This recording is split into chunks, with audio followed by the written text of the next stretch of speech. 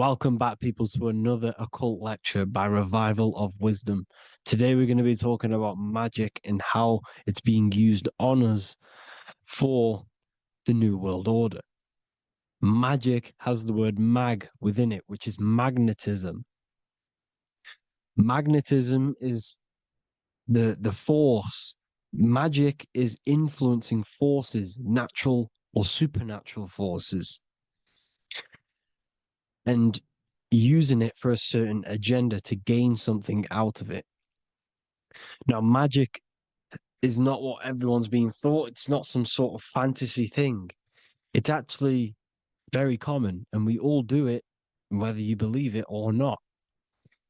Magic is all to do with the mind. As I said, always say in my lectures, your mind is what creates matter. Your mind is what creates your external world. So it's all about manipulating and planting seeds within the mind, because your mind is a garden, and thoughts and words are seeds which are being planted in that garden. Your life, your physical life, the people you have in your life, your friends, your car you own, the job you have, is all a reflection of the thoughts that you've been thinking in the past. You are where you are in life because of the thoughts that you've been thinking. Therefore, your life is a direct reflection and manifestation of your mind, the garden, the Garden of Eden. Okay? The mind is what they are targeting. What you see, say, and hear has a direct effect on your mind. Me talking to you is influencing you. The words I'm saying is planting seeds within your mind. Now, it's up to you to consciously act on these thoughts or these words, or to maintain these words.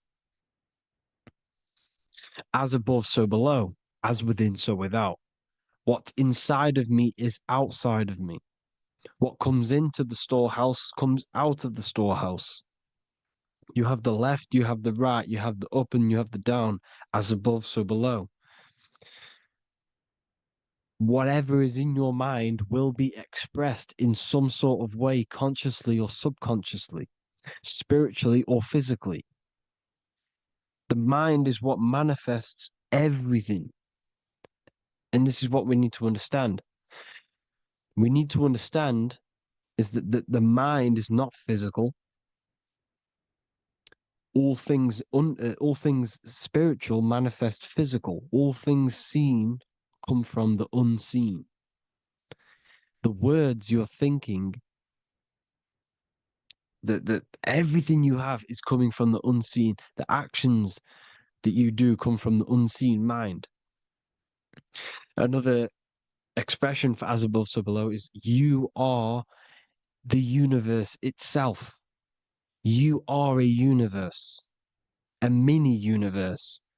But just because you are mini does not mean you are the whole thing. If I take a little piece of infinite, let's say there's an infinite light source. Let's say I take a little chunk of that infinite light source. That little chunk I took is still infinite because it's been taken from infinite. You are the universe. Your awareness, your mind is the universe. It's information. You are the universe experiencing itself. This is why we say we are all God. As above, so below. What is in me is outside of me. The sun, the physical manifestation of the sun, is your soul. The 12 constellations are manifested in the physical body. The 5 elements are manifested in the physical body. They're manifested in the 5 fingers you have. As above, so below. This is manifested, well, this is a symbolized in Freemasonry and secret societies as the 2 pillars. The mirroring reflection, the reflection of reality, the mirror, as above, so below. What happens in the mind, what happens in the astral, happens in the physical. This is Aleister Crowley. This is all symbolism. This is the two pillars with the all-seeing eye and the triangle at the top. Aleister Crowley was a master magician, very powerful dark magician, black magician. There's two types of magic. You have white and black, just like the checkered board, the Masonic checkered board. You have white and black, you have good and evil. White magic is influencing natural forces to gain something that will help the collective consciousness, help the collective, help the earth, help other people. Black magic is something you manipulate something so you can get something personal out of it. Doesn't matter if it's good or bad. It's still considered as black magic because you're being selfish. Everything you do should be contributing towards the collective consciousness and helping others. And this is why the ancients lived in a system where everything was in unity. We understood that I am you and you are me. What I do to you happens to me because I am you and you are me. We are the same mind substance on the inside. We're all the same mind substance being expressed in different bodies. So what I do to your mind will have a ripple effect on my mind because all of our minds are connected within the mental plane. So this is why they know all this knowledge. They know all this knowledge. So yeah, this is the mirroring effect of reality, the two pillars, or symbolizes the number 11. The number 11. We'll go deeper into that. The technology we're using is magic. It's a form of magic. Television is tell a vision. They're telling a vision into your subconscious mind, into your memory. And when you turn on the television, you get a program because they're telling a vision to create a program within your subconscious mind. You see, the conscious mind is only 10% of your mind, which is to do with your, what you're aware of, your five senses. What are you consciously aware of? Well, I'm aware I'm here, I'm talking. I'm aware of what I'm wearing, the five senses, what I can hear, taste, smell, hear.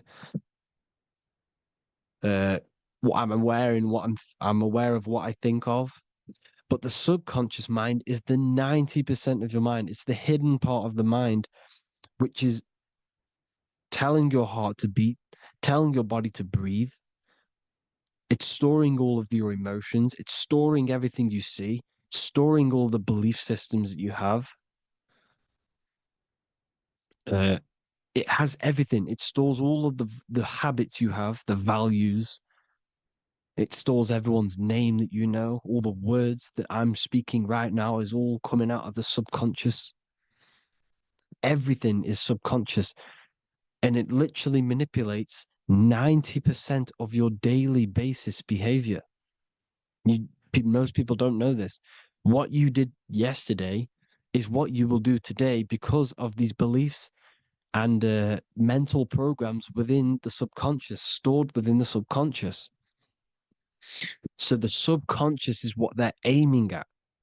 They're trying to create programs within the subconscious because the subconscious manifests 90% of your thought patterns, 90% of your actions and words. They know all this stuff. So the subconscious mind is the most powerful part of the mind. Another way the subconscious manifests and influences your life is, let's say you were in a car crash years and years ago, 10 years ago. Let's say you're in this car crash, right? And you really hurt yourself. The emotion you felt in that time when you were injured in that car crash had a great impression on your subconscious mind.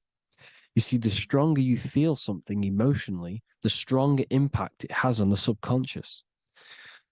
You can remember and recall that moment and very vividly because of the impact it had on the subconscious. Another, for example, you become that terrified of cars that it manifests into your life today, that you are wary to go in certain cars. You don't want to go in cars at all, maybe.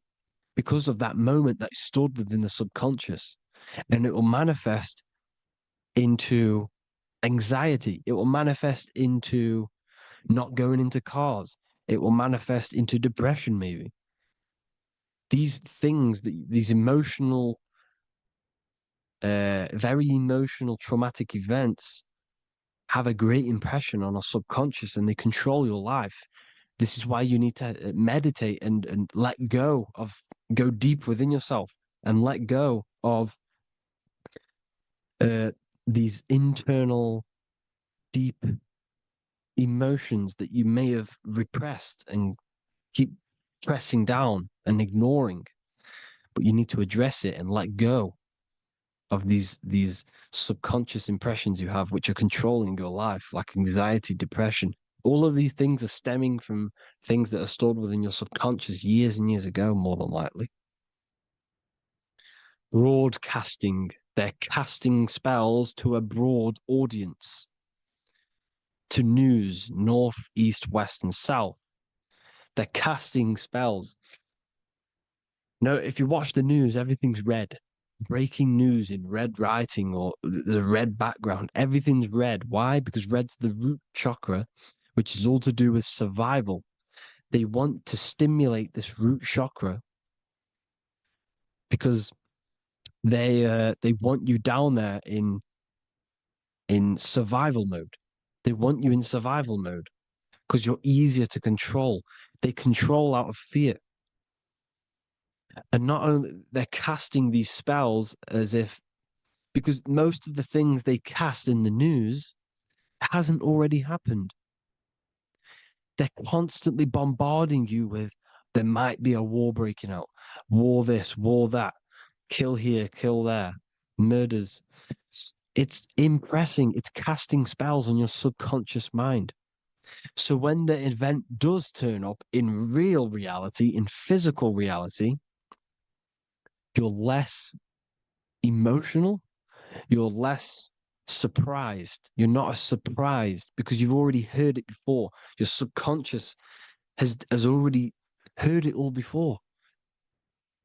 If you never heard of a war and then a war broke out, you'd be going crazy. So they subtly program your subconscious mind through the words, because the words they say is impressing your mind, it has an effect on your mind, which will have an effect on your behavior, your words, your conversations you have with people. They're casting spells to north, east, west, and south on the tell a vision. They're telling a vision by broadcasting, by saying spells. This is why we call it spelling. Even the word, listen, the words we say cast spells. Bless. Oh, bless you. That's be less. The subconscious mind only picks up literal things. You see, when I say bless you, your conscious mind picks that up as, oh, thank you, you're blessing me. But your subconscious picks up as be less. You see? Because the subconscious it has no filter. It's just, it is what it is. Everything is factual in the subconscious. Therefore, if I call you an idiot, your subconscious my subconscious will think I'm talking to myself and calling myself an idiot, and it will take that as true. That is truth. Everything is truth within the subconscious, and the subconscious manifests your behavior. The devices you. This is the biggest one. Black scrying mirrors, device, the devil's vice, the device. Okay.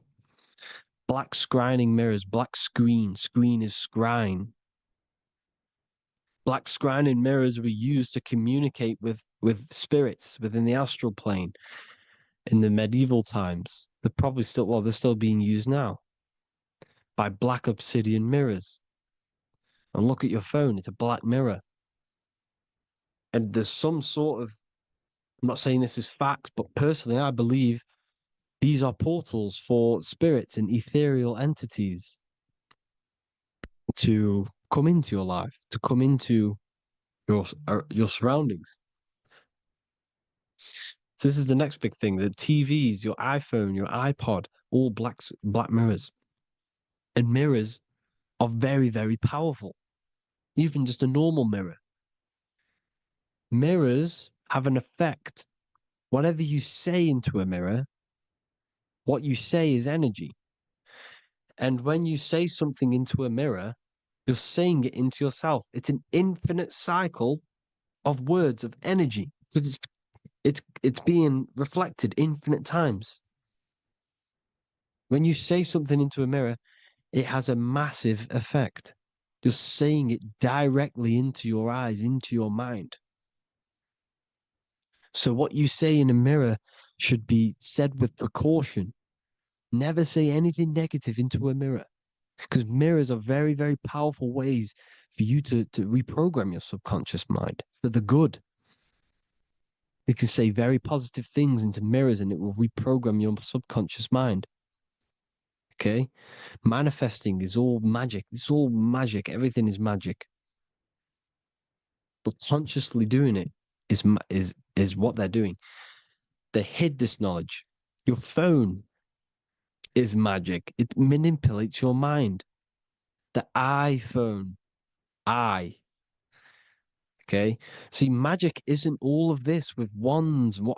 See, Harry Potter, okay, that was created to give you this perception of a mystical and amazing form of magic with magic wands and all sorts of stuff like that. Yes, that stuff was true when the collective conscious minds were on a higher level and our belief systems believed in these things because the universal mind, all of our minds contribute to reality.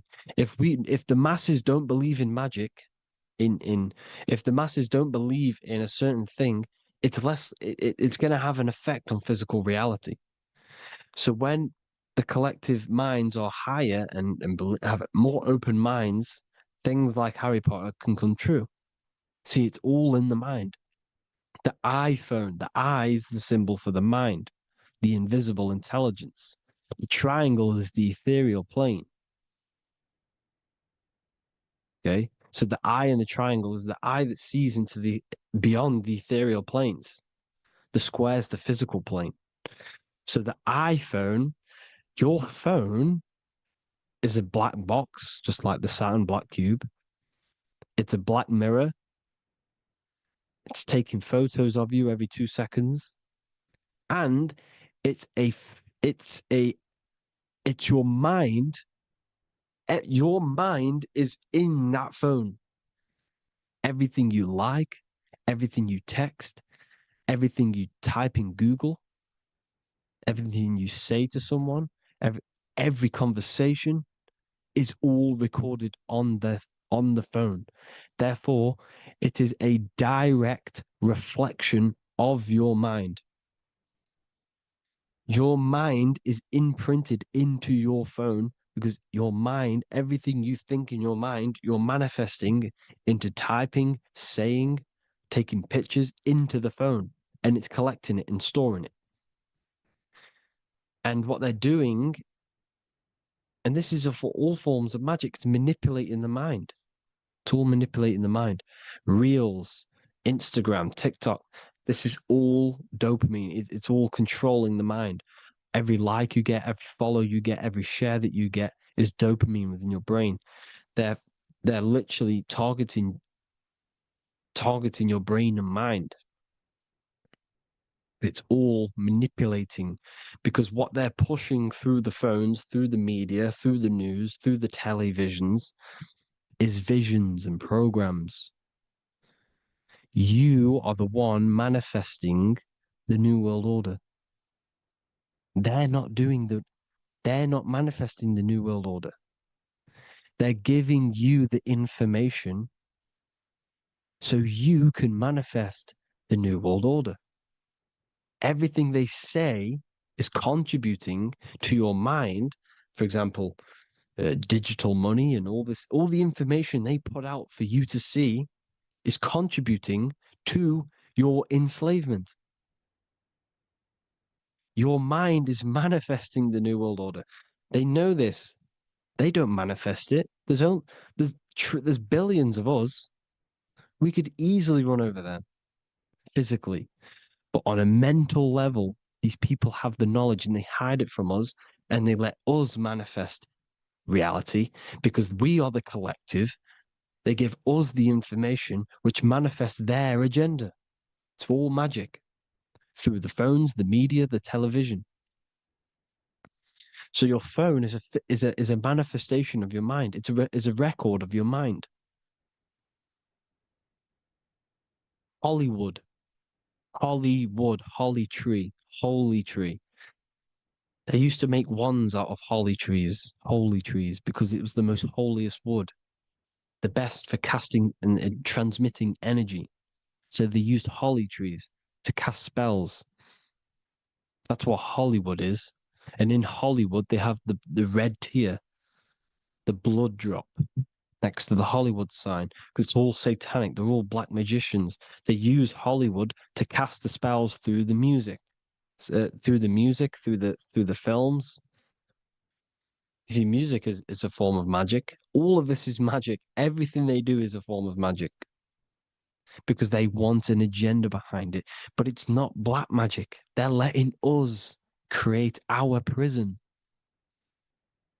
This is what you have to see. Yes, they're evil, but they're not doing anything evil, or else they would face the karma. They let us manifest this agenda through giving in the information, by telling you what's going to happen in the movies.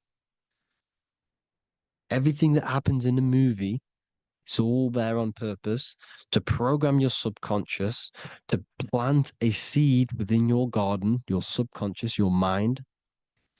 Because when the mind is already seen something, when it comes up and turns up in physical reality, you will be less shocked and you won't rebel. So they lure you slowly. They make you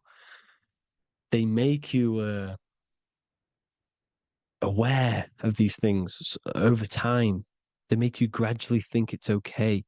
Like the technology, we never used to use these phones. How did we become so addicted and reliant on them? Well, because first they gave you a little flick phone. Well, no, sorry, they gave you a phone in your house, and then once you got used to that, they say, "Oh, here's the newest version of a little flick phone." You started texting your friends. Everyone was loving it in high school. They could now meet up without saying, "Let's meet on the weekend at this point at this time," like your parents probably did, or maybe some of you watching this, you probably had to tell your friend to meet on the weekend at a certain time because you had no way of communicating. So everyone got these phones and got addicted to them. Then they slowly got addicted to the new iPod with the touch screen. Now they invented touchscreen. Then everyone got addicted to touch screens. Then because all of this is producing dopamine in the brain, which creates you to become mentally addicted to things and physically addicted, chemically addicted. Because dopamine's a chemical. Your subconscious becomes a program within your subconscious, and your body becomes chemically addicted to these phones. And these phones are the enslavement of humanity, technology. Without this, we wouldn't be in this mess without technology, because they're creating a hive mind. We're creating a hive mind. So back on track, anyways.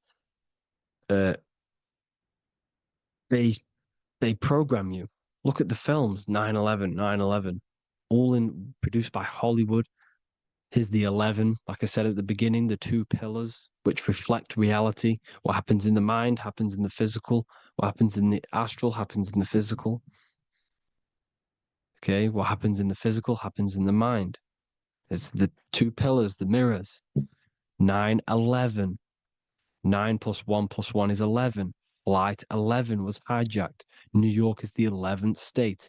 New York adds up to 111. This is not a coincidence. It's all a form of magic. It's a ritual, energy harvesting ritual, because your mind produces energy. Your mental attention produces energy, and they're feeding off this energy in the astral plane, these demons. Music is the most powerful. Personally, I think the music is one of the most powerful forms of magic they're using. Okay. Music is hypnosis. It puts your brain in a hypnotic state. It influences your electromagnetic field through vibrational energy. It reprograms your subconscious mind. Why do you think you remember the lyrics? You see, your subconscious stores all of the memories. Remember, the subconscious manifests 90% of your behavior. So, therefore, the music you're listening to is manifesting your behavior.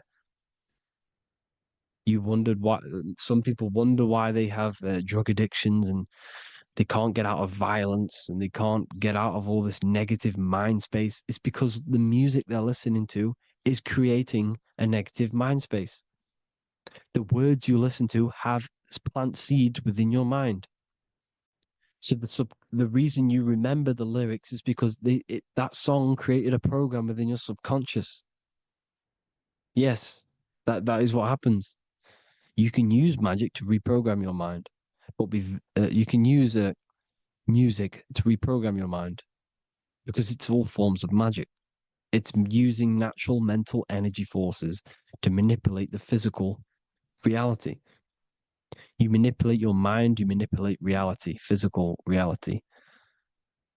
Okay. So the music, another very, very big one. When you turn on the radio, it's just all talks about alcohol, drugs, and sex because they want you down in the lower three chakras. They want your mind attached to matter when it's mind over matter.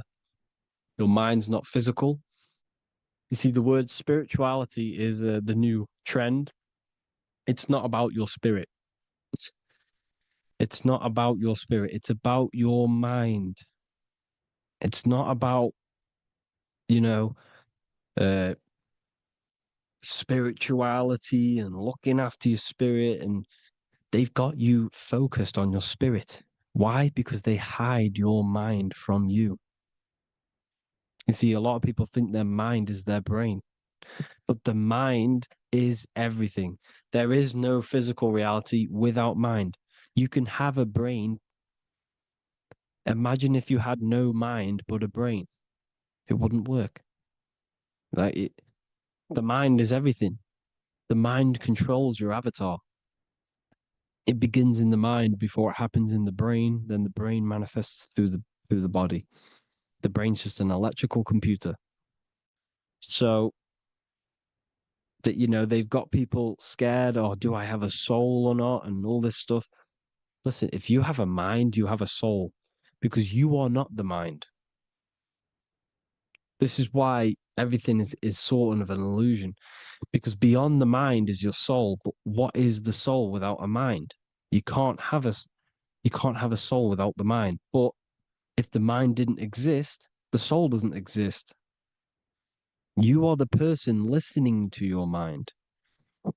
I shouldn't say person because you're not the body. You're the entity behind the mind. But if you didn't have that mind, you couldn't understand what you even were. You would just be an observer who couldn't think. So yes, we all have a soul. If you have a mind, you have a soul. Everything is mind. Everything has mind. Mind creates everything. God is mind. And then manipulating your mind through TV, your phone, uh, every little thing. The school, it's all about the mind, people. Control your mind, you control your reality. Just the last thing, here you go. Aleister Crowley, the dark magician, Kanye West doing the exact same thing because they're implementing magic in the music.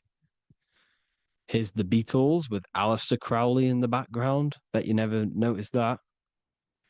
Aleister Crowley was influencing music and placing magic within the music to influence the subconscious. This is what Baal worship was. This is why they killed children. They sacrificed these children. Why?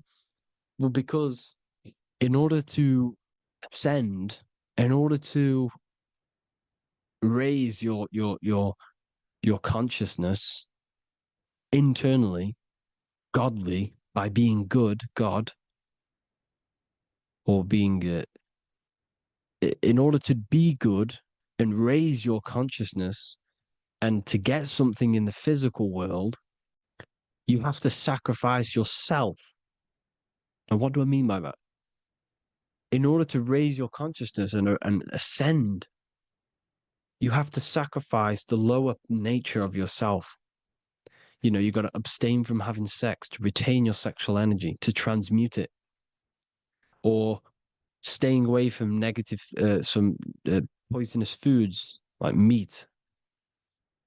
So, staying away from blood. We shouldn't be consuming other animals' blood. We should be keeping our blood pure. We are humans. We shouldn't consume chicken blood, chicken germs. We are the most divine creatures on this creation. We are the most intellectual creatures in this creation. Therefore, we should keep our temples pure. We are not animals.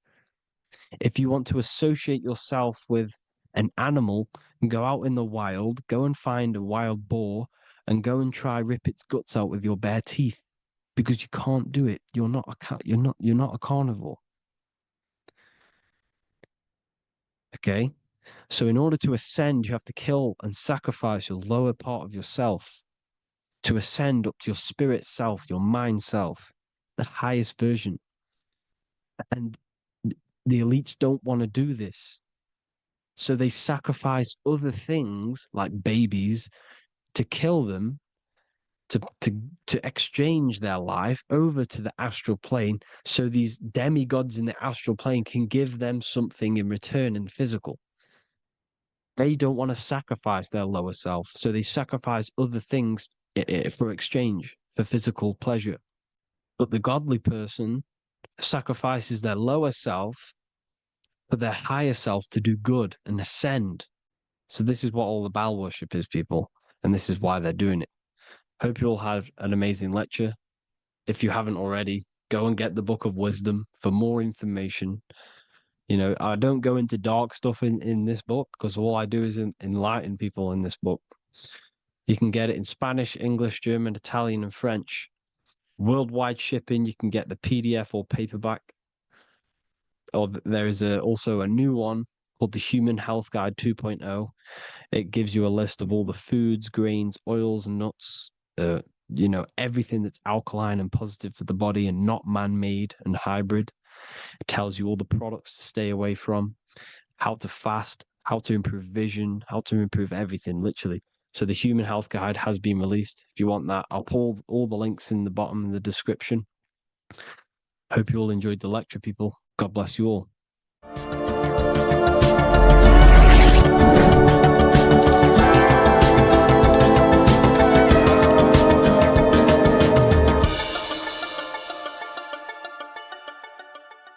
Welcome to Revival of Wisdom.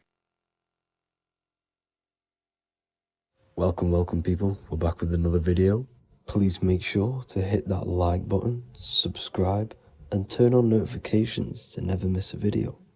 The Earth is a giant torus field consisting of a positive and a negative pole. The sun being the cathode with a positive charge and the moon being the anode with a negative charge. This is why the sun rules over the day, giving you lots of energy, and the moon taking your energy from you, making you go to sleep. Now, the plane that we live on is called the plane of inertia, and at the center of this plane of inertia is the North Pole. This is where the two electromagnetical energies meet. Now, this is where the most electromagnetic energy is stored. This is why all compasses will point north, because it's the most magnetic place in this reality. So the sun and the moon is spinning around this center point, which is stirring the ether of this reality and making everything move in circles, meaning this is a cycle. Everything's recycling itself. It's an organic simulation. The ancients also knew about this sacred land at the center of this reality, known as the North Pole.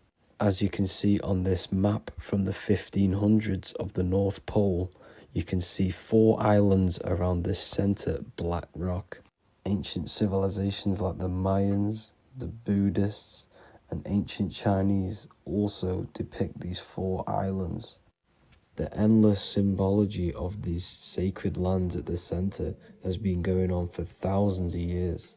These sort of secrets are now kept by the elites, but as always they have to show the truth in plain sight, and this is what they are doing with the Windows symbol and also the Wizard of Oz. Now in the Wizard of Oz, as you can see, there's something called Munchkin Land. Munchkins are these unusually short people. Then on the ancient 1500s map, it says pygmy.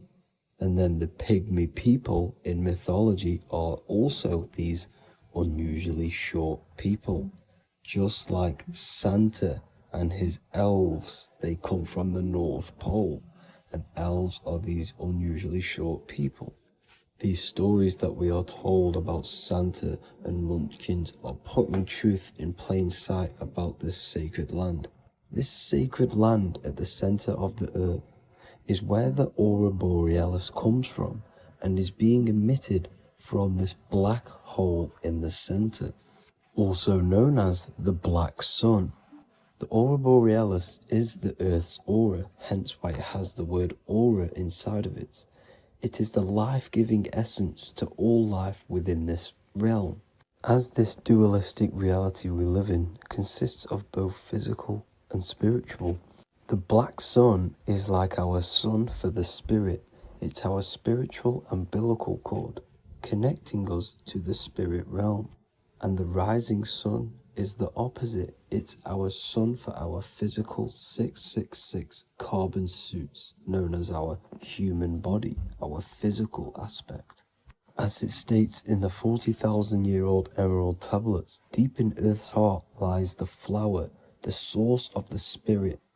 The flower of life is as thine own place of spirit, and streams through the earth as thine flows through thy form, giving off life to the earth and its children. So the North Pole is the core of this spiritual reality, and the closer you get to it, the more spiritual and lucid it becomes. So the elites have covered this up in order for us to forget the true nature of this reality. And they did this cover up by introducing the globe model. Nicholas Copernicus was around in the 1400s and he introduced the globe model. As you can see, he is a Freemason. He depicts himself with a globe and a Masonic compass in all of his paintings and portraits. Galileo was also a Freemason, as you could see in all of his portraits with a globe and a Masonic compass. He was also a massive part of introducing the globe model after Nicholas Copernicus. So yes, the globe model was a spiritual and political move to gain more control over the masses. After the globe model was then introduced, they introduced the theory of evolution by another Freemason, Charles Darwin. See how these two theories go hand in hand?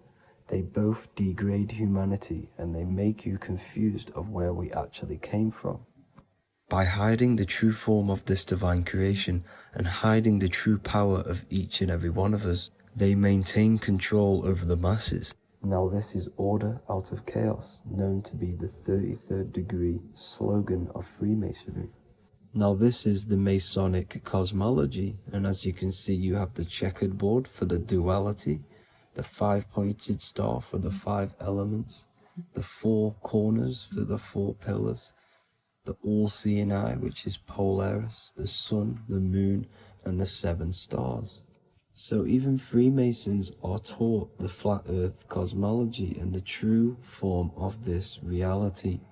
Now the true nature of the sun, the moon, and the earth is shown and reflected through the Masonic compass. The Masonic compass is the sun, the moon, Polaris at the top, and the black sun at the bottom. It makes sense why all the scientists who introduced the globe model all used the compass and the globe together, because it's truth in plain sight. As I explained in my other video, all Freemasons have to take the oath, so it goes to show, why are we all learning these theories from Freemasons who can't talk about certain topics that they learn about? Why should we believe their theories when they're holding back the real truth about this reality? Now going on to NASA. NASA means to deceive in Hebrew, and they are also funded by the government. They are not a private company. The old owner of NASA, Werner von Braun, on his grave has the Bible verse Psalms 91. The heavens declare the glory of God, and the firmament showeth his handiwork. Now why would the owner of NASA put this on his grave? Seems a bit suspicious to me, alongside with the NASA astronauts are all Freemasons. And not to mention the countless mistakes they've made on their live videos in space stations, the moon landing, and the CGI footage of the Earth, which is obviously photoshopped. Just by tricking the masses that they live on a spinning ball, the elites gain the perception of the masses. Not only does it hide the divine creation we're inside of, it hides the divine spark within you. It hides the creator, the source.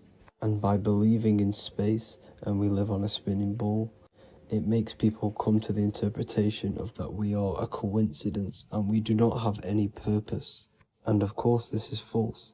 When you come to realization that we are all a divine creation and we can create our own divine life in this reality, life becomes more sacred and you start to enjoy little things. The elites want you to believe everything exists only in the five senses. They want you constantly looking outside of yourself because they know that will keep you on lower states of consciousness. Now this brings me to our next point. By tricking the masses into the heliocentric model, the elites started to advertise aliens in the movies, in cartoons and magazines in the late 1940s.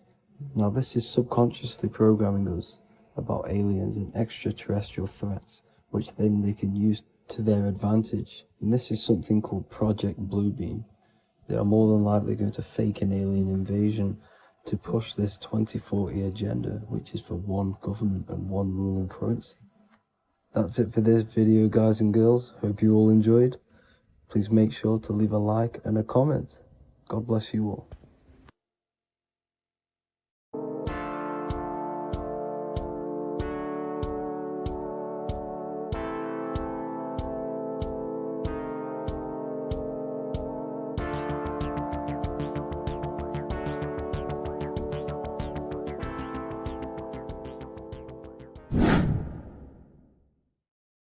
How are we doing, people? It's Revival of Wisdom.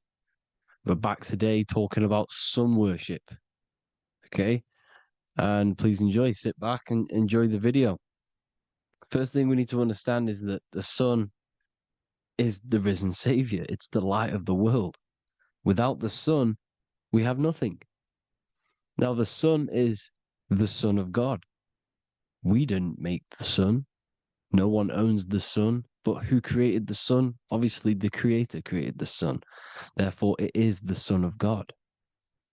And that is what Jesus is symbolizing in the Bible. The Bible is a metaphorical story. That's why it's called the greatest story ever told, because it is a story about the sun, the zodiac. It's about you, the systems in the body. It's about everything that is sacred in this creation. Now you can see the suns behind Jesus' head in all of the ancient portraits, even the ones that are more modern. You still see a sun on the back of his head because he is the sun. He's the light of the world, our risen savior. And this is what Christians are lost because They don't realize it's a symbolic story, and they think Jesus was a historical person. He's not a historical person. Okay, this is what we need to get out of our mind. This wasn't a historical person. It's the Son, our risen Savior. The Son is the soul. It's the soul of this creation. Because what is a soul? A soul is pure life force, pure energy. Whatever a soul inhabits, it gives life to. Like our soul feeds our body.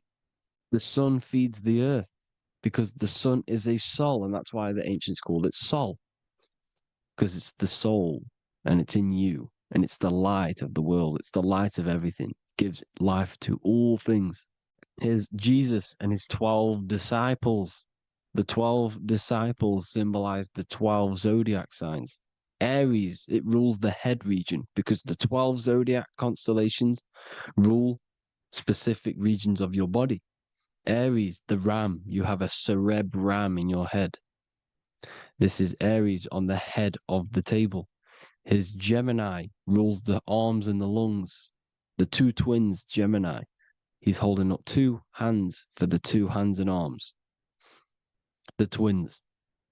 Cancer has a knife in his hand. It's not so clear, but he has a knife in his hand. Cancer is the crab. Crabs have claws. And he's pointing at Virgo's Adam's apple, saying there's no Adam's apple there. It's a woman. Who's the sixth sign? The sixth sign is Virgo, the virgin, the only woman in the painting. Now notice how there are 3 people in 4 groups. For the 4 seasons and for the 3 months and 3 zodiac signs in each season: spring, summer, fall, winter. Matthew, Mark, Luke, and John with the suns on the back of their heads, because it's the 4 states of the sun. The 4 states of the sun. Now, 6th sign, Virgo, the virgin, the only woman in the painting with no Adam's apple. Then we have the sun, Jesus, red and blue, red shift, blue shift. Electromagnetism. The ancients knew this. He's got one hand open, one hand down, because the sun gives and retrieves. The sun rises and it falls. It gives, then pulls away. That's what the sun does, and that's what he's doing. His arms are out, symbolizing the rays of the sun, casting down onto the earth, giving and then receiving. Libra, his 2 hands are equal, holding his arms out equally, because Libra is the 2 balanced scales. Libra is when the sun is balanced between the summer and the winter. It's being judged. The sun isn't balanced. That's what Libra is, the 2 scales. Capricorn is the goat. Goats have 2 horns, and you can see the 2 horns on his head here. See? So this is astrology. This what Leonardo da Vinci is depicting here. It's astrology. And he knew the story of the Bible is all astrology. It's all based on astrology. The Son of God, the real Son. Now here are some Bible verses. I am the light of the world. Obviously, that's the sun. What other light is there that lights up the world? The moon can't do it. It's the sun, the one and only Son, our risen Savior. Because if the sun didn't rise, we'd all be dead. So it's our risen Savior. And it dies for our sins every night and then gets reborn every day. Now, Jesus calms the storm. Mark 4:35-41. The disciples are all on a boat and there's a heavy storm. But Jesus is asleep. The disciple says, Jesus is asleep. We need to awake him. They wake up Jesus, and Jesus got up and rebuked the wind and said to the waves, quiet, be still. Then the wind died down and it was completely calm. Well, when Jesus was asleep, this is the sun not being risen. It's not risen yet. Because in the night times, that's when the storms happen on the sea and the ocean. And when they awake Jesus, Jesus rises because he's the sun. He rises and everything calms. Because when the sun comes, the storms go. You see? So it's the sun. It's all about the sun. Here's another, Luke 22:10. A disciple asked Jesus, when will we know it's the end times? And Jesus says, As you enter the city, a man carrying a jar of water will meet you. Follow him to the house that he enters. Well, this is clearly talking about astrology, the topic that Christians think is satanic, when they don't realize the whole thing's based on astrology. Because the end times is the end of Pisces, which is the two fish, which is the age we've just gone out of. And you can see all these ancient churches here with two fishes, because they knew it was the age of Pisces. There's an ancient artwork with the two fish, Pisces. And the end times, as it talks about in the Bible, and Christians think the world's going to end or something. But no, it's just the end of Pisces. As you enter the city, a man carrying a jar will meet you. Follow him to the house. The house is the zodiac sign that he enters. And the zodiac sign is Aquarius, because that's what it is, a man carrying the water. We know this is astrology because a woman, that is a woman's job in the ancient times. In the ancient times, the woman used to get the water. You would never see a man collecting water back then. That was the woman's job, whilst the man builds the houses, for example. You see, so we know it's talking about astrology because astrology is the man holding the bucket of water. It's the end of Pisces. Now we are in Aquarius. And of course, Luke 24:36, the risen Savior, the Son. Now, the Son is also born on the 25th of December, a virgin, just like Horus, Mithra, Buddha, Krishna, Hermes, and thousands of other gods, all born on the 25th of December. Well, it's because the sun moves 1 degree northward on the 25th of December. And on the 22nd to the 24th, it stays in the same degree because it's moving south.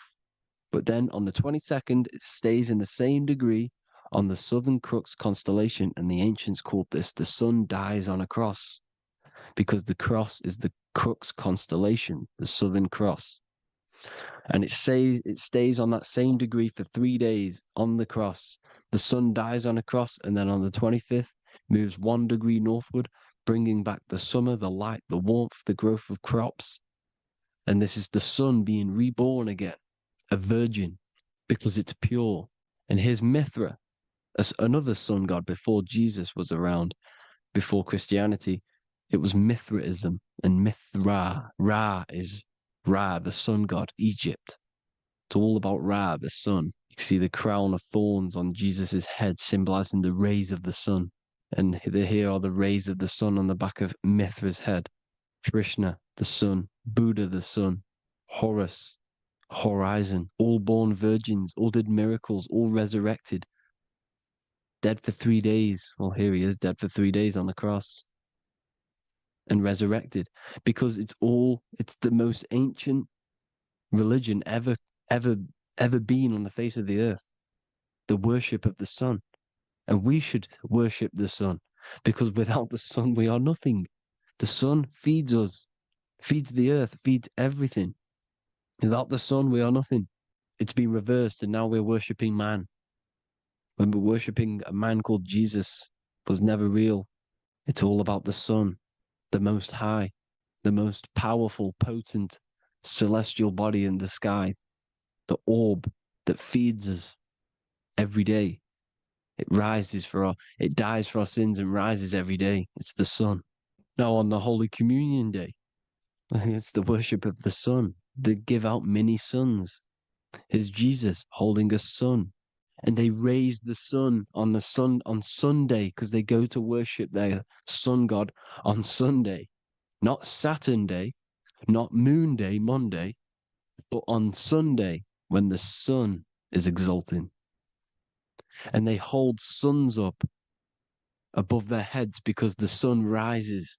They're symbolizing the sun rising above their heads as Savior. It's the sun. It's the Holy Communion Day. And here's Jesus giving a piece of himself to the children. It's the sun, the light. Judas was known as a backbiter, a backstabber, because he stabbed Jesus in the back. He betrayed Jesus. Well, this is just another astrological story about the constellation Scorpio, because the Scorpio is the J, looks like a J. J for Judas, the scorpion. the backbiter. Scorpions backbite. They bite with their back. And what does Judas do? He betrays Jesus by kissing him to let the warriors know who they need to get. So he kisses Jesus and Jesus gets stabbed in the back. Well, when you get stung or bit by a scorpion, they leave like a kiss. So Judas kisses him and gets betrayed. Well, this is because the sun, when it hits Libra, it's balanced. The sun is balanced because it comes through summer. Now the sun's starting to die. The sun's starting to die. It hits Libra. And then as soon as it hits the scorpion, the Scorpio, it gets betrayed because now the sun has to fall to winter and Saturn is there waiting to take over the darkness of the winter. So he gets stabbed in the back by Scorpio, Judas, the scorpion, the backstabber. You see, it's an astrological story. Here's Mary. Mary means marry, which means pure. The sun is pure. No one gave birth to the sun but the God. And it's born every day. It's born every day on every year. It's born pure. There was no controversy. There was no, activity for the sun to be born. It's pure. Now, the 7 metals come from the 7 planets. The sun gives you gold, and this is why the sun is golden. It looks gold. And this is why the banks are backed by gold, because gold is the most valuable metal, because it's the sun, the most valuable celestial orb in the sky, in the heavens. Well, here's Jesus, another ancient symbol of him being crucified on the cross with the big sun, the Southern Cross constellation. The sun dies on the cross constellation. And if you go to the old etymology dictionaries, you will see sun and son is the same word. They come from the same etymology roots. You can use them for no matter what, but they've been confused today. But if you go back to the old dictionaries of etymology, they are interchangeable. You can use them. Son, sun, sol, it's all the same thing. The 12 disciples, 12 brothers of Joseph, 12 tribes of Israel, 12 breastplates on the stones, because it's all the 12 astrological signs. They could have used any other number, but there's 12. Because 12 is the mind, which is God. 7 is the number of matter, which is man. 7 energy centers in the body. 12 cranial nerves in the brain, because it's the mind. 12 is the 12ness. The zodiac is literally the mind of God, the signs of God. Now here we see here, Job 38, 31 to 33. Can you lead forth a constellation in the season? He's asking you, can you read the sky? Can you read the heavens? Canst thou bring forth the Mazzaroth in its season? Mazzaroth means 12 signs, the zodiac. Why did they translated every single Hebrew word in the Bible into English, but they decided to leave out Mazzaroth? Why? It's because if that said zodiac, Christians would have a different view on the Bible, but they leave that out. But Mazzaroth actually means the 12 signs, the zodiac, and the stars means sign. The word stars means sign because the stars are signs, things to come, which is off in Hebrew, which means sign, things to come. You see a sign on the road, it's something coming. But God is saying, no, what does he say? To qualify as a director, a judge of man's life on earth, one must be able to govern the heavenly bodies that rule the earth. It's telling you to read the heavens. We need to read the heavens. Astrology, the 12 zodiac signs, the mind of God. It's telling you, read the Mazzaroth, read the zodiac, because they are things to come in your life. They are signs. It's not satanic, it's made by God. God said, let there be lights in the firmament of the heavens to divide the day from the night, and let them be for signs. Signs are things to come. The 12 zodiac signs. It's all about astrology. Here's Mary holding the sun. His son, her son. It's the sun in the sky. The one and only, the most high. The soul, the solo because it's on its own. The most powerful, Ra, radiance. Here's the Pope holding the sun. All 3 popes holding the sun. because they're sun worshippers and they know the true meaning and origins behind Christianity. Sun worship. Is the Vatican is a sundial.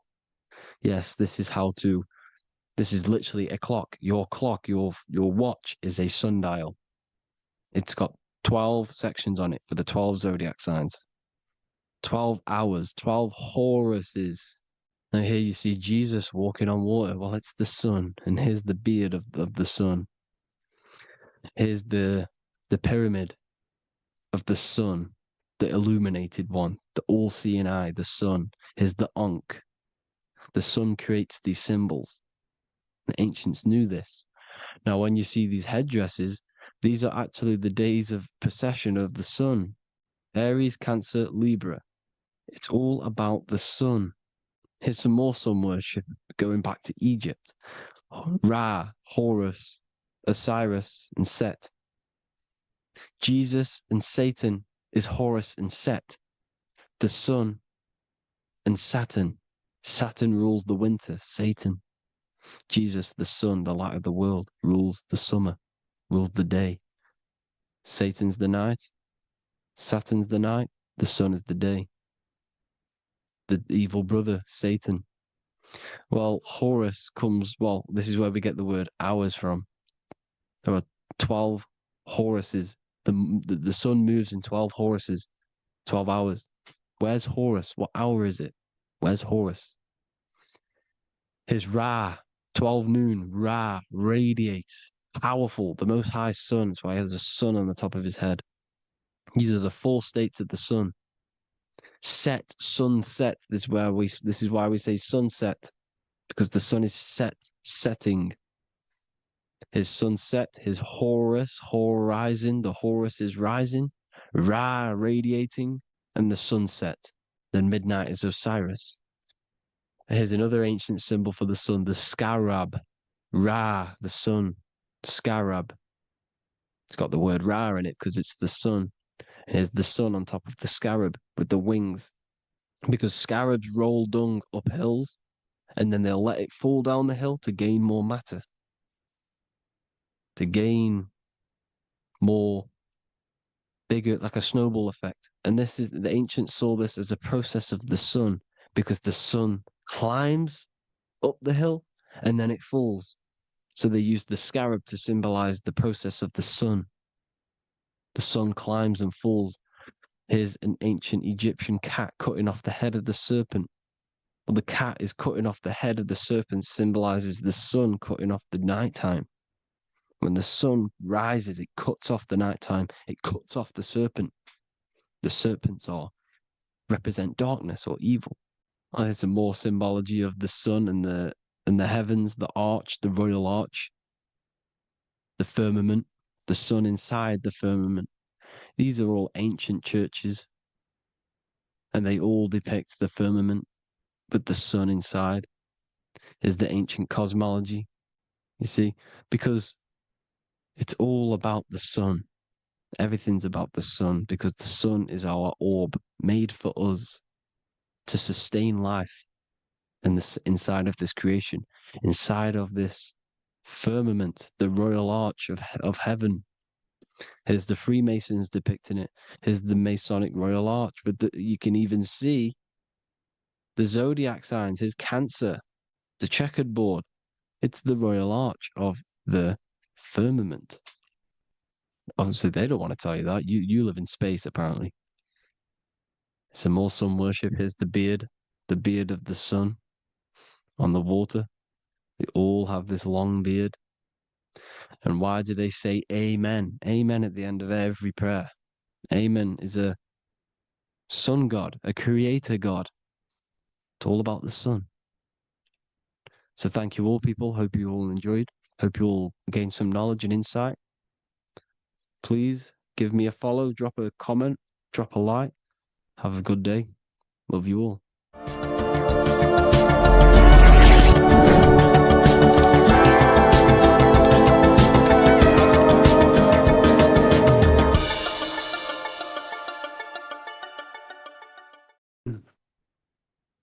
The third eye, or the all-seeing eye. This is an important video because there's a lot of misunderstanding when it comes to the third eye. People tend to think that the third eye is the pineal gland. The pineal gland is not the third eye. It is the radio receiver for our eye. It's not the third eye, it's the first. It's the eye where everything begins. So the pineal gland acts as a radio antenna or a radio receiver because the pineal gland has crystals on it. And crystals are used in your phone, they're used in radios because they pick up and transmit frequency. So the pineal gland is the radio receiver for the higher consciousness, for the thoughts, for the commands that come from within. Before you move your body, it begins mentally in the eye. Before you say something, before you kick a football, it all begins in the eye. What happens above happens below. What you think, you manifest into the body. Whatever you think, your body reacts. You see, this I is the universal cosmic intelligence, the higher consciousness, which is controlling the physical body. Like I said, you have the Buddhic, mental, astral, etheric plane. This is a page from the brand new Book of Wisdom, Volume 2. You have the Buddhic plane, the nothingness. Then you have the mental plane, infinite potential. This is the I, the singular consciousness. This is the infinite potential within you. The I is where the thoughts are. This is the mental plane. And it is this I which experiencing everything. It's the I behind the body. It's the I behind the thoughts. Yes, the mental plane is the plane of thoughts, but you are the I experiencing the thoughts. You are the I behind the thoughts, behind the emotion, behind the words. Deep, deep down within your being, there is the all-seeing I, which the body obeys. Everything that I says, the body does. This is the I in between the two pillars, or in between the sun and the moon in the Masonic artwork. Sun, masculine, left brain. Moon, feminine, right brain. The all-seeing eye in the middle, consciousness. The I, the order, the intelligence, the infinite potential within you, the creative force within you that can create the good and the bad, the left and the right. So you are either creating negative or good. You're even doing good, which is God, or evil, or the devil, which is do evil. You have this creative ability within you, which is God, the consciousness, and you have the choice to do the devil or the God. So the third eye is the human mind. It's the mind. It's the infinite awareness, infinite potential within you. And when you see it in the triangle, it represents the ethereal plane. This is the ethereal, the triangle. This is the eternal. This is the material. Because the physical plane is the box. It's the square. That's why we say think outside of the box. Because you got to think outside of the box to awaken your divinity. You see, humans have been given the tools to awaken to their true divinity. No other animal on this planet, or whatever you think it is, on the earth, has the ability to have self-awareness. Humans have been given the tools to understand the very, very complex things and understand who we are, and what the universe truly is on a higher level, not just physical. We have the ability to access planes beyond the physical world, which is unlike any other animal. This is why the humans are gods. So when you see the pyramid with the capstone on top, it's cut off, it's separate from the rest of the pyramid. This is the consciousness that is looking through the ether into the material plane. It's like I discussed down here with these planes. This is the I, the mental plane. Your consciousness, your I, is looking through the ether. It materialized through the ether into the physical plane, and you are now the I looking into the material realm. And when you come here, you lose that divinity, but you have to awaken. So you don't lose the divinity, you forget your divinity while you are incarnated in physical. So when you see the triangle with the I in it, this represents the eye looking through the ether. It's materialized, but it also represents, when you see it's illuminated like this and it's separate, because this is separate from the physical plane. The consciousness within you, the thoughts within you, that intelligence within you, that voice is separate from this physical world. And everything above manifests below. Everything what happens in this realm of consciousness, of thought, manifests into the physical plane. It's separate. So you see the illumination. This represents the awakened self, because the mind is the third eye. So when you have a closed third eye, this just means that your mind has not experienced things other than physical. When you expand your mind, expand your consciousness from having an out-of-body experience or a mystical experience where you had experienced a higher plane of consciousness or a higher level of consciousness, this is now an open third eye, which is an opened mind. It's nothing separate. So when people say, working and opening the third eye by imagination and stuff like that, you're working on your mind. And to open your third eye, you do need to work on imagination, mental discipline, and all of these higher faculties, which we'll go over in another video. So that your mind has higher faculties which you need to work on. Visualization being one of them, imagination, and mental willpower. We'll go over that. But the illuminated eye in a triangle represents the illuminated mind, the awakened mind that has self-consciousness, is conscious of itself, and it's experienced higher planes of consciousness. Like I said, the I and the I. The idea. So when you see I on the beginning of words, it represents that inner self, that inner cosmic intelligence within yourself. That's why you say inside, intelligence, or idea. It's the idea, the I, the all-seeing eye. This is why the Roman numerals, I was one. And what is one? It's one line. The I is also one line. Because we are all the same intelligence with the same consciousness. The universe is one. There is only one being in the universe, which is God. And we are all expressions and fractals of God. We are all manifestations of God. We share the same creative power as God. We all have the ability to bring non-physical thoughts into a physical reality, which is the word made flesh in the Bible.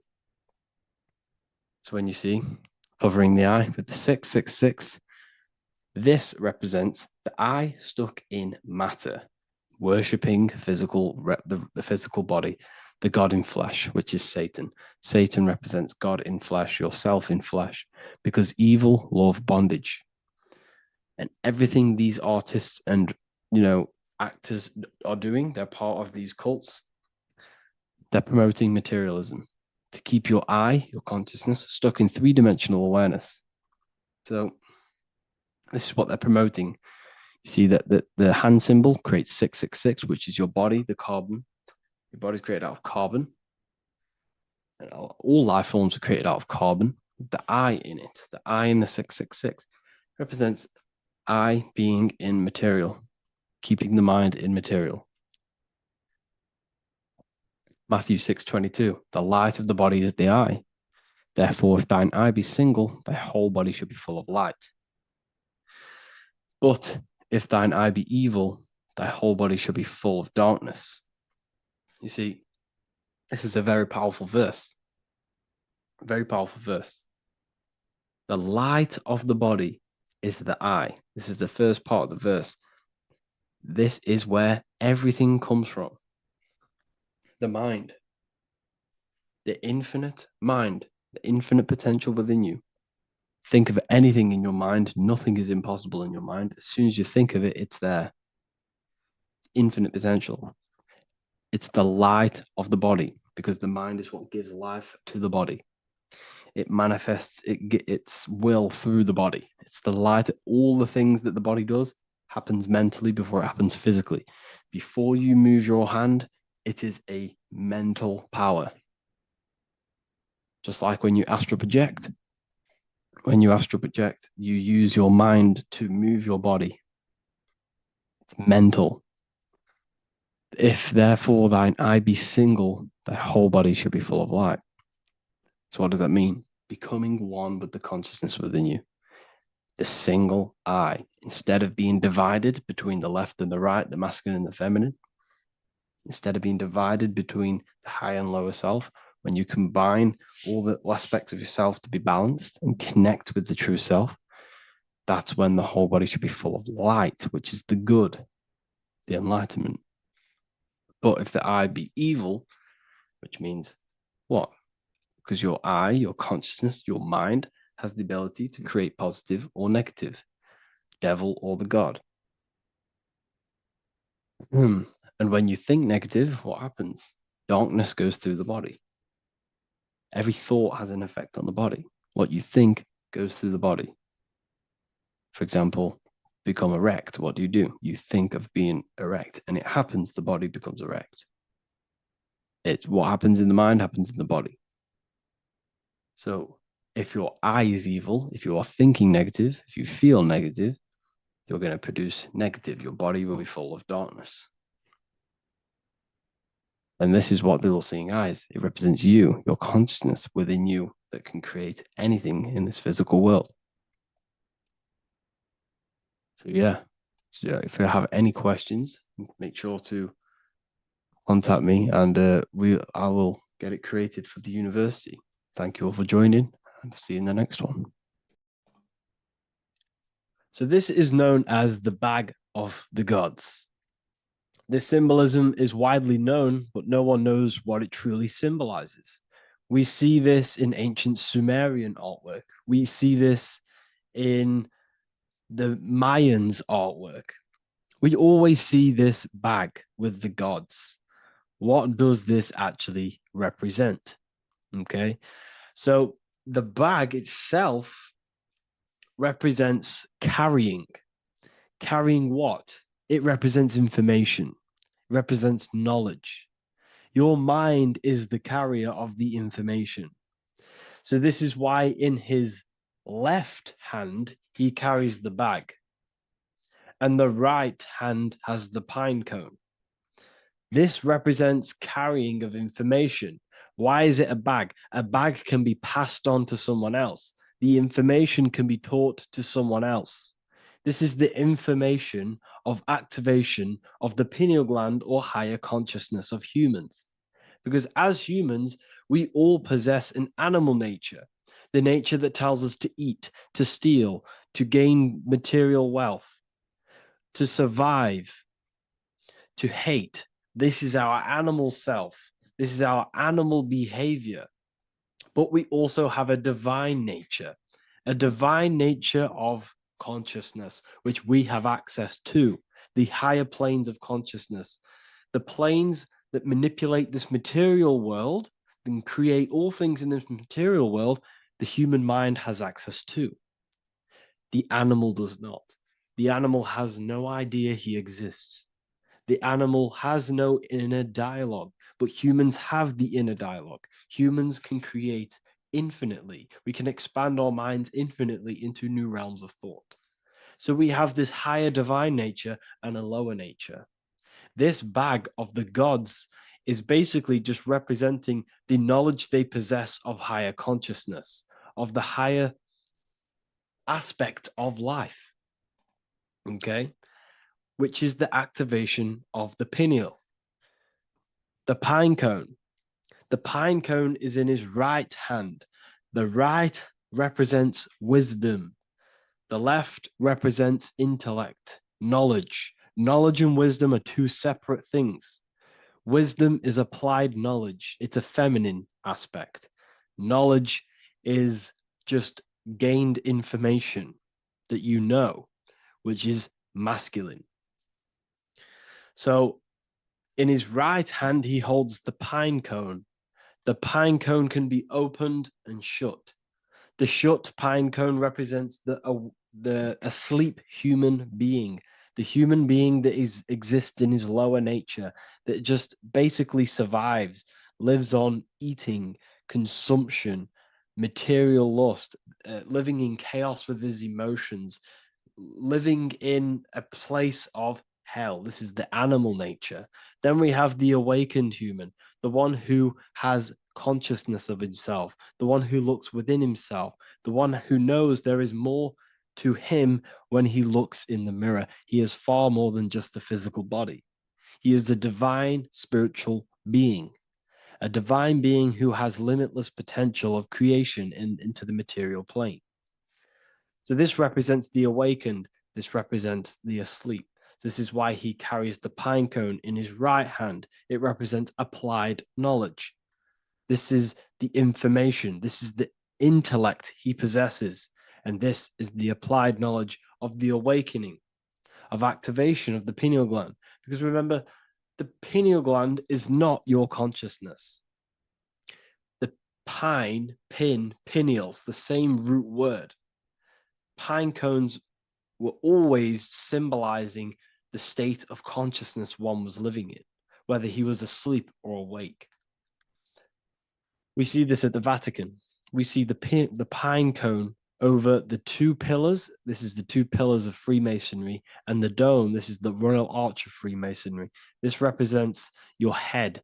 This is the two pillars, the two hemispheres, and the pine cone in the middle, which is the pineal gland.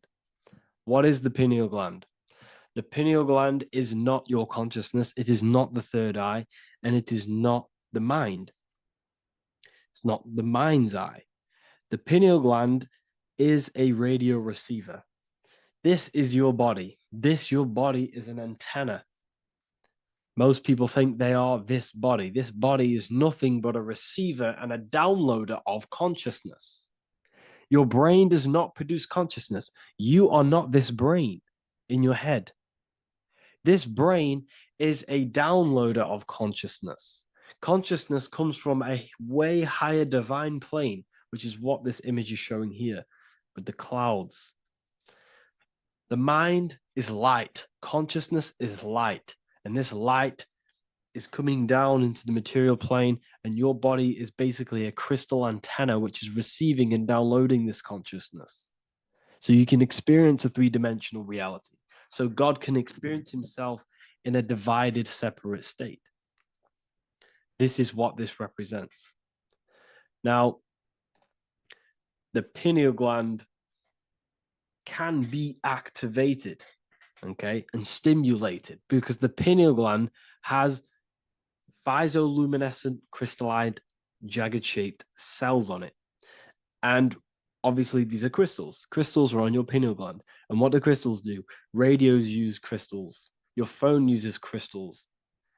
They tell you that crystals are woo-woo and pseudoscience because they don't want you to know the power of crystals. Your body is basically a giant crystal. Your pineal gland is a radio receiver for your consciousness. So if they can ruin your pineal gland and damage it,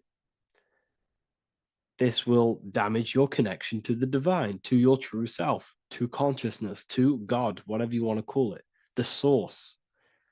There is all one source consciousness, and we're all collectively connected to it. And this is our connection. This is our antenna. So what a radio does, a radio has an antenna, and the frequencies are all around us because all the radios are playing in your ear right now. But what the antenna of a radio does is tune into a specific frequency to pick up that frequency and play that frequency. It's the same with your consciousness. You're all a fraction of God's consciousness. So that is essentially what we are looking at here. We're seeing knowledge, intellect in the left hand, and applied knowledge, activation of waking up to higher consciousness, to the higher human form.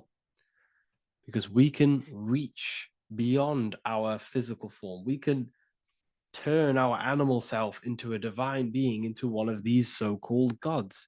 These gods are nothing but human beings. The Anunnaki were not gods. They didn't come from the sky. These are normal, regular human beings who activated their higher consciousness. This is what we have here. This represents spirit. Birds represent spirit. So do we have any questions? I'll take some questions now. That was just a short lecture on what that symbol truly means. Okay. So if we have any questions, feel free to go ahead and ask some questions. Anything that you don't understand, anything that you want to know. Okay.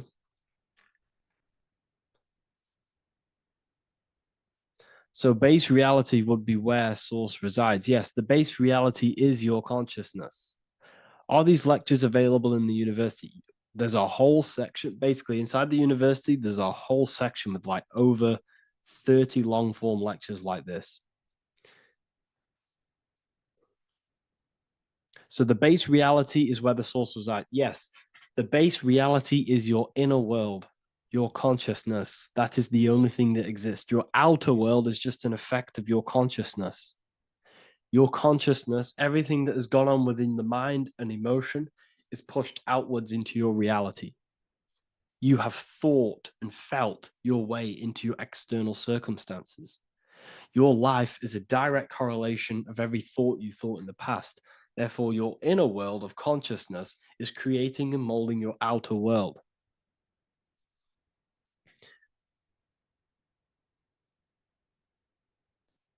The best way to keep connection consistent, the best way to keep your connection to the divine or the higher planes of consciousness is through meditation and through imagination. Imagination is the fourth dimension. It is the astral plane. That screen that you have in your mind is not a physical screen. That is the divine plane of the astral. And this is essentially where all objects of this material world comes from. The phone that you are holding, the laptop you're watching this on, whatever you're doing, every single object you see in your room that you are in right now began inside of the plane of imagination. This is not a physical plane. This is a metaphysical plane that you have access to. And you have the ability to bring down this plane into physical form. That's what we call manifestation. That's what the ancients called magic. This is what we now call in science metaphysics. It's all the same thing. So yes, you all have access to the divine planes. Unlike animals, this is why humans are so advanced.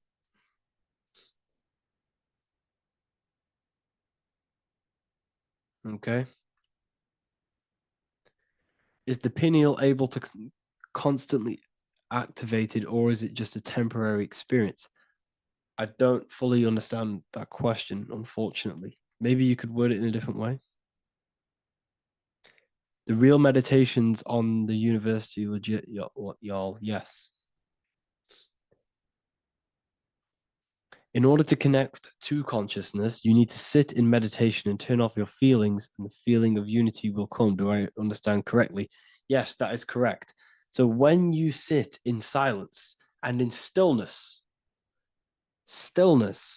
I highlight the word stillness because stillness, when you are still, no information from your nervous system is being decoded by the brain.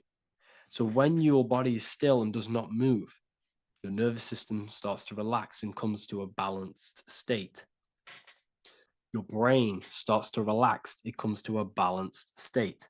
The left and the right brain stop working, the nervous system stops working. Then, once the body, the material body is shut down, you then have access to consciousness. You can't access consciousness if the body's in such a busy state. If electricity is being fired every 2 seconds, your whole body's electrical. When you move your foot, that's electricity being fired from the brain to the foot instantly through the nervous system. Your brain, your whole body is a technological machine. So you must shut down the technological machine to access the divine that exists beyond the technological machine.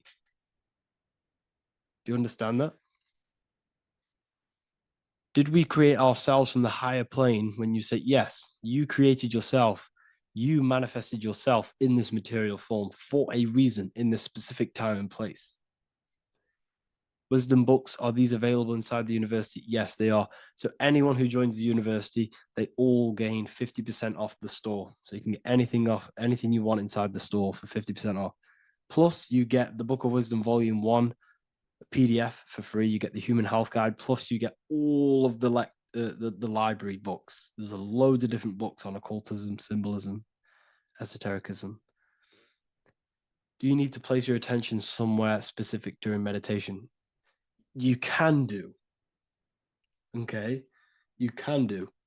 So if you struggle, when you first start to meditate and you struggle to turn off the thoughts, think of the back of the brain, the back of your head. Don't think of it, place your attention on it. Okay. So when you place your attention on the back of the brain, this now shuts off thought because the back of the brain doesn't have any activation to do with thought. The front brain does, the neocortex. That's all to do with activation of thinking. So place your attention on either the back of the brain or your breath. What's more important, creating yourself or finding yourself? It's balance of both. So in order for you to create fully, you must have awareness of self and awareness of thought and control over the mental dialogue, the inner voice inside of you. Okay. When you control that inner voice, that is when you gain power. That inner voice is what brings commands into physical reality. Before you kick a football, there is a change in consciousness. There's a decision made in consciousness before the body takes the action. Therefore, every physical manifestation is a change of inner consciousness before it's a physical reality. You can have the reality you want through consciousness before physically having it. That's the secret to creating. But you must believe it like you know the sun is going to rise in the morning. That's how much you should know that you have that reality in consciousness through feeling and thought and imagination. And that's how you can truly create in your reality. Shrooms help with consciousness or ego. I can't really talk about that because I'm maybe uploading this to YouTube, unfortunately. But we need to clean our pineal gland first from calcification. Yes, definitely. You should go on a detox the body. Because you can't really connect with consciousness if your body is in such a dirty state. Because the brain is, your nervous system is in a state of fight or flight, trying to fight off all these toxins. So when you meditate, you're probably going to be having thoughts all the time because your brain's firing, your nervous system's being attacked through toxins. So you must detox to have a true connection with the divine. Your diet plays a big role in your spirituality and mentality. What is the most optimal food for pure consciousness? Fruits and vegetables. They possess consciousness. So when you place them inside of you, they're syncing with your consciousness. How to check the cleanliness of your body, your skin, your teeth, your tongue, your mouth. If your skin has spots, different colors on it, you're not clean because your skin is a reflection of your inner organs. Coffee's not the best for you. Coffee gives you fake energy. Okay. So what coffee does, that buzz you get off coffee is actually the toxic effect of the chemicals reacting with your body. If I'm inside the university and wanted to buy your book, you said it would be 50% off because we are your student. Is that automatic or we need to have a code? You will have a code. Yes, I'm going to releasing a code for all the students after this. Caffeine equals neurotoxin. Yes, it fries your brain. It fries your nervous system. It fries your dopamine receptors. Will the Q&A last week about money symbolism be posted? Oh, I didn't post that. That's my bad. I totally forgot. I will post that after this. Thank you for reminding me. How to detox the body. The best way to detox the body is going through a week cleanse of fruit. So only consume fruit, sea moss, and cayenne pepper, and lots of freshly pressed juice. Do that for a week or 2 weeks, depending on how you feel, and then start to fast. You will lose weight, but you're not losing weight. You're losing impurities. It's good to do this every couple months, to just go on a raw fruit diet, cleanse the body, push everything out, and then start to fast while, consuming sea moss and having lots of freshly squeezed juices. What is an alternative for coffee? Something with high energy levels. Okay. We're not taught the most simplest thing about the human body. It is an electromagnetic machine. It's electrical. It runs off electricity. The only energy you need is electricity, and that is found in fruits, vegetables. If you want energy, drink pure, fresh, pressed juice. That will give you more energy, more electricity than coffee. Can we cleanse ourselves through oil pulling? Do you recommend it? I do oil pulling every day with coconut oil in my mouth. Celery juice is a good one, very good one. Yes, celery juice.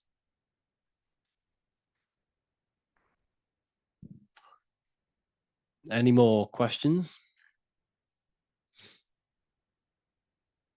What kind of music do you listen to when lifting? For me, rap, hip hop push me work harder, but I know it's terrible for my subconscious. Yes, very.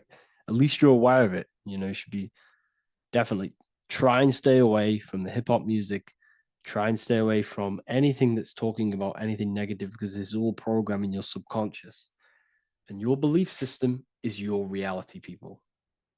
Your belief system is your reality. Okay. So look after your subconscious. That's what's controlling your actions. 90% of your actions on a daily basis are controlled through your subconscious beliefs. Okay. I listen to a lot of Pastel Ghost. I listen to a lot of let me get my playlist up. It's all like background music for TikTok. Do you know what I mean? Like Pastel Ghost. That's mainly what I listen to. That sort of music. I don't know what it's kind of called. I don't know what that genre is called. Does anyone know what that genre is actually called? Because there's not much words in it. The reason I listen to it is because there's not much words in it, and it helps the subconscious. And I just love that music.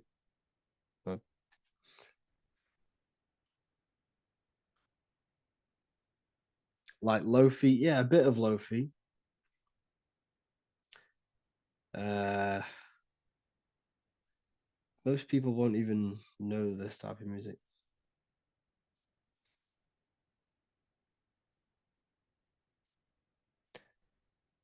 Can you tell us how you use cayenne pepper? So I mix it with freshly squeezed orange juice every morning. So the first thing I have, empty stomach, I have a teaspoon of cayenne pepper, mix it in and just down it every morning, and sometimes at night. The feeling you get in your stomach after putting cayenne pepper on an empty stomach is absolutely amazing. It tingles in your stomach. It kills parasites. It kills all horrible organisms.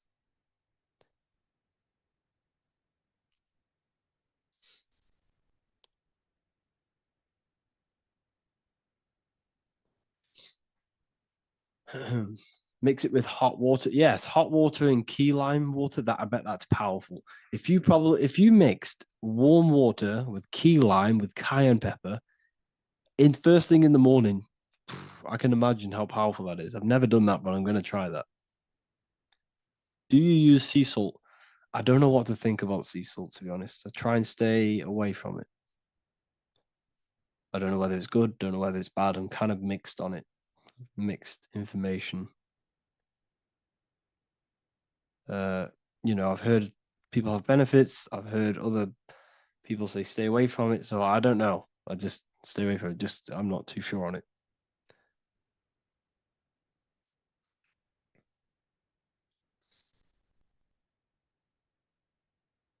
I drink fresh pressed celery juice every morning. Yeah, definitely. Uh, is there any chance we could like feel for move to like esoteric occult questions? The only reason I say that is because I might be posting this to YouTube, so it's like I don't want them. I don't want them thinking I'm giving health advice because I'm not. This is what I do. I'm not giving anyone medical advice. This is what I would do to myself. Because I can probably get in trouble for that. So the subconscious is the all-knowing. It is the all-seeing eye. The subconscious knows everything. Your conscious mind does not. Your subconscious knows every single cell in your body. Your subconscious is making your heart beat. It's talking to your heart. It's talking to every organ, every cell in your body is being connected and spoken to by your subconscious mind. It is the all-knowing. The subconscious has access to the astral plane, imagination, the fourth dimension. It has access to the mental plane, thoughts. It has access to the ethereal plane, energy. And has access to your physical body.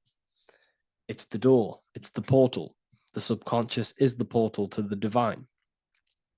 You must go through the subconscious in order to access the divine. Any coupon codes for book 2? Yes, inside the university, there will be a 50% off coupon code. Speaking of ancient civilizations, why did they use symbols to give us true knowledge? This is a very, very good question. Very good question indeed. The reason they use symbols is because symbols are their keys. They hide meanings. They hide things. For example, if it was written down, if all of this sacred knowledge that I'm speaking now was written down, it can be easily taken. It can be easily misused. Someone can take it, read it, and steal it and misuse it and abuse the world and create horrible things. The reason they use symbols is because they're hidden. They hide the teachings. Only the ones who possess the key, that possess the knowledge, can read the symbol. So the symbols act as a guard towards this higher wisdom, this higher knowledge, which gives you power. All of the knowledge I teach you gives you power.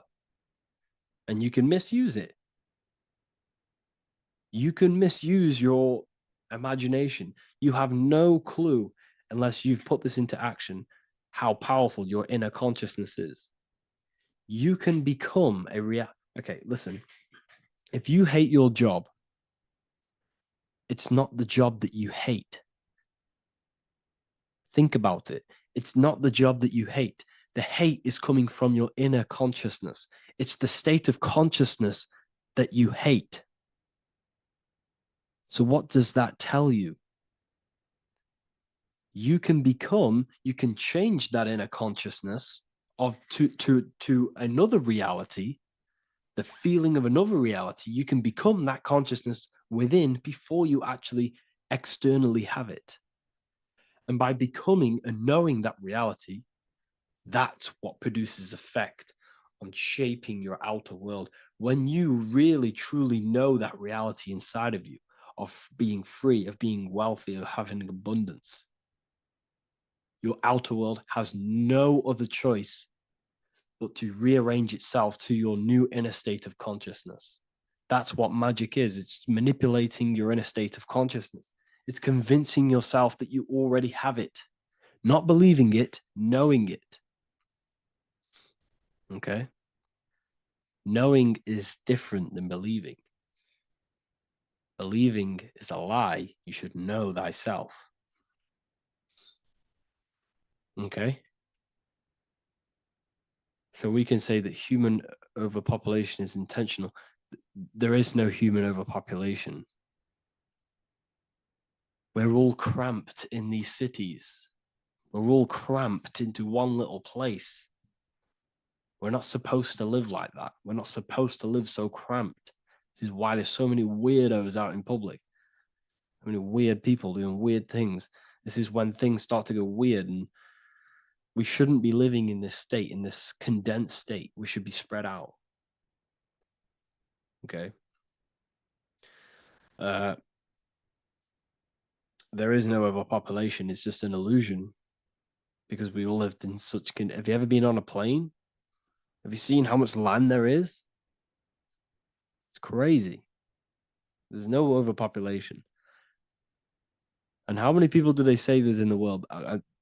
There's not that many people in the world that they say. I think it's like 8 billion.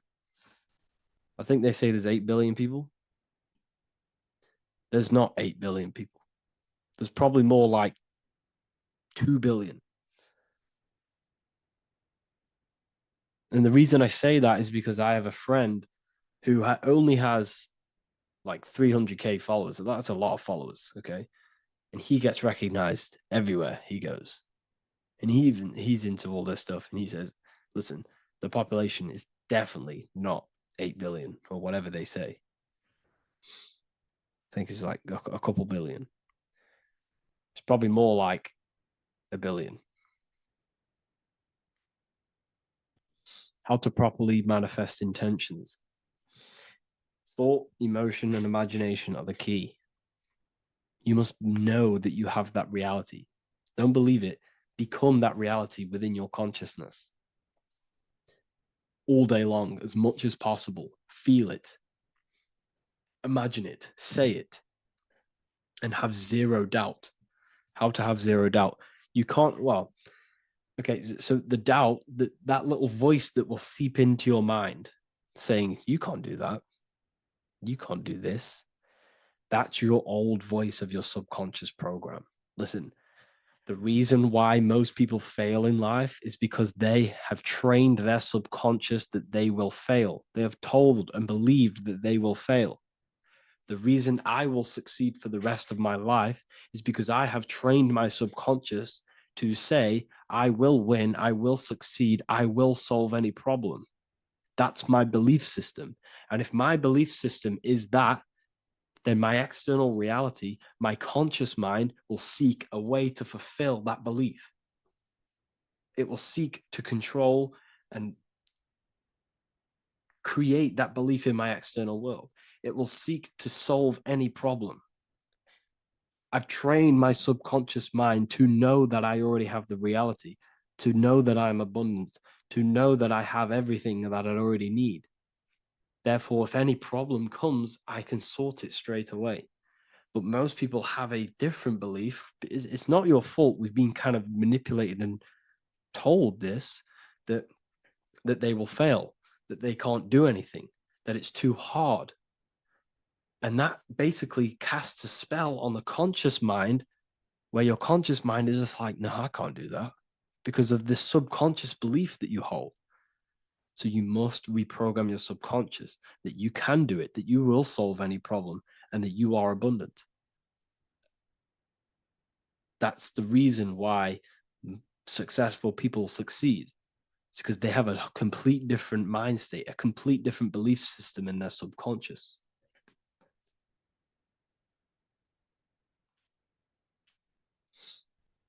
Do you offer mentoring?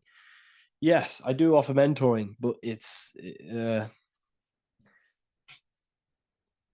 mainly for people who want to grow their online presence,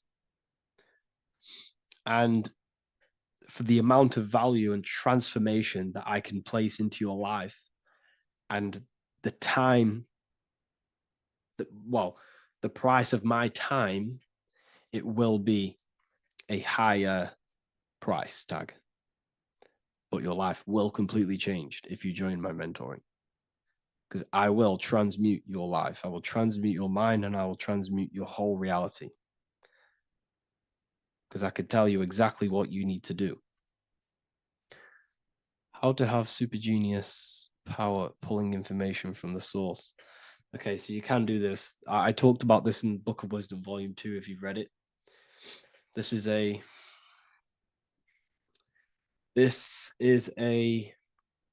technique that Albert Einstein used. This is a technique that Thomas Edison used. This is a technique that all of the ancient geniuses have used.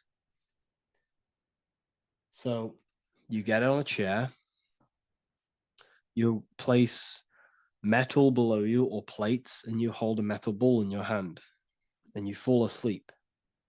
And every time you fall asleep on the chair, you're going to drop the ball because your body will become unconscious. And you will basically drop the ball and it will wake you up because it's going to hit and make a loud bang on the plate. And every time you go to sleep, basically what this is actually doing is shifting your consciousness from conscious into the subconscious. So from physical into the astral. Your consciousness is shifting between these two planes. And as you do this, you can bring down great ideas from these higher planes. So when you fall asleep, have an intention. And when you fall asleep, you'll drop the ball. And when you wake back up, you'll have an idea and you just got to write it down.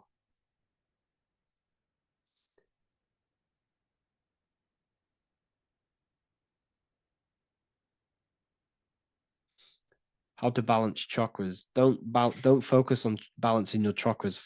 Focus on the mind. The mind is the cause of the chakras being blocked. If you have a blocked throat chakra, this is a problem in your mind, not the chakra. You see, the chakras are a result of the mind. You transmute the mind, you can transmute the chakras and cleanse them.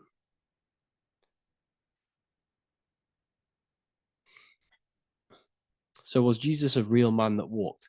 Okay, so I'm going to tell you something. Like, some of the things that I say in my reels, they are to catch attention. So if I say the first thing on the reel, Jesus never existed, straight away, you see that, it's going to trigger you. It's going to trigger Christians. It's going to trigger people. So yes, I do say things to catch attention. The reason I do that is because I have to in order to catch attention. Maybe there was a Jesus who walked. So in the past, I have said Jesus never existed. Yes, this is to catch attention, to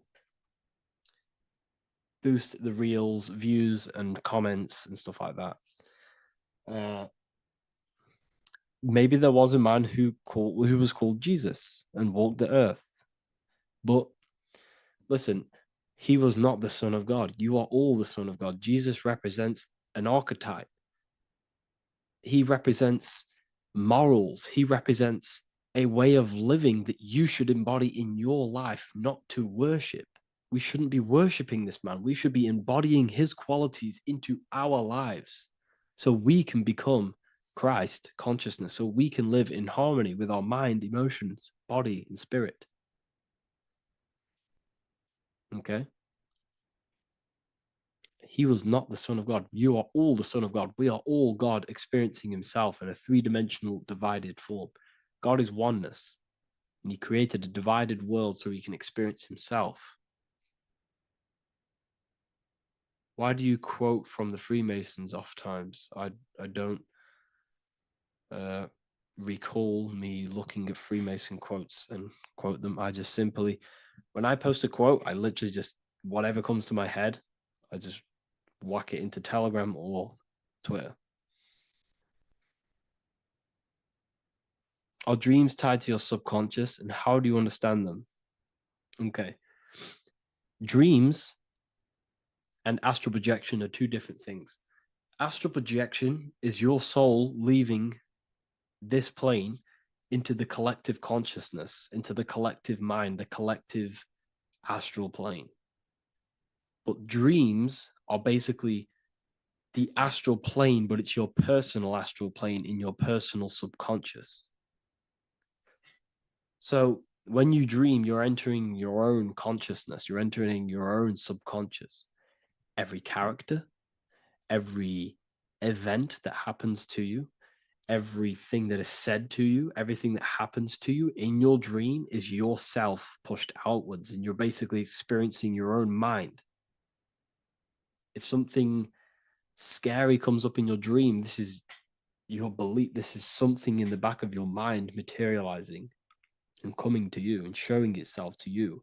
So in order to understand your dreams, it's basically suppressed emotions, suppressed thoughts, all lingering in your subconscious materialized. Okay. few months ago, I'd have concurrent dreams of getting in a car crash that lasted for months. Then one day, out of nowhere, I got into a really bad accident, and that low-key bugged me out. I didn't know if my mind was trying to warn me or what. You can explain that. Okay. If you are having dreams about having a car crash, this is a belief. Okay, so let me tell you something. Let's say you're a drug dealer, okay? And you live in fear every single day of the police coming to you. This dealer every day is worried, he's scared, and he lives in fear of the police getting him. He was believing it. This fear, this emotion he was feeling on a regular basis, repetition, and the emotion is basically impressing your subconscious. It's impressed his subconscious that deeply that he now believes it. It's now become a belief. So one day the dealer gets caught and he goes to prison. Let me tell you something. He placed himself there because he created a program, a belief in his subconscious of the police. And his external reality is now in a prison cell. But that prison cell is just an external manifestation of the prison cell of fear he installed in his subconscious mind. The four walls he's now trapped in is just basically an externalization of his own belief system that he created through consciousness, through the subconscious. If you embedded your belief that you will be in a car crash, you will be in a car crash. He placed himself there. He materialized that reality through the thought, through the emotion, through the belief. He put himself there. You see? So if you were having dreams, this was maybe, it could have been anything. You could have watched a program when you were a child about a car crash, and that maybe scared you. Or you saw a car crash when you were very young, and that scared you, and that impressed your subconscious. Then you had a dream about it. Then you started to believe it. And then one day, bang, it happens. That's the power of the subconscious mind. It holds control over you. It holds control over every aspect of your reality, of your being. So, I hope you all enjoyed this live. I'll see you all inside Ethereal University. I'll be posting another lecture this week. And yeah, let me hold on. There is a secret meaning behind the number 666. 666 is 3 sixes. The number 3 in occult and esoteric numerology represents the 3 aspects of human consciousness. We see this symbolism in the all-seeing eye with the light and the triangle. The triangle is the number 3. The eye represents consciousness, observation, and the light represents the light of consciousness, because consciousness is pure light. The 3 aspects of our consciousness is thoughts, emotions, and actions. Every thought creates a feeling, and the feeling creates the action. All physical manifestation is driven from these 3 aspects of our consciousness. All physical manifestation comes from thought. Every object you see around you, this screen, the phone you're on, the laptop you're using, or the iPad, was a thought in the invisible realms of consciousness. Then it was brought into physicality through feeling and action. This is because man is made in the image and likeness of God. We are all mini creators. We are all extensions of God's creative consciousness. Therefore, the number 666 represents 3 sixes. 3 is thoughts, emotions, actions. The number 6 represents the cube, because cubes have 6 sides. This material world that we experience, everything has 6 sides. Everything's created by cubes. We can move forward, we can move backwards, we can move left, right, up and down. This is the cube that we are stuck in. Therefore, 666 represents our 3 aspects of our consciousness, thoughts, emotions, actions.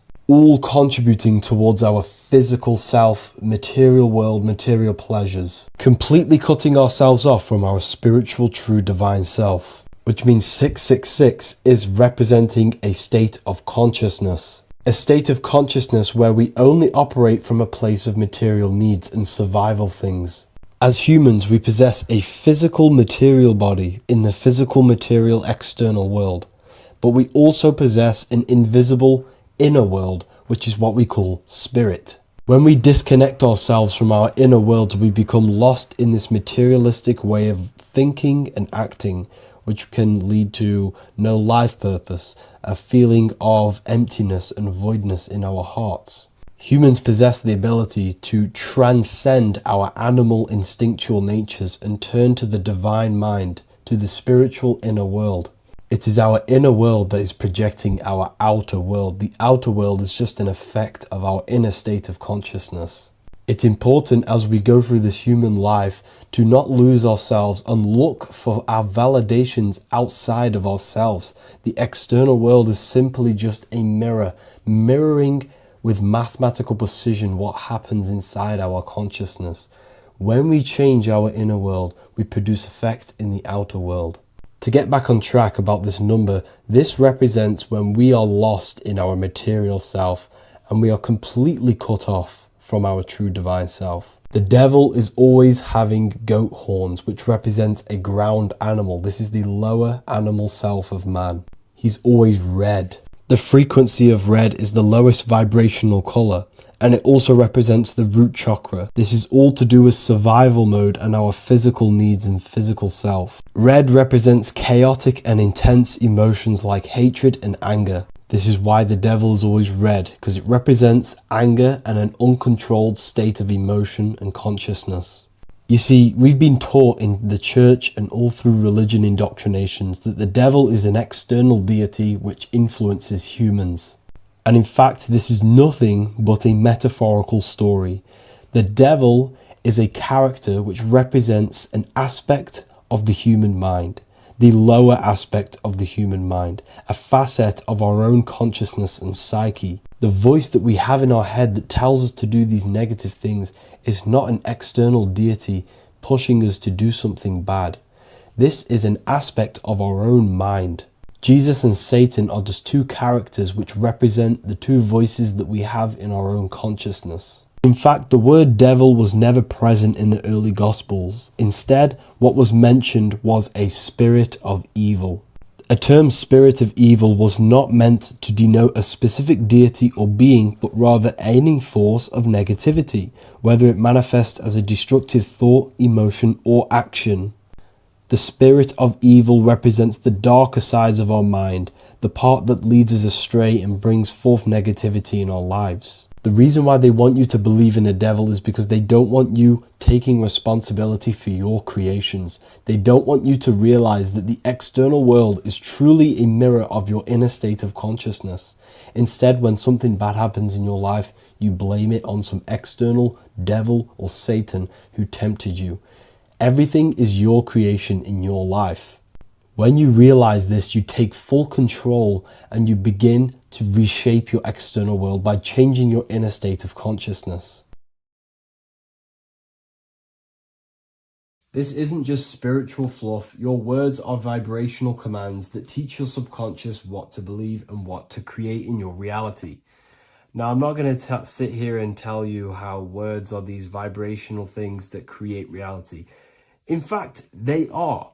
However, the power of words does not hold in the vibration of the word. Yes, it has a little effect on plants.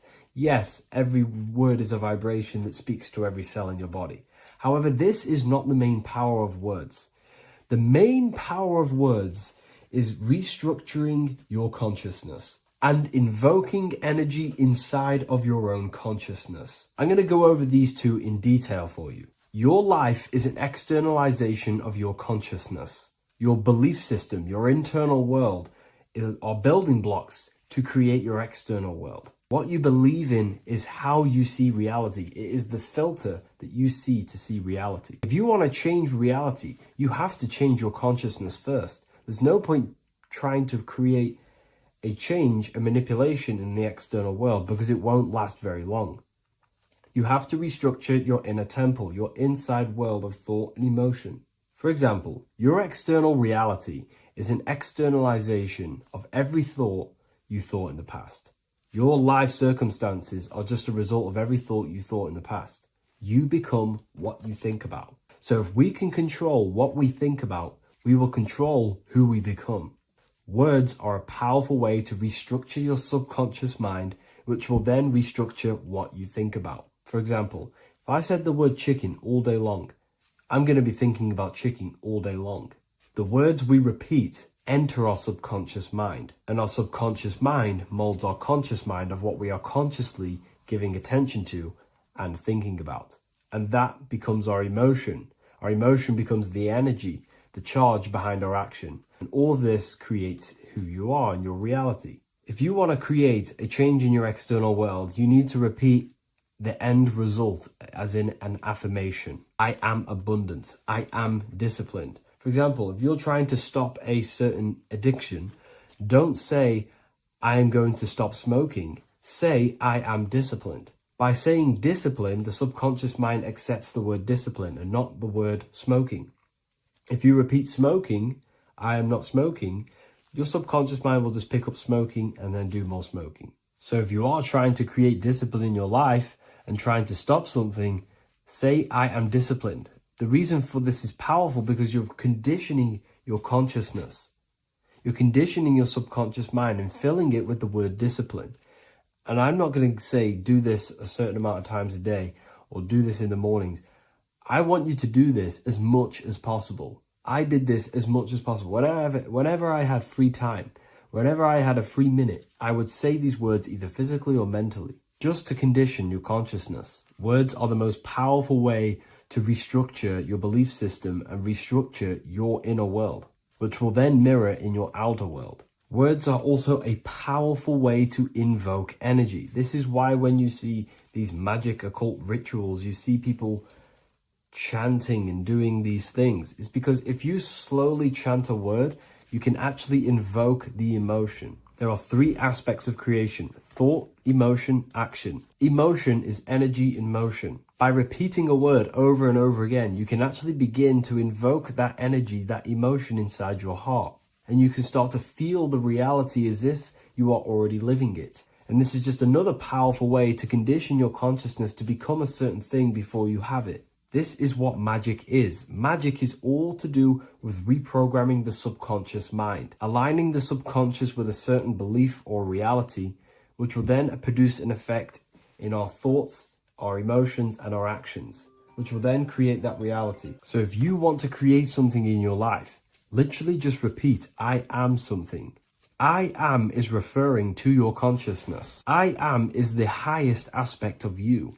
It is the true self. Whatever you condition your consciousness will be mirrored in your external reality. I am abundant will condition your consciousness to feel and believe you are abundant, which will then seep into your thinking. And then you will start to act more on this because you are thinking about it, which will then change your external reality. Words are vibration, and vibration is powerful. However, if you truly want to change your reality, you have to change your inner world of consciousness. And words are the best way to invoke feelings to become the reality you want. And words are the best way to condition your consciousness to a certain belief or a thought. And by doing this, you're actually creating a root cause. The cause is your consciousness, your mind, and you have to restructure the mind to create that reality. Words are a great way to restructure your consciousness and create reality. If you are struggling with the internal chaos, if you are struggling with emotional chaos, if you are struggling mastering your mind, or if you are isolated from your high intelligence, because intelligent people are not welcomed in our population today. I have created an amazing space, Ethereal University. Check it out. I'll leave all the links below. And I'll see you inside, where you can learn everything you could possibly imagine about occultism, esotericism. I'll see you inside. The Freemasonic square and compass is not just a symbol that represents Freemasonry, a lodge, or a secret society. It is a symbol of gaining your own personal power. Now in this video, I'm going to be breaking down this symbol in the most detail I can possibly go into. Most people live in a state of illusion. They live their life impulsively, acting based on their five senses, tasting, they want to feel a certain thing like an orgasm, or they're basically just slaves to external things and their five senses, which leads to a very dark path where you'll never actually become a conscious creator and you'll never actually be internally happy. The Freemasonic square and compass reveals some deep wisdom about this. Now let me break this down. If you want to gain your personal power, listen up. The Freemasonic square and compass is a compass which is used to create circles. Now if you notice something about the circle, they have no beginning, no end. You can't tell where it begins and ends. It's eternal, which means this represents consciousness. Now if you don't know what consciousness is, if you close your eyes, you have an internal world. You have thoughts, emotion, visualization. This is all consciousness, spiritual. Then we have the square. The square creates squares or lines, which represents matter. It has a beginning and an end. You can quite see where the beginning of the end is, right? So we can even link this to Leonardo da Vinci, the Vitruvian Man. We see the man in the square with the circle. The circle is the eternal consciousness, and the man is the square, limited to the physical world. But consciousness is not limited, that's why it's outside the square. This is eternal, the body is mortal. The body will die, consciousness will never die. If we look even closer at the symbol, we notice in this particular symbol, we have the compass overlapping the square. This is very, very symbolic. This represents spirit over matter, also known as mind over matter, consciousness over matter, the circle over the square. Like I mentioned earlier, most people are slaves to their senses. They go through their day and all they do is chase validation and feelings. They eat all day to feel good, which means they're a slave to their taste. They're slaves to their feeling. They masturbate, which means they're a slave to orgasms and external things. They're literally being governed by the external world controlling their internal world. They're literally living life on autopilot. And don't get me wrong, I was guilty of this too. We're all guilty of this when we join this world because we're not taught this sacred knowledge. Until you actually stop and recognize this, you'll be living life on autopilot, literally not even living. You'll be running off subconscious programs, seeking external validation and being ruled by these five senses. The square underneath the compass represents consciousness on top of matter, which means the internal world is controlling the external world. It is the mind controlling matter and not matter manipulating the mind. In the occult and esoteric world, it's very important that you are conscious of every action that you are taking in your day-to-day life. Never act subconsciously. Always be conscious. What are you thinking? What are you acting? What are you giving your attention? All of this is contributing towards creating because you are a creator. Consciousness is a creative force. You need to make sure that the compass is on top of the square, that your inner world is controlling the outer world and not the outer world controlling the inner. As I've mentioned in many videos before, the internal world of consciousness is what's producing the external world. Your life is just a result of every thought and emotion that you felt in the past. Everything you own, everything you possess, your friends are all reflections of your consciousness. They're all reflections of what you are thinking about. When you change your thinking, your external world starts to rearrange itself. On a basic level, this symbol represents the combination of spirit and matter. You are a spiritual being and a material being. You are heaven, the sky, and earth, the ground. You are heaven and earth, spirit and matter infused into one. You are a bridge between the divine and the earthly worlds. And you can bring down these higher realms of consciousness, thought, imagination, and emotions into a physical, tangible reality. To do this consciously, we need to make sure the external world is not manipulating the inner world. Because if your internal world is being controlled by external circumstances, for example, you have a circumstance happen in your reality, an emotion triggers inside of you, and that emotion is a command to create more of that. And the thoughts that you think are creating more of that negativity. So it's a constant cycle of negative manifestation if you let the external world control your internal world of consciousness. So we need to make sure the compass is on top of the square, that the internal world are commands and not reactions to create your external reality. And not only just to create, but to actually enjoy life. If we let the external world bother our internal world, this means that we have some sort of mental or emotional attachment to the external world. We need to detach from the external world. Why do I say that? Because it's temporary. It's an illusion. We are going to die one day, and none of this will matter. You need to understand that everything in this world is temporary. You have to be okay with losing things, losing family, losing things in this world, because it's guaranteed to be temporary. We need to make sure the internal world is order and not chaos, commands and not reactions. Now, at the back of the Book of Wisdom, Volume 2, the book that I've wrote here, I go over the different meanings of the different arrangements of the square and compass. Sometimes we see the square overlapping the compass, which is the opposite of what we've just broken down. Or sometimes we see one leg of the compass on top of the square and one leg of the square on top of the compass. These are all highly symbolic. When we see the square overlapping the compass, this pretty much represents the beginning of the Freemasons' journey, when their internal world is being controlled by the external. They have a lot of spiritual growth and a lot of learning and inner work to do. Now, when we see half and half, one leg of the square on top and one leg of the compass on top, this represents the Masons' gradual emergence from the material realm into the spiritual. This interplay of symbols reflects the process of gaining greater light and knowledge as the Masons ascend from material concerns towards spiritual enlightenment. And of course, we've just broken down what this means. This represents spirit over matter. They're not chasing external physical things anymore. They're actually chasing and gaining validation and happiness from spiritual growth, more knowledge and deeper understanding of consciousness and themselves. Most people chase external material things, which actually don't make you happy in the long run. You could be given £1 million today. Hello, everyone, and welcome to another lecture inside Ethereal University. In this lecture, you will learn about the death process and how to prepare for it, and why that preparation is so important. So let's get straight into this. You must understand, as a spiritual creature that you are, you have a visible nature and an invisible nature. You never truly die. You are an eternal soul experiencing a temporary physical world. The inner world of thought and emotion is eternal, while the outer world of matter is mortal. Everything that is seen is mortal. Everything that is unseen by the eyes is immortal.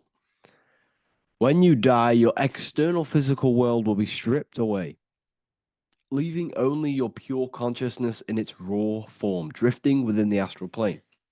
So here you see your physical external body and your internal world. And your internal world is your state of consciousness. It's your state of consciousness. Your thought and emotion is one overall state. Okay? So you must understand these planes. You have the physical body, the etheric double, an astral body, a mental body, and the Buddhic body. When you die, you leave the physical plane. Then you will more than likely leave the etheric plane, because the ether acts as like a portal. Everything comes out of the ether and returns back to the ether. I can break that down in another video in electromagnetism. But electromagnetism is ether, energy coming in and out of the ether. You will, every single day you die, every single day. There's a cycle of life and death occurring all the time.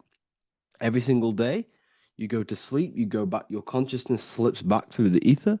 And then when you wake up, your consciousness comes back through the ether into the physical plane. Death is just a bigger macrocosm of the microcosm cycle of life and death. So you will return back to the astral, which is the realm of imagination, infinite possibilities. And this is where thought forms start to manifest. Okay, so depending on how advanced you actually are mentally and emotionally will depend how long you stay in the astral. Now, what we must understand is that there is many different components to the astral. We have the higher astral, the middle astral, and the lower astral. These are all vibrational states. So if your mind and soul is operating in lust, lust, desire, hate, food, physical addiction, smoking addictions, then these are quite heavy. These are quite heavy attachments to your consciousness, and they're quite low level desire, which means they have a low vibration. You will manifest in the lower astral when you're stripped from your physical body. The lower astral is not inherently evil. However, there's just low vibrating things going on there. Low vibration does not mean evil. Okay. So just like bad doesn't mean evil. Okay. In the lower astral, you are going to see lower astral beings. You're going to see spirits, souls with low level desire. Okay. People who are attached to the physical plane, people that lust, people that do these things. Technically, this is hell, but you can escape it by escaping yourself. Now we're going to break all this down. I'll break all this down properly once you understand the full context. So depending on your level of desire, you will manifest in a corresponding layer of the astral plane. If your mind is still attached to the low physical desires, you will find yourself in the lower astral realms.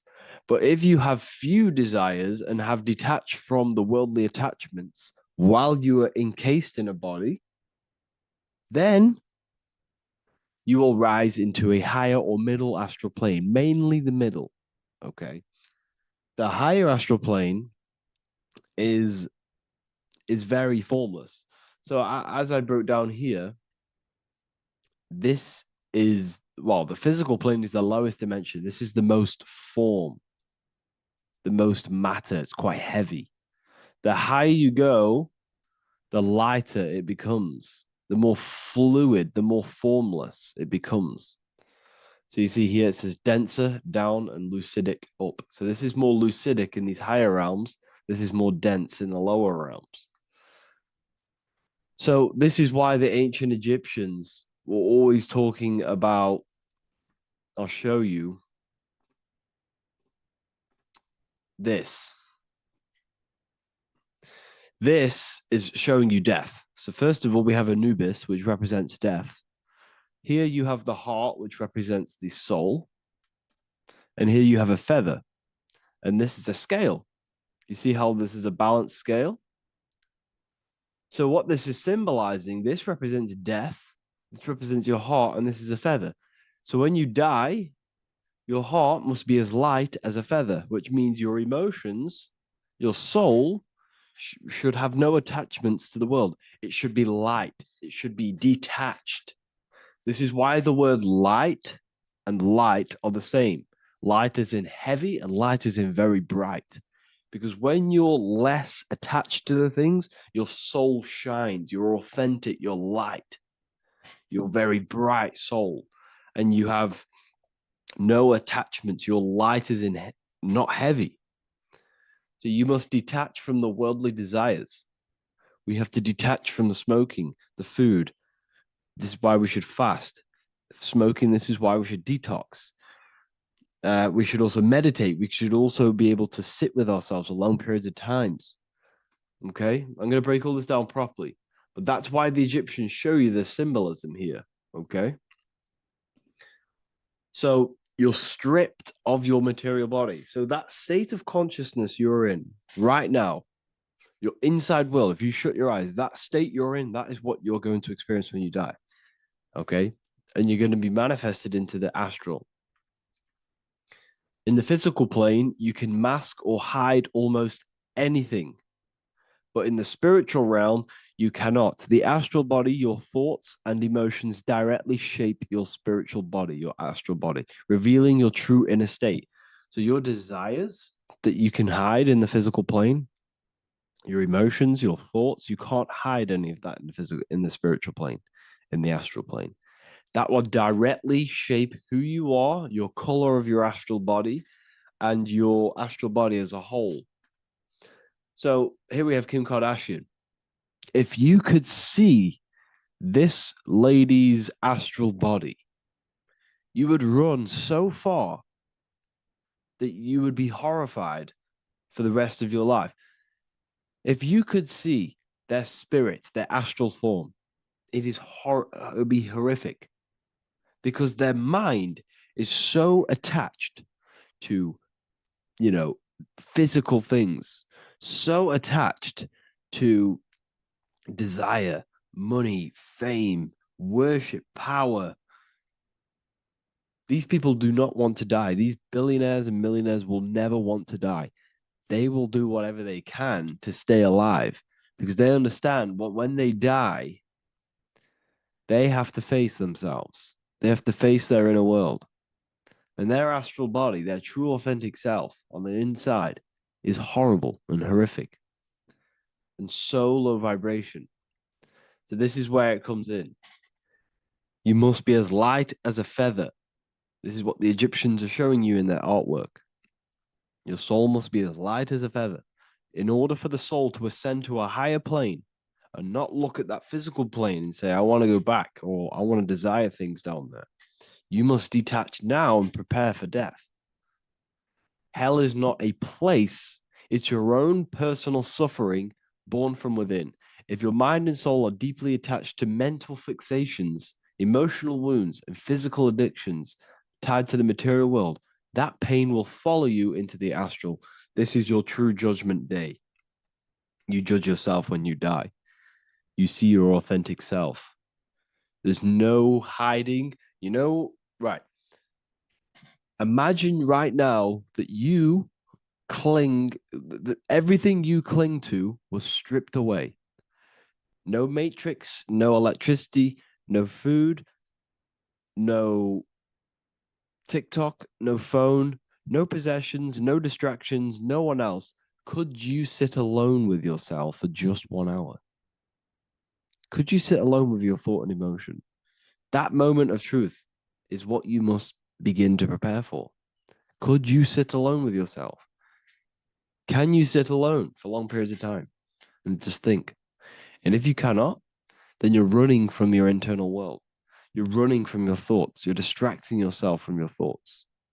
This is what we must address. Now, don't feel bad if this is you. We've all have problems. We all have internal problems. But this is what we have to face directly in order to prepare for life after death. We must meditate for long periods of time. Not even meditation. We should be able to sit with ourselves with no distractions and just think.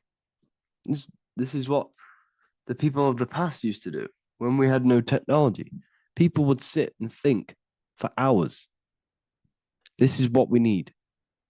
Because if you cannot sit with yourself, imagine sitting with yourself with no physical body.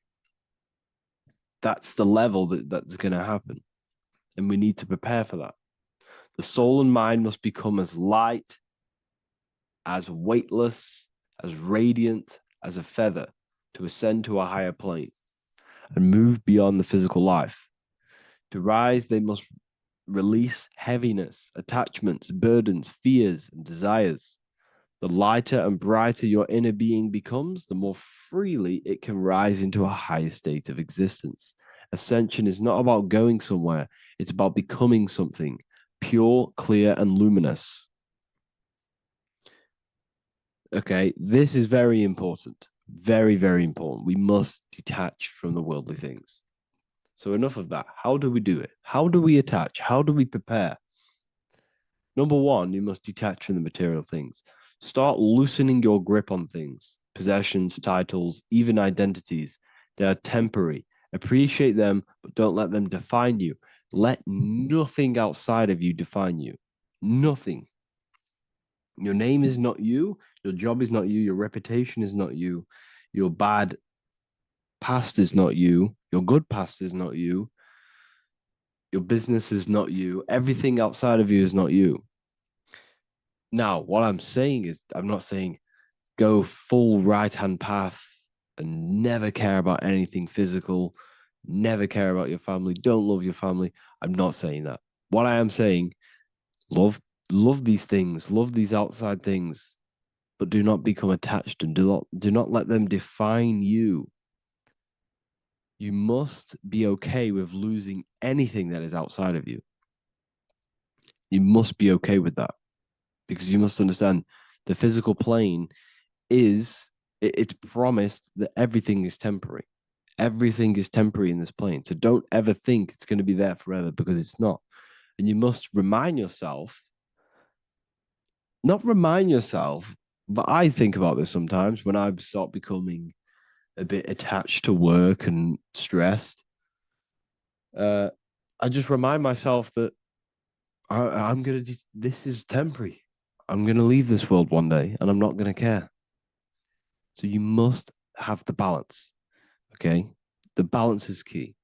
You can go down that right hand path and just fully cut off from the world like a monk and shave off your hair, disconnect from the physical world. You can do that. That's not wrong. There's different paths in life. You have the left hand path, purely physical. You have the middle path, which is balance between the physical and spiritual. Then you have the right hand path, which is monk mode, where you fully disconnect from the world. They shave their hair off to disconnect from the physicality. They meditate for long periods of time. This is what they're doing. They're preparing for death. Monks prepare for death. They understand this. They understand that you don't die. Your inner world is the true world. The inner world is the only world that exists. Everything outside of you is an extension of you. Number 2, cleanse the mind. Watch your thoughts. Are they rooted in fear, anger, regret, or craving? Meditation, mindfulness, and inner reflection help purify the mind. The cleaner your thoughts, the lighter your spirit. So your astral body is formed by your thoughts. It's formed by your emotions. If you sit around thinking about eating all day, you're going to have a very heavy astral body. It's going to manifest in the lower planes. But if your mind is thinking about good things with good intentions, love, knowledge, expansion, you're going to manifest even the middle or the higher. And there are ways to even ascend out of your astral body. Yes, you can ascend out of your astral body and out of the mental body, but that's all very advanced, and I'm not going to teach that yet. I'll make another video on that, but you can ascend from them bodies. The astral plane is not the end. You can keep ascending as a soul until you're left with just the pure essence of the soul. But we're going to, anyways, cleanse the mind, reprogram the limiting belief systems, let go of mental attachments. And the way you do this is by getting a piece of paper and writing down every single attachment that you have. And you're going to realize, dude, there's more than you think. Okay. We have to detach from these. We have to. 4, practice presence. Can you sit in silence with yourself? The more at ease you are with your own inner being, the less you'll feel death. The afterlife is just an extension of your inner world. It's so important. This is so, so important. Can you sit with yourself? If you cannot sit with yourself, you have some inner work to do. You have some thoughts to address, some beliefs to address, and some feelings to address. Okay, so practice sitting in the present, meditation, or just literally sit there and try and be okay with yourself. And if you can't be okay with yourself, then there's something you need to address, whether it's a belief system, whether it's an emotional trauma, or something. This is what we must reshape, refine, and let go of. Live truthfully. Speak and act from your soul, not from fear or ego. The more authentic you are, the more aligned you become with your true self, which carries beyond this life. The ego is your mind's perception of itself while being incarnated in this world. It's been shaped by your experiences, your thoughts, your beliefs, and your emotions. So your ego is basically this false thought form, that you've created. It's a false layer of yourself that sits on top of your true authentic self. It's basically your physical character. When you were young, you had no ego. You were pure. You had a pure consciousness. But then as you grew older, your ego started to grow, and it still is growing because it was shaped by experiences, things you've gone through, things you've said, things you believe, things you think. It's created by you, by your mind. And the ego is close to the word echo. The ego is the echo. It's an echo. It's a layer. It's a false identity. It's a false layer that sits on top of your soul. And if you don't get rid of that ego, if you don't know how, well, not get rid of it, but balance it.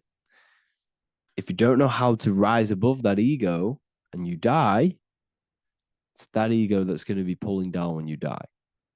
It's that ego that's going to be your suffering. Okay. 7, connect with the divine, whether through prayer, meditation, tune into something greater than yourself. The connection is the soul's compass beyond this world. If you can meditate and rise above them clouds of thought, that's the soul, that's the observer. We must connect with that. Okay, this will definitely help with just allowing yourself to connect with your true self. Meditation's great because you can just fully detach from the world. And the more you meditate, the more you can prepare for death. A powerful way to cultivate detachment is through daily detachment meditation, done either at night or in the morning or the first breath upon waking. Or do this as many times as possible per day. Start by physically grounding yourself in the present moment. Say out loud, I am here right now, nothing else matters. Let that phrase draw your awareness into the now. Just keep saying it until you're present. Then begin to slowly list everything you identify yourself with, one by one. I am not your body. I am not my body. I am not my name. I am not my possessions. I'm not my house. I'm not my children. I'm not my everything. I am not my thoughts. Release each layer gently. Imagine, if you want to, if you have a good imagination, imagine placing these things into a big box. Placing your body, placing your name, placing your possessions, placing your house, your car, your thoughts, your beliefs into a box, and then shut that box. If you have a good imagination, do that. That can help. And you'll be left with yourself. And you're not even that. It goes even deeper. Eventually, you'll reach the mind itself. Detach from the language that the mind is even using. Now, that's very difficult. And not many people have ever thought about that, and they've ever even been there. Detach from the language that the mind is using. Think about that for a second. Your mind is not what you actually think. It goes very deeper. Your mind is not that little voice. It's that voice that the language is using. So even the language is a spell on your mind. Okay, it's an attachment. Eventually, you'll reach the mind itself, detached from the language it uses, the voice in your head, the need to define. What remains is something beyond thought and beyond words. I can't even describe what's left because words, once the language is gone, it's purely metaphysical. All I can say is pure awareness, and it's symbolized. This is why symbols are so amazing, because they can symbolize things that are beyond words. A flame, it's just a flame. And you won't be able to understand that until you've been there. It's just a flame. It's pure cause. Words can't describe it. You'd have to experience it. Connect with this essence daily. This is truly who you are. So this is a great way to detach. We can do these detachments every single day during meditation. This will definitely help over long periods of time. Of course, you're not going to be ready tomorrow for death, but just try and prepare for these things. This is the whole reason people used to meditate. It's the whole reason why people do these spiritual practices, because they understood that this plane is temporary and your soul moves on from this plane. And you'll never truly believe in the soul until you experience it. So I can show you these things, but You must go out and experience it. The soul is real, but you won't understand unless you cast off everything else. Okay. So I hope this video helps. It's a very deep video. I'm going to be making more of these stuff, of more self-mastery. And of course, we've made the self-mastery section now. So I'm going to start filling up this place with lectures. And I think it's a great time to start this because a lot of people have been asking on how to master yourself, prepare to death. So hope this video helps. See you in the next one. Matthew 21:1, Jesus went into the temple of God. Corinthians 3:16, do you not know that you are the temple of God? Now, what is this telling you? That God is within you. Hence why in Luke 21:12 it tells you the kingdom of God is within you. And the side of your head region is called a temple for a reason. Because the brain encapsulates the mind. The brain is a physical manifestation of the mind. The heart is a physical manifestation of emotion. So we have these different layers of our consciousness. We have an intellectual, communicative aspect of our consciousness, which we would call the mind. We have an emotional aspect of our consciousness, which is the heart.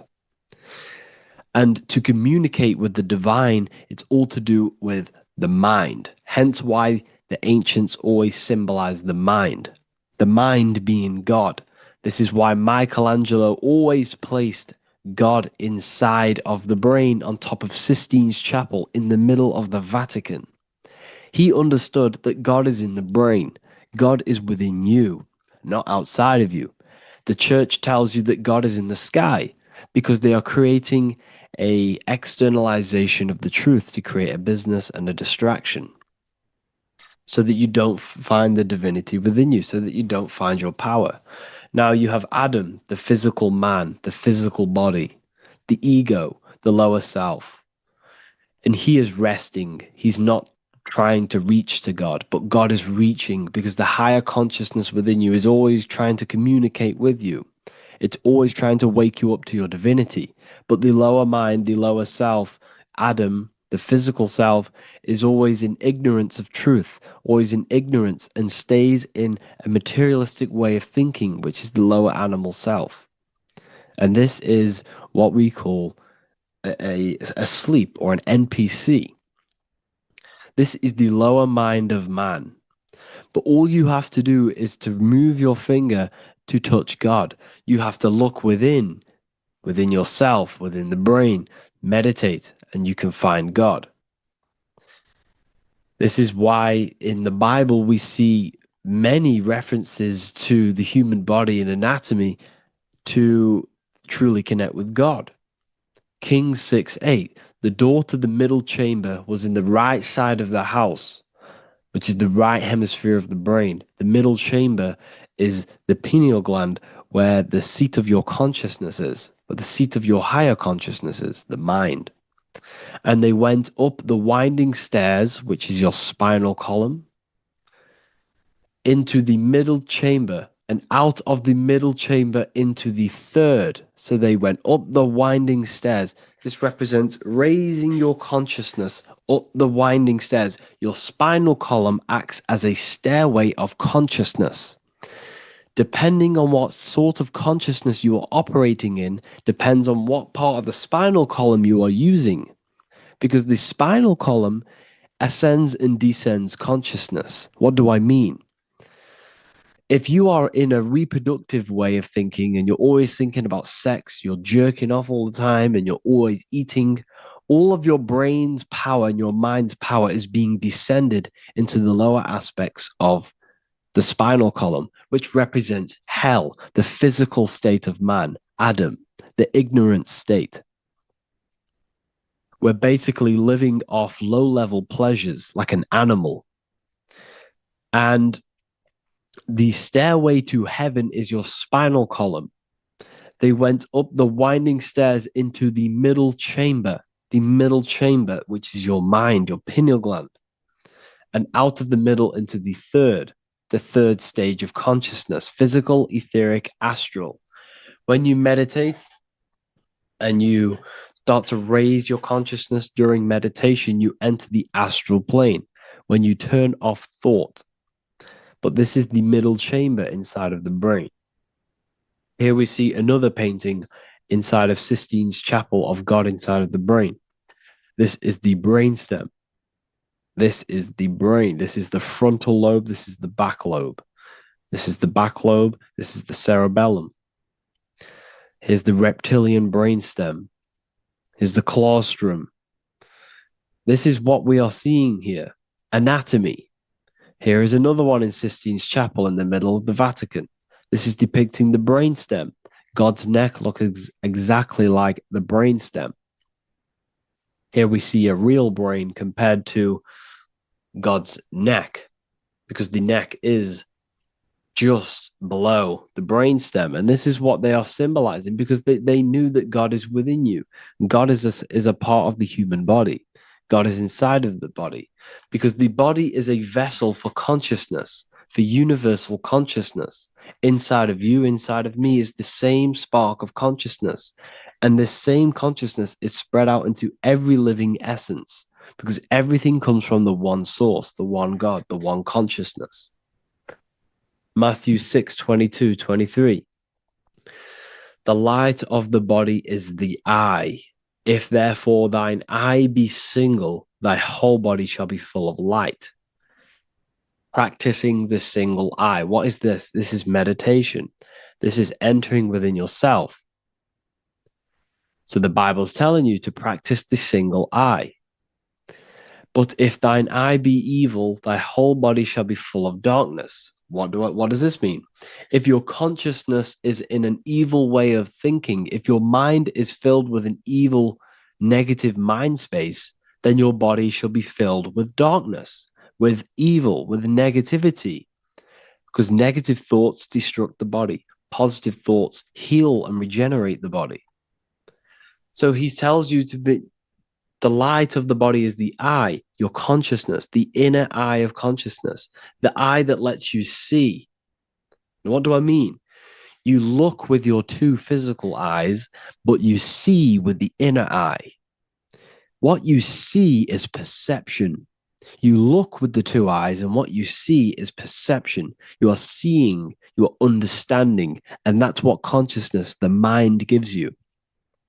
Consciousness, or the mind, is the force that allows you to be a human being, that allows you to understand things and interact with things and make decisions. It's an infinite intelligence. See, the mind is not the brain. This is a big confusion with people. Hence why the eye on top of the pyramid is separate from the bottom half of the pyramid, because the consciousness is separate from the body, the eye, the all-seeing eye. It represents the observer, the eye that sees into this body, into this world, into this. You are the perceiver. You are the invisible spirit within the body. Theologians 4:17. After that, we are still alive, and our left will be caught up together with them in the clouds to meet the Lord in the air. You don't meet the Lord in the physical air. Okay? This symbolism of the ancient Christian artwork is showing you this is symbolic. These things never happened. There's no man in the sky. Moses didn't go on a mountain to meet with God. The air represents the mind. This is why you say you're an airhead when someone's very stupid. Earth is your body. Water is your emotions. Fire is your spirit. Air is your mind, the invisible mind. So Anton Mengs, an ancient Christian art worker, is showing you anatomy of God in the clouds. But this is anatomy of the human body, raising yourself to the mind and turning the mind inwards on itself during meditation. And that's how you meet the Lord in the air. You meet the Lord in an elevated state of consciousness. The air represents an elevated state of consciousness because the air is up. You have to raise your consciousness to meet the Lord in the air. This is why Moses went on a mountain to meet with God. The mountain represents elevation. elevation of consciousness, raising the mind up the spinal column, taking all of the mind's attention away from the reproduction and the physical aspects of self and raising it to the brain and turning off the brain and going inward into the air. It's talking about raising consciousness. It's allegorical. It's a spiritual, metaphorical text. The side of your head's called a temple because inside that where that temple is, right in the middle of where you call the temple, is the inner chamber, the open room, the holies of holies in the Bible, or the land flowing with milk and honey, or Mount Zion. There's so many different names for the brain, or the upper room where Jesus meets his 12 disciples, the 12 cranial nerves in your brain. This is the temple of God. Your body is a temple of consciousness. It encapsulates the consciousness. It encapsulates the mind and soul. John 10:30, Jesus states, I and the Father are one. Psalms 46:10, be still and know that I am God. He's talking about the I am within you, not within Jesus. Everyone refers to ourselves as I. I am God. When you say I, you're referring to the highest aspect of yourself, the aspect that is above all thought, above all emotion, and above all things. When you say I, you're referring to your pure awareness, your pure consciousness, the highest aspect of yourself. And anything after I is egotistical. I is God. The letter I is the Roman numerals for one, because there is one God, one consciousness. The letter I is one line, just like the number one. Matthew 6:3-4, take no thought. Therefore, take no thought. Take no thought. He says this 5 times because you must turn off the 5 senses and take no thought to connect with God. Be still. This is telling you to meditate and know that I am God. The I am within you. I and the Father are one. I and God are one. You, who you think you are, is a completely wrong. The body is matter. Your name isn't you. Your job isn't you. Your reputation, your trauma, your memories, your friends, family, worries, bills, interests, dislikes, goals, passions. Anything to do with the thinking mind is not you. Who you think you are is a part of your thinking aspect of consciousness.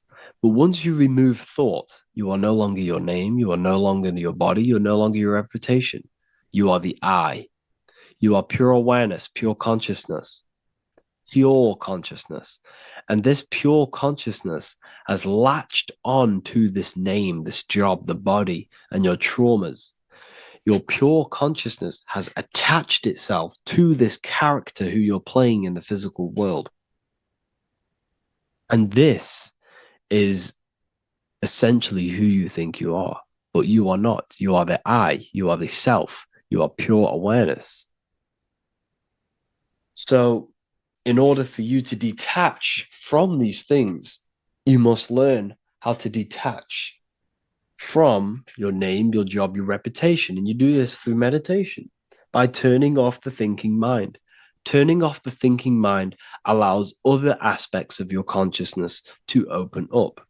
What do I mean? Your whole life you've been thinking, and all of these thoughts has attached you to this physical body.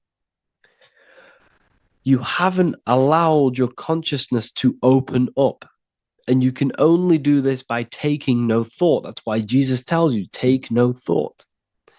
When you turn off the thinking mind, other aspects of your consciousness starts to open up. Other aspects of your being can open up. And this is how you astral project. This is how you do all these mystical things and things to do with consciousness. It's taking no thought. Imagination, emotions, thought, and memory are all to do with consciousness. These things are not physical. You can't touch thought. You can't touch emotions. You can't touch these things because they are not a physical thing.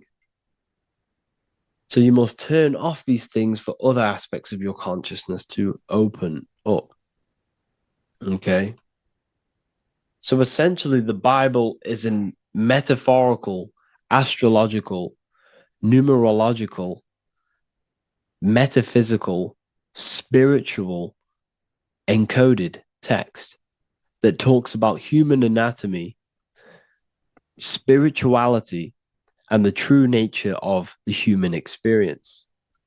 Everything they teach you in school is to make you think that you are this body. Everything they teach you in church is the externalization of the true teachings of Jesus. Jesus was telling you to meditate. Jesus was telling you to practice the single eye. Jesus was telling you to look within yourself and find God. He wasn't telling you to pray to him. Mark 16:19, he was taken up to heaven and sat at the right hand of God, the right hemisphere of your brain.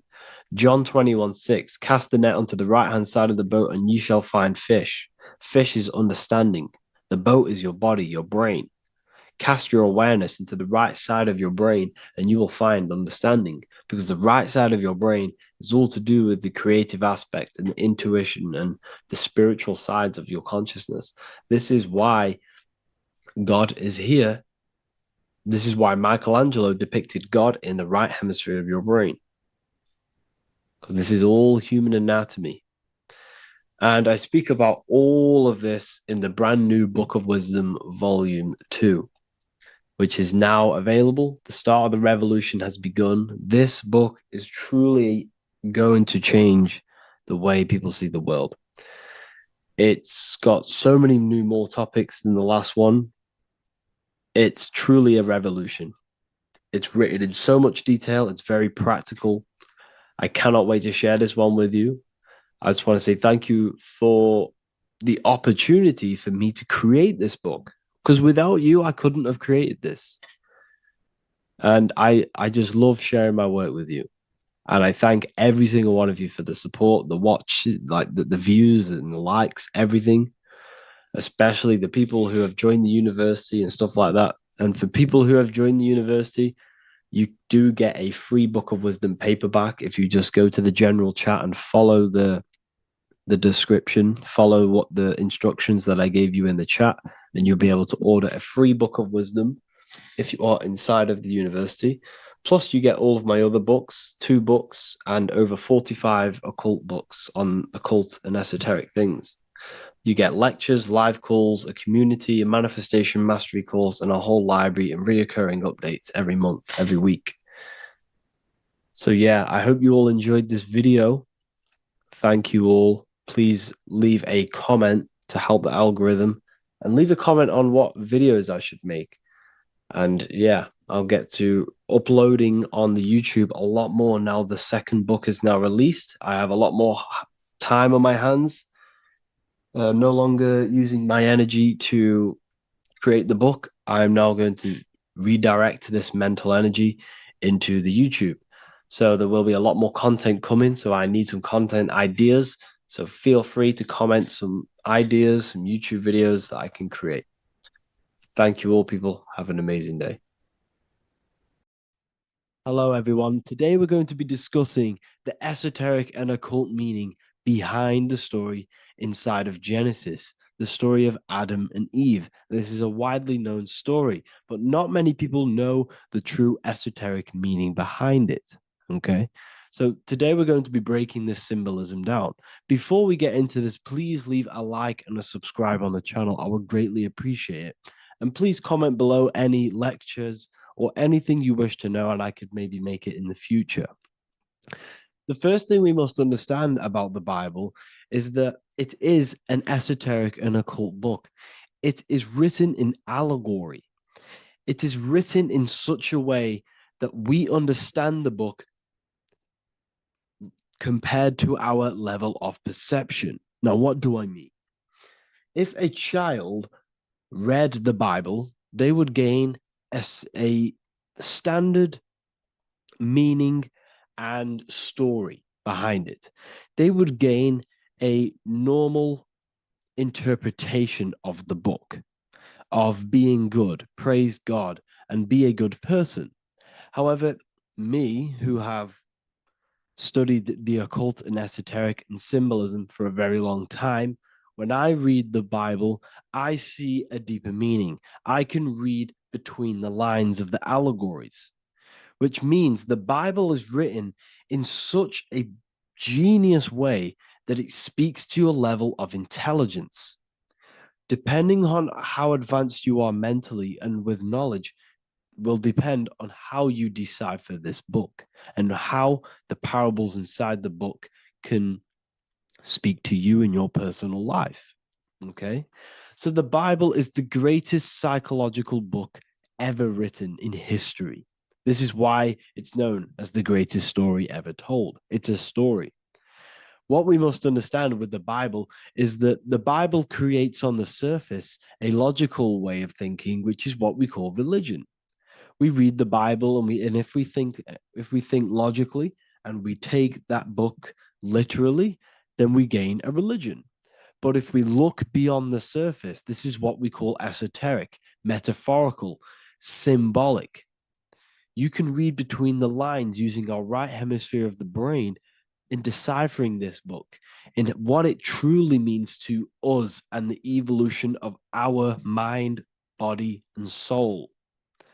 What this book actually reveals between the lines is instructions and stories which teach you how to level up your consciousness, how you can sync the mind, body, and spirit and the soul all together so you can live like a god. This is what the esoteric is. It's the purification of consciousness. Now, when it comes to Adam and Eve, okay, what we must understand is that this is the beginning of creation. This represents the beginning of your life in an esoteric way. This is symbolic for the beginning of your incarnation into this physical world, okay? And we have Adam, masculine, Eve representing feminine. These are the two masculine and feminine energies which create the whole material universe, okay? And as we are born with a pure consciousness. We are born with pure consciousness. Well, now, what do I mean? As a baby, we have no knowledge. We are pure essence of the soul. You know, we don't gain the knowledge of good and evil. We are pure. Yes, we're not happy all the time as a baby, and we're not sad all the time, but we have no ego. This is what I mean. Our consciousness is not split. As a baby, you are whole. You have a whole consciousness. You are yourself. You have no false identifications, no limiting belief systems, nothing. You are pure awareness and the pure soul and the pure mind. Now, this is what Genesis is representing. As we grow older, the more experiences we gain, the more thoughts we start to think, the more knowledge we gain of this world, the more impure our mind, our heart, our soul, our spirit becomes, the more impure our body becomes. As we grow older, we're infected with negative beliefs, negative thoughts, and society norms. This is a big one. As we grow older, we are molded by society. We shut off areas of ourself and we push them away so that we fit in with society. We all know this. We all did this in school. We pushed away parts of ourselves to act cool or to fit in, whatever it may be. Whatever type of person you were in school, we all went through this because society and culture is programmed. So as we grow older, our consciousness splits. We gain a persona, an ego, and we gain a shadow self, the subconscious, and we gain an ego. Now, the ego is what you show to people. It's that character that you show, that you put on to your culture, to your family, to your friends. This is a false identification. And we also gain a shadow self. The shadow self is gained through experience. This is the subconscious. Our ego is created through experience. And so is the subconscious and the shadow self. Okay. So as we gain age in this material body, we fall from the Garden of Eden. We gain the knowledge of good and evil. This is what the symbolism represents of us leaving the garden, us eating from the fruit. Now, the fruit represents the knowledge, it represents the insight, the experience, which splits our pure consciousness. Our soul splits. Okay? We lose connection with the divine. We lose connection with our pure self through material experiences. We may lose ourselves in material experiences. We may lose ourselves in lust and material gain, wealth, and all of these lovely things that the material world offers. We lose ourselves in this. Okay? And not only that, there's another symbolic thing that we're missing with being a child. There's another symbolic meaning behind this tree in this story of Adam and Eve. And this is sexual energy. Okay? As we are a baby, we have no ability to create another human life. We have no sexual urges. We have no desire for the material things as a baby. Nothing.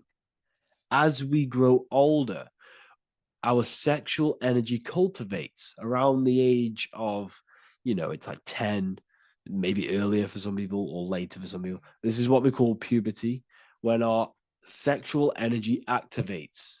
This is when the masculine and feminine energies are present within the body. And we are now given the ability to create human life. We're now given the ability to bring in a soul into the material world. Now, this is what we believe and know in the esoteric world. That is what sex is. You're bringing a soul from the astral into the physical. Okay. So as you grow older, you gain this ability to use the power of creation. You gain this force within you that allows you to open a portal in the astral and bring in a soul to the material. Now, this power can be misused. This power is very powerful and should not be misused. In occult and esoteric teachings, we teach and learn sexual transmutation, how we transmute sexual energy into different areas of our life so we can grow and create. Because sexual energy is creative energy. It creates a whole new human being. So if we retain it, we can transmute it into creativity. So this energy is kind of corrupting us as well. And now I'm not saying growing up is evil, all this thing is evil. This is a natural cycle that we must go through. The soul of us must go through this cycle so that we learn, so that we overcome it, so that we gain mastery over ourselves, so that we expand ourselves. I recommend you watch the Evolution of Consciousness lecture that I did on my YouTube. An amazing lecture. Talks about the evolution of consciousness and how we're on a never-ending cycle of life and death and expansion. So leaving the Garden of Eden is symbolic. You see, Eve represents emotion. She's feminine. Adam represents action. That's why he bit the apple. You see, Eve takes the apple and tempts Adam because she's the emotion. She's the sexual desire. And Adam eats it. He releases. He misuses the power of his creation. He misuses his consciousness because of material illusions and material desires. This is natural. Okay. As we grow older in this life, our soul has to experience sin. We have to experience negativity. We have to experience evil. Okay. And we have to misuse this power within us to learn about it so we can overcome it and gain control over it. Now, this is why the Bible says in Genesis 3:6, for God doth know that in the day ye eat thereof, then your eyes shall be opened. Ye shall be as gods, knowing good and evil. This is very, very, very symbolic. We come into this world to experience a dualistic way of reality. We come into this world to challenge ourselves so the soul can grow, because the soul comes from pure love from God. But we come into this world so the soul may know what it's like to be evil.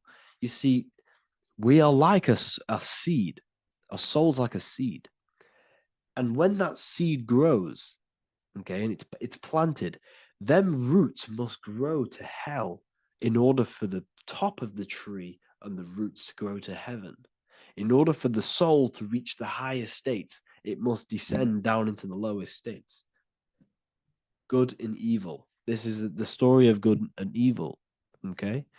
And this is the story, a psychological story of how the human mind has functioned in this life. This is what this story is representing, of how our soul and mind is functioning, how our consciousness is splitting and growing up and evoluting.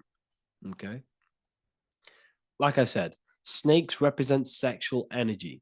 They represent, snake, when you've been snaked. This is why we say you've been snaked, because it represents a temptation of sexual energy. This is why the Kundalini is symbolized as a snake. This is the serpent within us that we can rise to activate dormant brain cells in our brain.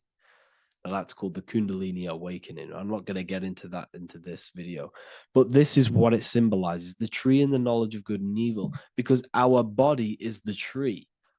Our central nervous system is the tree. The snake is our sexual urges and this false temptation that tempts us to interact with sin, the material world, okay, and go against our higher divine self. This is what it represents. Now, it's very, very symbolic. Not everyone is going to agree with this, but this is my interpretation of Genesis based on my research of occultism, symbolism, metaphors, and me studying the Bible. This is my interpretation, and I hope it resonates with you. It might not resonate with you, but this is what makes sense to me, and this is what has made sense to many other occult researchers who are in this space as well. Okay. So please leave a like, leave a comment, leave a subscribe. I'd greatly appreciate if you could, just give me some support on this channel. We're nearly at 100,000 subscribers, which is insane. I just want to say thank you all. And yeah, I will see you inside the university. If you join, I'll look forward to mentoring you, connecting with you on the live calls. There's a new symbolism course, which is going to be available very, very soon.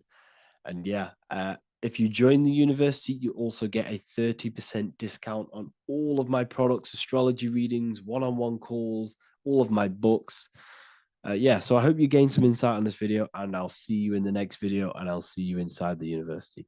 Have an amazing day. Welcome to Revival of Wisdom. Welcome people, we're back with another video. In this video we're talking about how Jesus Christ and Christianity is all sun worship. The Holy Bible of Christianity is not meant to be taken literal for history. It is a story and has lots of metaphors. Starting with the symbol of the cross of Jesus. This cross originates from this ancient cross of the sun. This symbol has been used for thousands of years, way before Jesus was a thing, in Europe, America, Asia, and all around the world. In fact, this symbol is still being used by Christians today, not knowing it represents the sun. This is a 4,500-year-old artifact, a golden plate with an equal-armed cross found in England. The gold to symbolize the sun, and the equal-armed cross for the 4 equal seasons of the year. So this is why in the Bible you have Matthew, Mark, Luke, and John, symbolizing the yearly cycle of the sun and the 4 equal seasons. Also in the Bible, Jesus is referred to as the light of the world. So yes, Jesus represents the sun. He is a metaphor for the sun. Hence why in all of these pictures and images and paintings of Jesus, there's always a sun behind his head, and some even with the sun cross behind his head. Jesus also has 12 disciples, which represent the 12 zodiac signs and the 12 months of the year. This is the Last Supper by Leonardo da Vinci. As you can see, the sun, being Jesus, is in the center, because the sun is in the center of the zodiac signs. There are 4 groups which symbolize the 4 equal seasons. Each group contains 3 people symbolizing the 3 months and the 3 zodiac signs in that season. There is only 1 female in the painting, which is Virgin Mary, who symbolizes Virgo, the astrological sign. So yes, Jesus symbolizes the sun with his 12 zodiac signs and 4 gospels for the 4 seasons of the year. However, there is another phenomenon. The 25th of December is known as the birth of Jesus Christ, which is known as Christmas today. Jesus symbolizing the sun and is born on December 25th. This is the day the sun moves 1 degree northward, bringing back the warmth, the growth of crops, the life and light back to the northern hemisphere. Everything is springing back to life, as we call it, spring. So it is said that the sun is born again on the 25th of December, and Jesus is known as the risen Saviour, because the sun is our risen Saviour, because it gives life to the whole of this realm, the warmth, the crops, and without the sun rising in the morning, we'd all die in about 2 weeks. And we all know how Jesus died on a cross. The sun also dies on a cross in the southern hemisphere. It dies on the Southern Crux constellation. And on December the 22nd, 23rd, and 24th, the sun remains in the same position. So the sun dies for 3 days, and it is born again on December 25th, when it moves 1 degree northward. And this is when the sun is born again, or resurrected, just like Jesus. Constellation Virgo is prominent in the spring sky in the northern hemisphere. So therefore, the sun is born a virgin, Virgo. And as you see in this image, you see Virgin Mary holding the sun. Us as humans do not own the sun, so therefore God owns the sun. So yes, the sun is the Son of God, and this is what Jesus is symbolizing. And just how Jesus sacrifices himself for humanity, that's what the sun does. The sun gives out all of its energy so we can live. There are many other Bible verses which represent Jesus as the sun. Now in Matthew 8:23-27, his disciples are in a boat and there is a massive storm. Jesus is asleep, meaning the sun has not arose. And the disciples say, "Save us, Lord, we are perishing." Quote, "Then he rose and rebuked the winds and the sea, and there was a great calm." End quote. Now this is a metaphor for the sun rising and calming the storm, because in the ocean, when the sun is down, that's when there are great storms. The worship of celestial bodies go back thousands of years, and it's called astrotheology, and it can pretty much be traced back to all ancient civilizations. Now going back to the ancient Egyptians, the god Horus, the god of war, and he symbolized the sun in the morning. Ancients used to say that he walked over the sky in 12 steps. Yes, this could symbolize the 12 zodiac signs. It also symbolizes the 12 hours of daylight. So we have 12 hours of Horus, but now they've rearranged the word to hours. Horus and hours. And when the sun rises, Horus rises, we say horizon, which is Horus is rising. That's the etymology of horizon. Another Egyptian god called Amun-Ra was known as the god of all creation. He was the first god of them all. Amun was also a sun god.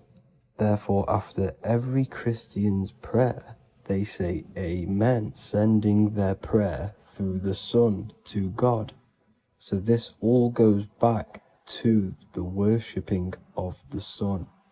Sun worship was around way before the Romans. However, in the Roman times, their sun god was called Mithra. Mithraism was the main religion before Christianity came into play. Mithra was the son of God.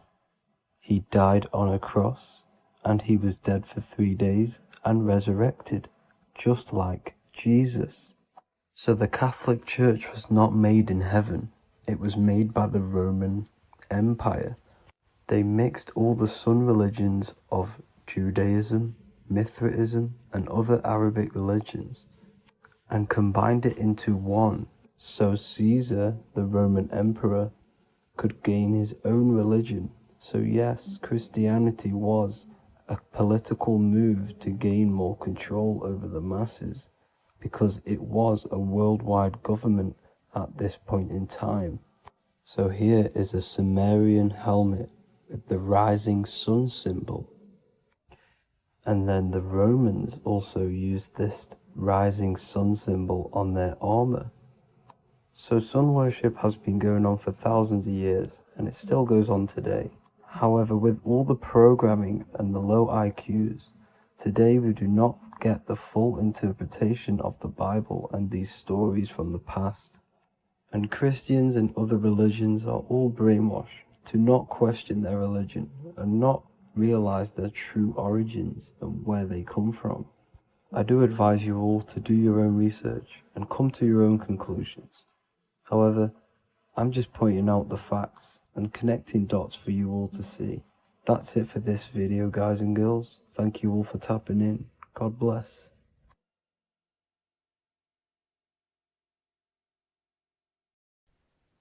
As above, so below. This is one of the most crucial teachings within esotericism, occultism, or what we like to call it today, spirituality. I don't like calling it spirituality because it's not spirituality. I teach human consciousness. I teach the science of you and your consciousness alone and your being. And in order to fully understand you and this world around you, you must understand this number one principle of as above, so below. There is many misconceptions of this, and there is many simple teachings of this, but I'm going to break it down today from the most simplest to the most complex, and you will see the connections between all things. This is the most important lesson you could ever learn, and I'm going to teach it you today. So what you must understand is with the term as above, so below, it applies with everything you see in this world and about yourself. We have something called the macro, which means the bigger scale. On the bigger scale, we have the whole earth. If we look down from the sky on top of rivers, this is what we see. We see this tree pattern. Then on a smaller scale, we see trees have the same pattern. Then we look even closer. We're going smaller and smaller into the leaves of the tree. We see the same pattern.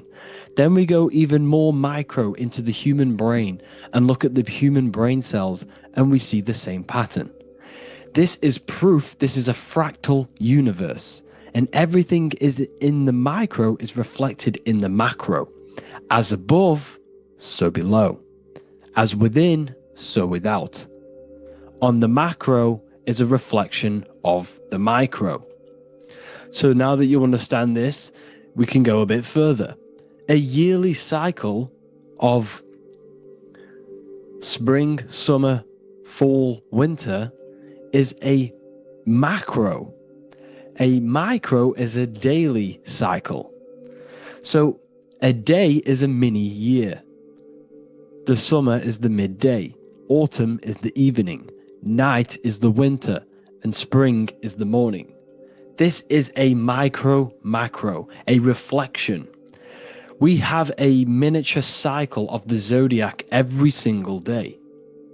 And this cycle is also reflecting the cycle of life and death. We live, we are born, which is the spring. We live, which is the summer. We then age, which is the autumn. And then we die, which is the winter. And then we are reborn again. This is the cycle of life and death. And you do this every single day. You see, death is a macrocosm of sleep. This is why we say sleep is the cousin of death. Because you die every single night. You do this process of life and death every single day. As above, so below. What's in the micro is in the macro. So when you go to sleep, you are essentially dying. And then in the morning when you wake up, you are then born again. This is a fractal cycle that we live in. Everything in this whole world is fractal. Everything applies to as above, so below. We have the sun, we have the moon, we have the day, we have the night. We have the life, we have the death. We have the conscious, we have sleep. As above, so below. We have the conscious mind, because now we're diving into as within, so without. As above, so below more refers to the external world. As within, so without is referring to your inner world and the outer world. What you must understand is about yourself. You exist in two realms. You're an individual.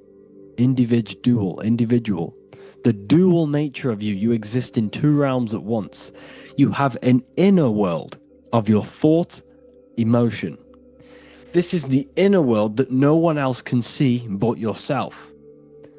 And you have an outer world with a physical body which everyone can see. So you exist in two worlds. You have the inner voice, you have the outer physical voice, which I'm speaking to you with now. But I also have an inner voice, which no one can hear, only but me. So you exist in the light and you exist in the darkness. The sun represents your external self, your physical, conscious mind. The moon represents your shadow self, the inner self, the psyche self, the spirit self. There is an as above, so below. The sun is within you. The moon is within you. Everything is within you. Now that you understand as above, so below, what is your body? Your body is a miniature earth. Let me repeat, your body is an earth. Your body is the earth. Okay? Because like I say many times in all of my videos, you are not in the world. The world is you. You are the universe. Your brain is a computer creating this reality. What you see with your eyes is produced in the back of the brain called the visual cortex. You don't look into the world, the brain produces the world. The body produces the world.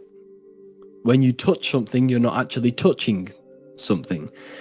This is the electrical nervous system. When you touch something, what you feel is actually electrical signals on your nervous system reporting back to your brain.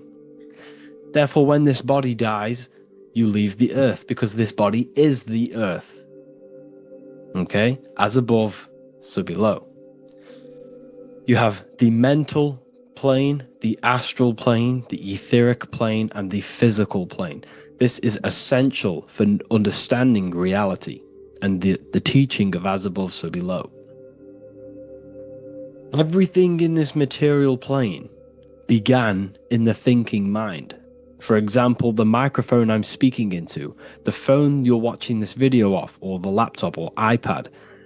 Where did this begin? It didn't begin in the factory. The first ever place this item begun was in the mind of an individual. The invisible realms of mind is where all physical things and physical items begun. Essentially, this physical plane is the effect of the thinking mind. This world is the world of effect. It's the world of outcomes. When you see something, it is already manifest. It is already being manifested. It is an effect. And in the effect of the cause, which is the thinking mind.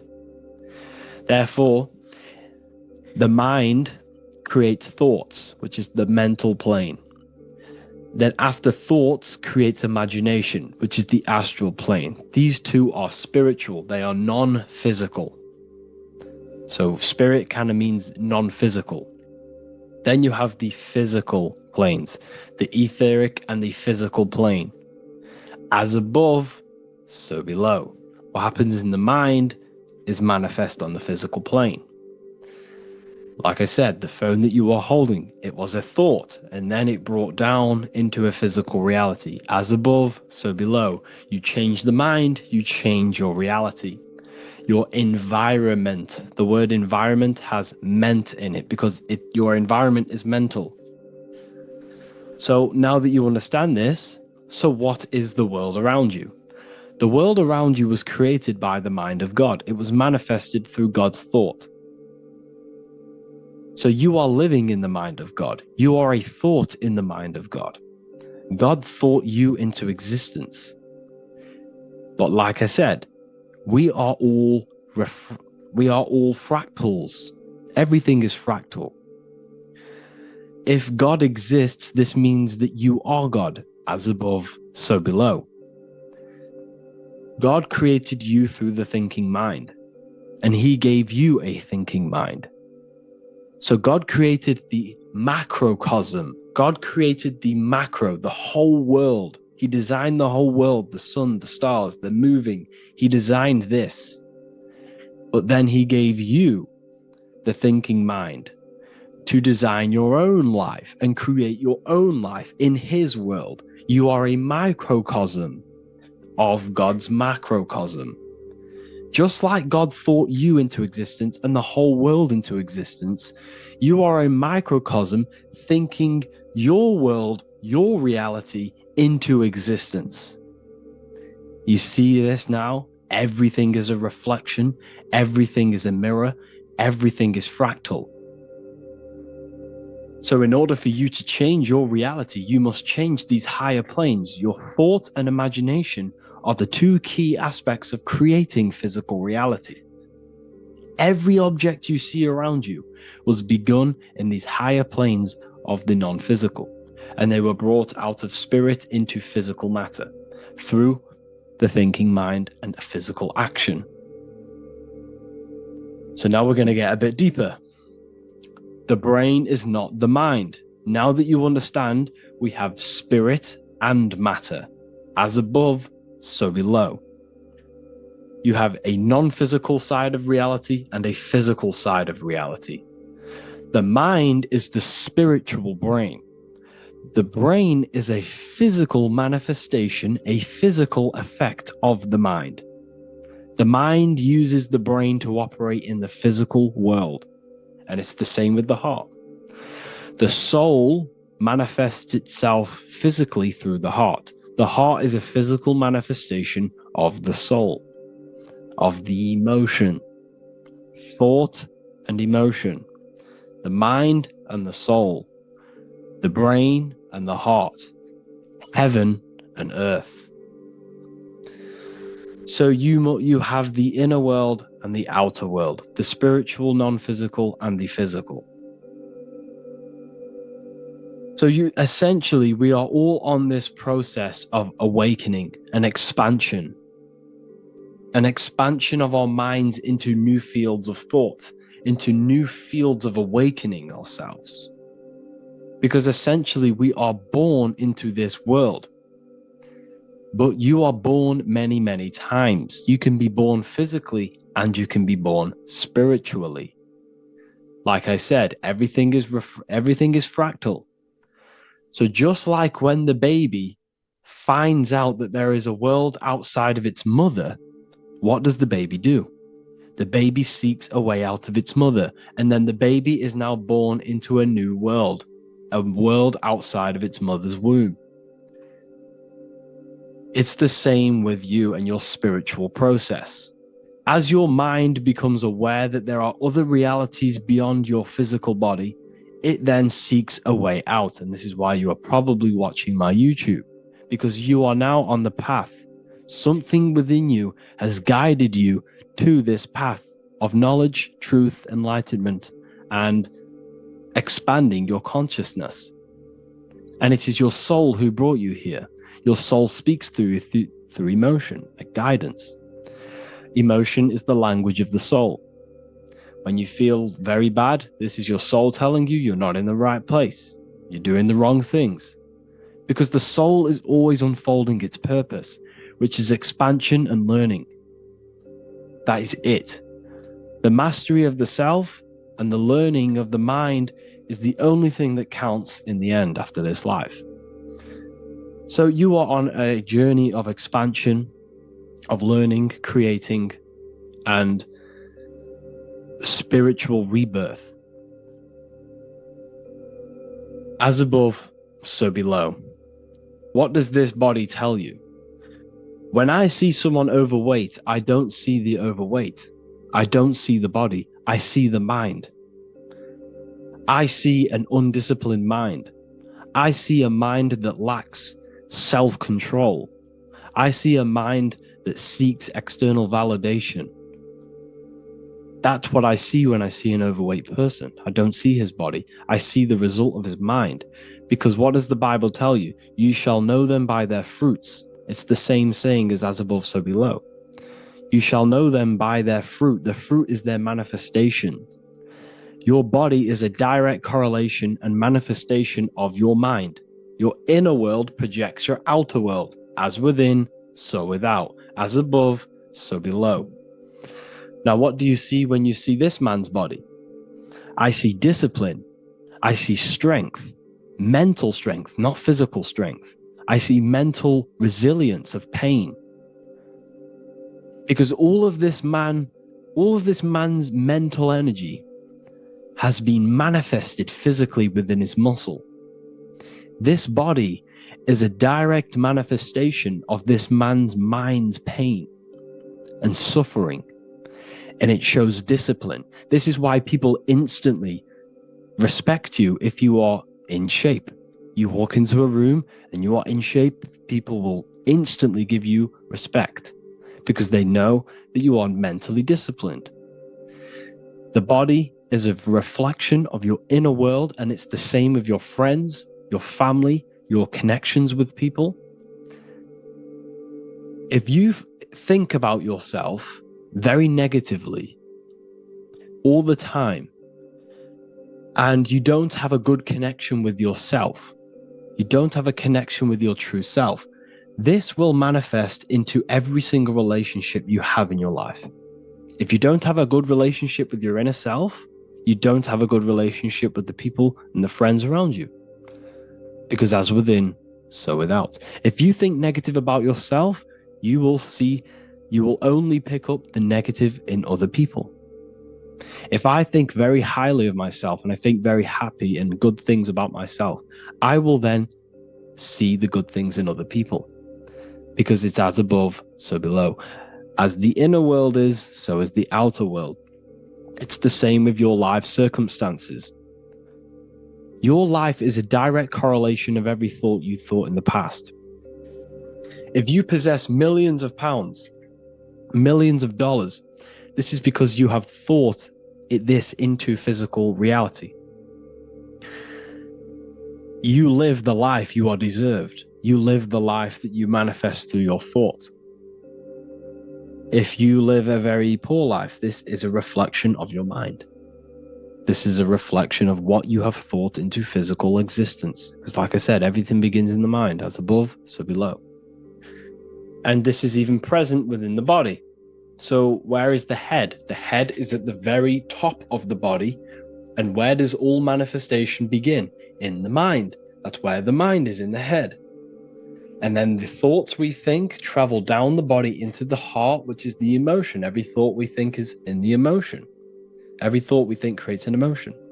This emotion then drives the action. Where does the action come from? The feet, because the feet move our body. We move with our feet to take action. Our hands. You see, so the body is even a micro reflection. I can't even say it. Reflection of the order of manifestation. This blew my mind when I figured this out. You see, the head, the thoughts begin here. This is the beginning of all manifestation. Then it comes down to the heart. This is the emotion. Then you take the action. The thought and emotion then sparks the action, which is taken with the hands and the feet. And where's the lowest point on the body? The feet, and that's touching the physical earth. So the head is where the thought is, the non-physical, and the lowest point on the body, which is touching the physical earth. So the head represents spirit, the feet represent matter, spirit and matter. Your room, if I walk into your room and I see a messy room, I don't see the room, I see a messy mind. The room is a reflection of the mind. If you have a messy room, this is your mind. It's an externalization of your unsorted mind, undisciplined mind. So like I said, we are all God, and we must find the God self within us. And I teach all of this inside the Book of Wisdom, Volume 2. This is not just a book, this is a revolution. This is the beginning of a new age with this book. If you have read it, I congratulate you. You should feel very proud of yourself if you have an open mind. You should feel proud of yourself for watching these videos, because not many people have an open mind. Remember this, people. You are special if you're watching these videos. You have the mind. You have the ability to see through the illusion. And I take my hat off to you. You want to take this to the next step? Read the book. Or if you want to take it to the serious levels, join the university. The university, you gain access to every piece of my material that I've ever done, all of my books, all of my lectures that are hidden from YouTube, that are hidden from everywhere else, the lectures that give you real power. And if you feel alone on this journey, we have a conscious community where you can connect with like-minded individuals, because I've been there. I've been there when you feel lonely, because you feel like no one else is thinking the way you are feeling. You can't talk to people about these things because people just think you're crazy. That's why I put together this, so we can connect, so we can unite, so you can connect with people, so you don't feel crazy about thinking about this stuff, learning about this stuff. And if you truly want to level up your life, people, and take your studies serious, this is for you. We do live calls, we do lectures.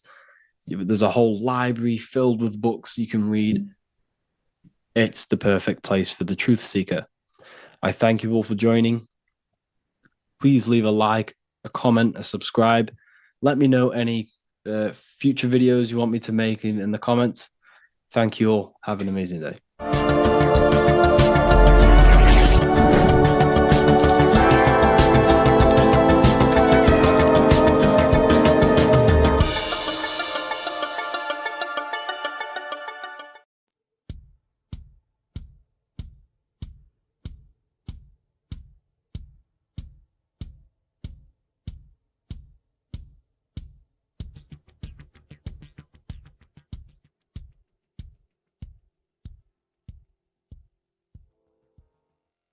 Welcome people, we're back with another video.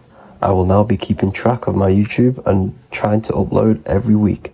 In this video, we'll be talking about the chakras. The chakras are the 7 attributes of God, and they are the 7 planets. These are literally vortex portals within us that connect us to these vices and characteristics of God. Each one of these energy centers are a spinning wheel of energy which controls the cells and organs in that particular area of the body. For example, It's literally a mini brain for that area of the body. Each chakra has a vice which you need to turn to a virtue in order to climb up through the system. They work like a stairway system. You have to go through each chakra in order to unlock the one above. This process is turning matter into spirit as you descended from spirit to matter. Saturn is Satan, that's why it's the lowest chakra, and that's why the devil is red, because red is the lowest vibrational color. When you are in these lower states of consciousness, you are in your animal nature. This is your physical side of your nature, and you are mainly being driven by your animal instincts or your ego. Moving back to your higher self or your spirit self is not an easy process. It takes a while. However, with discipline, consistency, and motivation, you can achieve this, and this is what the ancients called Christ consciousness. Once you have achieved this, it is basically a state of mastery of the mind. You no longer lust for the lower animal nature things. Now, let's start with the root chakra. This is located at the base of your spine, and you can feel this chakra by tensing your anus.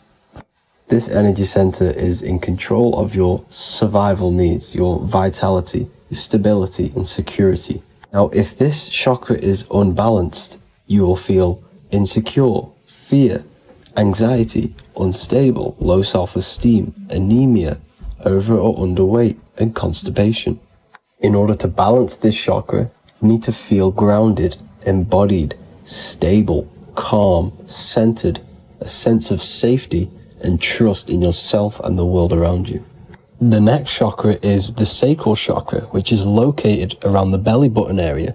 You can feel this chakra just by sucking in your belly. This chakra is to do with relationships, self-worth, creativity, empathy, and most importantly, sexuality. This is the most important one in order to start to raise your vibration overall, is giving up the over-sexualized nature. In order to balance this chakra, you need to come into harmony with all the toxic relationships that you have. Get rid of the fear, the anxiety, the isolation, and 100% get rid of the over-sexualized nature. Lust is one of the most lowest vibrations you could possibly feel. It is literally manifesting hell. In order to work on this chakra, you need to feel self-worth. You need to do creative things, empathy, healthy relationships, and 100% being confident. The next chakra is the solar plexus. This is to do with personal power, will, metabolism, eating, happiness, and your self-esteem and self-identification. You can feel this chakra just above your belly, below your ribs, and you can suck in this area. If this chakra is blocked, you will feel lack of confidence, difficulty in manifesting your desires, low self-esteem, misuse of power, misuse of dominance, weak will, and shame in yourself. Biggest one for this chakra is overeating, as it's to do with metabolism. If you are overeating, you are literally unbalancing a lot of your lower chakras, not just the solar plexus. In order to work on this chakra and balance it, you want to have a positive self-identification. You want to feel happy, a happy self-esteem, effectiveness to people, not overeating, and a strong willpower. Now for the heart chakra, one of the most important chakras. Chakra is to do with love, understanding, trust, hope, openness, compassion, balance, and forgiveness. The most important because your heart is the tree of life in the body. It is the center of the toroidal field. It is the most powerful chakra. Your heart is 5,000 times stronger magnetically than your brain. Once you have hit the heart chakra and you start surpassing the heart chakra, you are now turning matter into spirit, as the lower three chakras are dense and physical, and the above the heart chakra are turning to spirit. As you can see already, this is a hard and long process of working on yourself physically and internally. The symptoms of a blocked heart chakra would be lack of love or too much love, difficulty to accepting or giving love, lack of compassion, loneliness, and lack of emotional fulfillment. Finally, a lack of connection with a divine or to nature. In order to balance this chakra, the most important thing and the most powerful thing you can do is loving people, accepting and giving lots of love. Second most important thing to balance the heart chakra is balance. You need a balanced life. You need balance in all aspects of your life. Now for the throat chakra. This is a very important chakra as it's to do with communication. A symptom of this being unbalanced is a lack of self-expression and putting on a front all the time, acting with the ego. In order to balance this chakra, you need to constantly self-express yourself. You can't be putting on a front. That voice inside your head, you have to let it come outward. Don't just block it off with a wall. Self-expression will lead to you gaining friends who actually like you for being you and not these fake friends that you have to put on an ego for. In order to balance this chakra, you need to express yourself, express the word that's within you. Don't be lying to people, don't deceive or be deceptive. The next chakra is the third eye chakra. This is starting to get very advanced and you are coming very close to spirit. Just before we head on, I want to announce the PDF is now available, containing all the presentations I've ever made, all into a condensed 38-page PDF. The link will be below this video for you to access. And if you want to learn how to create reality using your mind, how to attract your desires, how to get out of the situation you are in, the link will also be there for the Manifestation Mastery course. Now for the third eye chakra. The third eye chakra controls the pineal gland, which is your first eye. It's to do with your psychic abilities, channeling, telepathy, astral travel, visions, and connection to the higher self. You need all of the chakras aligned to get the full potential out of your third eye or pineal gland chakra. For example, if you're astral traveling and you fear something, you will be instantly shot back to your body. So you need to master all of the chakras before you go on and try and do these higher spiritual activities. Symptoms of the third eye chakra being blocked is lack of imagination, lack of vision, lack of concentration, blocked or clouded intuition, can't see the big picture, and especially overly reliant on logic and intellectual thinking. A good way to work on this chakra is imagining things, vision things, trust your intuition at all times, always follow that inner voice. Cut out the tap water which contains fluoride. Fluoride blocks the pineal gland. And cut out all junk food because all of this is affecting your pineal gland. When in meditation, you want to focus your eyes and your attention to the center of your head between the two eyebrows. This is where the pineal gland is located. This will help and awaken the pineal gland over time when you keep doing these meditations. Finally, for the crown chakra, this is to do with universal consciousness, all-knowing, enlightenment, cosmic connections, the God source. This chakra is blocked by being cut off from spirituality, plagued by the senses, being tricked into the five senses and being tricked into thinking you are the body. In order to work on this chakra, you need to feel grounded. You need to know yourself, your real self, the voice within you. Have common sense, have specific decisions that you're making, be very direct. Now we've got out of the way all of the chakras, I can now introduce methods and meditations which will help you unblock them spiritually. When meditating, you want to get into the present moment in a nice, comfortable position. Bring yourself to the present moment by saying, I am here right now, nothing else matters. Keep repeating this over and over with your eyes open or closed. After a couple minutes of bringing your attention to the present moment, you can now start to breathe in through the nose deeply and breathe out through the mouth slower than you breathed in. Place your attention on the chakra that you want to balance. Think of a high vibrational emotion like love and think of this while placing your attention on that chakra. You can do this exercise every day for 10 to 20 to 30 minutes. The longer the better. Another practice you can do is by chanting the Bijis for each chakra. They are here starting from the root chakra all the way to the crown chakra. Or you can chant the 7 vowels. There are not 5, there are actually 7. A, E, A, O, U, M.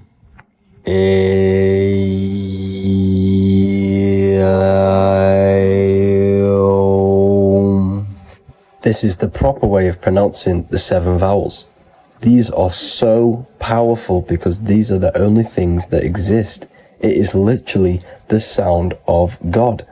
By pronouncing them right, you can actually create a lot of power within you and align your chakras. That's it for this video, people. I'd appreciate a comment and a like to help the algorithm.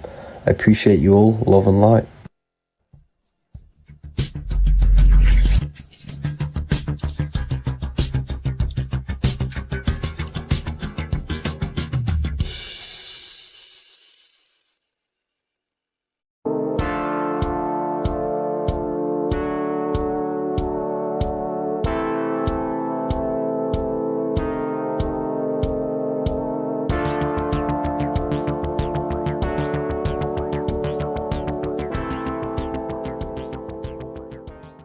Welcome back everyone to another video.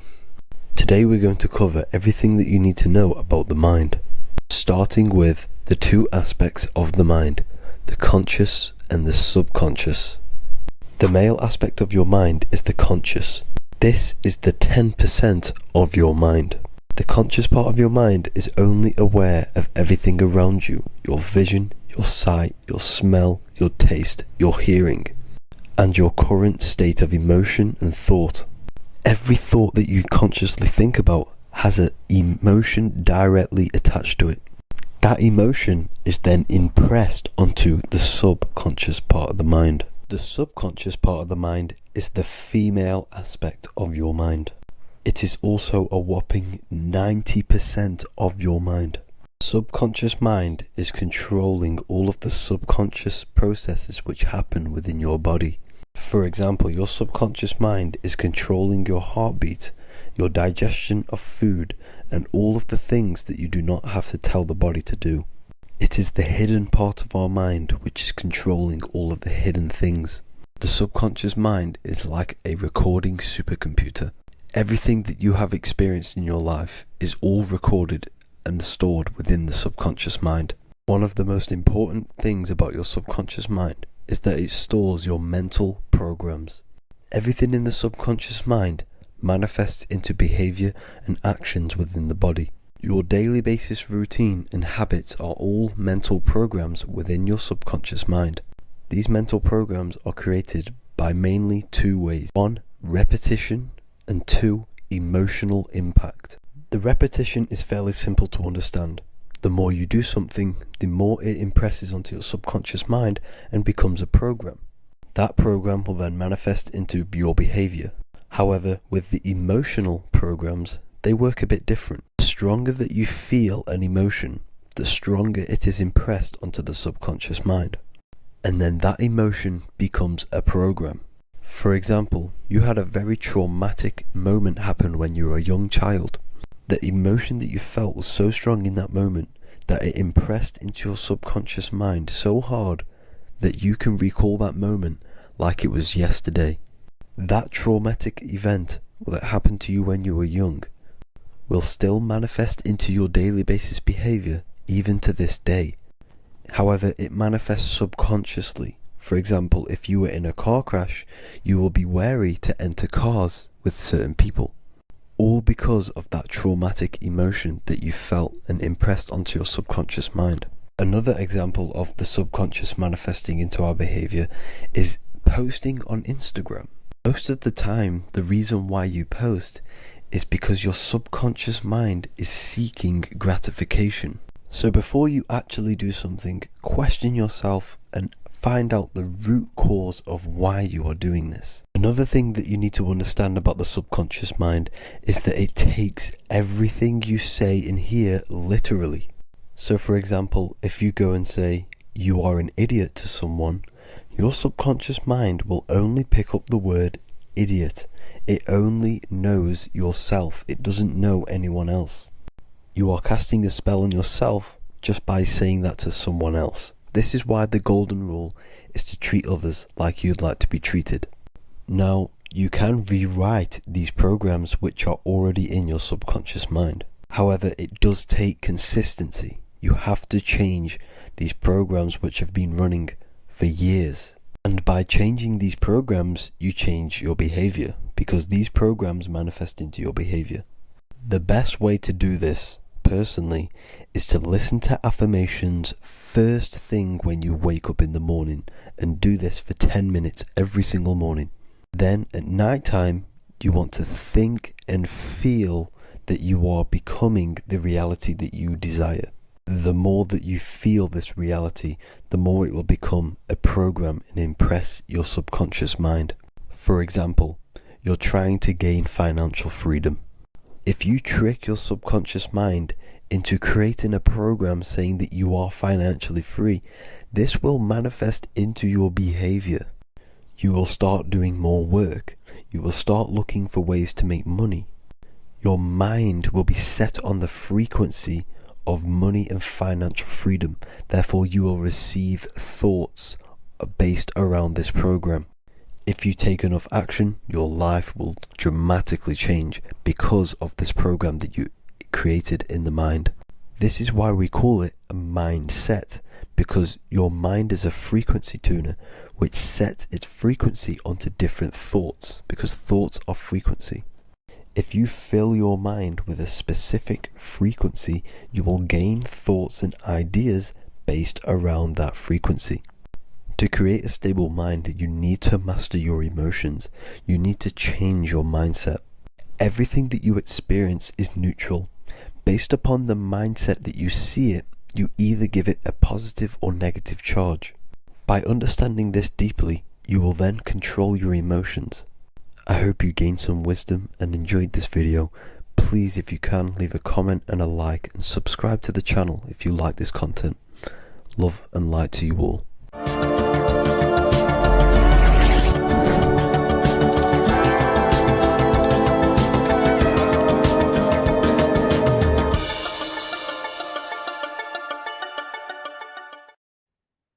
Hello and welcome back to The Real University. Today we're going to be talking about hidden spells within the language, English language. This is why we call it spelling. A lot of people are already aware of this. However, I'm going to go over some words that have double meaning, meanings to them, behind them, which trick your subconscious mind.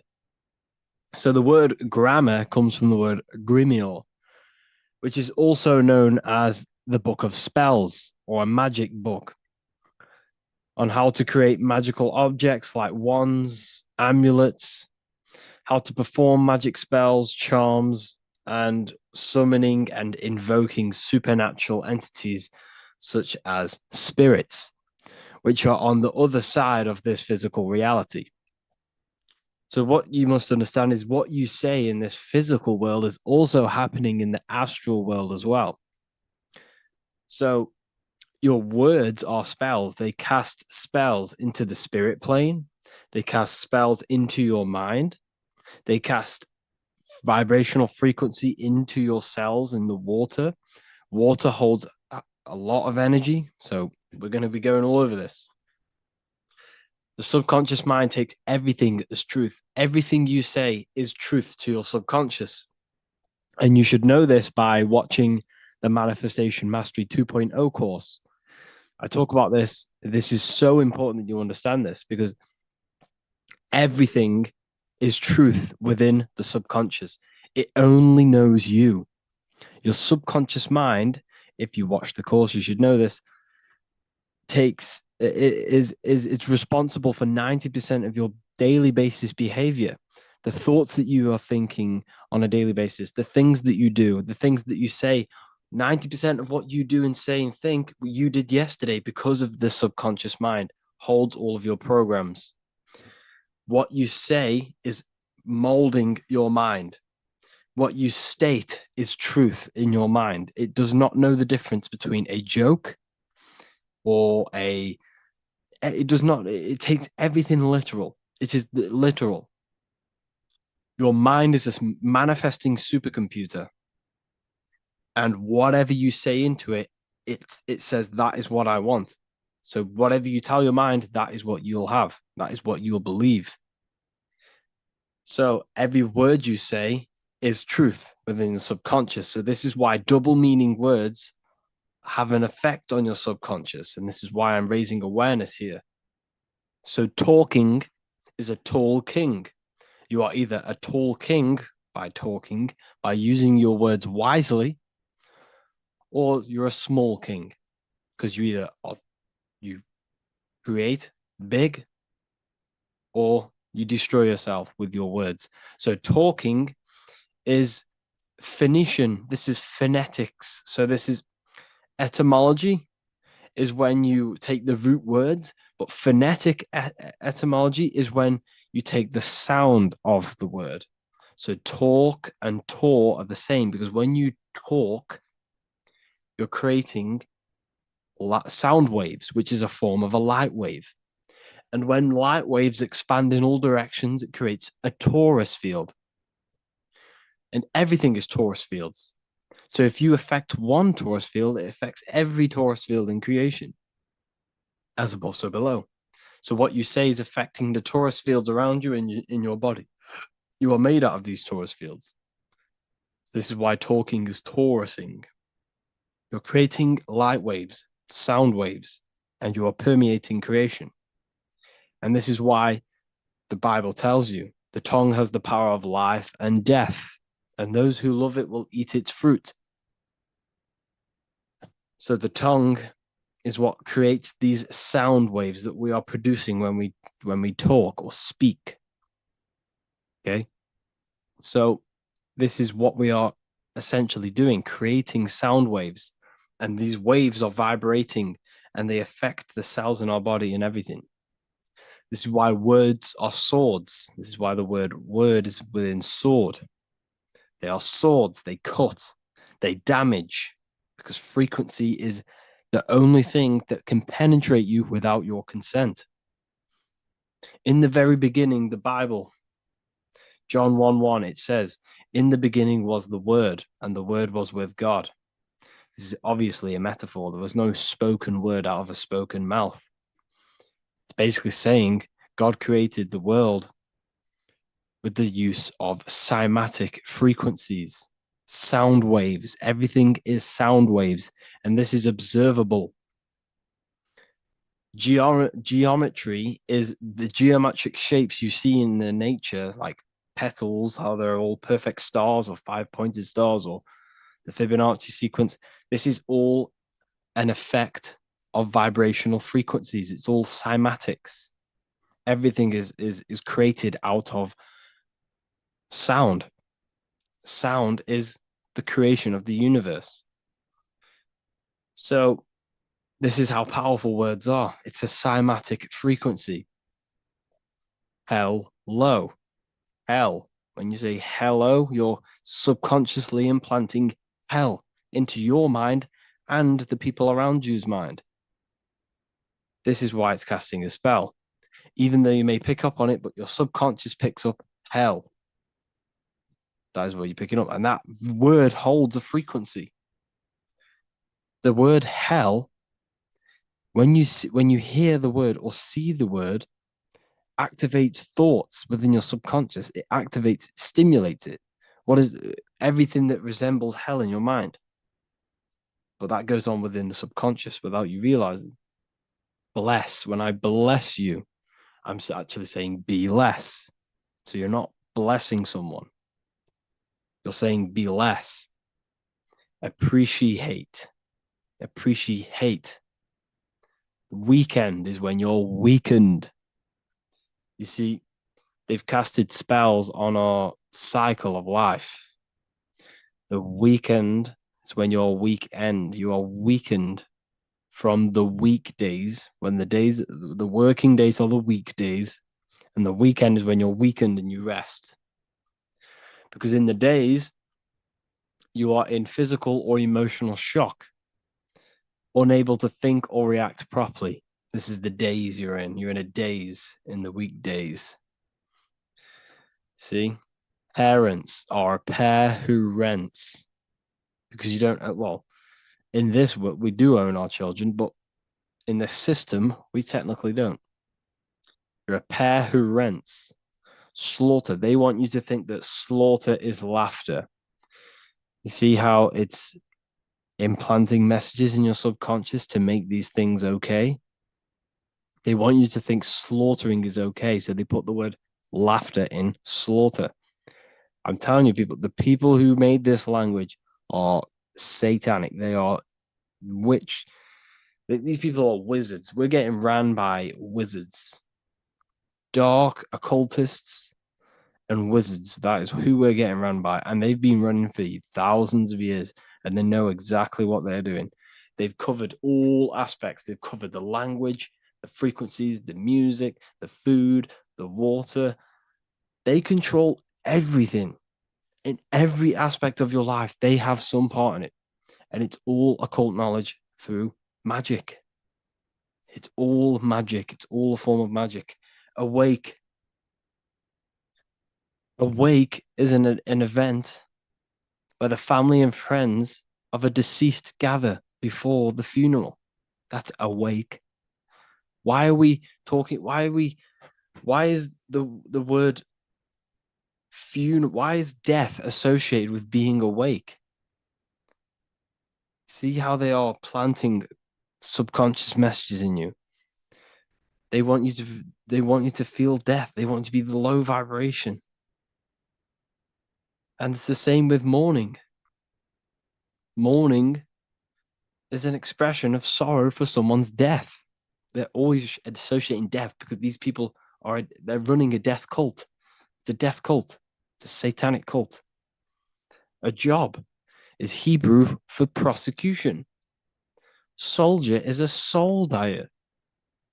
If you go into the army, you're a soul dyer that they just use your soul to die.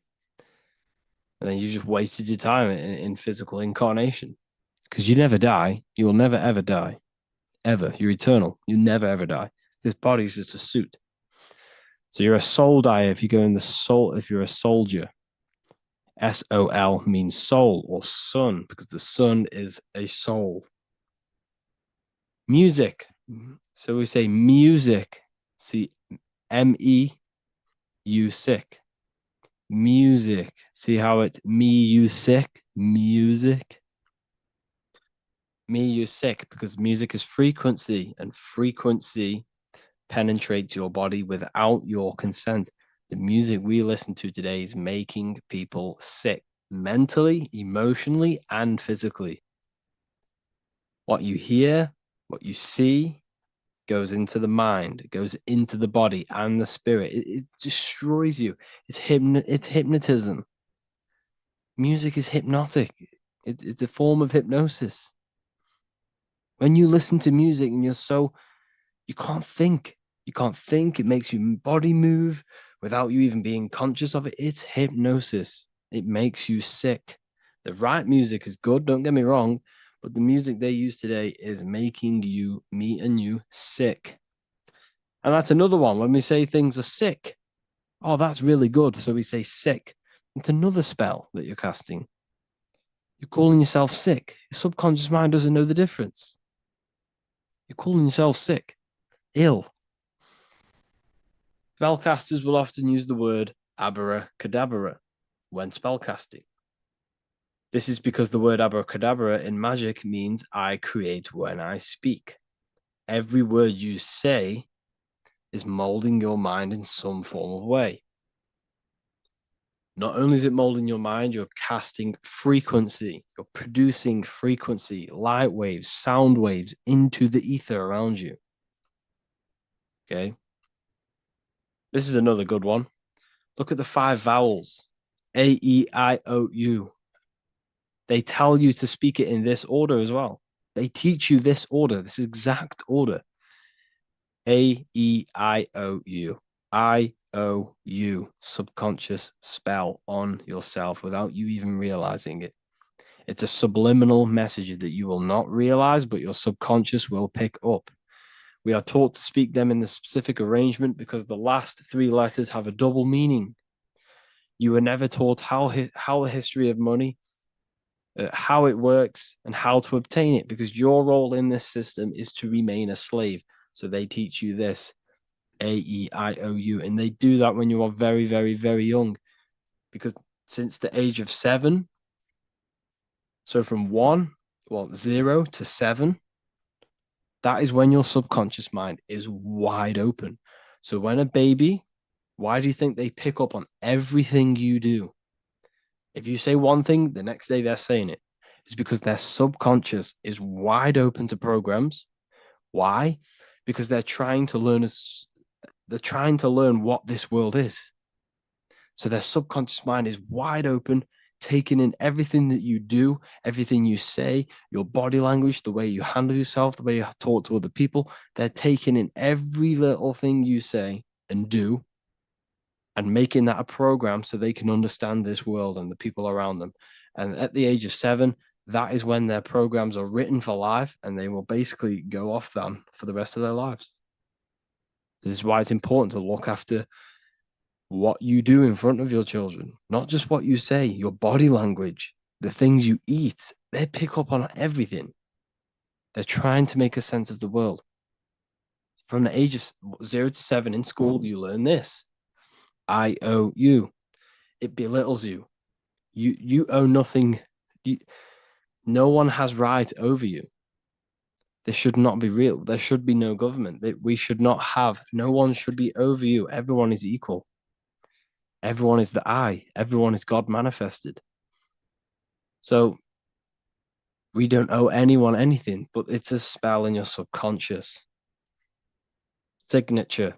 Sign your nature. Sig is sigil. A sigil is a magic. Is a sorry, excuse me. Is a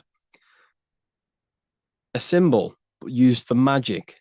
A sigil. Sigil nature. So your signature is your sigil. And when you sign that, it gives mental power over you. Once you have put your sigil into that paper, they now have mental power over you. It's magic. It's all a form of magic and brainwashing. Okay. When we say the word we're saying we're trying to use God to manifest that. Okay, because the comes from theo in Greek, which means God. So when we say theology, ology means the study of. Theology is the study of God. That's what theology is. Theo, when we say I am we are using God to bring it into existence. God is the I am. The I behind you, the I am, that's God. That's what manifested everything in your life. Everything in your life, that invisible creator inside of you has manifested everything you physically see. You are the invisible architecture, the invisible artist behind your life. The I, that's God. The only one. So when we use the word I am, well, this is how to bring the power to yourself.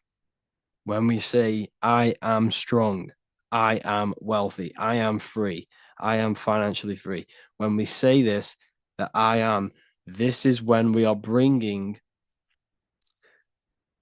we are directing vibrational frequency into our own being, into our own magnetic field, and into our own life. This is how we direct vibrational frequency and direct our word. So when we say I am directing my frequency into myself to manifest something external. Also known as the chi or the prana. It's just basically your magnetic energy. So speaking has the ability to change your genes and DNA expressions. When we listen to affirmations over and over and say them over and over for a long period of time, your genes will change. And your genes are a code for your external world, pretty much. Anything that is written in your genes will manifest into your external world. Okay. But all of this is just done by your intentions, thoughts, and what you say. And if you think this is a conspiracy theory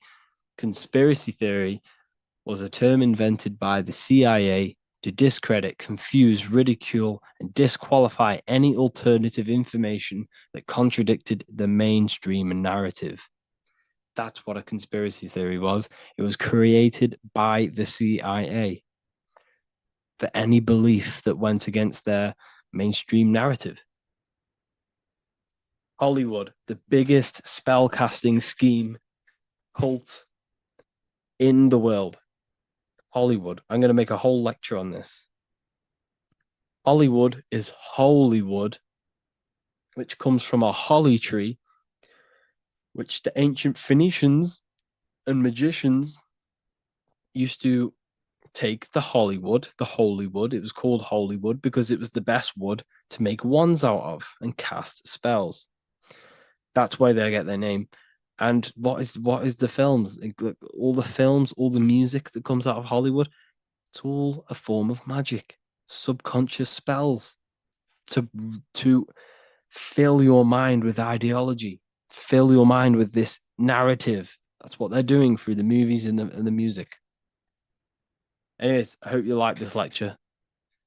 Thank you all for joining the Real University. I hope you're all learning a lot here and looking forward to making some more awareness for you and more knowledge. Have an amazing day, people. What if the word Yahweh is proof that God is embedded in our very own being? Stay with me because what I'm about to show you might change the way you see yourself forever. Today's topic is decoding the mystery name of Yahweh, the sacred name of God from the Hebrews. By the end of this video, you'll uncover the true meaning of the word Yahweh and how your connection to it unlocks your own personal power. When we look at the word Yahweh in Hebrew, we flip it on its side. We're actually looking at the human body. These are the legs, this is the torso, here are the arms, and here's the head. So if we actually switch this on its side, we see the human body. The Hebrew name Yahweh often translates to I am. The I am. Now, what is the I am? The I am, when you say I, you're referring to your highest self. Everything with the letter I in the beginning, most of them words are referring to our inner self, inside, intelligence, internal, in. The I represents the inside self, the invisible self. You cannot see the I am because this is the spirit, this is our consciousness. It's the intelligence controlling the human body. When you say I, you're not referring to your name, your job, your reputation, your ego, or your thoughts. You're referring to the observer who is beyond the thoughts, the one who's observing the thoughts. That's the soul. Look at the word Yahweh, Yahweh, the sacred name of God. Yahweh can be observed in the natural rhythm of the human breath. When inhaling, we subtly hear Yah. When exhaling, we hear Way. Do this yourself. Breathe in through your nose, you'll hear Yah. Breathe out, you'll hear Way. And in fact, the letter H, H, when it's pronounced, it carries the soft sound of wind or breath, a gentle exhale that mirrors the very essence of life, giving air. Breath is the spirit of life. It's what connects us with consciousness. If we stop breathing, we lose consciousness. The body shuts down. We're breathing the spirit of breath. We're breathing in the spirit of life. It's the very essence that gives us physical existence, and we're constantly staying connected to this breath at all times. Now let's look at Yahweh. 1, 2, 3, 4. There are 4 letters. The tetragrammaton is the 4-letter Hebrew name for God. Okay? Tetra meaning 4. We have 4 gospels of Jesus. Jesus is depicted with a cross with 4 sections. Jesus has the 4 sacred animals around the side of him, always depicted with these 4. A bull or an ox, an eagle, a man, and a lion. These are the 4 fixed signs of the zodiac. Aquarius, the man, Scorpio, the eagle, Leo, the lion, Taurus, the bull or the ox, which are related to the elements. Leo is a fire sign. Aquarius is an air sign. Taurus is an earth sign. Scorpio is a water sign. These are the 4 elements. And the 4 elements correspond to the 4 bodies of consciousness, as we see here. This is fire. This is air. This is water. This is earth. So we are made out of the 4 elements, which represent the 4 bodies of consciousness: mind, emotion, spirit, and body. The soul is incarnated into 4 sections. Hence why Jesus has 4 gospels. Hence why Yahweh is a four-named word, because we are tetraform. We have 4 bodies of consciousness. There are 4 pillars to reality: the mind, emotion, spirit, and the body. So what we're actually looking at here is the name of the very essence of the self. Yahweh represents the universal consciousness that we're all tapped into, because the body is like a radio. The body is basically a radio antenna, which is picking up the stream of consciousness, and we're all the same consciousness, just experiencing it in a different body. And Yahweh is the name for this intelligence that we're all acting out, that we're all manifestations of. So now let's look at the word Yahweh, where we read it this way in Hebrew, which is 10565. 10565 in the Hebrew letters and the numerical values. And the DNA is made up of 4 bases. These 4 things which create the DNA. This basis is the genetic code for all living things. Each DNA strand is held together by sulfur bridges that appear in a repeating pattern of 10565. This pattern matches the numerical value of the Hebrew letters of Yahweh, Yod, He, Va, He, which are 10565. This means the structure of DNA, the code of life, follows the same number sequence as the sacred name of God, Yahweh. This is a factual observation. So we're looking at 10565. So let's look over this one more time. Yahweh represents the breath, Yahweh, inhale, exhale. It translates to I am. It's written in our DNA. The word Yahweh on its side looks like the human body. Now, this is where things get a little bit deeper. 10565 adds up to 26. The number God, well, the word God adds up to 26. Allah adds up to 26. There are 206 bones in the human body, 26. 26 adds up to 8. 8 is the number of infinity. We are all the infinite consciousness. Consciousness will never die. It's immortal. It's infinite. We are all infinite. We are not these skeletal structures. We are Yahweh, the universal consciousness. The creator of all things is our essence. We're all God with individual identities, but the highest versions of ourselves is God. The ego is our own personal experience of God. Does this make sense?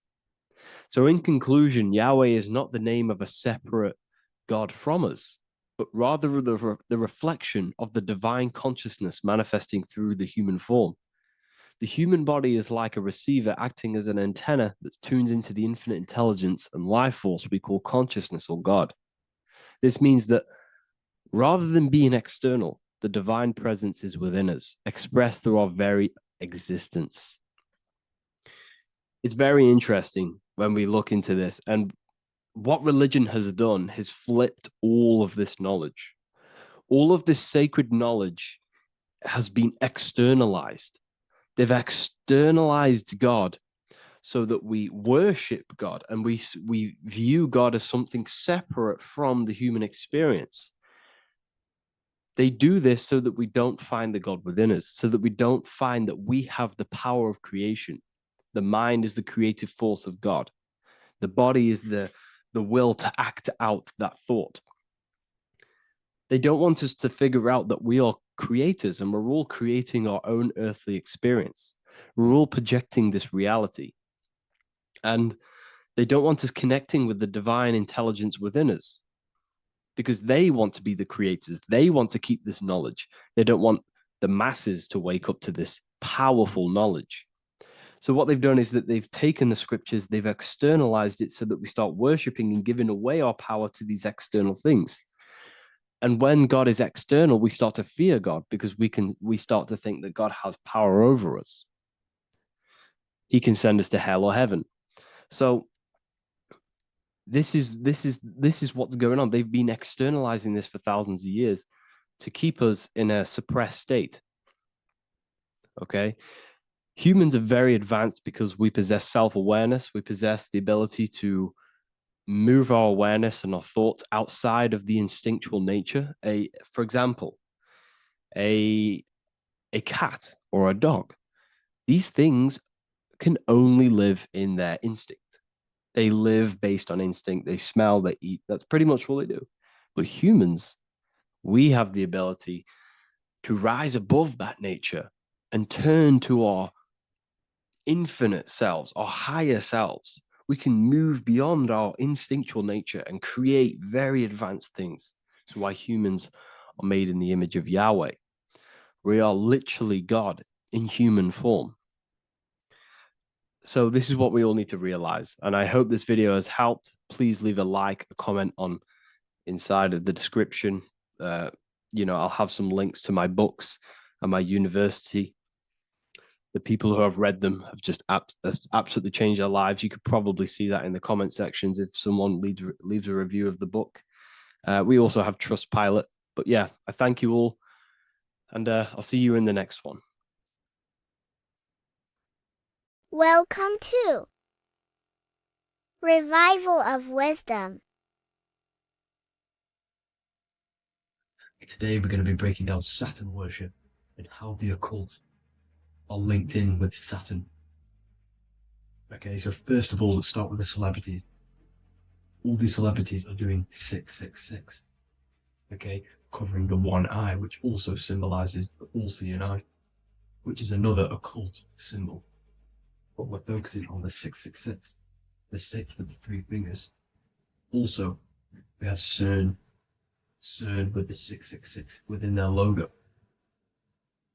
Also Disney, okay, as you can see here, 666 within their logo. Pepsi, Coca-Cola, and even Cadbury's. Monster Energy with the 666 in Hebrew numerals. Unleash the beast. So what is 666 to do with Saturn? Because on Saturn,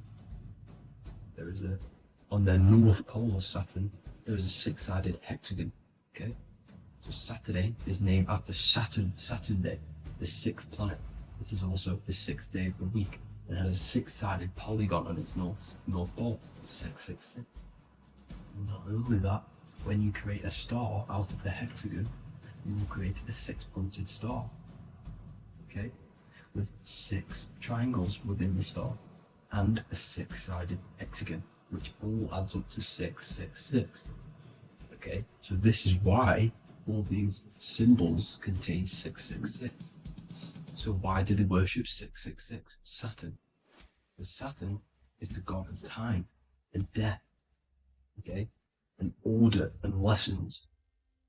Okay, Saturn is a very cold and dry being. That is the 6th planet from the sun. Okay, Saturn represents the winter, which symbolizes death, okay, because all nature dies within winter because the sun's not there. So it represents darkness and death. It rules the zodiac sign of Capricorn, okay? So, in the celestial cycle, Saturn is always opposite the sun. So it's the opposite of the sun. So they're worshipping this energy which is death-like, okay? This god which is death and does not bring life, okay? Also is the god of time, okay? Also in the Roman and in Greek it's called Chronos, okay, which is just a translation for time. It's also known as the Father Time, aka the Grim Reaper, okay? The Grim Reaper, keep that in mind, we'll come back to this. Here are some more logos with Saturn, okay? Nike, Internet, Wi-Fi, okay? All these occult logos all worship Saturn. They are a satanic occult. They worship this death, this death god, this evil god. Okay? This is where the cube now comes in. Okay? Because what colour is associated with Saturn? It's black, because it's the absence of light, it's opposite the sun. So black is the colour associated with Saturn. Each planet has its own colour associated with it. Okay, so when you make the cube, okay, as you can see here, the cube out of the polygon, it creates what? A black cube. Okay, and the Kabbalah, okay, Kabbalah means cube, Allah means the God, the cube God. These religions are secretly worshipping this cube God, the god of death, Saturn, Satan. It's the same entity behind it all. Okay? So, also, we have these black cubes in Australia, Denmark, all around the world, these black cubes. Because this occult is worldwide. It's Saturn, Satan taking over this realm. Okay? Also, with this black cube, they walk around it like the rings of Saturn. It's around the black cube of Saturn with the rings, they walk around in circles. What are circles? Cycles. What is a cycle? Time. The time god. This is why it has a ring around it, because it represents time, cycles. Okay? And this is another depiction, Saturn, always depicted with this Reaper staff. Okay? Keep in mind this staff, just like we associated with, aka the Grim Reaper. The Grim Reaper also wears a black robe, representing Saturn with the same staff. Can you see it? This is where it comes in. Okay? The same thing, look, the same staff with the black robe. Black representing Saturn, the god of death. Okay, the Grim Reaper, Satan. Okay. Also, when you graduate from university, what do? You wear a cube on your head, a black cube with a black robe. This is Saturn worship. See, this is how Saturn, Satan, has tricked the world into worshipping him, not God, the sun, which represents God. So what is a corona? Because a corona is a crown, a circle, okay? A set of concentric circles of light seen around a luminous body. So Saturn. So this is why they used to worship Saturn by wearing crowns in ancient days. And we still do to this day. The king or queen has a crown, a corona. Also, corona, the drink. Corona adds up to 666, just like Saturn is 666. But like you see in the corona, you see the staff. You see this staff, just like the staff of Saturn, the Saturn god, like the Grim Reaper, with the black robe and the staff, just like the Saturn god. What is the Grim Reaper? It's a killer, it represents death, just like Saturn, the god of death and time. So all these occults and secret societies all worship the 666 god, which is Saturn, Satan. All of our energy is being put into Saturn. Okay, and Saturn, Satan, is harnessing all of this energy. So gradually, this is what the mark of the beast is. Like it says in the Bible, the mark of the beast, or the name of the beast. Here is wisdom, let him know that he hath understand and count the number of the beast, for it is 6. It is the number 6 of a man, and is 600, 666, 666. So this is what the mark of the beast is. They are going to eventually put green chips, just like Neuralink, which is what Elon Musk is pushing. Okay, so this chip is the mark of the beast, and it's going to be implanted to our hands or brains. okay? And they will manipulate our consciousness, and it will manipulate our DNA, and it will directly connect us to AI, and AI is linked in with Saturn, Satan, as the demons and the people who rule this world are in love with AI. They want to connect humans to AI. And this will control our consciousness completely and give all of our energy back to Saturn, Satan, this deity that they all worship.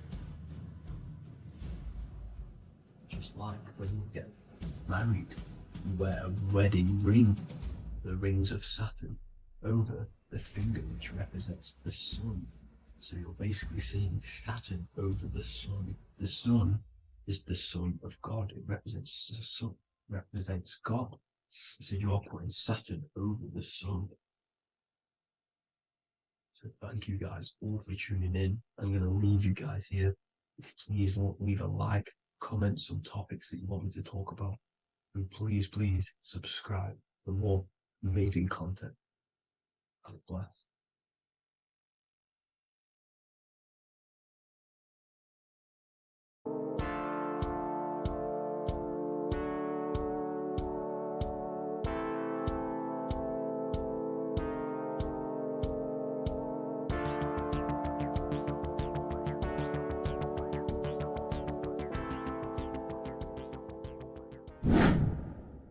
Hello and welcome to another video, people. Before we start, please like, comment, and subscribe if you wish to see more content.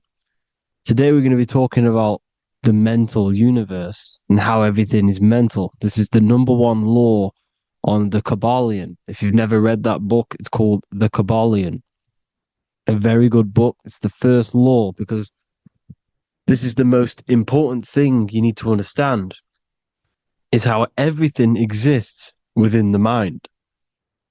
Behind every single one of these eyes is the same consciousness expressed in different bodies. The mind is what gives perception to what you're experiencing. Behind every single one of these eyes is the exact same consciousness, but the brain that they inhabit is giving them a different perception, a different being, a different body. Now, this is the difference between humans and animals. Humans possess a advanced consciousness, an advanced mind that gives us the ability to be aware of ourselves mentally, physically, and spiritually. We can reflect on ourselves. When a dog looks in the mirror or an animal looks in the mirror, it doesn't know what it's looking at. It doesn't realize it has a consciousness. It can't reflect on itself. It can't say, I want to improve in this area. It doesn't have that consciousness. We have a divine consciousness. Take away the N for divine, and you get with a D, put it with a D, you get divide, because we have a divided two-way consciousness. An animal only has one. However, it's still the same mind. We're all mind. We're all mental. We all exist within the mental plane. Look at this person walking. The body, the brain is sending electrical signals through the 12 cranial nerves, which the 12 disciples that spread the gospel of Jesus, right? You have 12 cranial nerves in your brain. There are 12 disciples which spread the gospel of Jesus.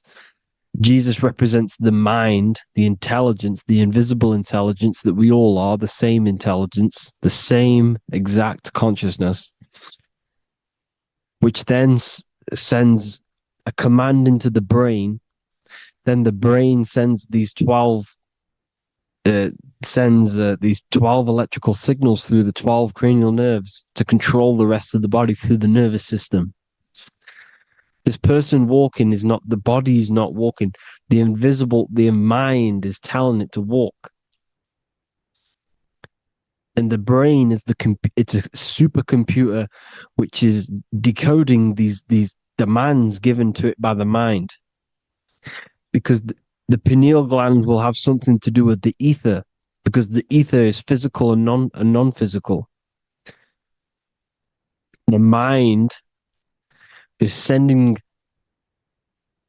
the commands through the ether to the pineal gland, which is then getting broken down into electrical codes within the brain and sent throughout the nervous system to control the body. And this is why in the Sims simulation, because the body's the simulation, it's a false reality, it's the fake reality, it's not the real you. You are formless. There is no form, but the third dimension is a dimension within your mind. Matter, mind, light is all a product of your mind. It's all in the mind. Now, this is why The Sims has this green little diamond on top of the head. Because this is you. This is your invisible intelligence controlling the character. Okay? It's controlling the character. And this character is in the world. Your consciousness isn't in the world. The world exists within you, but the body is a vehicle for that realm that you land in. When you have a dream, your mind transcends this body into another body, duplicates your body into another universe, unite. Unite is one. We're all one. It's all one universe, expressed in many different ways, infinitely. And the vehicle that you land in is the body to operate in that realm. This is the all-seeing eye, as you see here. The eye, this is all the intelligence. This is the ball of consciousness, God, expressed in different bodies. We're all this same one in different bodies, as you can see here. And this intelligence is expressing infinitely throughout the universe. An infinite universe. There's no beginning, no end. There was no beginning of the universe. There is no end. It's infinite. Always has and always will. But the mind is what gives you the ability to explore the universe, to make perception of it. We are God in disguise. We are God in disguise. We are God in flesh. But the body can become attached to the mind, can become attached to the body if the mind is not aware of itself. When the mind is that blinded by matter, and we lack knowledge and understanding of what we truly are, a formless, infinite being, a traveler. This is why Freemasons are called Freemasons. Mason means traveler. Free. You're a free traveler because your consciousness is a traveler of the universe.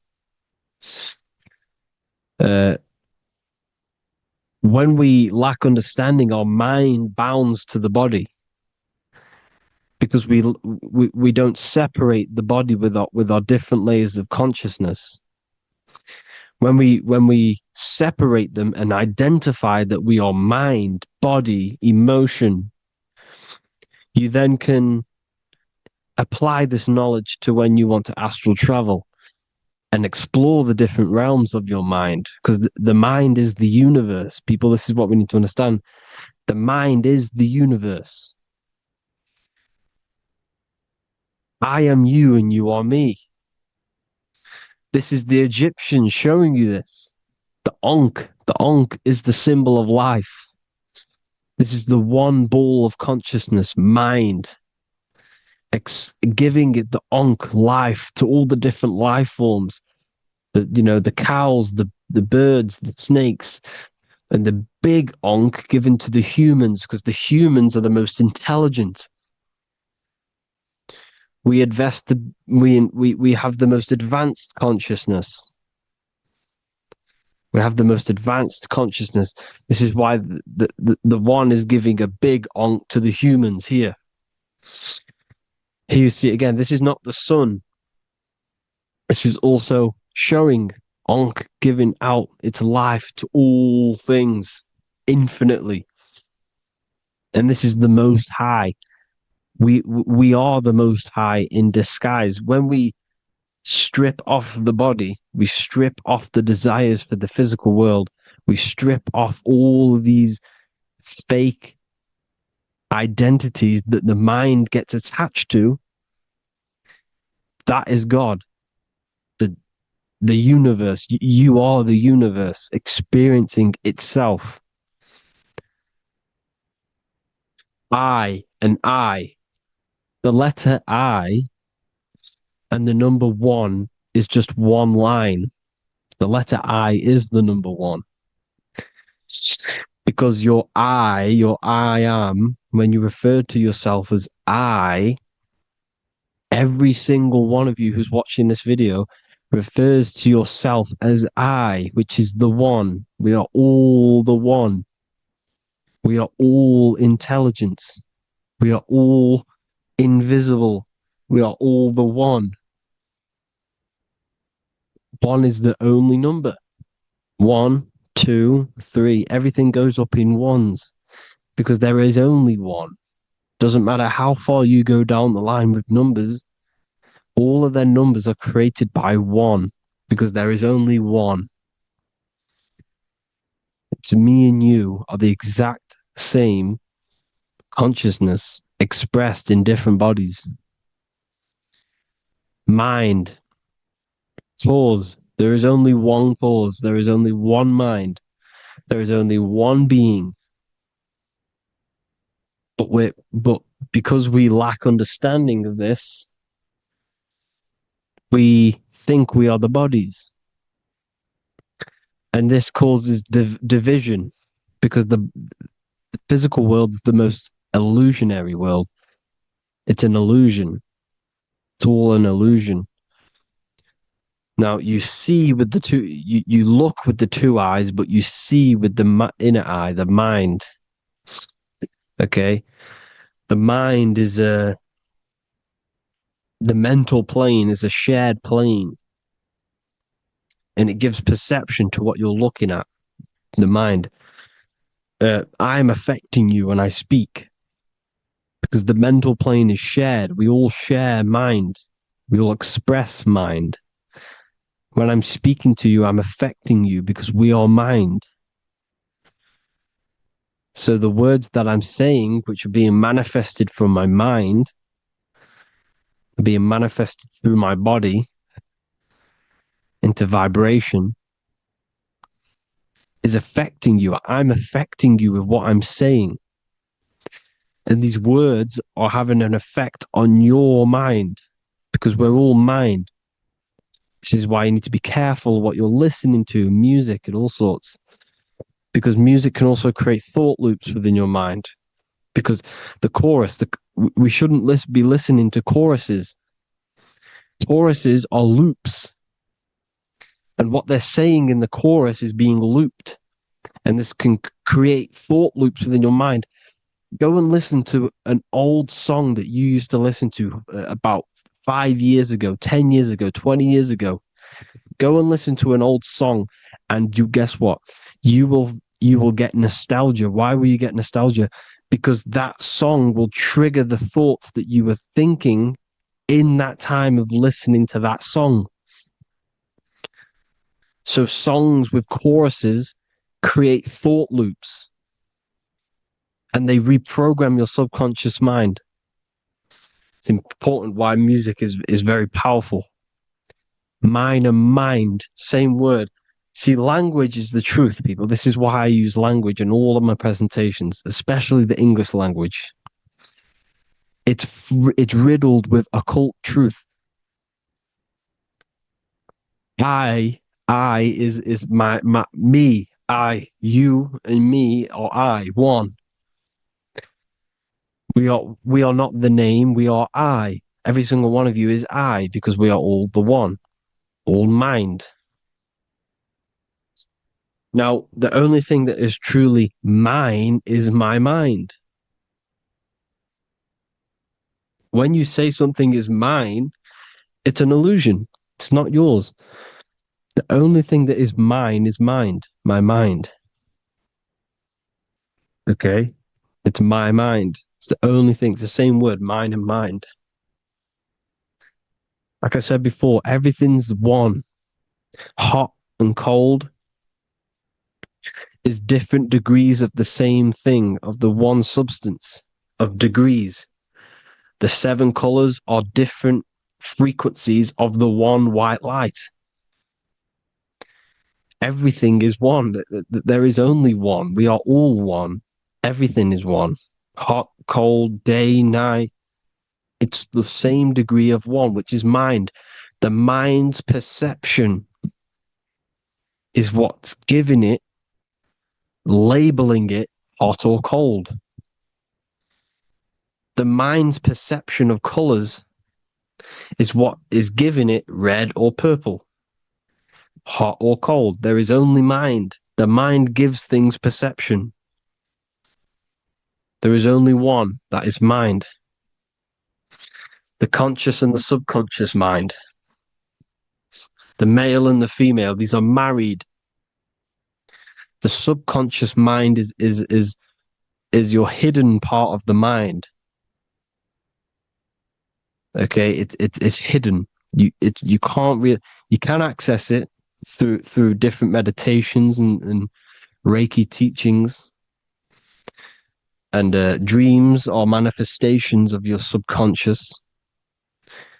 This is how you know mind and matter are one, because your mind creates matter in dreams. Your subconscious manifests everything in a dream, in the astral realms. The conscious is what you're conscious of, what you're consciously thinking of. So me, I am conscious that I am speaking into this mic and creating this video. My subconscious mind is the hidden part of the mind, which is speaking to my heart, telling it to beat. It's telling my food to digest. It's regulating all my blood. It's doing everything in my body without me being conscious of it. Without me being conscious. The subconscious is the feminine. The conscious is the male. The Bible, of course. Proverbs 12:4. Helpful, not helpful, an excellent wife is the crown of her husband, but she who brings shame is like rottenness in his bones. In the same way, husbands should love their wives as their own bodies. He who loves his wife loves himself. You can take that physically, you can take that literally, or you can take it metaphysically. See, the Bible's written in such a way where you can take it as your level of realization. He who loves his wife loves himself. If you love your subconscious, if you love yourself, you speak good about yourself, because your subconscious takes everything literally. If you say, I hate you to someone, your subconscious does not know the difference between me and someone else. It only thinks me, me, me. Why? Because mind is the only thing that exists. You are mind, I am mind. If I say, I hate you, you're saying that to yourself. Your subconscious picks that up and says, I hate myself. And that's telling your subconscious that's what you want. Because your subconscious manifests 90% of your behavior. The programs within your subconscious. Tying your shoelace is a program. You don't need to be conscious of it. You can just do it because it's a program. It's deeply interwoven in the subconscious. Driving your car, texting on your phone. You don't have to think about what letter. You just do it because you know where the letters are. It's a program. Therefore, if you look after your subconscious, they are a married couple. It's your wife. Your subconscious is your wife. And it manifests 90% of your daily basis thought patterns actions, behaviors, emotions, all the things that all the trauma that you've experienced is stored within your subconscious, which is affecting you. So let's say you were in a car crash 10 years ago and you had a really traumatic event, you really hurt yourself, and you had a very, very, very strong emotion that you felt of pain. That will still affect you today. And why? Because it will manifest into your behavior. How? Well, you'll be cautious of what cars to go in and who.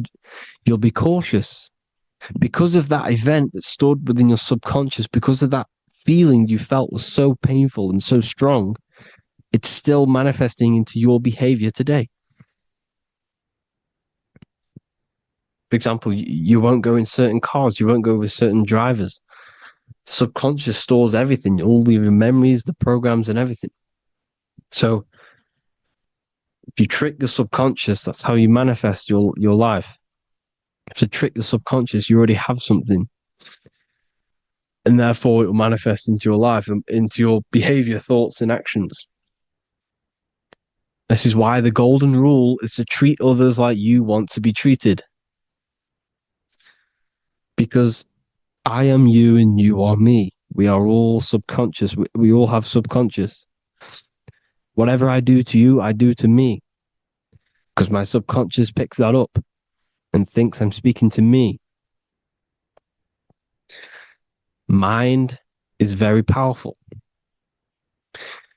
Whatever I do to you, I do to me. Treat others like you want to be treated. The golden rule. That is the only rule we need in this realm, in the universe. If everyone understood this rule and how the subconscious works and how karma works, we'd live in heaven on earth, the Garden of Eden, the golden age. As a man thinketh in his heart, so is he. Proverbs 23:7. Where your heart is, there will be your treasure. Your heart's the emotions. The storehouse of emotions is where you feel emotions. You have to let your emotions move through you, not become you. You can't let your emotions become you. Or except be like the sky and let them pass through you. Be like the clouds and the stars passing over. Let them pass through you. Do not let them become you. And this is how emotions can take over your mind. We are driven by, when a man is driven by emotions, he has no self to control. You must control the mind because the mind can be corrupted. Because your thoughts are electrical in the brain. Your thoughts come from the mental plane. So how the mind works is that you place your attentions on something in the mind and infinite information just flows in. Think about it. When you think of a certain topic, as soon as you think of that topic, information comes flying into your mind. Different ideas, ping, ping, ping. It's all connected. It's why we call it a mindset, because your mind sets itself to frequencies. And when we think of something, we tap into that frequency, and just the universe, the mind, the mental plane just flows in information based on that frequency and that thought. The universe is just information. All of the information out there, nothing is new. It's all there. You just have to tap into it. You can tap into these different thoughts and it's all there. Everything already exists within the mental plane. You don't think anything, you receive thoughts. We all share the mental plane. We affect each other. I'm affecting you. Speaking, listening to me is affecting your mental plane, your mind. The physical plane is the lowest plane. It's the world of effect. Everything you see in the physical plane is the effect of mind. Like I said, the person walking is the effect of their mind telling the body to walk. The physical plane is the lowest dimension of your mind. Mother Earth. We are in a mother. We're in the womb still. The earth is feminine. It looks after you. It provides you with food for free. It grows on trees with water. It's Mother Earth. It's the womb. The dome above your head is your mother's belly. Okay, is your mother's belly. You're in the womb still. You're forever in the womb because your mind's constantly expanding. Because when the baby's mind figures out that there is a reality outside of its mother, it starts to hear the people on outside of its mother. What does it do? It figures a way out of the mother, and it becomes born again in the water, in a hospital, into the other world. It's the same with our minds. When our minds figure out there is other worlds beyond this physical, we explore them. The astral plane, for example. You figure a way out of the body. Because when you're the firmament, look at the word firmament, meant at the end. Firm is firm, something strong, something like a rock is firm. If your mind is firm like a rock, you will be stuck under the firmament. So, for example, people who are very programmed and can't think outside the box, they have a firm mind and they'll be stuck under the firmament because your mind is the only thing that's keeping you under the firmament. It's the only thing. When you're doomed, doom is dome. This is the dome, which is your head. Your head is the dome. Above your head, above the earth is the dome, the ethereal barrier. But that's just an external manifestation of your head. You don't leave the earth, you leave your body to leave the earth, because your body is the earth. It's a dimension within your mind. So when you're doomed, you're domed. Your reality is your level of realization. You realize something, or when you have an idea, the mind, in the EYE or I. Same thing, mind, it's all mind. Reality is your level of realization. You realize there's other worlds. That's your reality. Your perception's your reality. Mind in Latin is mens. Jesus was known as the fisher of men, which is the fisher of minds. He was fishing minds worthy of knowing the higher truth, the deeper occult knowledge. Jesus figured out that we are all God. And he got killed for it because in that age they were trying to suppress this information. Jesus figured out he was God because we are all God, every single one of you, and they killed him because we're all mind. We are not the body. We're the invisible intelligence, which is God. But you are not God if your mind is attached to this physical world, to the worldly pleasures. If you master your mind and travel the depths of your mind, that is God. Mental and men. Look at the word mental. It has men in it. Men in the Bible means mind. Here you see the Masonic symbol with the eye, the mind. Looking over, everything is the one. Everything comes from the one. All the lines coming off it, giving its life to all of the life forms. Down here on the bottom, you have duality, black and white. Up here, you have singularity. One and the two. Unification and division. The lower self is divided into the left and the right. So the Bible even says, I forgot what verse it is, but it says, it's better to go through life with one eye than to have two and be cast into the fiery abyss of hell. I'm not sure what verse it is, but you can research it yourself. It's better to go through life with one eye, to be unified consciousness, dimension. No brainer. The language tells you the truth, people. Dimension. The dimensions are in your mind. Entertainment. Entertain the mind. Disappointment. It's all in the mind. Environment. The environment that you are in is a product of your mind. Within, rearranged spells high twin. Within is your mind, and your external world is mirrored from the decisions you make in your mind. Advertisement, commitment, it's all meant, it's all mind. Everything is mind. Everything. So, this is important. The collective thoughts and collective beliefs. The collective, because we all share the mental plane.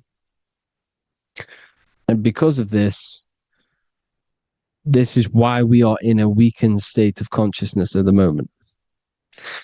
Because the collective thoughts and the collective minds overall are asleep.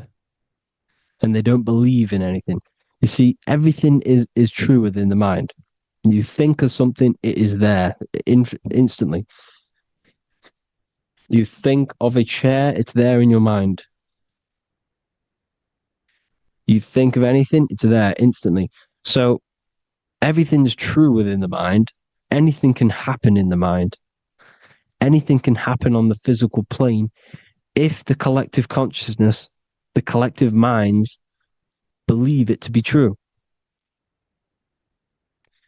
This is why back in the days, in the ancient days, you look at all the old world stuff, you see all this crazy technology, and it's because as a collective, as humanity back then, they believed that they had much more open minds. Therefore, the things manifested in the physical world were a lot more out of the box, so to say, compared to today. For example, magic is not as powerful today because the masses don't believe in it. It's still powerful, don't get me wrong. But if the masses believed, or if everyone knew magic could be real, because it is, anything's real in the mind, it would be a lot more powerful. You see? So and what they're trying to do is create a hive mind worldwide. They're trying to make one religion, an external God. What happens when you worship something external? You give energy to it, because where attention goes, energy flows. Where your mind gives attention to, energy goes there. And when we all believe in external gods and give our worship and our power to these external things, we all give energy to it, which will manifest as a demon in the astral planes. It's a hive mind. They're trying to make a hive mind to summon our energy.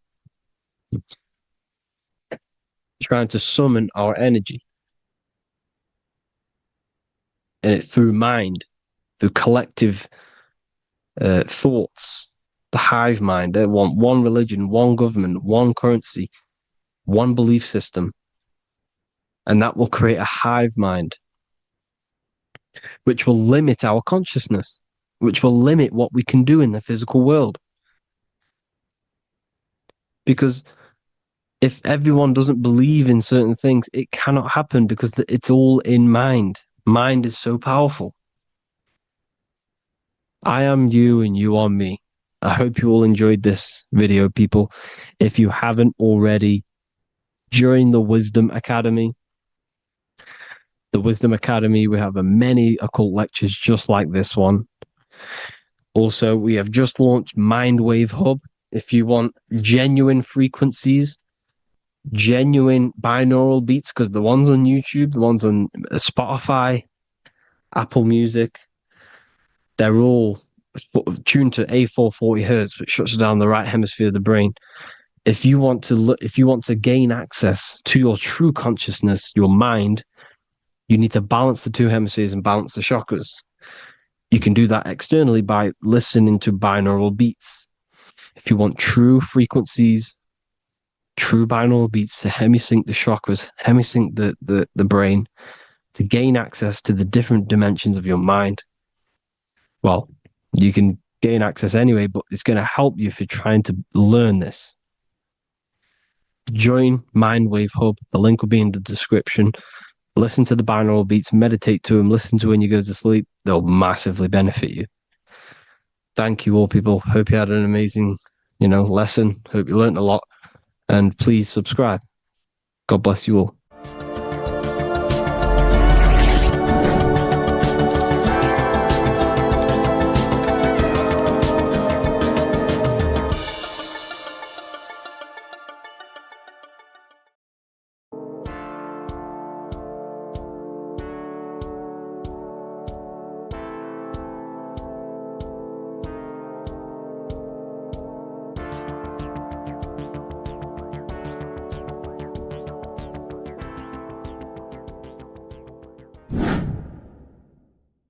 What is good, YouTube? Today we're going to be talking about the astral plane and how the cosmology fits into the astral plane. Okay, so first let's go over the astral plane and go over the different layers of reality so that you can understand reality more. You are a multi-dimensional being. You are not you are in all of these realities at the same time. They all interweave into one big reality. But there are different planes. They are different vibrational dimensions. There are different dimensions of reality. The mind is the root cause of reality. We're living in the mind of God. Everything is being thought into existence from the root cause, from the universal mind. This is why the ancient Egyptians said, all is mind. We're living in the mind of God.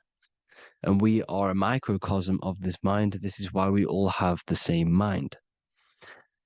This mind is the world of thoughts. Now, this world of thoughts is just the thought alone. For example, it is the thought of a chair. But then when you start to imagine this chair and you start to mentally see the chair, you're now manifesting the thought, the singular thought, into some sort of form. So now you're imagining the chair. You're imagining the form of this chair, which is then manifesting into the astral plane. The astral plane is the world of thought forms manifesting. So when you are imagining something, you are seeing into the astral plane. Okay? Your third eye, it is an eye because it sees the astral plane. It is seeing the other side through imagination, through dreaming. Well, we'll go over dreaming later. So the thought of a chair is a singular thought. The imagination of the chair is the manifestation of the chair. And in the astral plane, it's basically the world of all the chairs that could ever exist. So you're thinking of the chair as a singular thought, which is the mental plane. The astral plane is the imagination of that chair, is the thought, the manifestation of it. Depending on the vibrational state of the thought will depend what level of the astral plane it will go to. For example, if you're thinking about a chair to torture someone on it, it's going to go on the lower astral plane. Or if you're thinking and imagining happy things, it's going to go to the higher astral plane. So wherever your mindset is, that we call it a mindset because your mind is setting frequencies to certain things. Thoughts are frequencies. And a mindset is setting your frequency, setting your mind to a certain frequency. So when you set your mind to a certain frequency, and you imagine something in that frequency, you're going to match everything in the astral plane that are on that similar frequency, just like you would in the physical world. Because we're all in these worlds right now as we speak, but we can't see them with the two physical eyes. We can feel it though. When you're around someone and you've just met a new person, for example, you can feel their vibration. And if you're not if you're not on a similar vibrational match, you will not get along with that person. Or you just won't not get along, but you won't connect with that person because you're on two opposing frequencies, not matching. And this is something you can't see, you can only feel because it's the astral plane. It exists within the astral plane. Everything in the astral plane is made out of vibrations. So if you do astral project, and if you already know how to astral project, you will see beings and people and things that are on the same frequency as you. This is why before you astral project, you need to sort your vibration out before you astral project, because you are projecting your consciousness into this. It's the mind. The mind is the bridge. It can move between realities. You are a observer. You are a observing soul which observes different realities. And the mind is the bridge between all of these different realities. The mind can choose. If you want to project into the astral, you set your mind to it, you can. Okay? So let's not get off track. The lower astral plane is where demons are. The higher astral plane is where heavenly beings are. Heaven and hell are kind of a real thing. The etheric plane is a powerful substance, the ether, the fifth element that they don't tell us about. If you type in on Google the 5 elements, they will try to remove it with wood or metal because they don't want you knowing about the ether. Ether is the energy double behind all physical objects. So the ether is very important. It is the 5th element. It is part of the physical world, but it's also part of the astral world. It is on either side. You see how they're showing you the truth in the language? Ether and either are the same word. The ether has 1 foot in the astral and 1 foot in the physical world. It's a substance that connects the physical to the astral world. It is the either. It's on either side of reality. It's on the other side. Other, either, same word. Ether is connecting the physical to the astral plane. It's the world of frequency. Frequencies, EMFs, torus fields are in the etheric plane. It is the energy plane. It's where energy moves through the ether. Okay. So then you have the physical world, the world of effect. Everything you see in the physical world is the effect of the higher planes. Each plane is a product of the plane above. So, and it melts into each plane. The physical plane is the lowest plane, it's the most densest, and the highest is the most fluid. This is the most fluid, this is the most dense. This is where we get the saying, as above, so below from. As above, so below comes from the different planes of reality. And magicians understand this. This is why magicians always say as above, so below.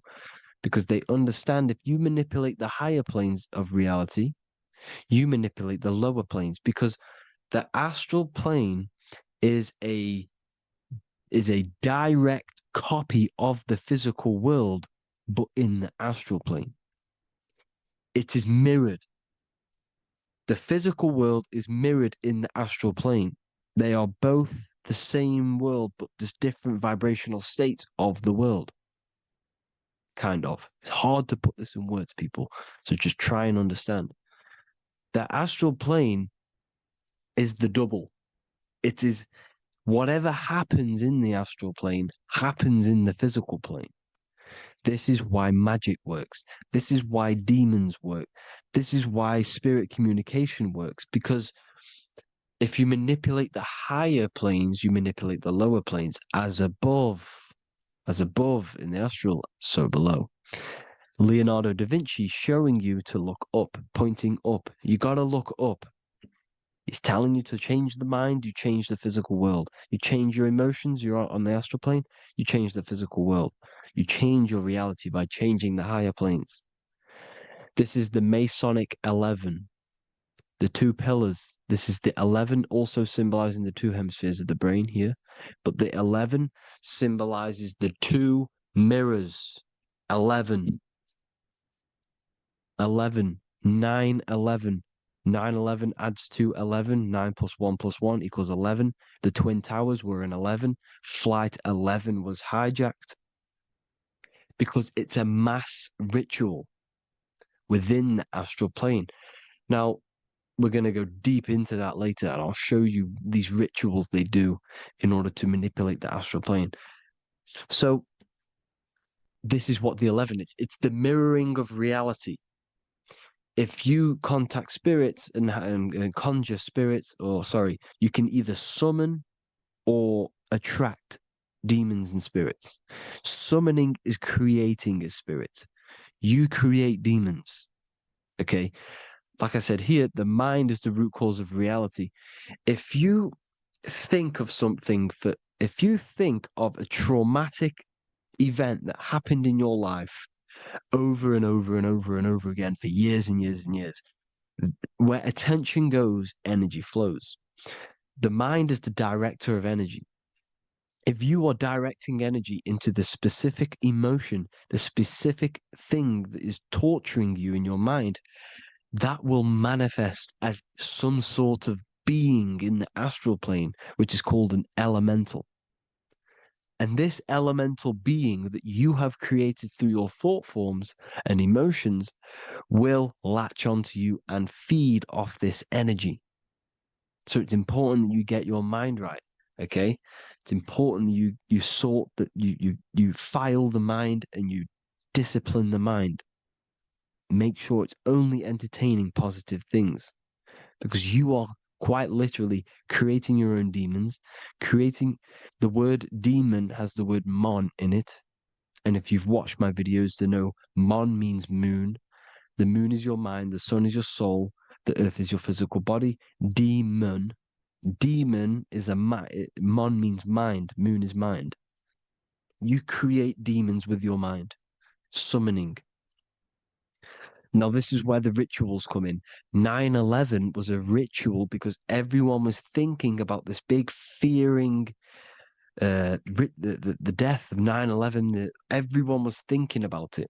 And all of their minds thinking about this horrific thing will manifest and summon a negative energy spirit elemental within the astral plane. That's how all of this works. This is why it was a mass ritual. Okay, Chris Brown, new album name 11/11, release date on the 11/11. This will be my 11th album and contain 11 songs.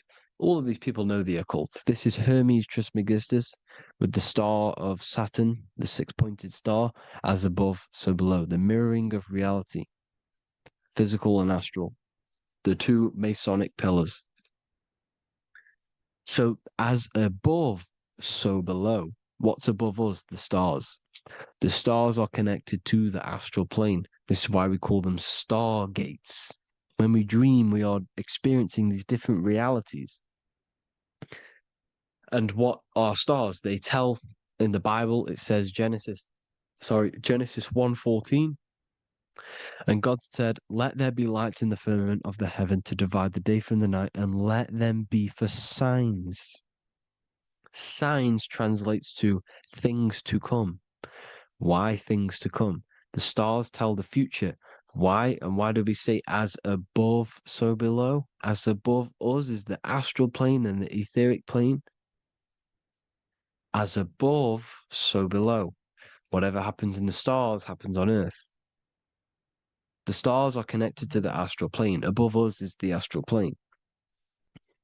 We are a star in a physical body. This is why we say Mr., sister, stir equals star.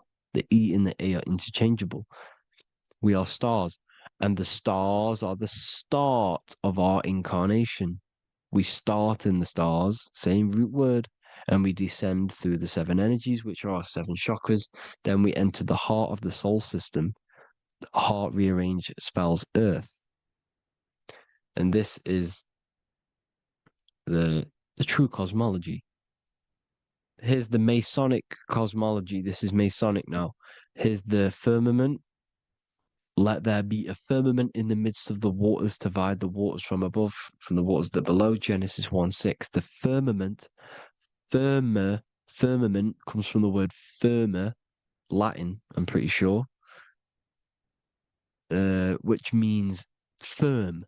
When something is firm, meaning it's stable, it does not move, it is firm. The firmament is firm. So, is the firmament Genesis 1:6. Let what does he say? Genesis 1:3, sorry. Let there be light. This is before the sun and the moon was created. Let there be light. Before the sun and the moon was created, light was appeared. So what's that tell you? This is a holographic projection from some sort of light being, some sort of projector.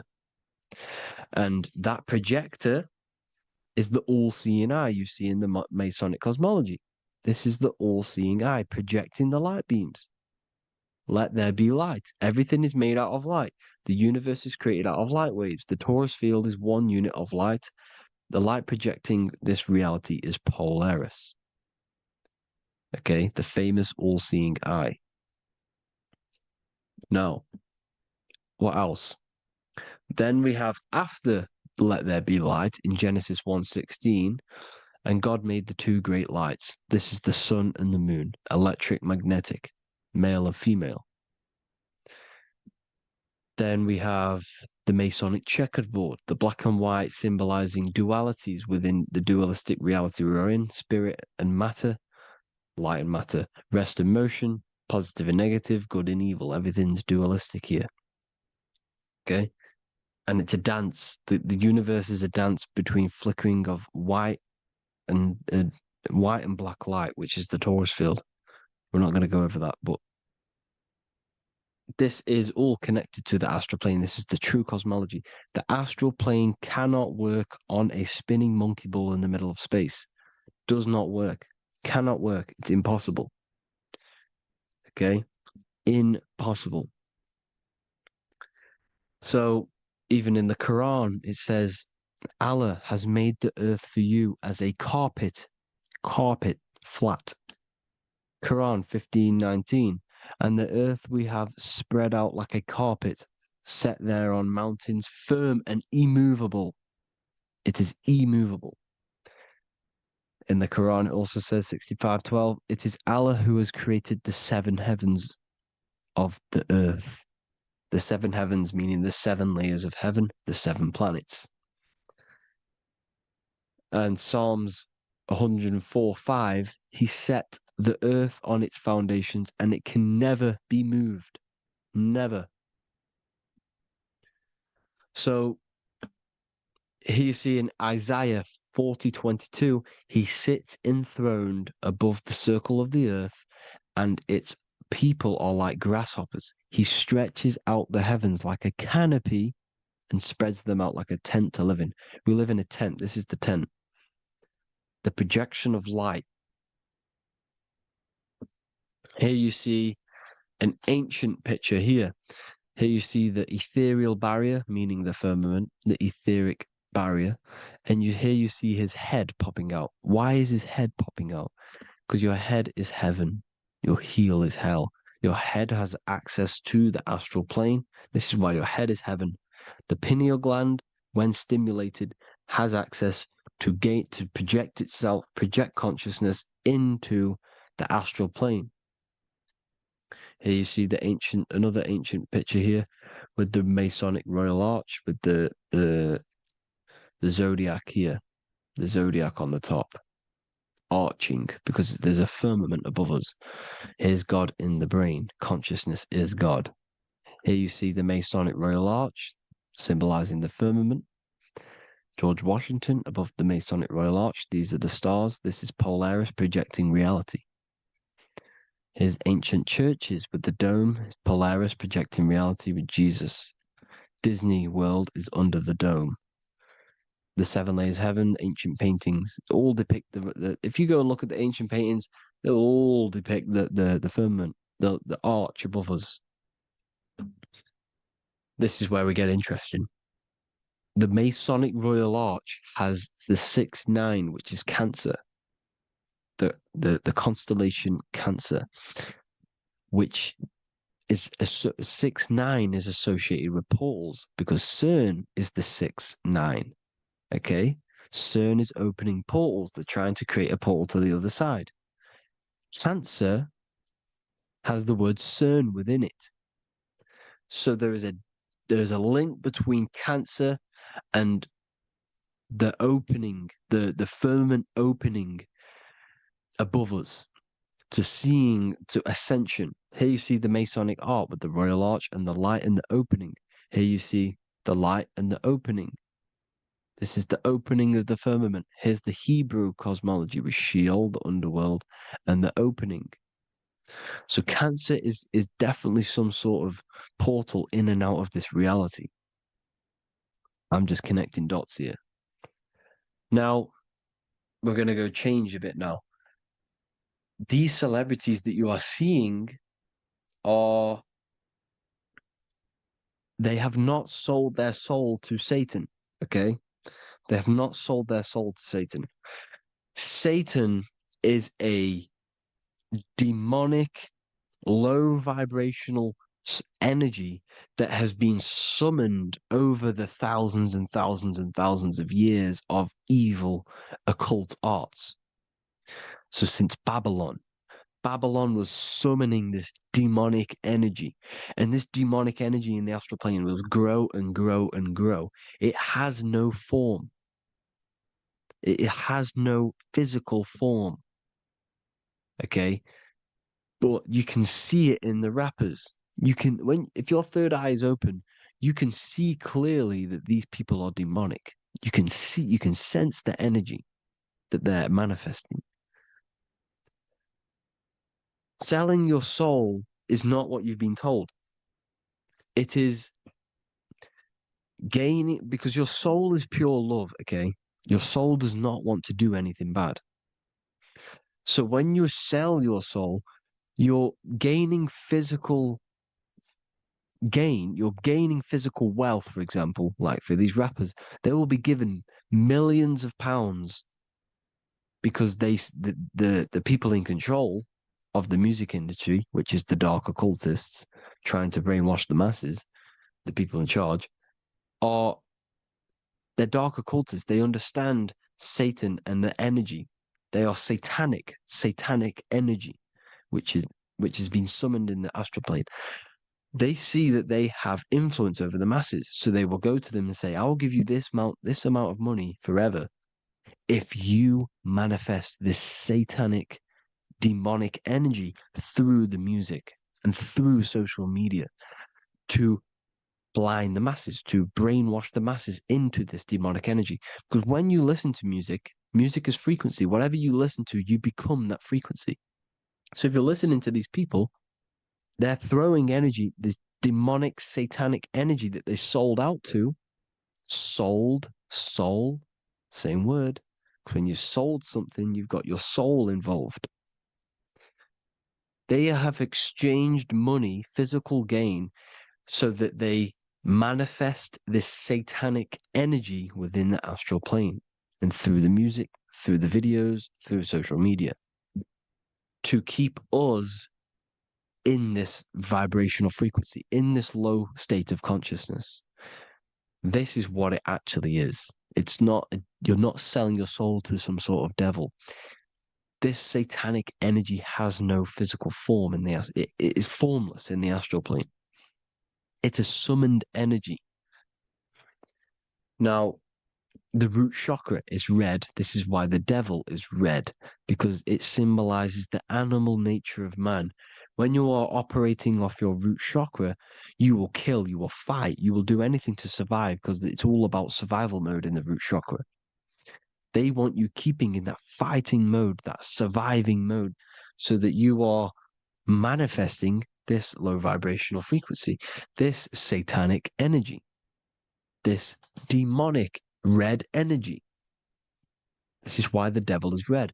And the devil has a tail with the red arrow pointing down because it symbolizes your light body. This is your Merkaba.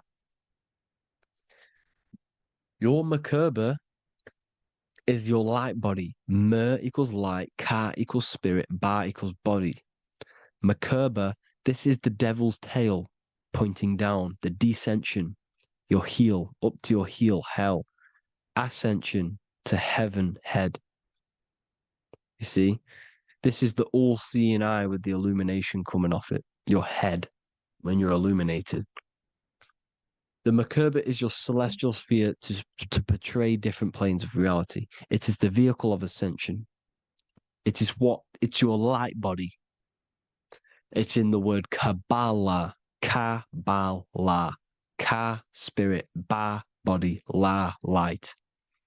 Same thing, Kabbalah, Merkaba. Same thing. It's all about the light body. This light body sees different realities. So when you see the goat in the music industry, it's this satanic summoned energy that's been summoning for thousands of years within the astral plane. When it becomes to the physical plane, it will manifest through different things. A goat, an owl, Satan, Moloch, Baal, same deity, same demonic energy that's been summoning in the astral plane. And this is why the Baphomet has a goat head. Drake's new album is the goat. The Polo G, the Masonic G, with the goat. And here's Ryla Rodriguez in the mirror with the goat in the mirror and him in his physical body. It symbolizes, the mirror symbolizes the astral plane because he's manifesting the goat, the demonic energy. He's sold out to the demonic energy. And in the physical plane, he's his physical body. The mirroring, the Masonic 11, the mirroring of reality, the astral and the physical. And what do you call them when they're an amazing rapper, the best rapper? You call them the GOAT. Because the GOAT, you're the GOAT because you're manifesting the GOAT energy, the satanic, demonic energy within the astral plane. So Baal, Moloch, all the same thing. Because in the astral plane, if you want to gain spirits to come to you and communicate you in the physical world, if you want to communicate with spirits, you have to gain their attention. You can either gain their attention or come together and agree to create some sort of being, which is Satan. Okay. You can, like I said earlier, you can create these beings, you can summon them or attract them. One way to attract them is sacrificing. In order for you to become God, man, to turn to God, you have to sacrifice your life. You have to sacrifice, not drinking, not doing things, not doing anything demonic, not doing anything bad, not eating meat. You have to sacrifice yourself to become the light. However, if you want quick, instant gains in the physical world, you can sacrifice something else to communicate with these spirits because these demonic energies feed off demonic energy, your demonic energy. So these dark occultists will give away babies, they'll sacrifice, torture babies so that they gain, so that they can communicate with these spirits for physical exchange. Yes, you can do this. These powerful spirits, these powerful demons can give you powers. They can give you certain things. And this is what they are doing. They're summoning and attracting these demonic energy. This is why, trafficking is one of the most, Balenciaga. Baal is the demonic energy in the astral plane, which requires child sacrifice for his presence.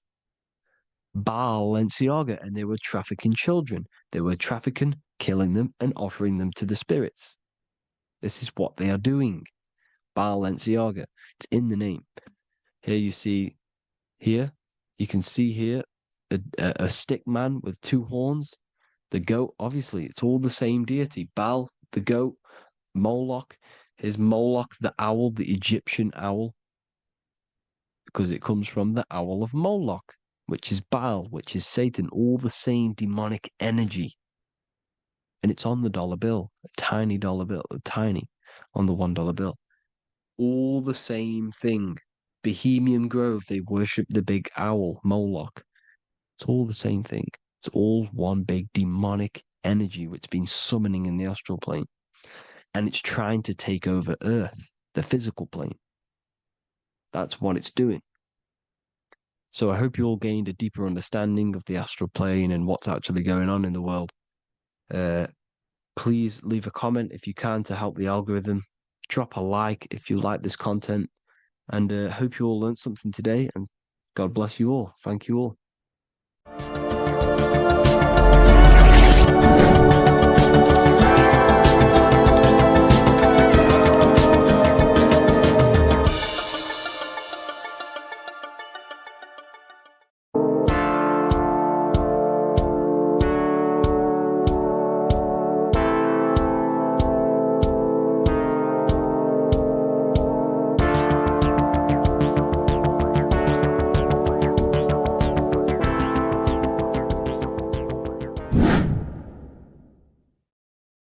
What's good, people? We're back with another video. This is going to just be a quick video. Manifestation, magic, bending reality. So let's jump straight into this.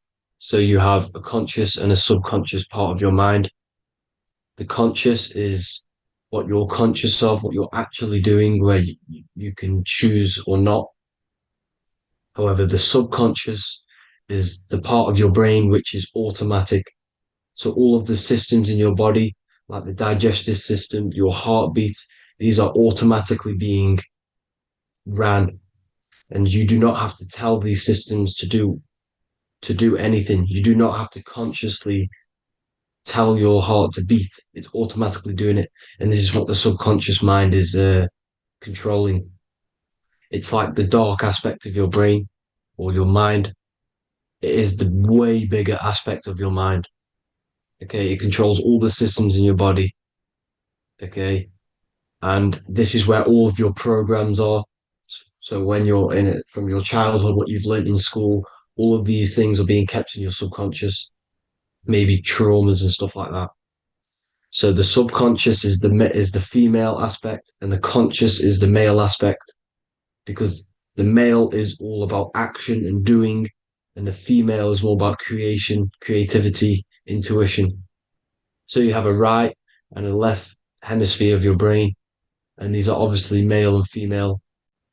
The right side of your brain is your female. It's to do with creativity, imagination, intuition, insight. Okay.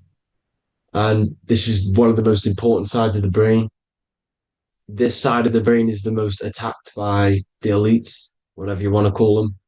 This side is one of the most important, because obviously your intuition is a massive part of reality. And if you don't have intuition, then you lose track of the things around you. You can't consciously feel if things are wrong or right. They don't want you to have intuition or creativity or imagination. They want you in the left side of your brain, which is just reasoning, logic, and basic things. So they just want you to tell you what you want, tell you what to learn, and then that's it. They don't want you thinking for yourself, which is the right side of the brain. So whatever the conscious side of your mind impresses the subconscious side of your mind. So if you do affirmations, for example, if you consciously do affirmations every day, you're reprogramming your subconscious mind. You're impressing a vibration and a word into your subconscious mind, and therefore it will reprogram it. So the male and female aspect are symbolized by the Star of David as well. The male being the upside triangle, the female being the downside, connected all in one, because we both have male and female energy. So every thoughts are electric, which is the male aspect. Emotions are magnetic, which is the female. Each thought creates a wave of vibration in all directions. So think of it like a water drop in a pool, but it going out in every single direction. It's not just flat. And these thoughts have a certain frequency, well, has a certain vibration. That vibration has a certain frequency. And this affects your aura. Every thought, every emotion directly impacts your aura and the strength of your aura. So if you're angry all the time, your aura in the astral plane will look red. However, if you're happy, it'll be more like blue and green. So it's very important. Your electromagnetic field is created out of your emotions and thoughts, and that affects reality because you're 60% water, and frequency and vibration create certain patterns and has a certain effect on water. We'll get into that after this slide. So each thought that people are thinking around you, you are actually subconsciously picking up these thoughts because it's emitting this vibration in all directions. So this is why you can pick up thoughts of other people on the odd occasion. However, when you're more in tune with your intuition, your right side of your brain, you can start to pick up on vibrations, thoughts, and other people's auras. You can pick up on the energy once your third eye is open, and you know whether you should be in that environment or not. This is what we call an atmosphere when we go into a room and you can feel the tension if someone's been arguing, for example. This is the atmosphere, this is the vibrations, these are people's auras emitting these certain frequencies and vibrations. Okay. So our aura is contained of multiple layers. Obviously, we have the physical body. This is the electromagnetic layer. However, you have the different planes of existence, the spirit, mental, astral, etheric, and then physical. The physical is the lowest plane of existence. And the physical plane is a product of all of the planes above. So the mental impresses on the astral impresses into the etheric, and then the etheric creates the physical object. So the mind is the root cause of reality. The mind is the cause of everything. Your consciousness is pure cause. There's no effect. Everything you see in this reality is the effect. Everything that you experience is the effect because the root cause was the mind. The decisions you made you experience that certain experience. And that decision was created on the mental plane. And this is just pure thoughts. And thoughts are things. If it exists in your mind, it is a thing. It's a certain frequency. So if you have a certain level of thoughts, if you're thinking positive, for example, you're going to have a strong aura, you're going to have a higher vibration. And that attracts like. Like attracts like when it comes to thoughts and vibrations and electromagnetism.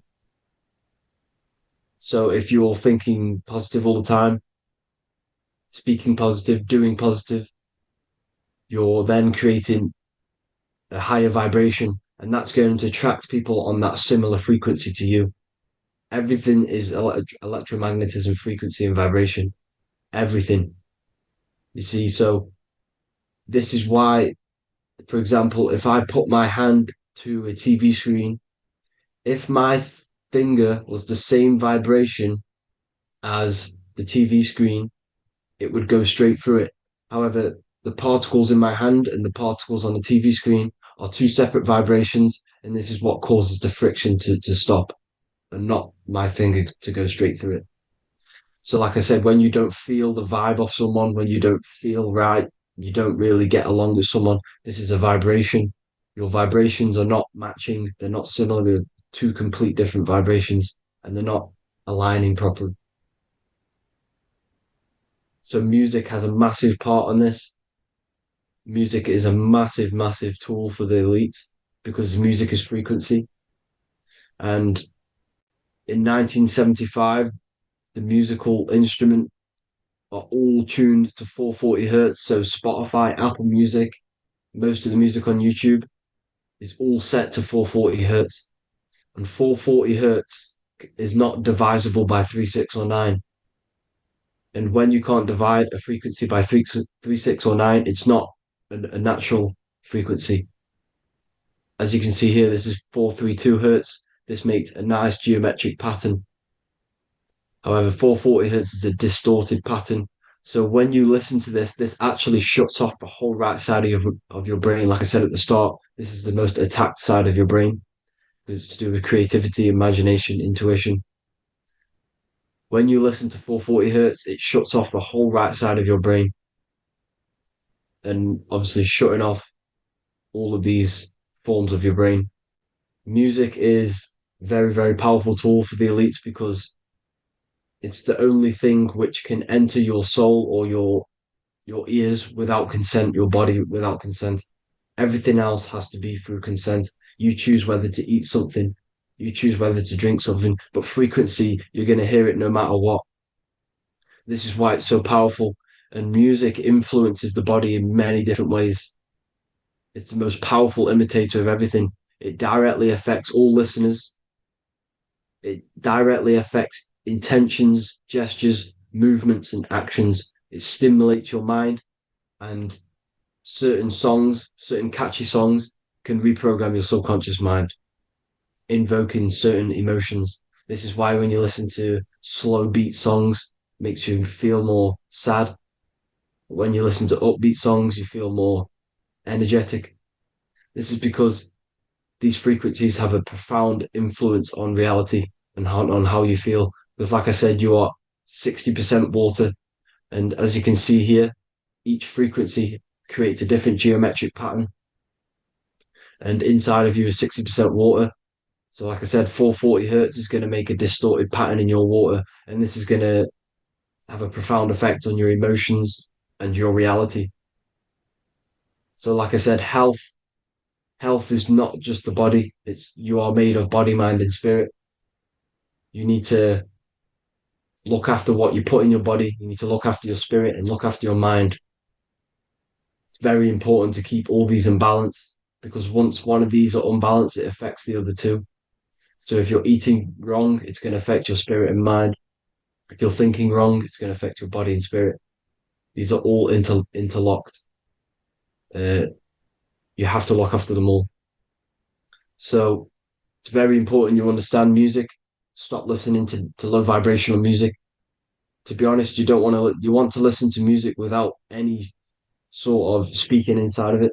You just want pure uh, frequencies, which are the solfeggio scale, like one of these, for example, 432, 528 hertz. These are all good frequencies. It's called the solfeggio scale. And these frequencies make you more in tune with nature. 528 hertz is what the earth vibrates at. So it's very important. And the Rockefellers are the one who changed this to 440 hertz. The Rockefellers, one of the elite families. So if you want to manipulate reality, it's very important to have your chakras aligned and having a high vibration, because the higher your vibration, the more powerful your words and your intentions are on reality. So the lower your vibration, the harder it is to affect reality because you're on a lower state of consciousness. Like I said, you have the mental, astral, etheric, and physical. Everything is a product of the one above. As above, so below. This is what Hermes Trismegistus was saying in the Egyptian days. This is where it comes from. As above, so below. If you affect above, it directly affects below. So, like I said, meditation helps on this, helps align your chakras. Think positive, feel positive. Like I said, your feelings are magnetic, your thoughts are electric. So once you combine these two together, you're then creating an electromagnetic frequency, and that will have profound effect on reality. So the law of cause and effect. Every law, so the law of cause and effect. Every effect has the root cause. Like I said, your mind is the root cause of everything. Every decision you make is having a different effect on reality. Everything happens for a reason due to the root cause, which is your mind. You choose everything that happens in your life. Okay. So it's very important you understand this and you constantly make the right decisions, the good decisions to have good effects on your reality. You have to be very conscious of this law because nothing escapes this law. This is the law of all consciousness. So think about it. Imagine a massive ball of consciousness. However, off this ball are different sparks, and each one of these sparks are in each and everyone's body. This spark is governed by these laws, the law of cause and effect, the law of correspondence, the seven hermetic principles. It's very important you understand this because this mass ball of consciousness is what is obeying these laws. And everyone has this spark of consciousness inside their third eye. And like I said, everyone is the same consciousness. This is why if you do bad unto someone else, that will directly affect your reality. So if you hurt someone, it's going to come back to you in one way or another because you are that same consciousness. This is like a mirror reality. As within, so without. Whatever you feel on the inside, you're gonna see that on the outside. You're gonna experience that reality, whatever you've impressed. So there's different ways to bend reality to your will. This is kind of a sort of magic. So obviously you have black magic, which is manipulating reality to harm and influence others, or to be very selfish. And yeah, then you have white magic, which is manipulating reality for the good of humanity. So you do have to be very careful with your intentions, people, when you're trying to manipulate reality, because this is nothing to be played with. If you are manipulating reality for the wrong reason, it's going to come and bite you in the ass in some way or another. Because everything is balanced. Everything balances out in this reality. Nothing escapes the laws. Not one thing escapes the laws. So if you're stealing from yourself because it's just going to come back in a one way or another. Inside of everyone's heart, you know whether you're doing good or wrong. You know, you can feel it when you do something wrong. You can feel it when you do something good. The heart is the center of the torus field. It's balance. And this is why you say follow your heart, because it's the center of the torus field. It's very important to listen to this inner voice inside of you because that is telling you the right things to do, the good decisions to make. And when you keep following that voice, that good voice inside of you, it takes you to your life path. Very important to follow that voice. However, don't let the ego get in the way of it. Don't care what your friends are going to say. It's very important to understand this. So you have different ways of manipulating reality. You have sigil magic. This is where you create your own sigil or symbol. You create your own sigil and symbol, and then you charge it. You behind that symbol you have an intention. So, for example, if you want to manifest wealth, you create a sigil which represents what you want. You create that sigil, you draw it out, you charge it because wherever your attention goes, energy flows. So whatever your attention is, you're sending energy that way.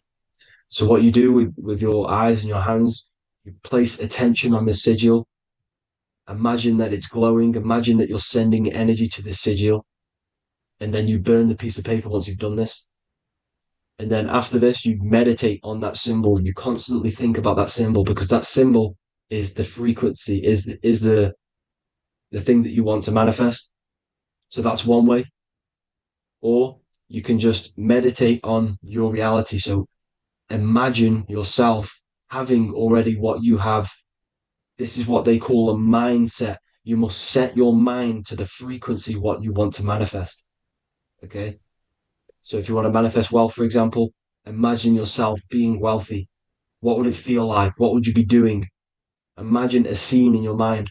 Constantly do this, and you're putting out that frequency. Like I said, you must think because the thoughts are electric, and then you must feel, which is magnetic. Together, this creates an electromagnetic frequency, and this is how you attract things to you. You will attract the certain people to come in your life to bend reality to your will. Okay. Or you've got mirror magic.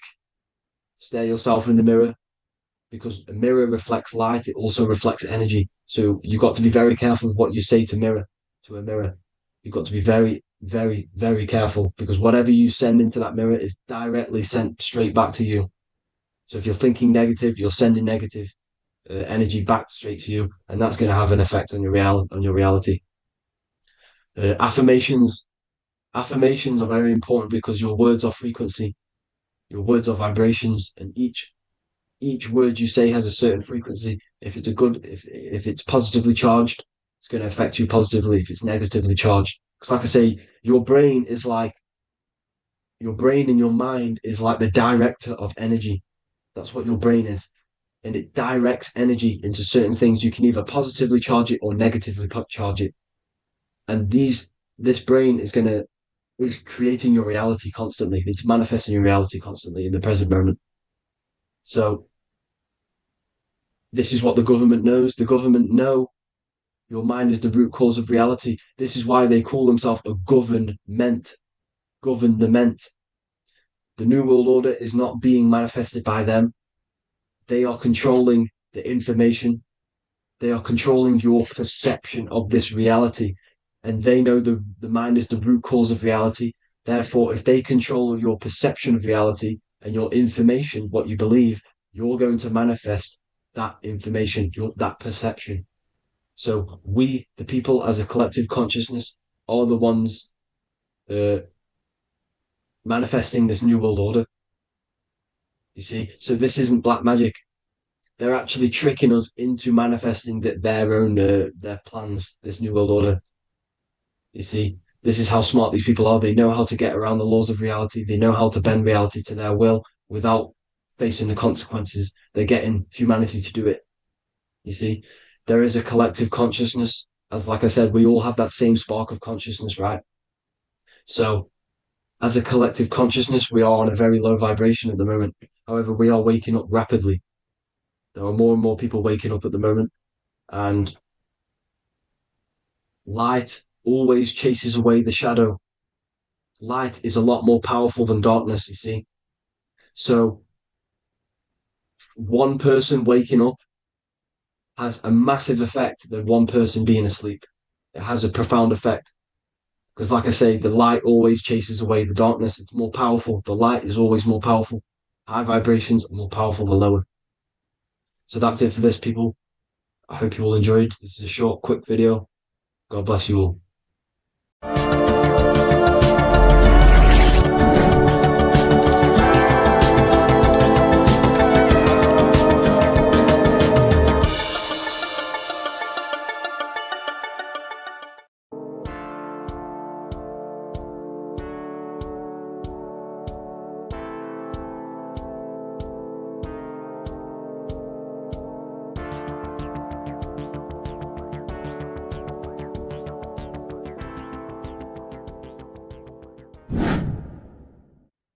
How are we all doing, people? It's Revival of Wisdom from the Wisdom Academy. Today, we're going to be breaking down God, consciousness, and the higher and the lower self, and how to overcome the lower self. Now, the first thing you need to understand is that you are the invisible intelligence within the brain, within the body. This invisible intelligence is known as the mind. But you are not the mind. You are the observer of the mind, which is the soul, the invisible entity. The mind is your intellect, your intelligence. Now, the mind is, it's hard to put this in words, but the mind is something that gives you the ability to explore the universe. And this inner self is the I am. It's the quiet, the inner self, the voice you see in you hear in your head. This is why within spells high twin, inside, internal. The I is also the number one, which is one line.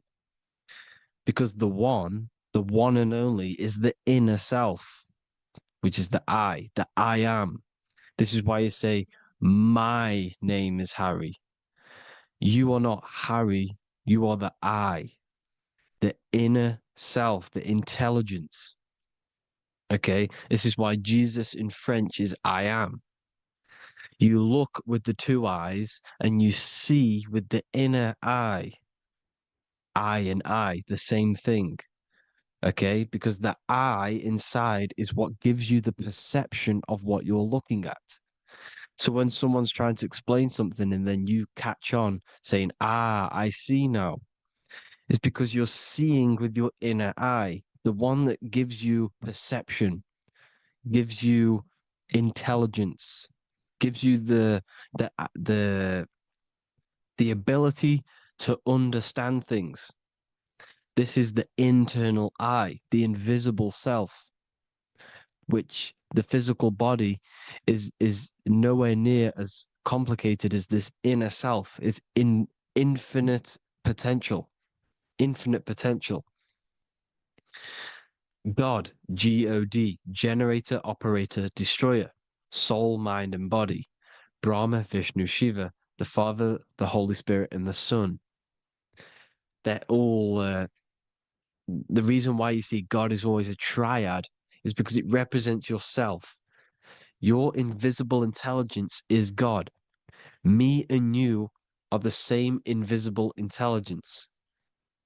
We are the invisible intelligence experiencing the program being run by the central nervous system and the brain. I always say this in my videos, but I have to, in order for you to understand the things that I'm going to say later on in the video, you need to understand this concept, is that you are the consciousness experiencing the nervous system, the tree of knowledge of good and evil, which is you here. You would be in this invisible intelligence right here in the center of the brain. Now, this is why the ancient Christians show God is in the brain. This is the brain stem. This is the brain. This is also the brain stem and the brain. The brain stem and the brain. It's all depictions of the brain because the brain's the computer, the electromagnetic computer, which decodes the demands created by the invisible intelligence, the I, the inner self, you, your true self.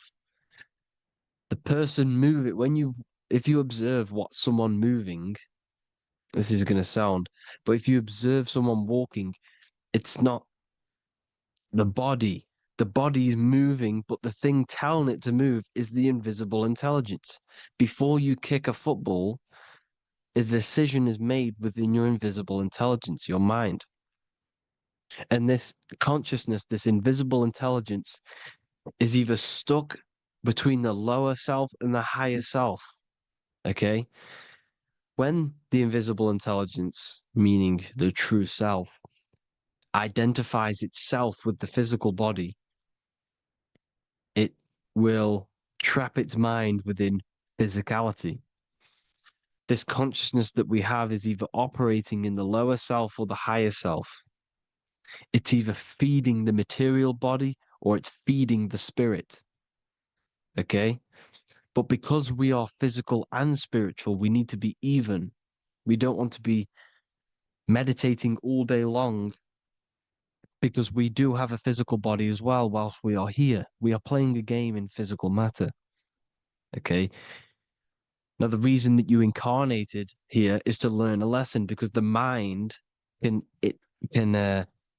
manifest anything it wants within the astral planes, within the world of imagination. It can manifest anything it likes, but it incarnates into matter, into this game, so we can understand labor, because anything in matter, you have to labor to manifest. But in the astral, you can manifest at the click of a finger. You come here to learn the knowledge of good and evil. And your consciousness, I came out a bit off topic there, but your consciousness is experiencing the lower or higher self. The lower self is manifested in the lower parts of the body. Sex, food, and power, the lower three energy centers. These centers are like mini brains. You are literally thinking with these centers. And when your mind is stuck within these lower centers, you'll think, have you ever heard the term of thinking with your penis or thinking with your, you know what, as a man? Even females maybe, but mainly this is a boy saying, you're thinking with your penis. This is a truth. It's truth in plain sight. You think with these energy centers. When you're living off the lower three centers, all you care about is sex, food, and power, eating, sleeping, and greed. Power's kind of like greed.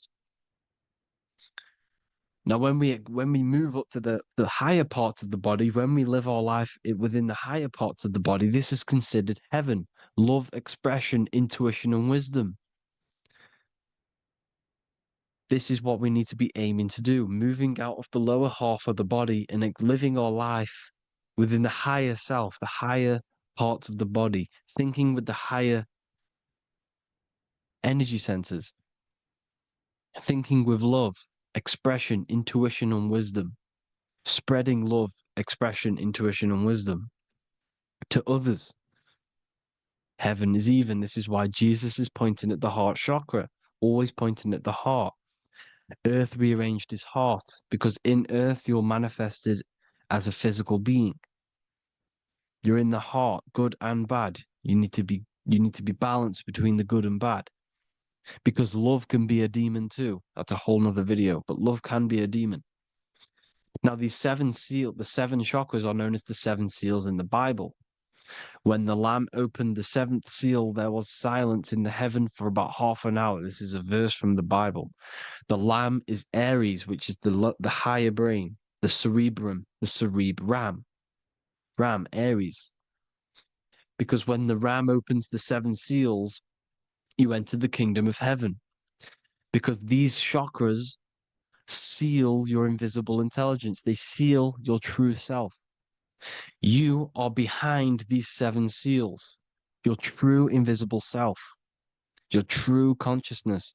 Because behind these seven seals, you do not think about anything materialistic. Your intelligence is not material. It's not physical. It's not from the physical world. It does not desire the physical world.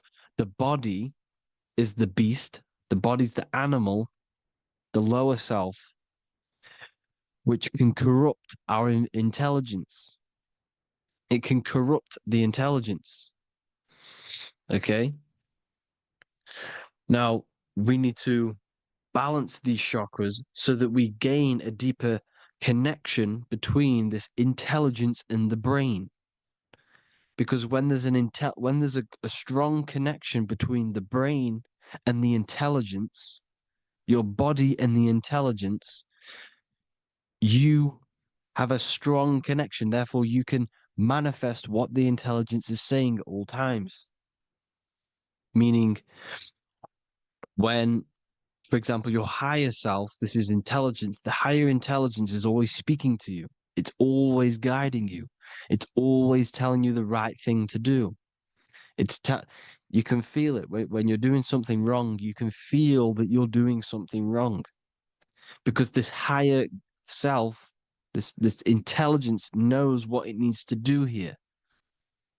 And when there's no connection between the body and this our intelligence, our true self, when we strip away, when you close your eyes for long periods of time, you will figure out you are this invisible, infinite, creative being. There's no words that I can't describe what it is, but it's the voice inside of your head that you can feel when you close your eyes. You are this being inside of the heaven, because this is heaven, this intelligence. And when there's a strong connection between the body, you can manifest everything it's saying. When everything is balanced, when you're no longer thinking with the lower centers, when they're all balanced, you're not thinking in particular with every center, you balance them all, you can manifest everything it says. Your body will act out what the intelligence is always saying. This is God in the brain, the intelligence, trying to touch Adam, representing the lower self. This is why they're not touching. Notice how Adam is resting, but the intelligence is always reaching out, stretching, symbolizing metaphorically saying it's guiding. I'm always reaching out. The intelligence, your intelligence is always guiding you. It's always reaching out to you. But Adam is ignorant of it. The lower self is ignorant of it. And that's why he's so relaxed and God is so stretching out. Because at our highest self, that when you think of when you want to better your life, that highest true version of yourself is God. When you're manifesting this, your highest self, this is God. Your truest form, your most perfect form, that is God. Your highest version of yourself, that is God. Emotions. Emotions are not what you've been taught. Emotions are not something that should be reactive, okay? You should not let the emotion be you, except that you should experience them instead of letting them become you. You need to understand there's a separation in our consciousness. You have the soul, which is the person who is observing your thoughts. When you think a thought, who's the one observing that thought? The soul, you, the I am, the I, the inner self, the one and only. And inside of every single body, inside of me, inside of you watching this video, there is this same intelligence that is inside of me, inside of you. And it's the exact same intelligence, experiencing a different body. And this is what we mean by the universe is mental. We all are all sharing the same ball of consciousness in a different body. The animals, the fish, the cells, all expressing this one consciousness. Me and you are the same. This is why the golden rule is treat others like others should be treated, because I am you and you are me in a different body. Now, going back, you need to identify that there's different levels of consciousness: soul, mind, emotion, and body. Okay? Your emotions are on a separate layer than the body, the mind, and the soul. So when you identify there's a difference between all of these, you do not let them become you. You do not let your mind rule you, because your mind can be corrupted. Your soul is the one that is pure good, pure love, but your mind can be corrupted. Okay? Your emotions can be corrupted. The body can be corrupted, but the soul can never be corrupted, only layered on top. You can only throw piles of programs within the subconscious, layering the soul down, but deep down inside of it, every single one of you, there is a loving being. Because love comes from the heart.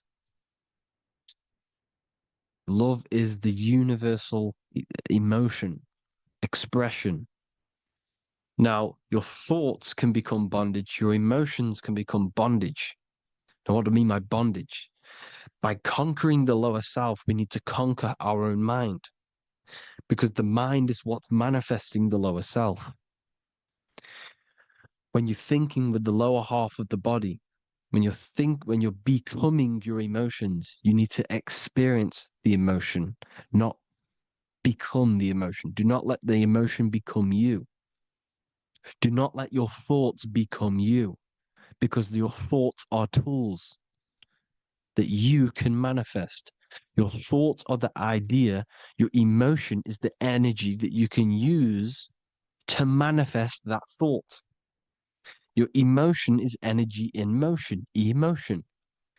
You use emotion to manifest, to feel as if you already have the thought. Therefore, you become that vibration. Therefore, your emotions are actually a creational force that is given to you to manifest things, because you're a human, a manifester. You're here to manifest things. You're a creator. You are a god. Your inner self, your intelligence, your I am, the one and only inside of you, the inner self, the quiet one, the one that's deep, deep down, the invisible intelligence, is it's creating things all the time. All the time. Speak no evil, see no evil, hear no evil. This is the astronauts, they're Freemasons, but they understand this because thinking, seeing, and hearing can corrupt your mind. And when you have a corrupted mind, you'll have a corrupted subconscious. The subconscious will manifest into the body because 90% of your behavior comes from the subconscious mind. So you got to speak, see, and hear no evil. A sin, what is a sin? To overcome our lower self, to overcome our lower self, the 7 deadly sins are not something that goes against an external God. A sin is something that goes against your inner guide, your inner conscience, the inner self that is always speaking to you. It's always telling you the right thing to do.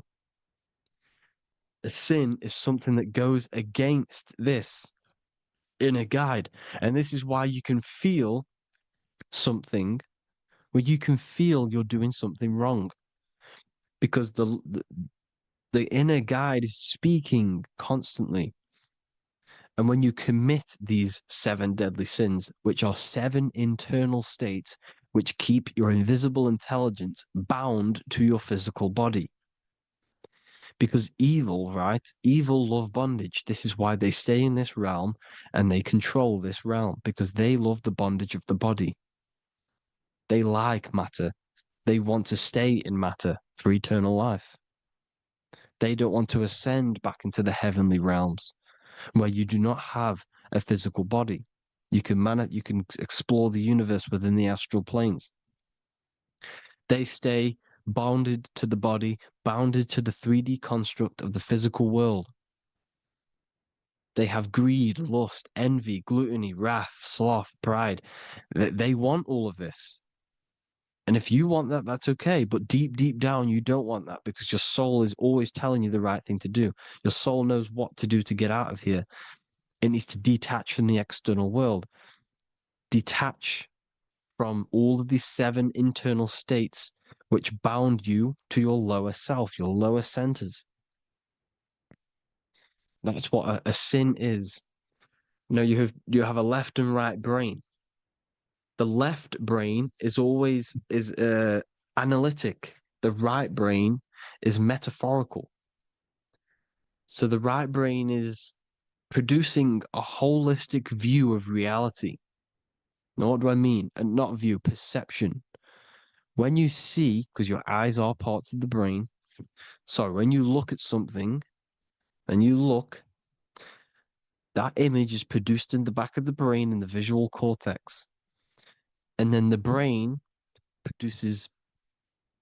right brain produces a perception, a holistic, it breaks down what you're seeing into a holistic image, a holistic perception. So, for example, if you're in a woods, the right brain sees the whole woods as one big woods. The left brain is breaking that perception down into individual trees, branches, and leaves. So the left brain's to do with duality, the right brain's to do with wholeness, unified. The left brain's dualistic, analytic. This is necessary so that we can pick things up and manipulate them and break things down. We need the left brain, we need the right brain. I'm not saying any of them's bad, but the left brain, sinister in Latin, means left. Because when you're left-brained, you see everything in dualistic. You see everything is dual, when everything's actually one. We need to be focusing and strengthening our right hemisphere. I'm not saying sit in the right hemisphere all the time, but we need to be strengthening our right hemisphere. And this is why left is sin and right is right. Because when you focus on the right hemisphere, you see the holistic perception of creation. The right hemisphere sees humanity as one unified consciousness.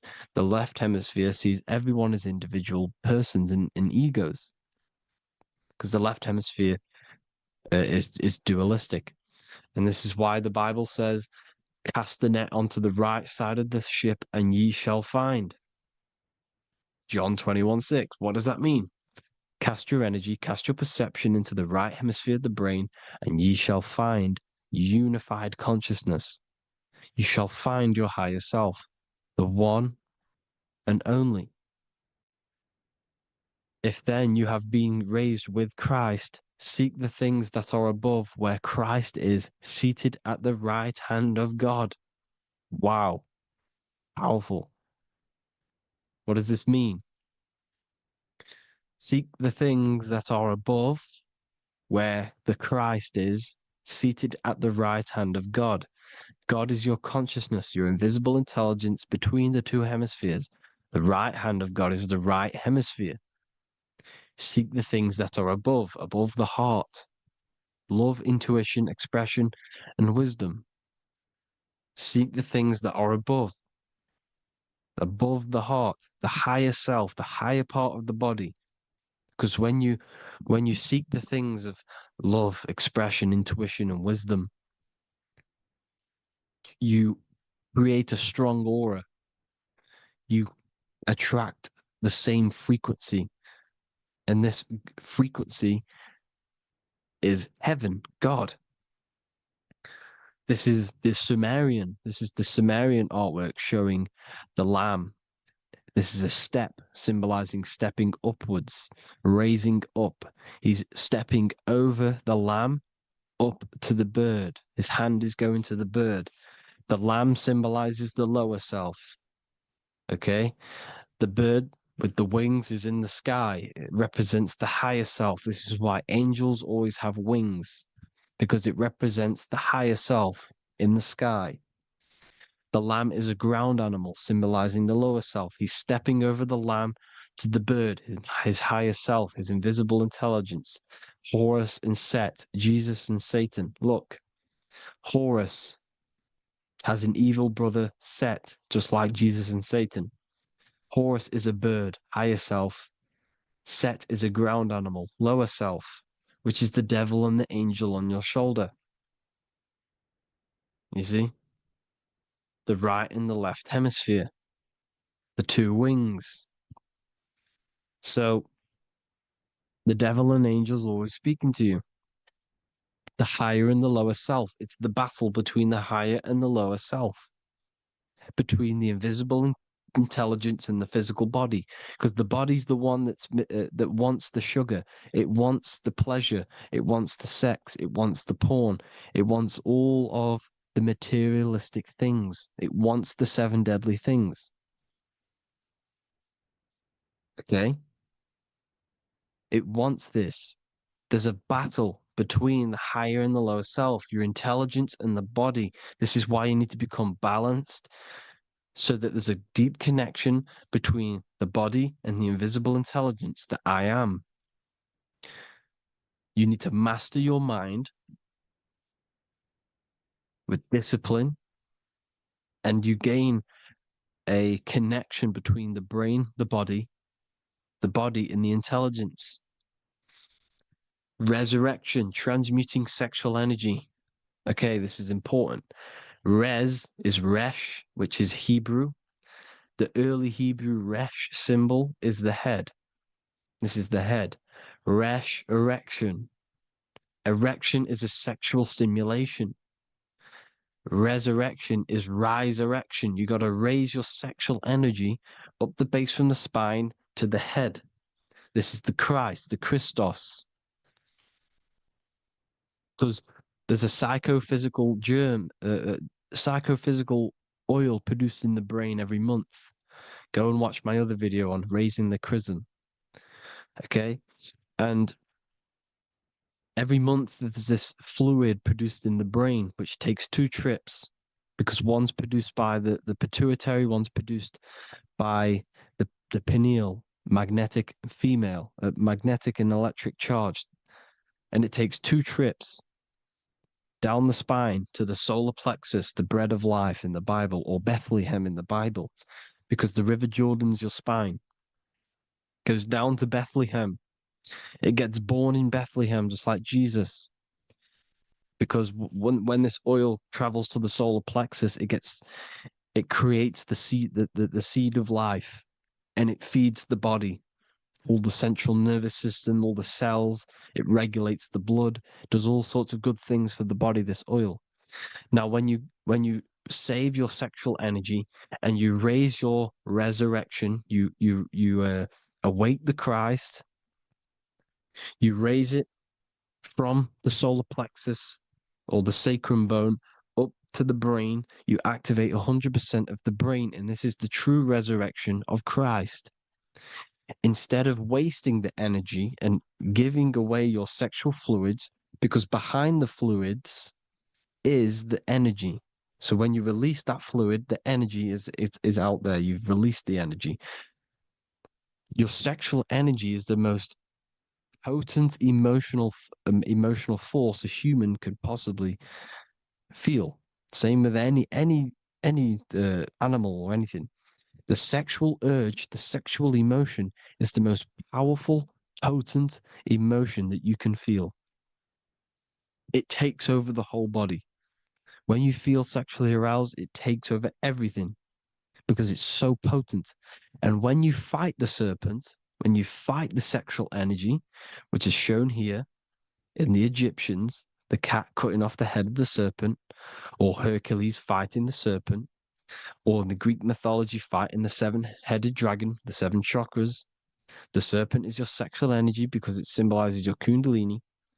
When you fight it and you transmute this energy, instead of releasing it, instead of acting sexually on it, you can transmute the energy, transfer it from the solar plexus up to the brain. You can also you can do this with other tasks. Instead of releasing it, instead of raising it from the solar plexus to the brain, you can use it for other things. So, for example, you want to think critically.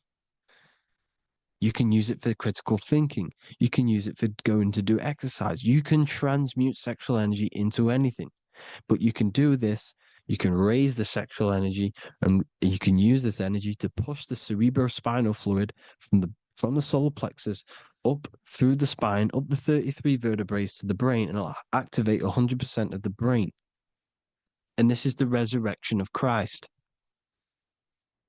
Jesus was never dead. Jesus was never rose from the dead. It symbolizes the Christ, Jesus Christ. Christ is Christos, which means oil in Greek. The resurrection of the Christ, the Christos, the oil. When it activates 100% of the brain when it's raised, and it can regulate all the systems, it can regulate all the blood, it can regenerate the body.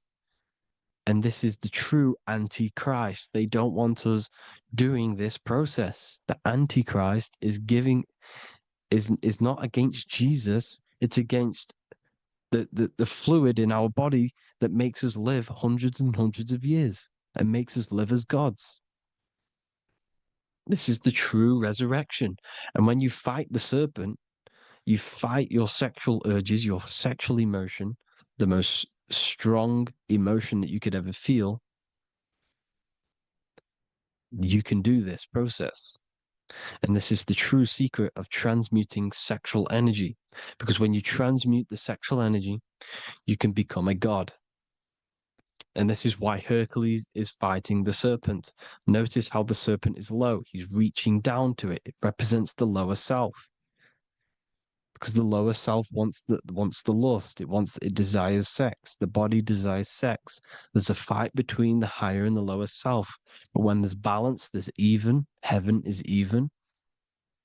When there's evenness between these, this is the kingdom of heaven. This is when heaven is on earth. So at our highest levels of ourselves, the highest level of our intelligence, this is God. God is something that we manifest. We need to achieve Christ consciousness by battling the body. There is no battle outside of the physical body. It's an internal battle. Jesus and Satan have been externalized. Nothing exists outside of you, because I explained in the beginning how you are the consciousness experiencing the central nervous system. Therefore, there is nothing outside of you. It's all internal. Jesus and Satan have been externalized. Why? Because it's business. The church is a business. It's all a business. They've created these figures to be historical when they're not historical. The Bible's not historical. It's all externalized. It's called exoteric when the truth is esoteric, internal teachings. So, anyways, people, balance the chakras, balance the two hemispheres of the brain, balance the conscious and the subconscious. Balance is perfect, the yin and yang. You are spiritual and physical. You live in day and night. You need to be balanced, oneness, seek oneness. And this is the true kingdom of heaven. And when we all realize that we are all the same intelligence, the same consciousness expressed in different bodies, when we all realize this, we all realize we're all one. Doesn't matter what race you are. It doesn't matter what race you are, where you're from, your nationality, because none of you are actually from here. None of you are from the physical world. You're manipulating the physical world through the physical body. You are the I am. We all have a soul. Every single one of you has a soul. We all have souls. The reason why they say some people don't have souls is because they're trying to suppress your mind. They don't want you to know that you have a mind. That sounds crazy, I know. But a lot of people haven't realized that they have an infinite intelligence called a mind. And behind that mind, if you can observe your thoughts, the person who is observing the thoughts, you have a soul. Everyone has a soul. Don't listen to all these people saying some people don't have a soul, some people do. We all have a soul. Every single one of us. So anyway, you need to break the lower nature of yourself. At our highest levels, we are gods. Our intelligence, our universal intelligence, the I am, the intelligence that's inside of the brain, is God. Our minds are being corrupted within believing that you are the body, and the result of this is a society like today, because everyone thinks they're the body, and everyone's living in the lower nature of self, where everyone only cares about themselves. But when we realize we're all one big consciousness ball, we're all the same consciousness expressed in different bodies, there will be peace. So thank you all, people. If you do want to learn more, if you do want to read my book, it's called The Book of Wisdom. I'll put it in the description. It's an amazing book, people. It's going to give you the best understanding possible about creation, yourself, and the world. It's amazing. The Bible, everything. I have just launched a new cymatic library. A friend of mine has just added this to the website. He creates beats and he creates the purest beats. So they are actually the frequency that it tells you. Most of the stuff on YouTube and Spotify and Apple Music it says it's a certain frequency, but we know these major platforms are all playing with the frequencies of the app. So if you want a real binaural beats, solfeggio scale frequencies to meditate on or listen to throughout the day, join the Occult Library. You can get a 2-day free trial. I'll put the link in the description. Thank you all, people. Hope you all enjoyed this video. God bless you all.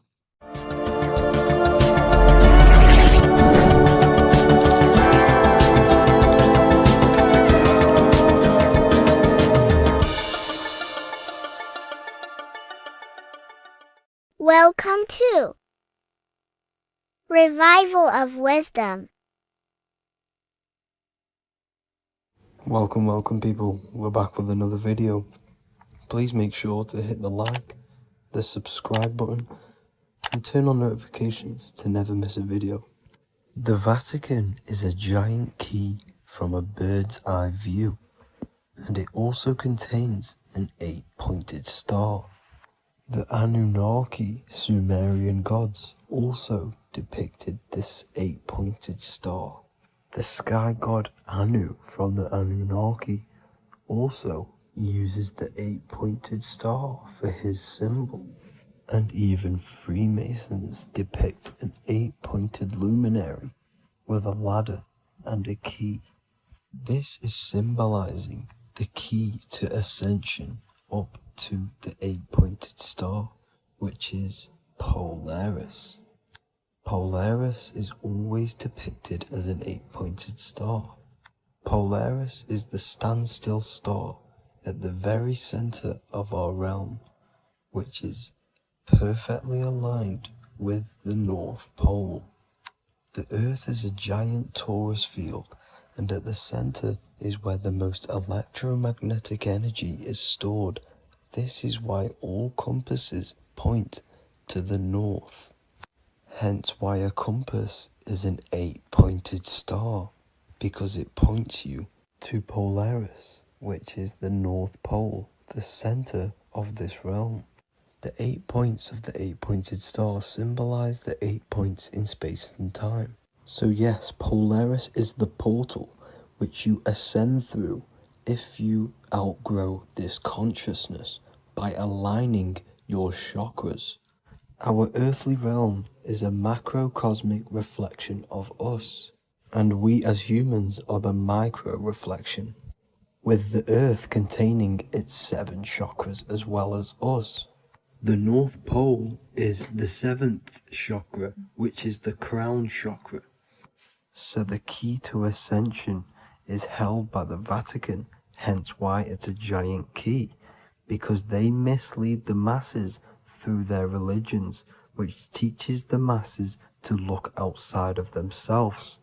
As stated in the 20,000-year-old emerald tablets, written by the Egyptian god Thoth. On Earth, man is in bondage, bound by space and time to the Earth plane. Encircling each planet, a wave of vibration binds him to his plane of unfoldment. Yet within man is the key to releasement. Within man may freedom be found. So the 7 planets are associated with each 7 chakras. The lowest chakra being the root chakra, which is associated with Saturn.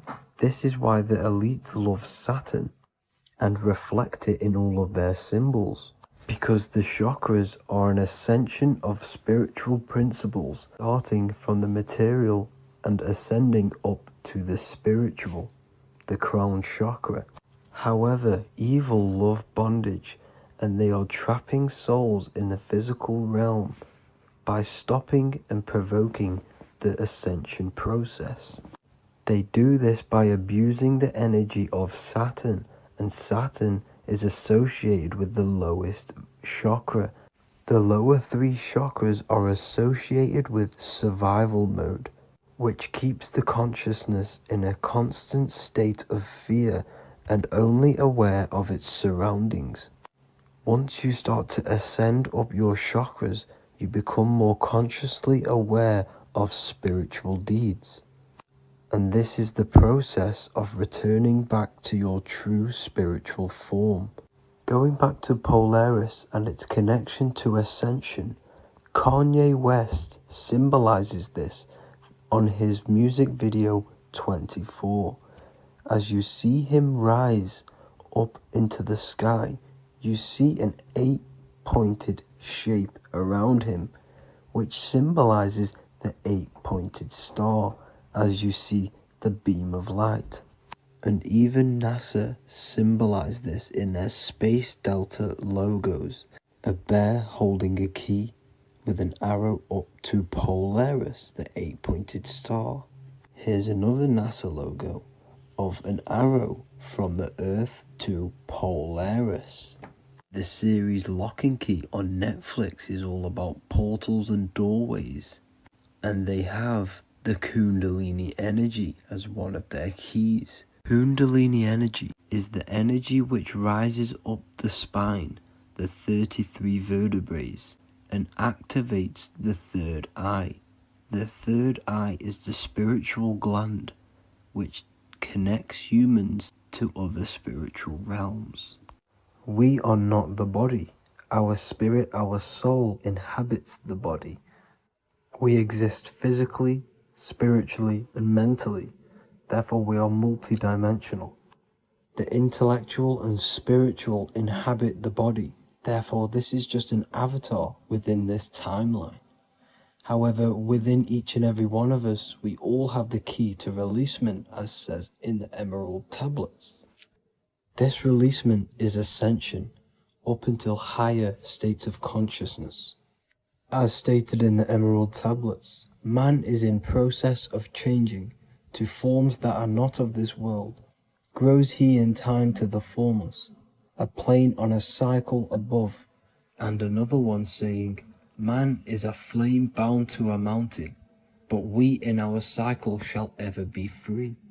Know ye, O man, that when ye have progressed into the cycle that lengthen above, life itself will pass to the darkness, and only the essence of the soul shall remain.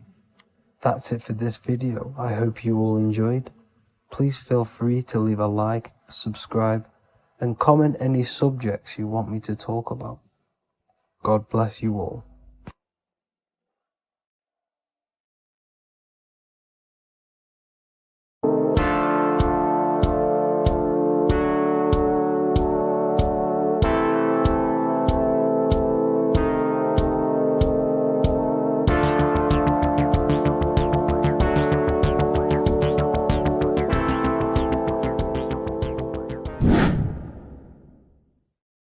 What is good, people? We're back with another video, and this is going to be talking about the connection between the micro and the macro.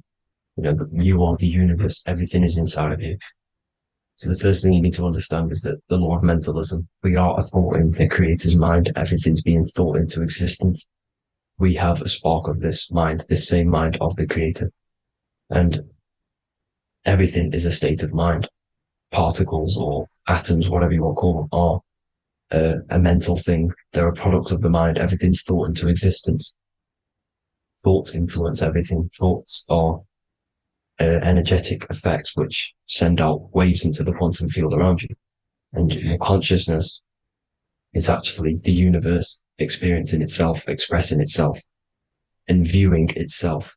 So we are the creator, but viewing itself in separate bodies. And this is why they call the material world the world of illusions. Because everything's separate here, but we all forget that we are all one. We've all been brainwashed to think we're all separate, but we're all one. We're all the same mind, the same consciousness, everything. So everything's created out of toroidal fields. God created the toroidal field. That's the only thing that exists because part of the atoms are toroidal fields.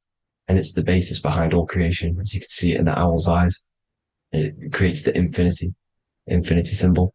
And this was the apple. That apple is a toroidal field. And the toroidal field is made out of dielectricity, which is ether. Ether is black light, and this is counter space. This is another realm. This is what creates God to be omnipresent, to be everywhere at one place at all times. He is everywhere because ether is everywhere. And ether is infinite potential. It connects everything together, and that's what energy moves through. It moves through the ether. And that's black light. Everything is light, as it says in John 4:2, God is light. Everything's a vibrational state of light. So the torus field is made out of dielectricity, ether, black light, magnetism, which is white light, which is the center of the toroidal field. And magnetism radiates, it has no vibration. And then when white light splits, it turns into electricity, which is physical material, and that has a vibration. This is the Holy Trinity. The sun, the moon, Saturn. Saturn, the god of materialism. If you've watched my videos on Saturn, you know that Saturn is crystallizing everything into physical matter. And that's why his old name was El. The ancients called him El. And this is why we get L electricity. This is where L electricity comes from. Because L electricity is only a product of the physical world, which is redshift, blueshift, Adam and Eve. And this is what creates the redshift, blueshift is what is a product of magnetism. When magnetism, white light splits, and this gives us vibration. And this what creates the toroidal field, which is the basis of all physical creation. The sine wave is created out of the magnetic wave and the electric wave. The electric wave is the blue wave, and the magnetic wave is the straight wave, which is radiation. This is vibration frequency. So the magnetic wave is straight, and then you have longitude and amplitude, which is depth, which is dimension. You see how the electric wave has depth and dimension. This is why you get the cross. This is the cross of Earth. This is the symbol of Earth, of bondage, of physical matter, because it consists of magnetic wave and depth, which is electric wave. And this is where you get the sun cross or the earth cross, whatever you want to call it. It's the cross of physical matter, and the ancients knew this. This is why they used that symbol. Red shift, blue shift, which is the toroidal field, is the basis of all creation, physical creation. And this is why you have the police siren is red and blue. The Matrix movie, red pill, blue pill. You have red blood and blue blood in your body. The Democrat and Republic, the two parties, red and blue. Like your taps on your taps, you have a red and blue tap. One's generative, one's destruction. Fire, destruction, water, generative. So this is the basis of all things. And electric wave has dimension, like I've already said, depth, material, and it's measured in hertz. It's measured in hertz because it hurts you. It decays because the electric wave has a vibration, and vibration always has to go back to a standstill point. This wave cannot go forever, but the magnetic wave will go forever. It's radiation. Magnetic is radiation. It radiates forever. It pulses. But the electric wave will at some point come back to a standstill point, and that's why it hurts. It decays. That's why our physical body decays, because we contain of electricity. This body is an electric body, and it will return back to stillness like a guitar string. If you vibrate a guitar string, you pull it, it will vibrate, make a sound, and then go back to a standstill point. It's the exact same with every single toroidal field within the body. It will decay, and this is why our bodies decay, and everything in creation decays. So we're born into sin, the sin of Eve. The sin of Eve is us biting into the tree of knowledge of good and evil, which is the systems in the body. And the sin of Eve is biting into the sine wave. We bit into the sine wave. The sun moves in a sine wave. Our DNA is a sine wave. Time is a sine wave. Everything in this creation is a sine wave. This is why the dollar bill is a sine wave. Magnetism and electricity and electric waves in one. And this is the sun doing its sine wave, which creates, when you go bowling, it kind of creates that pin that you hit over. That's the pin of the sun. The zodiac sign is a sine wave because the zodiac sign is an expression of the toroidal field, because magnetism unfolds into 12ness. And that's why you have 12 zodiac signs, 12 systems in your body, 12 cranial nerves in your head, in your brain. So if you can imagine this, see where my pointer is. Always starts with Aries. Aries is the head. It's the first thing that's created in the womb. And this is Aries, the ram. And this is why it's called a cerebrum in your brain, which is the first thing that creates when you're in the womb. And what's the element of Aries is fire. Fire is the first element. F-I-R, first, because it's the first thing on the wheel, the first expression of energy. As you can see here, my pointer, this is the center of the toroidal field. It would go Aries, Virgo, Capricorn, Pisces, Scorpio, Cancer. Then we go back to Libra. Libra would be center. But you see how the toroidal field is the expression of the 12 energies. That's what the constellations are, the energy expressions of the toroidal field. So it would go outward, starting from Aries here, all the way back to Pisces, which is beyond the bottom half. But Libra would be the center. That's why Libra is the equinox. It's the equinox. Libra is when it goes from summer over to autumn. It's the equal.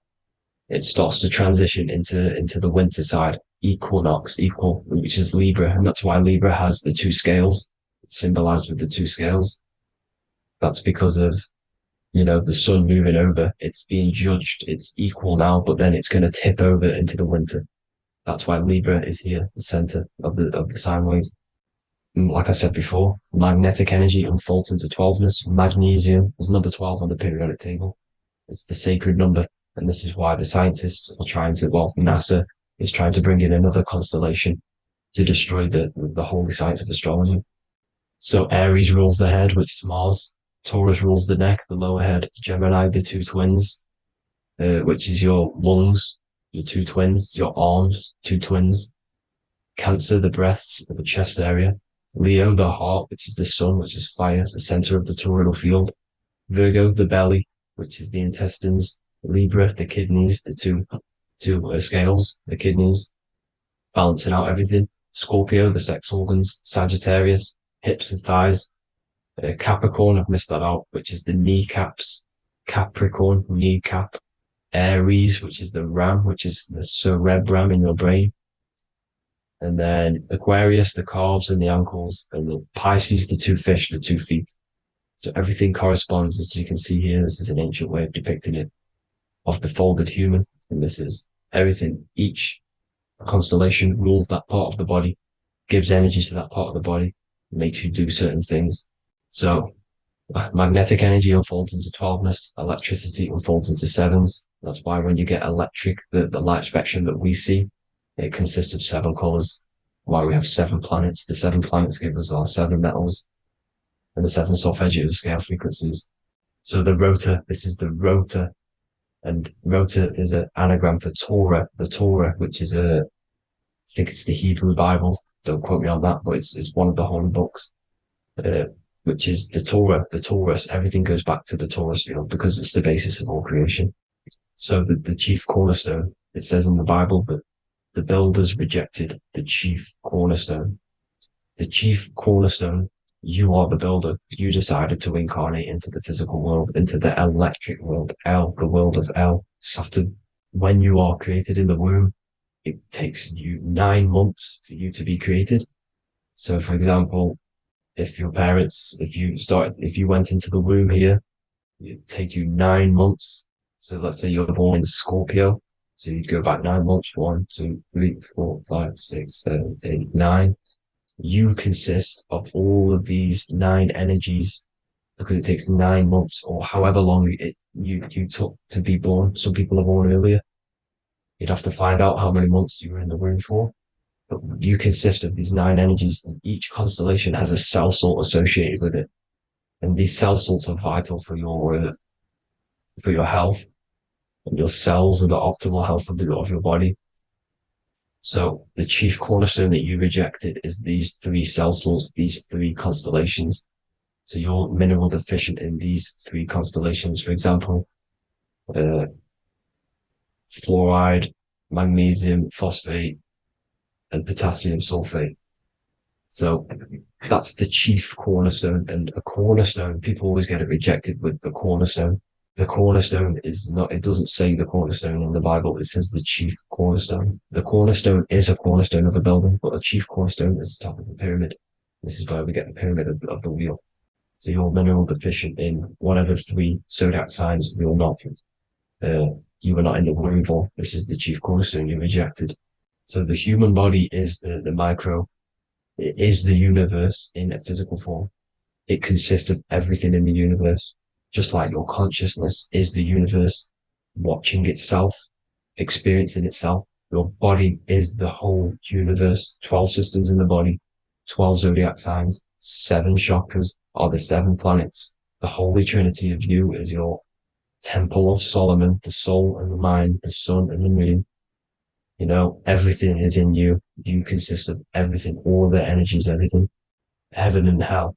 Heaven and hell is a mind state. It's a state of the mind. Head, H-E-A, which is heaven, and the heel, the bottom of your foot, is hell. And the bottom of your foot is the soul. So they're basically saying, well, it's wordplay. They're saying that your soul is in hell because, you know, with the elites being in control.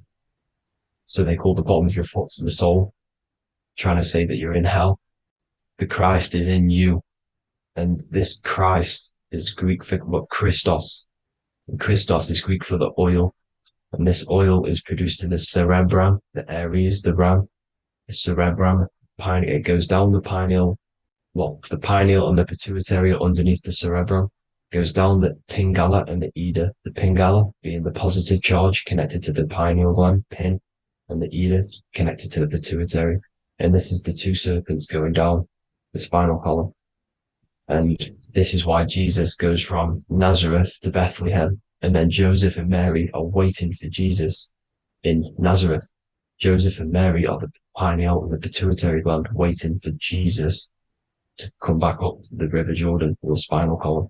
So this is the oil. This is the story of Santa as well. Santa comes from the North Pole. Why?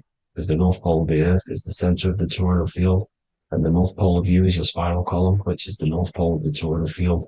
The North Pole, he comes from the North Pole. This is the North Pole. This is the South Pole of the toroidal field. Comes from the North Pole, which is your mind. And he goes down the chimney and then back up the chimney. This is the chimney. And he drops off the present, which is the Christos, the oil. And this is why Jesus is crucified at 33, because he crosses over the vagus nerve at the top of your spine. When this oil comes back up the 33 vertebrae, these are your vertebrae here. When it goes up to the 33 vertebrae, it gets crucified at 33 because it crosses the vagus nerve, and he's crucified on a cross at 33. This is the story behind Jesus and Santa. The Ark of the Covenant in the Bible is the two hemispheres which cover the vital parts of your mind, the brain side, which is the cerebrum, the pineal, the pituitaries, etc. So the two hemispheres are the two angels, the Ark of the Covenant.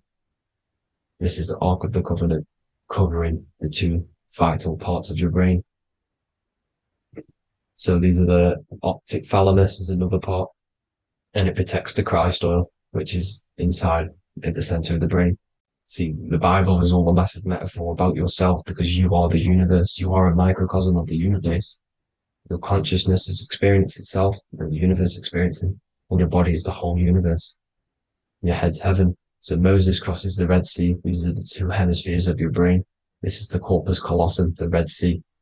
So he's pretty much saying that he's uniting the two hemispheres of your brain, because most people in this generation are stuck in the left brain, which is just logic, reasoning, science and maths, writing. This is what school teaches you to do. It keeps you stuck in your left brain. And you want to cross over to you want to cross the Red Sea, which is the corpus callosum, to the right brain, which is awareness, art awareness, creativity, imagination, intuition, insight, using the higher mind, creativity, imagination. If you don't have intuition, then you can't read energy, you can't pick up on bad things. This is what Moses is symbolizing by crossing the Red Sea. And it's also the upper room where Jesus met the 12 disciples. 12 disciples are the 12 cranial nerves in your brain. It doesn't just represent the 12 zodiac signs. The 12 disciples symbolizes many different things. It's like I said, energy the universe consists of 12ness. So you have 12 cranial nerves in your brain, and that's the 12 disciples as well. And they want you stuck in your left brain, which is the five senses, materialism. So they say in the Bible that Satan blinds the mind. Satan is Saturn. If you've watched my videos, Satan is Saturn. And you consist of the whole Trinity, which is the sun, moon, and earth. The soul, moon, the soul being your sun, the solar, the moon being your mind, the earth, your physical body. And Satan blinds the mind. Why? Because we enter a soul system. This is a soul system, not a solar system. And Saturn is the Lord of the Rings, which is the outer ring. When your soul enters the soul system, your soul starts to materialize, it hits Saturn. Why? Because Saturn starts to materialize you. You take on the 7 virtues, which are the 7 planets, which are your 7 chakras. And to get out of this soul system, you must get out of your lower nature, your animal nature, which is lust, desire, greed. The number of the beast, 666, which is Saturn, Satan.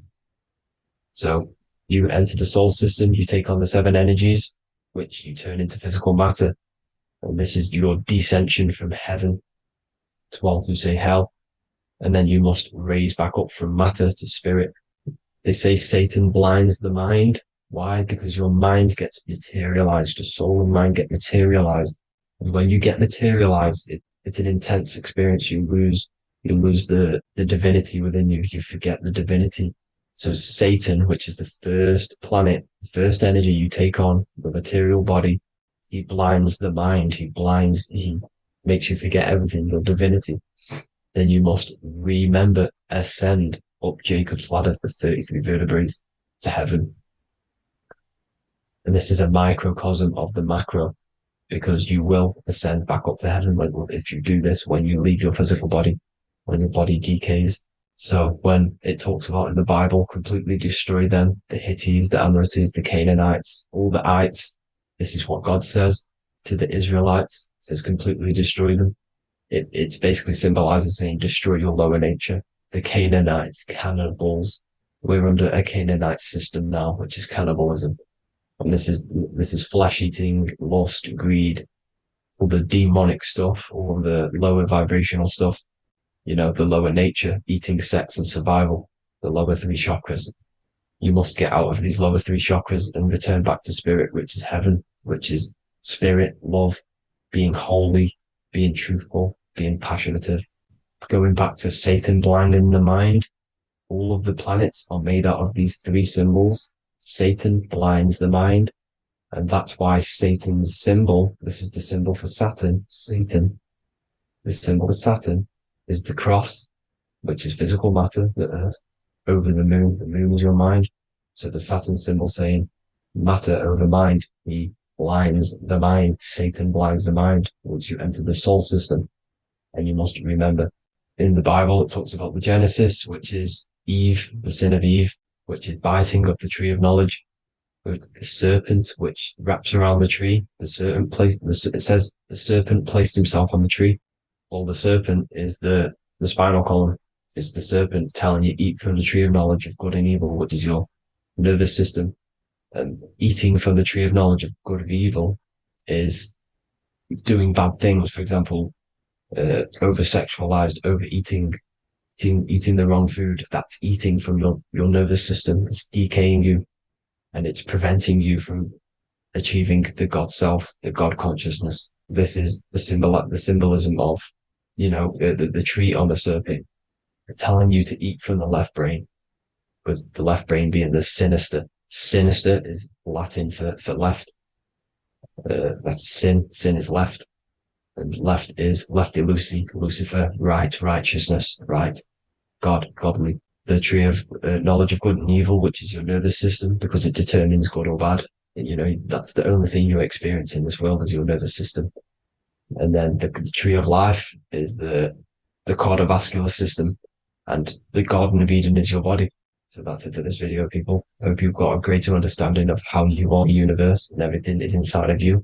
Just keep in mind you are the universe experience in itself, and your body is a reflection of everything. The 12 constellations, the 7 planets, everything's inside of you. This world is an expression from the inside outwards. You can't affect the outside world to manipulate reality. Everything's inside of you. I hope you got a greater understanding of this. God bless.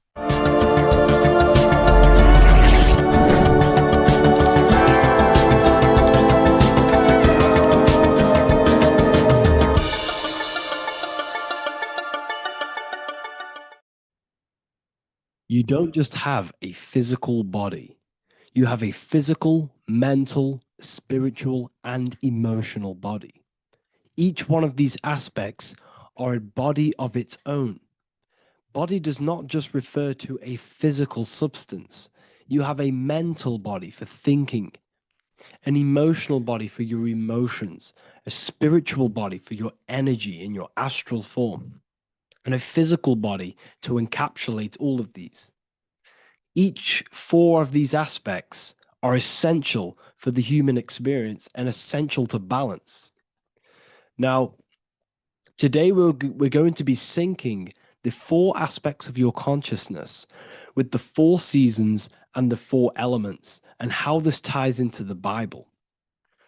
So we have 4 physical elements. We have 5 elements in total, spirit being the most important, but spirit is pure invisible. We have 4 physical elements. We have air, fire, earth, water. Earth and water are feminine. Air and fire are masculine. Air and fire are active. water, and earth are passive. The air corresponds with the mental body of consciousness. This is where your intellect, this is where your communication, this is where your thoughts, intuition all comes from. This is the mental body of consciousness that allows you to think, allows you to process, figure things out, and have intellect and gain knowledge. This is your intellectual aspect of your consciousness, located in the head region. We have a fire nature, a spiritual nature. This is our astral body. Our astral body is all to do with the subconscious realms, the higher realms of consciousness. This is the body that allows us to be free from the physical body. Our spirit is more of our energy. Water is our emotional body. This is what allows us to feel things, that allows us to gain intuitive feelings of conscience. So emotion allows us to understand what is right and what is wrong. When we feel something bad, we know that this is wrong. When we feel something good, we know that we are doing good. Emotions are a creational force that allows us to feel certain things to bring them into existence. Our emotional body is a creational force and should not be reactive, and they should be controlled. Most actions are stemmed from emotions. Actions bring thought into physical existence. Emotions are the driving power. They are what drives your actions. The thought, then the emotion, then the action. Earth is your physical body. This is your physical state that allows you to take mind and emotion into action, into fruition, into physical matter. This is what your physical body allows your consciousness, your soul, to interact with the physical world and bring things into physical existence. The physical body, the physical world, is an outcome and an effect of the thinking mind. All physical substance comes from the thinking mind. The pen, the phone you're holding, the microphone I'm speaking into, all began as a thought in the thinking mind, then it was brought into physical reality. Earth is the most dense. So it goes in this order: body, emotions, spirit, mind. The higher you go up, the more lucid and fluidic it becomes. The lower you go down, the more dense and dull it becomes. Air is the mind, fire is the spirit, water is the emotion, earth is the physical body. So this is why you are a microcosm. You have these four things within you. You contain of these four elements, which correspond to the four bodies of your consciousness, the four bodies of the soul. You are the soul. You are the spirit. So this is why in Theologians 4:17, it says, caught up together with them in the clouds to meet the Lord in the air. You don't meet God or the Lord in the physical air, in the clouds. This is clearly a parable. A human being cannot go up to the clouds and meet a mystical man in the clouds. This is obviously a parable, a metaphor. The air is your mind.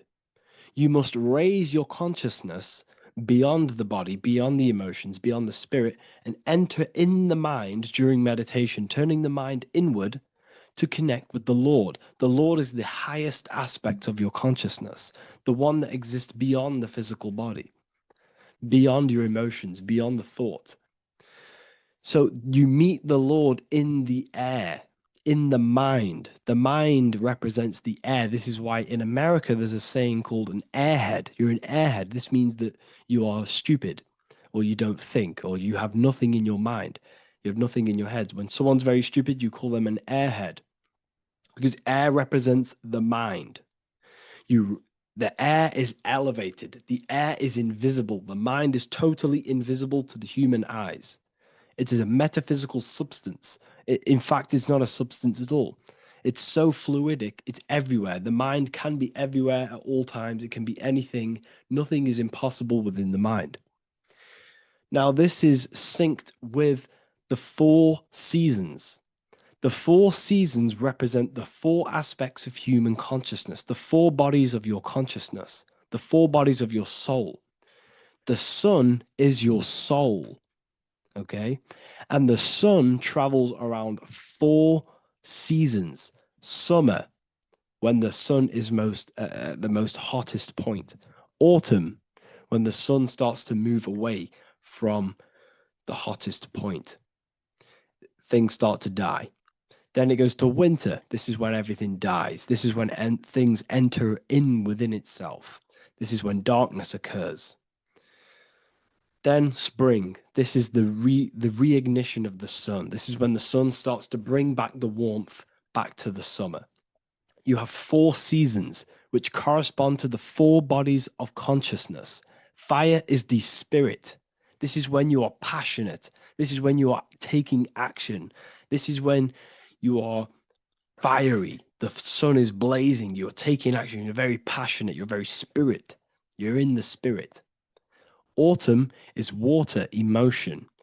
This is when you start to become very reflecting. This is when you start to feel emotional. Because in autumn, there's lots of water. This represents the emotional body of consciousness. Winter is the mind. This is air. Winter, what happens in winter? Everything enters within itself. The leaves die, the trees die, everything dies and goes within. This is the mind. The mind is the darkness, remember. You close your eyes to enter within the mind. The winter represents meditation. In the winter, what do people do? They stay inside of their house. They research more. They read more books. They become more intellectual. They think more in the winter because we are so we're stuck inside. So we're more reflective. We're thinking more. We're more communicative. We're more intellectual. In the spring, this represents the earth, the body. This is when we start to come out of the mind and we awaken to the body. And things start to grow again. The plants start to grow. The earth is growing again and reborn again. This is the body. This is when you become more active in the spring.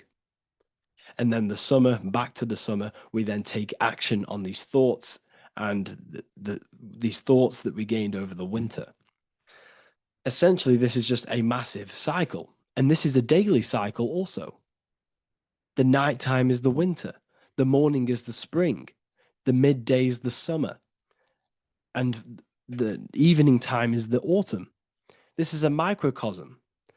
We have 4 bodies of consciousness. You are the sun, you are the soul, and the soul has 4 bodies: summer, autumn, winter, spring. Emotion, air, body, spirit. Sorry, emotion, mind, body, spirit. So you are the soul. You are the pure essence of consciousness. The sun is your soul in the heart. And the seasons are inside of you because you are a microcosm. Okay? You are a microcosm. The word sun is son. The Latin word for sun is sol, which is soul or solo, because the sun is solo. It's on its own. You are the soul, and the soul has the 4 different bodies of consciousness. So before we move on any further, if I've blown your mind, please, if you can, leave a like, a comment, a share, and a subscribe. Let me know what videos you want me to make in the future. Please drop a like. It definitely will help me. You are a microcosm of the macrocosm. Man is a miniature universe that goes through its own cycles. The seasons of the summer, winter, spring, and autumn do not occur merely outside of him, but within him as well. The summer is within you. You feel different in the summer. You feel different in the winter. You feel, depending on the body of consciousness, it's your soul's interacting with. So the sun in the sky is your soul inside, and the sun goes through these cycles, which is affecting your bodies of consciousness, because the cycles represent your bodies of consciousness. Now, this ties in with the Bible. This is why we have 4 Gospels. This is why Matthew, Mark, Luke, and John are always seen with the 4 different zodiac sign animals or symbols. So you always see each one of the Gospels, if you just type in on Google Matthew, Mark, Luke, and John, type in ancient pictures, paintings, or pictures of them, and you will find these 4 zodiac signs are always standing with each one. Taurus, the bull; Leo, the lion; Scorpio, the eagle. An old symbol for Scorpio was the eagle, and a man for Aquarius. Here you see very, very ancient paintings and artwork. Here we see Matthew, the man, Aquarius. Here we see John, the Scorpio. The same here. We also see it on the tarot cards, on the world card. We see the 4 fixed zodiac signs. Here we see it as well. These are called the 4 fixed zodiac signs. Now, when we look at the zodiac, we're no longer looking at the sky, because what you must understand is as above, so below. What is above you is inside of you. What is above is what is below. What is outside of you is within you. The zodiac is inside of you. The zodiac revolves around the sun. The sun is your soul.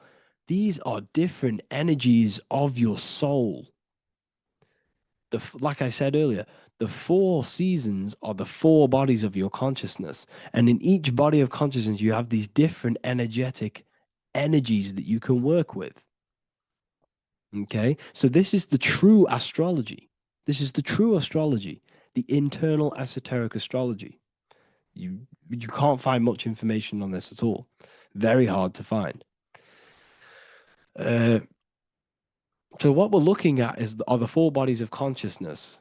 Obviously, when you look in the middle of each, when we look in the middle of each season, spring, the middle of spring is Taurus. The middle of winter is Aquarius. The middle of autumn is Scorpio. The middle of summer is Leo. These 4 signs are known as the 4 fixed signs. Okay, Scorpio is fixed. It's the middle of autumn. Scorpio is a water sign, emotion. Aquarius is the air sign, the mind. Taurus is an earth sign, the body. Leo is a fire sign, the spirit. This is why we see Matthew, Mark, Luke, and John with the 4 fixed signs of the zodiac, which represent the 4 bodies of consciousness. Leo, the spirit, fire. Luke, Taurus, earth, body. Matthew, Aquarius, air, mind. John, Scorpio, water, emotion. Each gospel is depicting Jesus and showing Jesus in each gospel. Each one of these gospels is showing and depicting Jesus according to the different body of consciousness. In John, this is when Jesus starts to turn water into wine. Water is emotion. Wine is transmuted emotion. This is when he does miracles with his emotions, water into wine. Aquarius, which is Matthew, air, the mind. Inside of the Gospel of Matthew, this depicts Jesus as an intellectual person, a person who's communicating and using his mind, his mental body a lot inside of the Gospel of Matthew. Go and read it, and you will see this. Luke, Taurus, earth, the body. Luke shows and depicts Jesus according to the body of consciousness, the physical body. He shows Jesus as a human, being a human being, helping people physically and helping people's physical needs, like giving away food and doing all sorts of good things for other people. Leo, Mark, inside of the Gospel of Mark, this shows Jesus as a spiritual teacher, a passionate person who is taking action. Each gospel is showing Jesus according to the different body of consciousness, and Jesus represents you, the sun. That's why it's called the Son of God, the light of the world.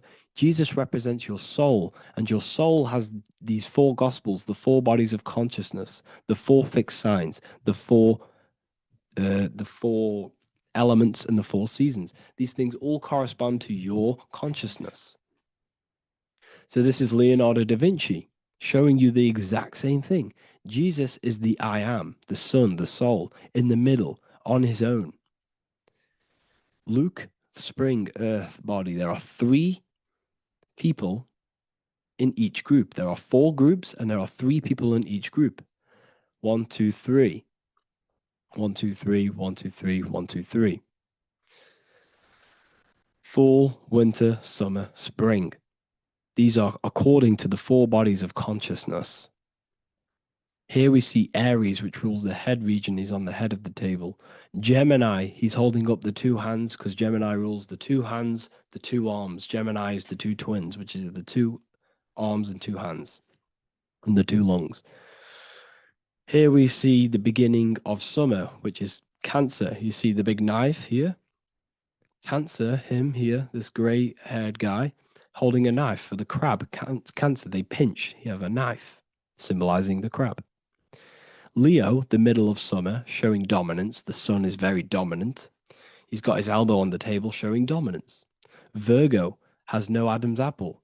Cancer here is pointing at this woman's neck, saying there's no Adam's apple. This is Virgo, the virgin, the only woman. Jesus, the sun. This is Libra, the balancing. He's holding his arms out, balanced, showing the balancing of the sun. Because when the sun enters Libra, the sun is balanced between winter and summer. So it's balanced. This is all astrology, but this is internal. Okay. This is Ezekiel's vision. Ezekiel had a vision in the Bible, and he saw the face of a man, the face of a lion, the face of an ox, and the face of an eagle. The eagle, Scorpio, the ox is Taurus, the lion is Leo, and the man is Aquarius. He saw the throne of God, and he saw the different bodies of consciousness. This is all symbolic for the different bodies of your soul. So when we look at the zodiac, we are actually looking at a map and the energies of our soul, and the energies of our bodies, and the energies of our consciousness. This is what we are looking at. Each zodiac is an aspect of our consciousness and an energy that we can work with and that we must purify. Balance and purification is essential. Imagine playing a brand new video game. Let's say a brand new video game came out and you had to play it. What happens when you play that game? You don't know the controls. You cause chaos in that game. You can't really run properly. You can't do anything properly. You're getting destroyed by other people who are playing that game. It's the same with your physical body. When you are born, you must learn how to play the game. You must learn how to balance the mind, learn how to balance the spirit, the emotions, and the physical body. We must balance and purify each body of our consciousness, which we must look after our physical body with our physical health by eating physical, electrical food like fruits and veg. We must look after our minds by being conscious of what enters our eyes, enters our ears, enters everything. Whatever enters our 5 senses is affecting our mind, our mental health, our environment, mental. We need to look after our thoughts. Control our thoughts by purifying our thoughts, only positive thoughts. Then we must purify our emotions, feeling only gratitude and love and not feeling these negative, dull emotions.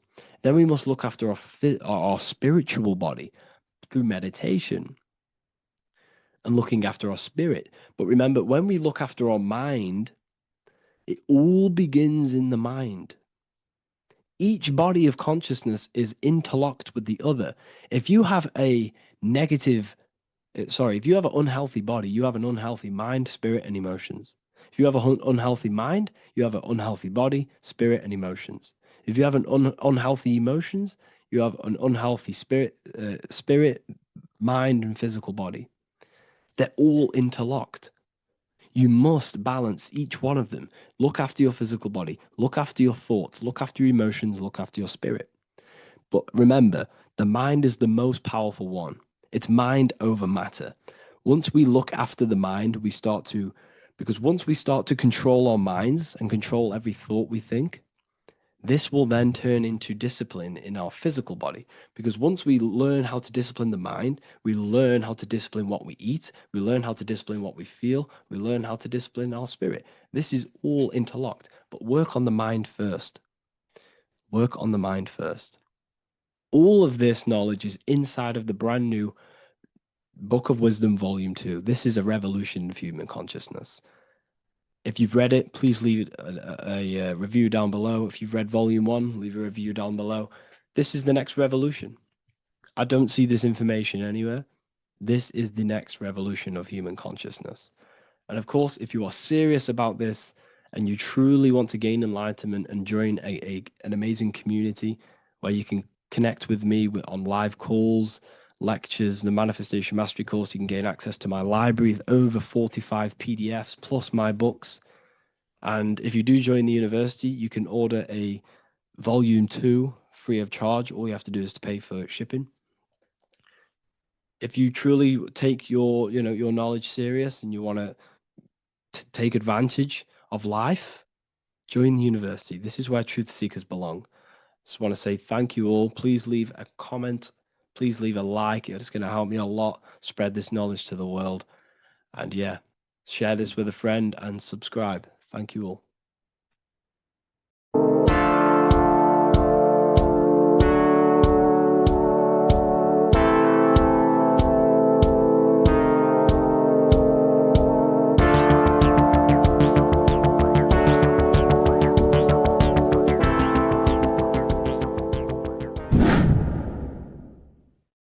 What is good, people? We're back with another video, and today we're talking about the chakras. Let's jump straight into this because I know there's been a lot of requests for this video. So let's jump straight into this. So you have 7 chakras, right? 7 chakras, and these chakras are feeding off your electromagnetic field, known as your aura. This is both positive and a negative pole, male and female, right? This electromagnetic field is made out of electric and magnetism, and together they come as electromagnetic. Now, your chakras, the word chakra just means wheel, spinning wheel, because that's what they are. They're spinning wheels of energy. They do not exist on this physical plane. They exist on the etheric plane. Okay. Now, these energy centers are known to regulate your emotions, and each energy center controls the organs and cells in that particular area of the body. So, for example, your sacral chakra will control the cells and organs of your sexual reproduction area. Okay, the navel chakra or solar plexus will control the digestion in your body. Same with the heart, same with the throat, right? So they are like mini brains for each center of your body. They run along up the spine, but notice the crown chakra exists outside the body. It's just above the head. Now, this process of the chakras is obviously the 7 colors of the rainbow, starting from red, which is the lowest vibrational color, all the way to violet, which is the highest vibrational color. This, like I said, these energy centers are feeding off your electromagnetic field. So if these chakras are unbalanced, they are taking too much energy from your electromagnetic field, making it weaker. Now, this is the North Pole. As you all know, the Earth is flat, and we live inside of a giant torus field, and the North Pole is the Earth's heart chakra. And this is why the aurora borealis, or the northern lights, whatever you want to call them, that's why they are green, and they are being emitted from this center point of the Earth, because it's symbolizing the heart chakra, which is green, right? Now, you do work your way up to these. However, this is a torus field. You are a torus field. You have different layers of this torus field, right? And you need to balance all of these chakras, but you can't move up these chakras until you open the one below it. So it's like a stairway. You can't go to your solar plexus without going through your sacral. You see? So you have to work up these. However, you have to work up these and then live from the heart, because the heart is the center of the torus field. It's the balance between male and female poles, positive and negative poles. So you have to balance all of these chakras and then bring them all into one, which is the heart chakra. Now, they exist on the etheric plane. They exist on the etheric plane, and the etheric plane is a layer of the material plane. It's the one higher than the material plane. And then after the etheric plane, it melts into the astral plane. So they exist just between the physical and the astral aspect. Now, this is the yin and yang matter, which is the lowest root chakra, physical matter, and then to spirit, because high vibrational matter turns into spirit, low vibrational spirit turns into matter. So they're interchangeable.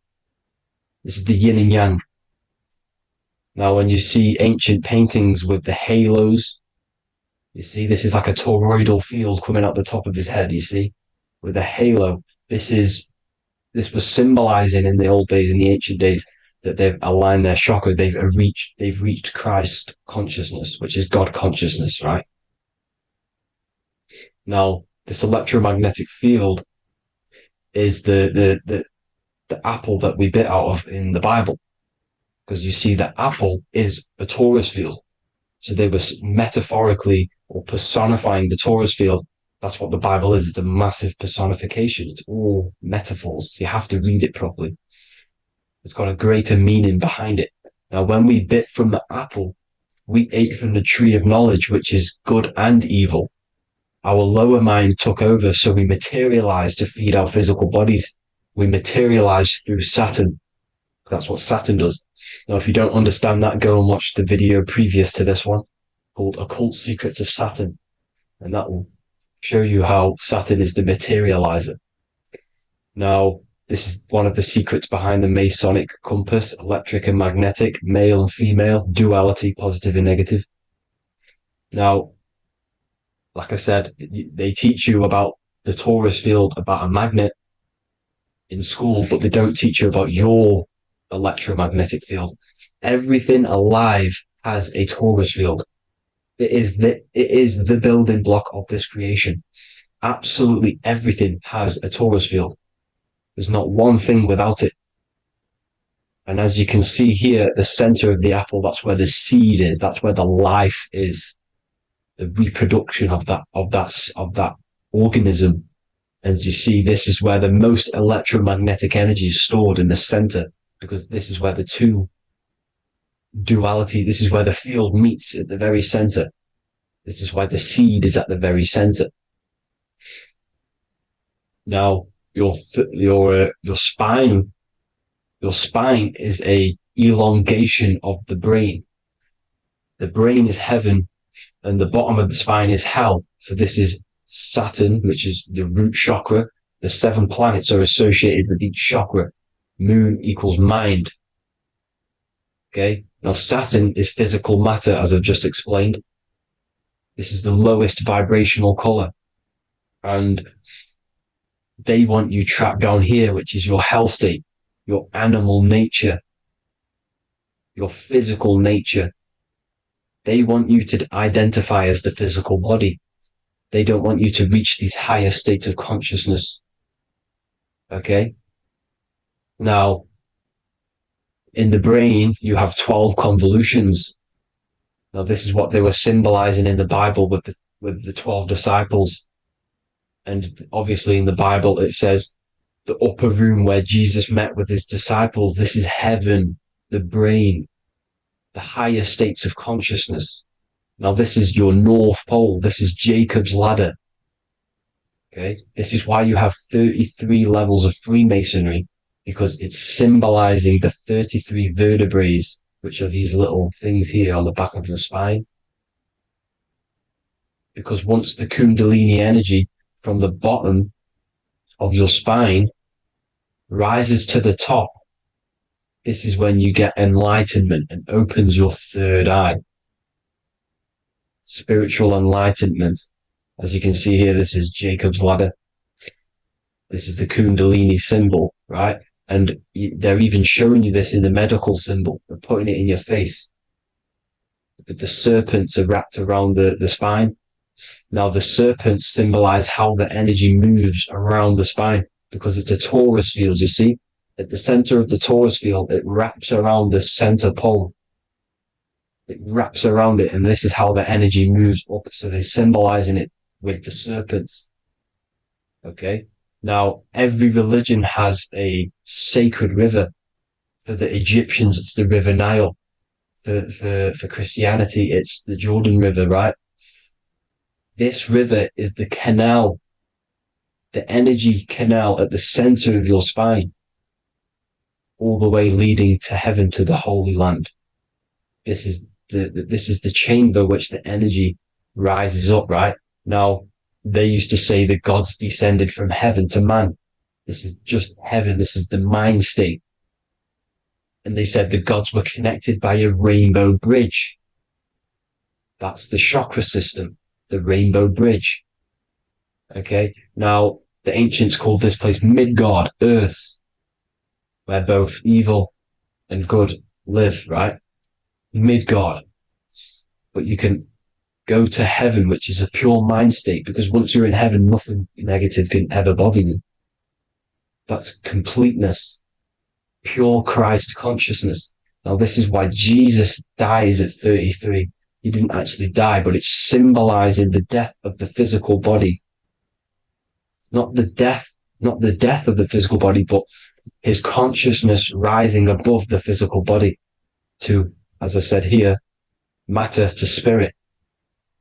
Matter died off and he came spirit consciousness. This is symbolized by the 33 vertebrae, which is obviously the 33 levels of Freemasonry. And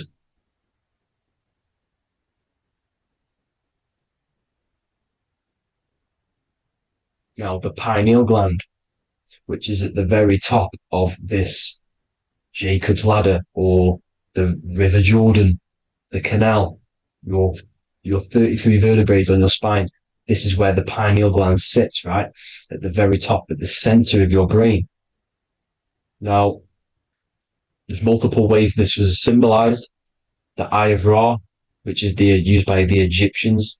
Now, this pineal gland is the seat of consciousness. This is where your consciousness is stored, right? And the ancient Sumerians used the pine cone, hence why it's got the word pineal gland, the seat of the soul consciousness.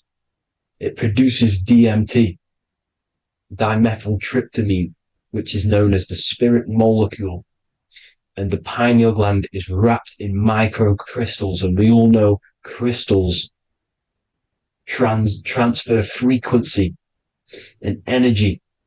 Now, radios use crystals. A radio is a frequency transmitter, turning a frequency into a frequency that we can hear with our ears, right? Because all the radios are actually playing right now in your ears. However, our ears can't pick it up, so the radio transmits it into a frequency that we can hear using crystals. So this is the power of crystals, and this is what our third eye is wrapped in, crystals. Now, this third eye is not actually your third eye, it's your first eye. When you're being materialized in your mother's womb, this is the first gland that is produced, and everything's built around it, because it is the consciousness. It is your consciousness. Your consciousness never dies, ever. It's an eternal essence. It lives forever. You never actually die. Only the mortal body dies. Now that's what we call life. Life is abided by time, and time is change. And change is what we call life, because everything's constantly moving and transforming into different things, right? Now let's not get off track. The pine cone is obviously, this is in the Vatican here. The pine cone is symbolized as the pineal gland, pine. And this is the opened pine cone. The opened pine cone means or symbolizes the awakened man, the awakened third eye. But the ones here, which the Sumerian gods are holding, these are shut pine cones, symbolizing the unawakened man. But let's not get confused, people. These gods were not gods. They are human beings just like you. They reached Christ consciousness. They are nothing more special than you. They just had the ability to reach Christ consciousness. And obviously their knowledge was far more intelligent than ours, far more advanced than ours. They knew the truth about this reality to the depths. Now, the ancient Hindus had a goddess called Kundalini, which is said that she descended by the means of a ladder or a cord from heaven, which is symbolizing the spinal cord. Now, this is what hickory hickory dock, the mouse went up the clock and came back down. This is all these stories, like Santa as well. Santa comes up and then down the chimney. This is symbolizing the Christ oil. There's an oil which is produced in your pineal gland, right? And this oil travels down the spine. And once it's down on the spine, you must have to raise your consciousness, just like I said, with the chakras. You have to raise your consciousness, raise your vibration to heat up this oil and turn it into a gas. And it travels back up the spine through like the serpents up the spine, and this awakens the third eye once it's coming back up the spine and hits the pineal gland. This is the secret behind Santa and hickory hickory dock, because Santa comes down and feeds the presents and goes back up the chimney, and he lives in the North Pole, the positive pole. This is the North Pole, people, and the presence is your sacred oil. This oil, your physical body is the furnace. It's the spiritual furnace, which you have to heat up this oil by raising your frequency and turning it into a gas to rise up this chamber, the River Jordan, to your third eye, right? Now, this is an alchemical process. Your body is the alchemical furnace. It says in the Bible, if therefore thine eye be single, thy whole body shall be filled with light. I shouldn't have cut that out, but that's what it says. The light of the body is thine eye. If therefore thine eye be single, thy eye shall be filled, their body shall be filled with light. This is symbolizing the pineal gland, enlightening the body, the spiritual body, filled with light. Now, as I said, they want you kept down here, which is the root chakra, which is your animal nature, which is obviously mind, matter over mind. This is the symbol of Saturn, right? As you say, we're built of body, mind, and spirit, the Holy Trinity. That is the sun, moon, and earth. The sun's your soul, solar. Moon is your mind. Earth, which is the cross, which is your physical body, the 5 elements, right? So body, mind, and spirit. So the Saturn symbol is actually made out of the cross on top, which is the earth, and the moon on the bottom, which is symbolizing matter over mind, because earth is physical matter. You don't want to be matter over mind. You need to be mind over matter. See, they want you identifying as your physical body. They don't want you to realize you're an eternal consciousness. You're an eternal essence of consciousness which never dies.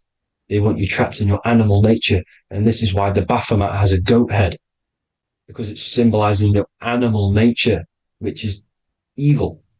Not evil, but you're more likely to do evil things, right? Which brings bad karma. That's your animal side. This is why the Baphomet has an animal goat head. As you can see here, he's got the Kundalini energy here. So when you see the inverted cross, the cross is your body, as you can see here. The inverted cross means your chakras downwards, down here. Your head's down here. Your mind is down here.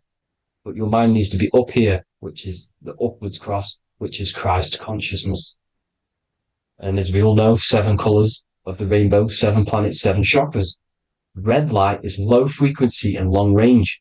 This is why Saturn is the slowest moving celestial body, and it's the lowest chakra because it's low frequency, long range. The moon being the crown chakra, which is high frequency, this is why the moon moves around the quickest. The moon is your crown chakra, which moon in mind. See, so there are multiple ways of your chakras becoming blocked. Now, each chakra has a specific intelligence. It has a specific thing that it's doing for the body, right? Now, this can be overused. It can be abused. For example, masturbation. That keeps you down here in your sacral chakra because you're abusing that energy center. You're abusing your sexual energy, which is then becoming unbalanced. So this is how energy, this is why these centers are pulling more energy out your electromagnetic field, because these centers are wheels. The chakras just mean spinning wheel of energy. So when you're abusing these certain centers, you're pulling energy out of your electromagnetic field, which is making your field weaker, which is making your frequency lower, which makes you prone to diseases, prone to lower negative energy, right? So you need to align these chakras. You need to unbalance them. And as you can see here, you can screenshot these to see how they're blocked. I'm not going to go over each one because it'll take me forever, but have a little read yourself. This is why they're blocked. Now, the ancients used to say Aum when they meditated.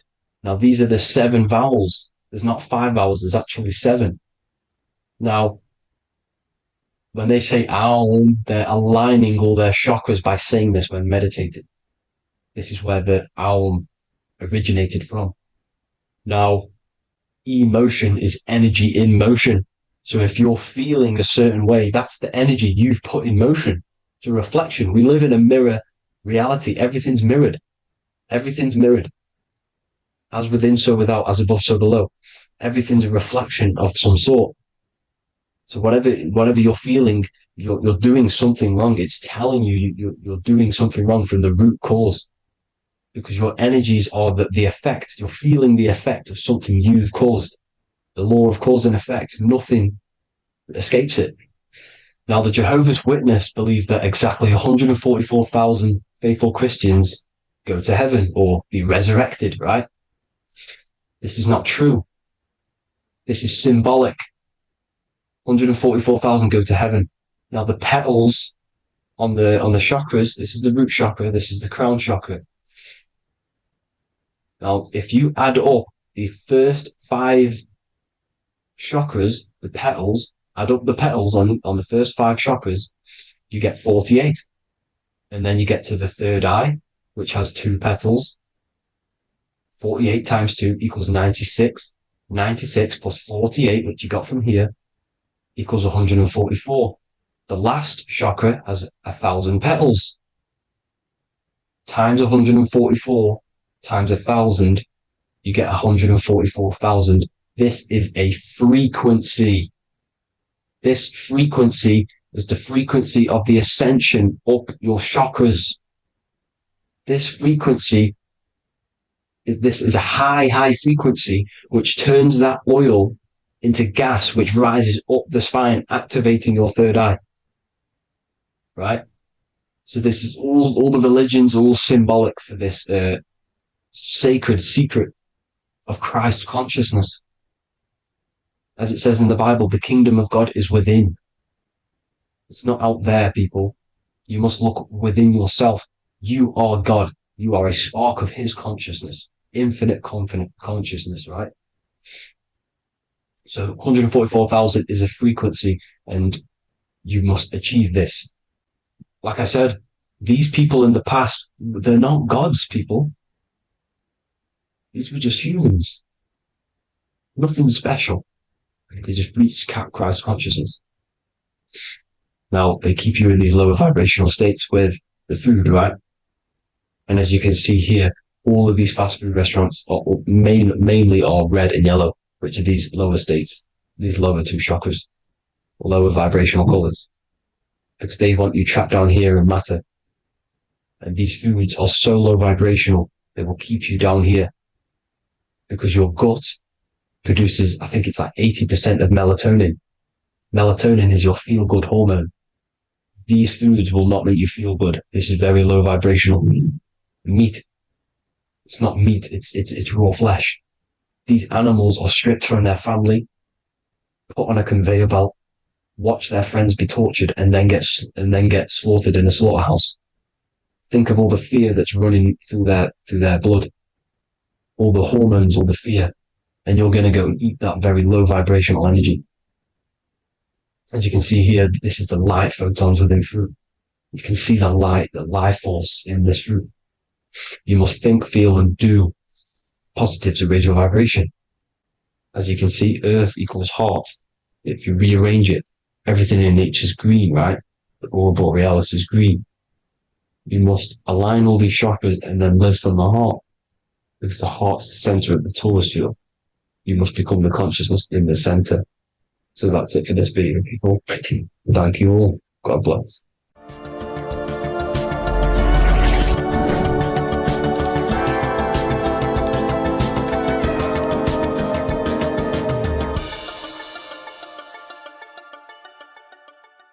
Welcome to Revival of Wisdom.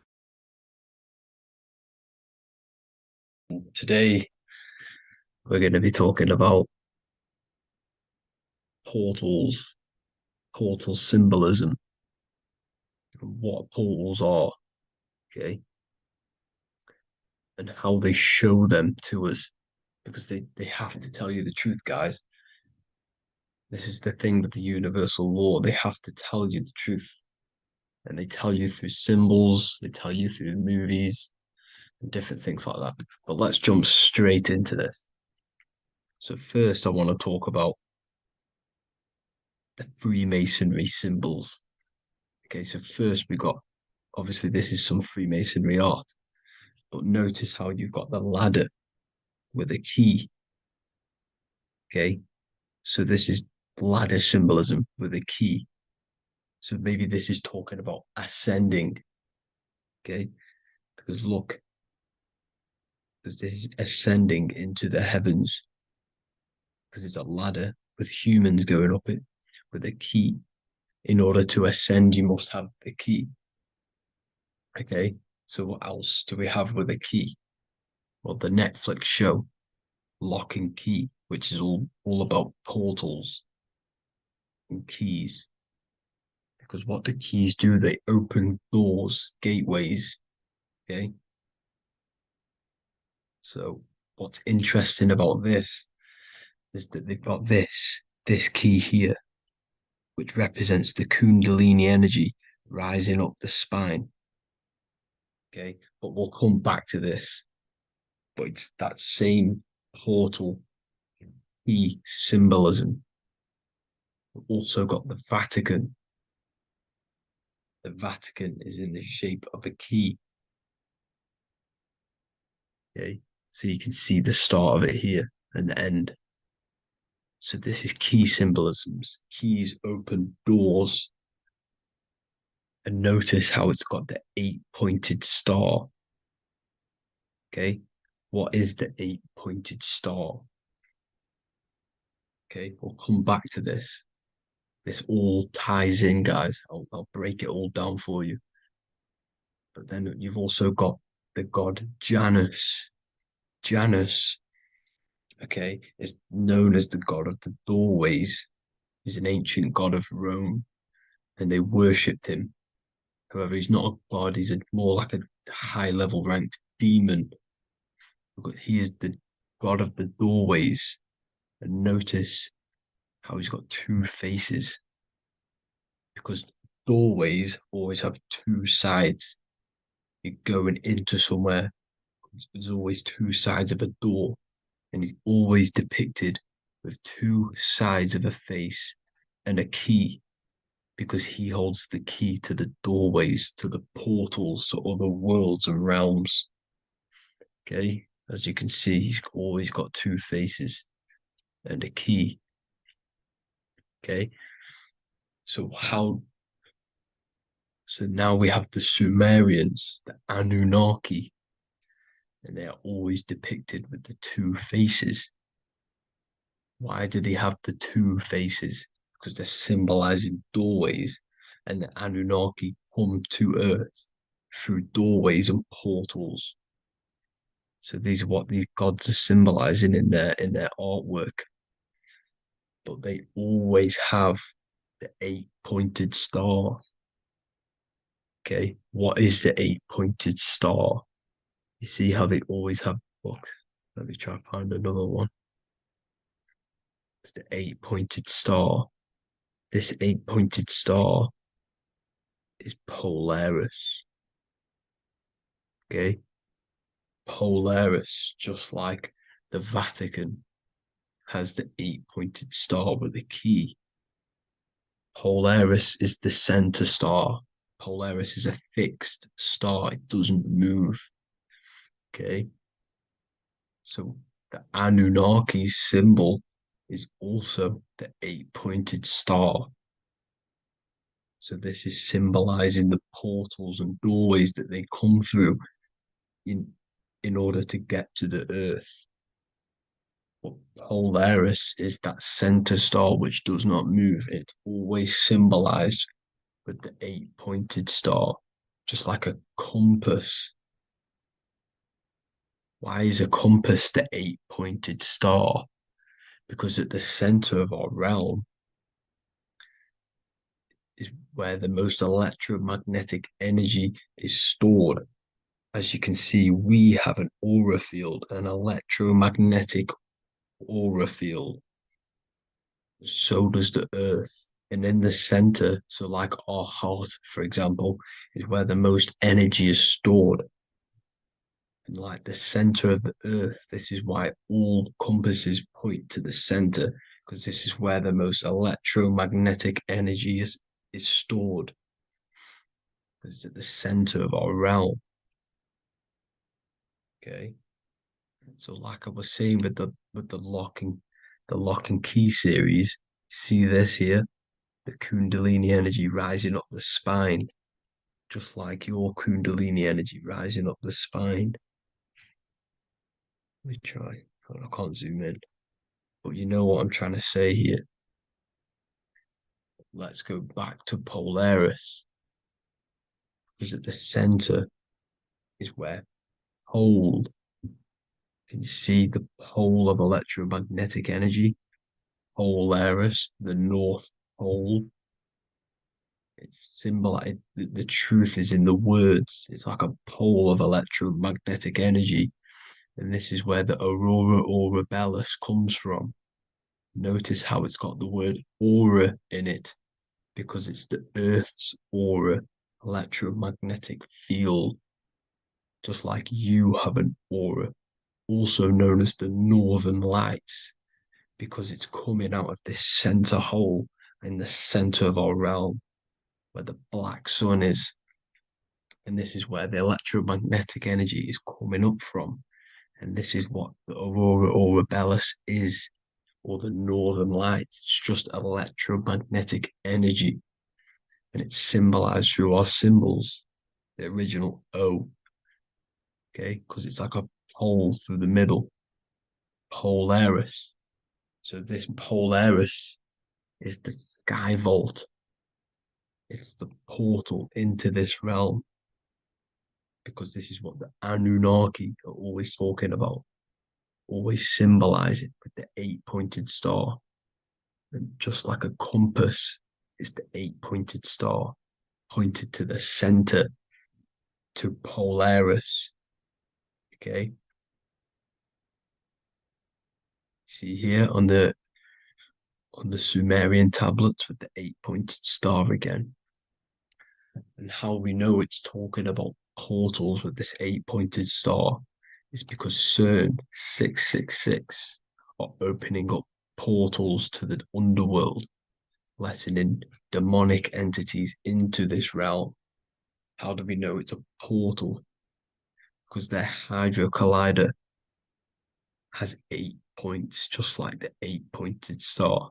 So they are creating synthetic portals to the underworld to let these demonic entities into our realm. What is the key? Because if we're talking about ascending through Polaris, notice how here on the masonry art, this luminary here, so this is the sun, that's the moon.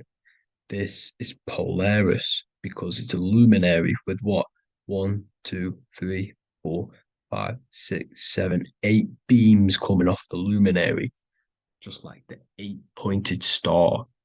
So you see the ladder with the key going up to Polaris. It's symbolizing ascending out of Earth. So what is this key that they're keeping from us? Because it's a human holding a key going up the ladder to Polaris. Well, chakras. We have 7 chakras. Okay, so this is what they are telling us in the lock and key symbolism. The Kundalini energy rising up the spine. Okay, just like they have 33 vertebrae on the back of your spine. Okay, this represents the Kundalini energy going up your 33 vertebrae, just like in Masonry has 33rd degrees. Okay, so what is the key? Your chakras. Your chakras have to be unlocked. Okay, you have to unlock your chakras, and you can't unlock this one without going through this one. You have to go through them all. It's like a ladder, just like Jacob's ladder. You can't go from the bottom to the top. You have to unlock each one. Okay, just like you have 7 chakras, you have 7 layers of your aura. Okay, you have to unlock your chakras to the highest point in order to reach Christ consciousness.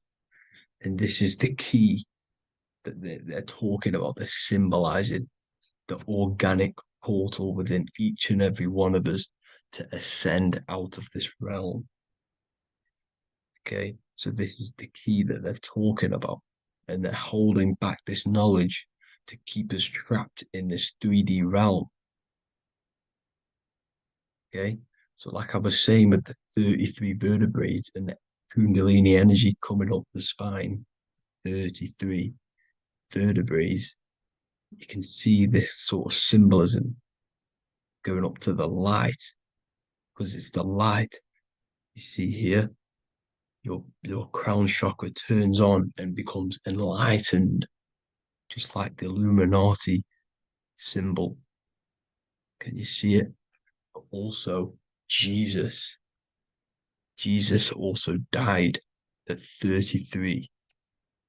So this is symbolizing, okay, they're symbolizing the death of the ego, the body. So once you open up your chakras and reach Christ consciousness, which is your 33rd vertebrae, once your Kundalini energy goes up your 33rd vertebrae, your body technically, not physically, but spiritually dies, because you then become formless. You reach Christ consciousness. So then you can travel other worlds. Okay. This is what they're talking about with Vatican, 8-pointed star, and the key. Janus with the key. The Sumerians with the 8-pointed star. Anunnaki, the 8-pointed star. Polaris, 8-pointed star. So Polaris is the way out of this realm, which is at the center. Pole, North Pole. Okay, so the key is that they're hiding from us is the knowledge to unlock our chakras. Okay, and without this knowledge that they keep from us is trapping our souls in this reality to keep reincarnating. Okay, But thank you all for tuning in. I'm going to leave you all there. Make sure to leave a like and a comment in the comment section. Let me know some topics to talk about so I can break it down for you. God bless you all.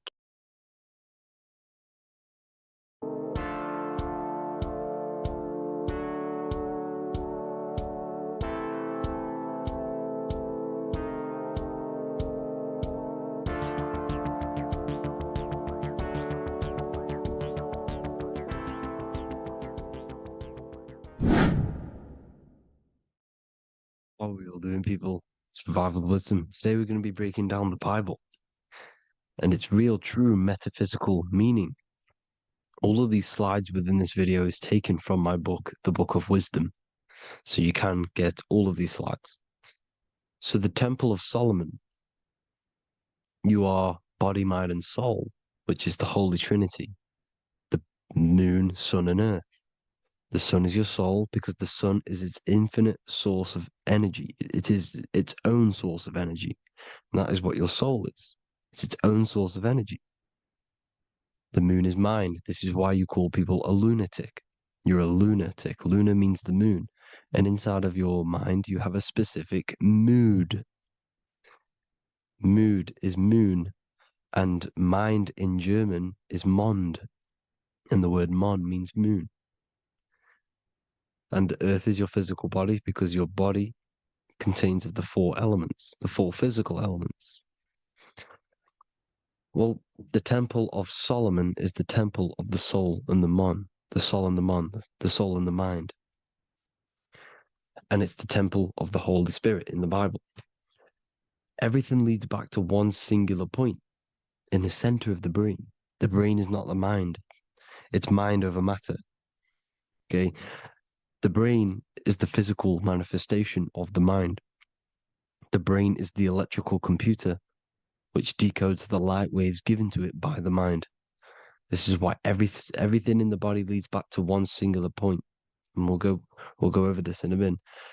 But this is controlling the physical body. This is the within. If you rearrange within, it spells high twin because within you is your twin, your true self. And it's just an entity in the center of the mind. And if you shut your eyes, you can feel it. Your awareness is in the center of the brain. So there's just an empty chamber in the center of the two cherubs, the two brains. They are two separate brains. They're two hemispheres. And the empty chamber, when scientists chop it up and see it's just an empty chamber, well, because you can't see in that plane of reality. You cannot see the mind. You cannot see thoughts. It is invisible to the human eyes, to the visible light spectrum, to the two eyes. The reason why we call it the third eye in the center of the brain, it's not the third eye, it's your true self. It's the mind and soul. It's an eye because it does see. It's the all-seeing eye that you always see here. There's some Masonic artwork showing the two pillars, the two cherubs, the two hemispheres of the brain, and the inner eye. This is the eye that sees all things. What do I mean by seeing all things? Not physically. It sees the mind. It's what, because your soul is watching the mind. You can observe the mind. You are not the mind. And if you meditate deeply enough, you can go beyond the mind. It's the all-seeing eye. It sees the mind. It sees what emotions you're feeling. It sees what you're thinking. It sees what you're seeing with the two eyes. It's the all-seeing eye. It sees all things. It's omnipresent. It's everywhere. Because the mind can be anywhere. The mind can switch itself into any place it wants. There is no limitations with the mind. So there is two hemispheres in the brain. And in the Bible, there is a quote saying the most holy place between the two cherubs. The two cherubs is the two hemispheres of the brain, and the most holy place is between them, which is what the Masonic artwork is showing. This is the all-seeing eye, the soul and the mind. in the center of the brain. And you will not see this with the two eyes. So when scientists come to seeing the empty chamber in the center of the brain, they wonder because they do not understand the occult side of the world. They do not understand the layers of reality. How the two eyes, everything physical comes from the unseen. Everything seen comes from the unseen. Now, the two hemispheres of the brain play a major role in our lives. The right hemisphere is the artist. The left hemisphere is the scientist. The right hemisphere controls the left side of the body. The left hemisphere controls the right side. So there's a crossover. Now, the right hemisphere is to do with your feminine energy, creativity, unification, metaphors, visualization, intuition. The left hemisphere is to do with sequencing, facts, materialistic details, language, and logic. So they keep us normally trapped within the male aspect of our mind, which is the left hemisphere. You know, if you listen to Spotify, Apple Music, and radio, they're all tuned to 440 hertz, which shuts down the right side of the brain, makes you left brain dominant. And we learn, well, 90% of people learn to write with their right hand. They're taught to learn with their right hand, which is to do with the left brain. You see, so we are being trapped within this left side of the brain, which is all to do with logic, thinking logical, not creative. You know, very analytic. But the right side of the brain is to do with your creativity. So the right side of the brain is perceiving reality as a holistic perception. Now, what do I mean? If you're riding through a woods, for example, if you're riding through a woods, your right hemisphere is seeing the whole woods as one unified woods. The left hemisphere's job is to break down the perception given to it by the right hemisphere and break it down into individual trees. So what am I saying? The right hemisphere is seeing humans and everything in creation as one unified consciousness. The left hemisphere is seeing individual egos. This is why the left hemisphere is the place of the ego, the right hemisphere is to do with the higher self. They're both needed, though. I'm not saying one's better than the other. It's balance. Now, they don't want you to see the unified picture, perception of creation. They want you to think everything is individual, everything doesn't come from the one, because all things come from the one. And we experience the two in this reality, dualism. In order to understand the one, we have to experience the two to advance. So, anyways, let's get away from the two hemispheres. The right hemisphere, like I said, is to do with the higher self. And this is why in John 21:6, it says, cast the net onto the right-hand side of the boat and you will find fish. Meaning, cast your energy, cast your perception into the right hemisphere of the brain, and you will find God, unification, and higher self. You will see things from a unified perspective. How we are all one, because we are all the same consciousness. The same spark that is in me is in you. This is why I am you and you are me. We are all the all-seeing eyes of God, just split up into individual bodies. We are all made up of the same essence, consciousness. And that consciousness, that mind and soul, is in the center of the brain. You are just in different avatars. And until we see this, we'll forever be divided and conquered. Until we figure this out as a collective consciousness, we will forever be divided and conquered and ruled over. This is why the Bible says, ye are gods. You are the sons of the Most High, because we are. We are the Word made flesh. We are God made flesh. Mark 16:19. So then after the Lord had spoken unto them, he was received up into heaven, head is heaven, H-E-A, and sat on the right hand of God. God is the consciousness in the center of the brain.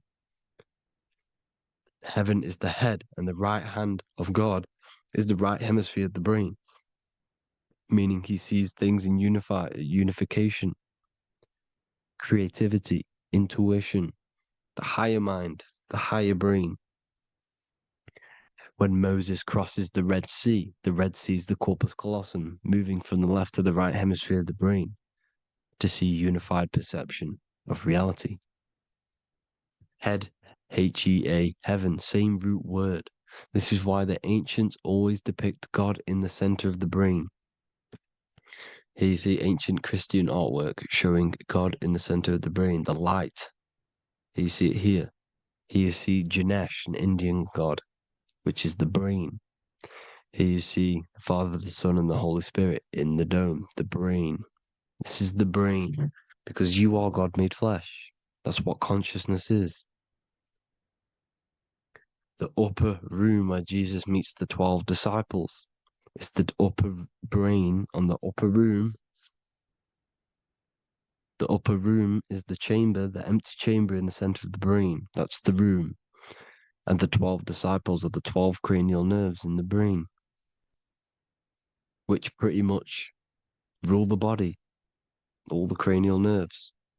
The tree of life, the cardiovascular system. This is why in Genesis it says the tree of life was in the midst of the garden. Midst meaning middle, because the middle of the body is the cardiovascular system, which is controlling all of the systems in the body. The tree of knowledge of good and evil is the nervous system, is the spine and brain. This is what's detecting good and evil. The brain is the electrical computer with the left and the right hemisphere, decoding the dualistic world, decoding the light waves given to it by the external world. It is an electromagnetic computer. It is artificial intelligence. It is very intelligent, the brain and the nervous system, the human body as a whole. But the tree of knowledge of good and evil is the nervous system, because it is the tree that detects good and evil, makes you learn good and evil in this dualistic reality. Here you see Adam and Eve around the tree of knowledge of good and evil. Adam and Eve, male and female energies, but the serpent in the tree, and the tree of knowledge of good and evil. Well, this is the spine, the brain, and the serpent is the kundalini up the spine. The serpent is the S. That's why S, serpent, S, the letter S is the serpent. Sex and serpents make an S noise. You know, the Bible cursed the serpent. So we don't figure out the true religion. The true religion is raising the kundalini and becoming God-man and reaching our higher states, our true God self. Because once the kundalini is saved and hits the pineal gland, it activates 100% of the brain, when we're only using around 20 to 10% as of right now without the kundalini awakening. So when you use it, you're activating 100% of the brain. You're activating all the dormant brain cells. You're regenerating the body. And this is the serpent in the tree of knowledge of good and evil. This is the spine, brain. This is Adam, Eve, the male and female energies. The light of the body is the eye. Therefore, if thine eye be single, thy whole body should be full of light. Matthew 6:22. This is the single eye in the center of the brain. It is not the pineal gland. It is what's inside the pineal gland. You have to go beyond the physical world, and there are no words to describe things that are not physical, metaphysics. And the whole body should be full of light. Well, this light is the same pyramid that you see. You are the pyramid with the all-seeing eye on top. This is why the ancients built the pyramids with the stairs in the middle symbolizing the spine, because once you open all the chakras and balance them and raise the kundalini, you activates all of the brain, which gives enlightenment. The word enlight in ment. Ment means mind, light in the mind. Enlighten the mind. And this is enlightenment. We are the temple. And Jacob called the name of the place Peniel, for I have seen God face to face. Within spells high twin. Within you is the God self, which you need to manifest into the external world. And he's seen God in Peniel, the consciousness. He's seen his true self, consciousness in the pineal gland. Genesis 28:10, Jacob's ladder. Jacob, he took a rock there and laid his head on it to sleep. Jacob had a dream. He dreamed there was a ladder that was on the ground and reached up into heaven. Head is heaven. The rock he fell asleep on is the sacrum bone, because he's symbolizing the oil that comes down the spine, hits the sacrum bone and rests there, falls asleep, and it looks up and it sees the ladder to heaven. Because when you raise this oil, you become God man. You become God in heaven. You can leave the body at will. Do you not know that your body is the temple, that your body is the temple of the Holy Spirit? Corinthians 16:19-20. Or do you not know that your body is the temple of the Holy Spirit within you? Your body is the temple of the Holy Spirit, the soul and the mind within the center of the brain, the temple of Solomon, temple of the soul and the mind. Romans 8:10. Christ is in you. It's not external. When you give where attention goes, energy flows. When you give your energy to external things, your attention, your worship to external things, you're giving energy, meaning it's draining you, and you're feeding something within the astral plane, a mental thought within the astral plane. So with you realizing that the Christ is in you, that you don't have to worship anything outside of you, this means that you're internalizing your energy. You're not giving your energy, because where attention goes, energy flows, which means you become more present. You become healthier because you're not giving off all of your special electromagnetic energy that's charging you. This is why the religions run by the Vatican is all external. They're exoteric. Exoteric means external teachings. The esoteric is the internal, the hidden teachings. In Psalms 82, I have said, ye are gods, and all of you are children of the Most High, because we are the Most High, split up into individual bodies. That's what consciousness is. Consciousness is the Most High, and we have to raise ourselves to the Most High. Brahma, Vishnu, Shiva, the Father, the Son, and the Holy Spirit. Why is it always a trio? It's a trio because it symbolizes us, the soul, mind, and body. The mind is the bridge for the soul to be in the body. What is the soul? It's the life force. It's the watcher. It's the all-seeing eye. The soul sees into different realities, and it gives life to the body of every reality it goes in. This is why you always see light around the all-seeing eye, because it is the energy, the life force, the light, life, L-I. Life is light. And it's the eye because it sees into the different realities. It sees into the dream world. When you're going to sleep at night and you dream, it's not a dream. It's another reality. You're a multi-dimensional creature. We live in a multiverse. There's infinite amount of yous. And there is a version of you which is the highest self in a reality somewhere. And this eye has the ability to switch realities, which is exactly what astral travel is. Astral travel is the ability to switch reality beyond the 3D construct of this world. The Father, the Son, and the Holy Spirit, Brahma, Vishnu, Shiva. Brahma, the soul, inhabits different bodies. This is why they have different heads. Vishnu, the mind, symbolizing gnosis, meaning knowledge. This is the serpent.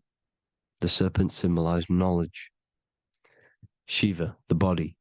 The Father, the Son, and the Holy Spirit. The bird, the soul, because the bird symbolizes the soul. This is why you have here the Egyptians showing you the soul leaving the body. Here you see here with the twin head, the same head, and it's a bird. This is the soul self. This is the ego self. The Egyptians knew this. They knew all of this. Of course they did. Now, the whole story of Jesus is all metaphorical for the process which goes on within your body. Your neck and head is the Holy Grail, which the sun and the moon creates. Sorry, the sun and the moon creates the fluid within the Holy Grail, the brain, the skull. And the moon creates the milk. Sorry, the moon makes the milk. The sun makes the honey, the land flowing with milk and honey in the Bible. The land flowing with milk and honey is the center of the brain in the Holy Grail.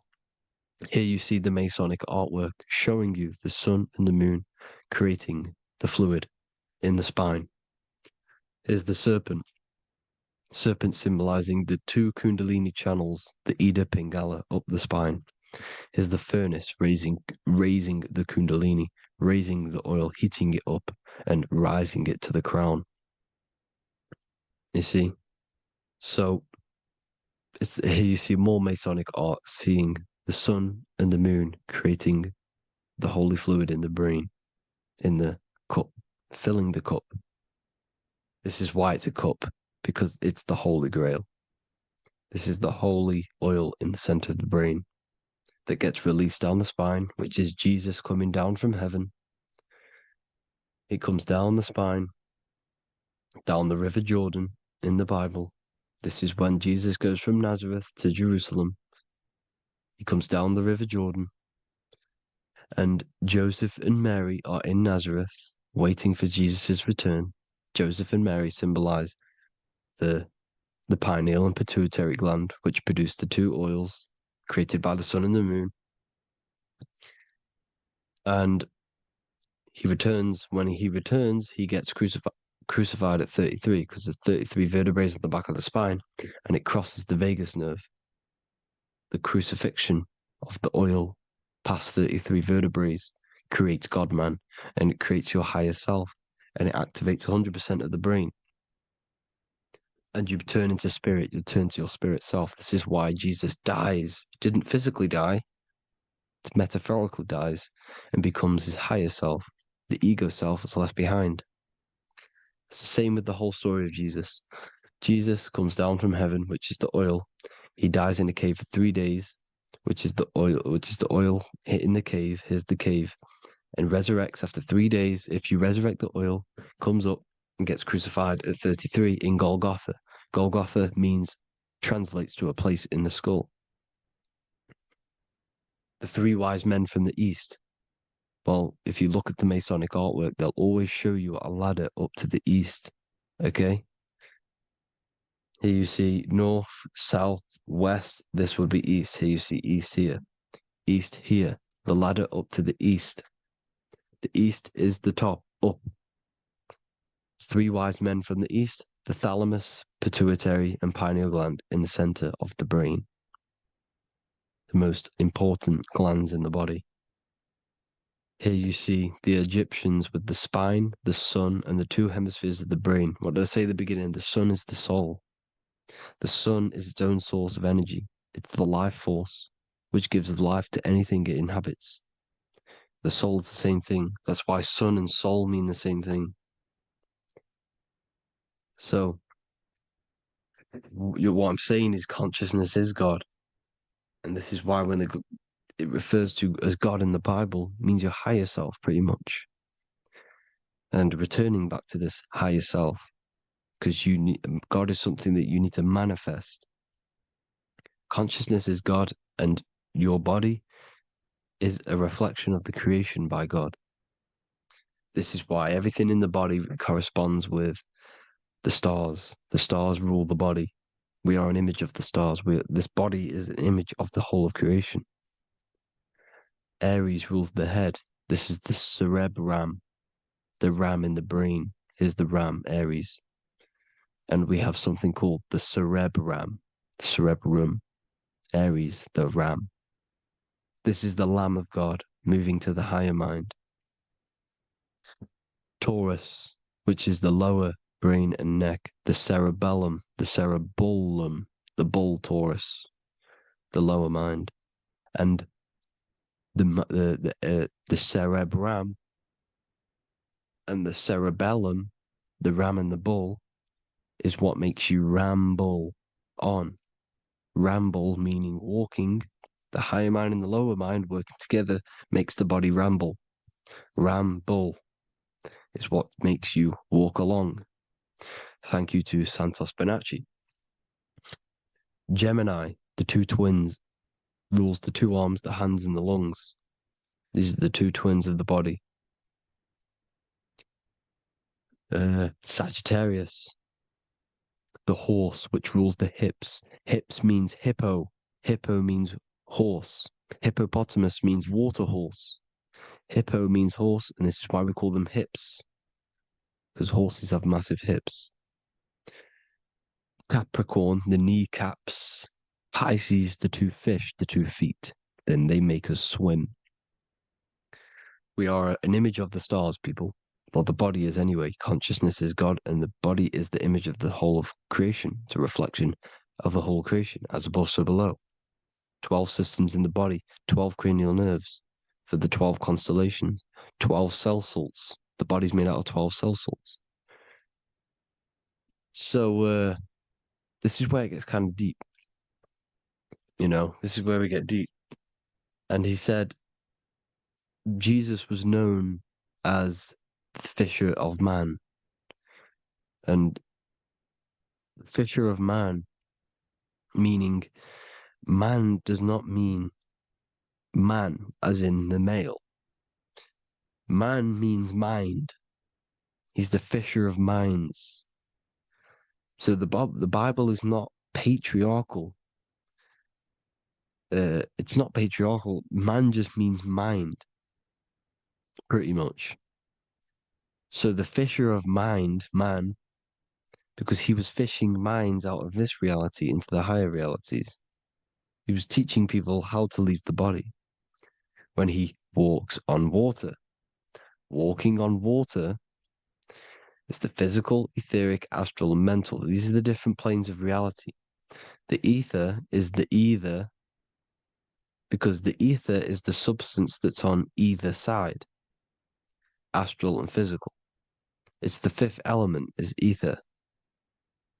And the fifth element is the water. The same water at the beginning of the Bible when it says, let the firmament divide from the waters above from below. The water symbolizes the ether. It's the base of all physical matter. And the ether symbolized is known as the water. So when you're walking on water, you're walking on the ether, meaning you're leaving the physical body. So when Jesus walks on water and he's teaching Paul to walk on water, Paul becomes scared and falls back into the water. Well, when you astral travel and you become scared when you're projecting, you'll fall back into your body. So he's pretty much saying walking on water is leaving the body, and walking on the ether, because the ether is the veil between the astral, and that's what devil means. Devil has the word veil in it, because the devil is trapping you between one veil, which is this world. They're trapping you in this world, this thin layer of reality. Your dreams are different veils. The ether, the astral, the mental are different veils. Devil is the veil. The veil. You need to escape being stuck into in one reality and living between realities. And this is when you truly become a multi-dimensional being, because your soul is just the eye. That's what you are. You're just an eye, and you see into different worlds. And it also, when Jesus means the fisher of man, the fisher of minds, he is. There are. I truly believe, because of my research, that there is other worlds. It's not just this one. There's higher worlds. There's an infinite amount of you, and you've been in you, in them dreams you call dreams. Them dreams are other realities that you are in. That's why when you're there, you don't feel like you're in a dream. You feel like it's 100% real, because it is real.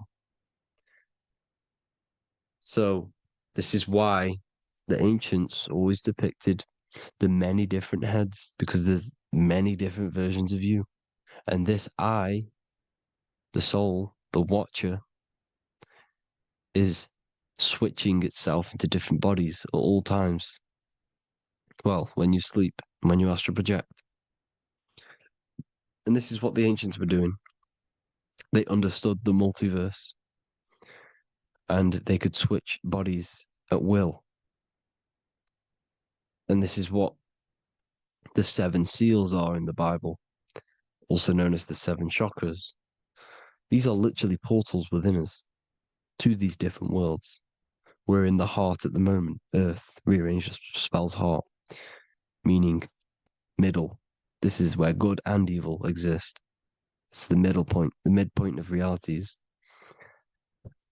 So I hope you all enjoyed the video. All of this knowledge that I've give you in this video is inside of my book, the Book of Wisdom. The Book of Wisdom gets updated every single month with new pages.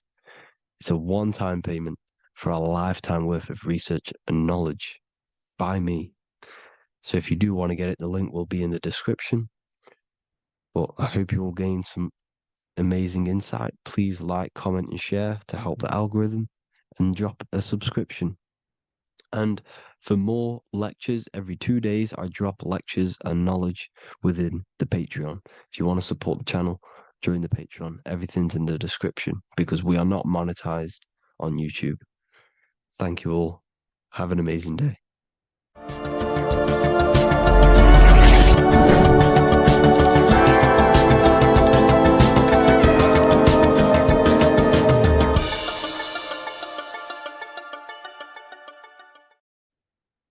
What if I told you that you are under a spell, and this spell is controlling you in every aspect of your life, and you don't even realize it?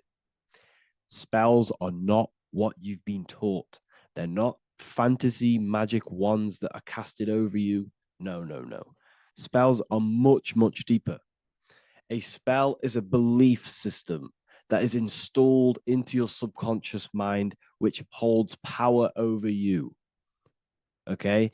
If I install a belief into your mind and that belief holds power over you and controls you, that is you under my spell.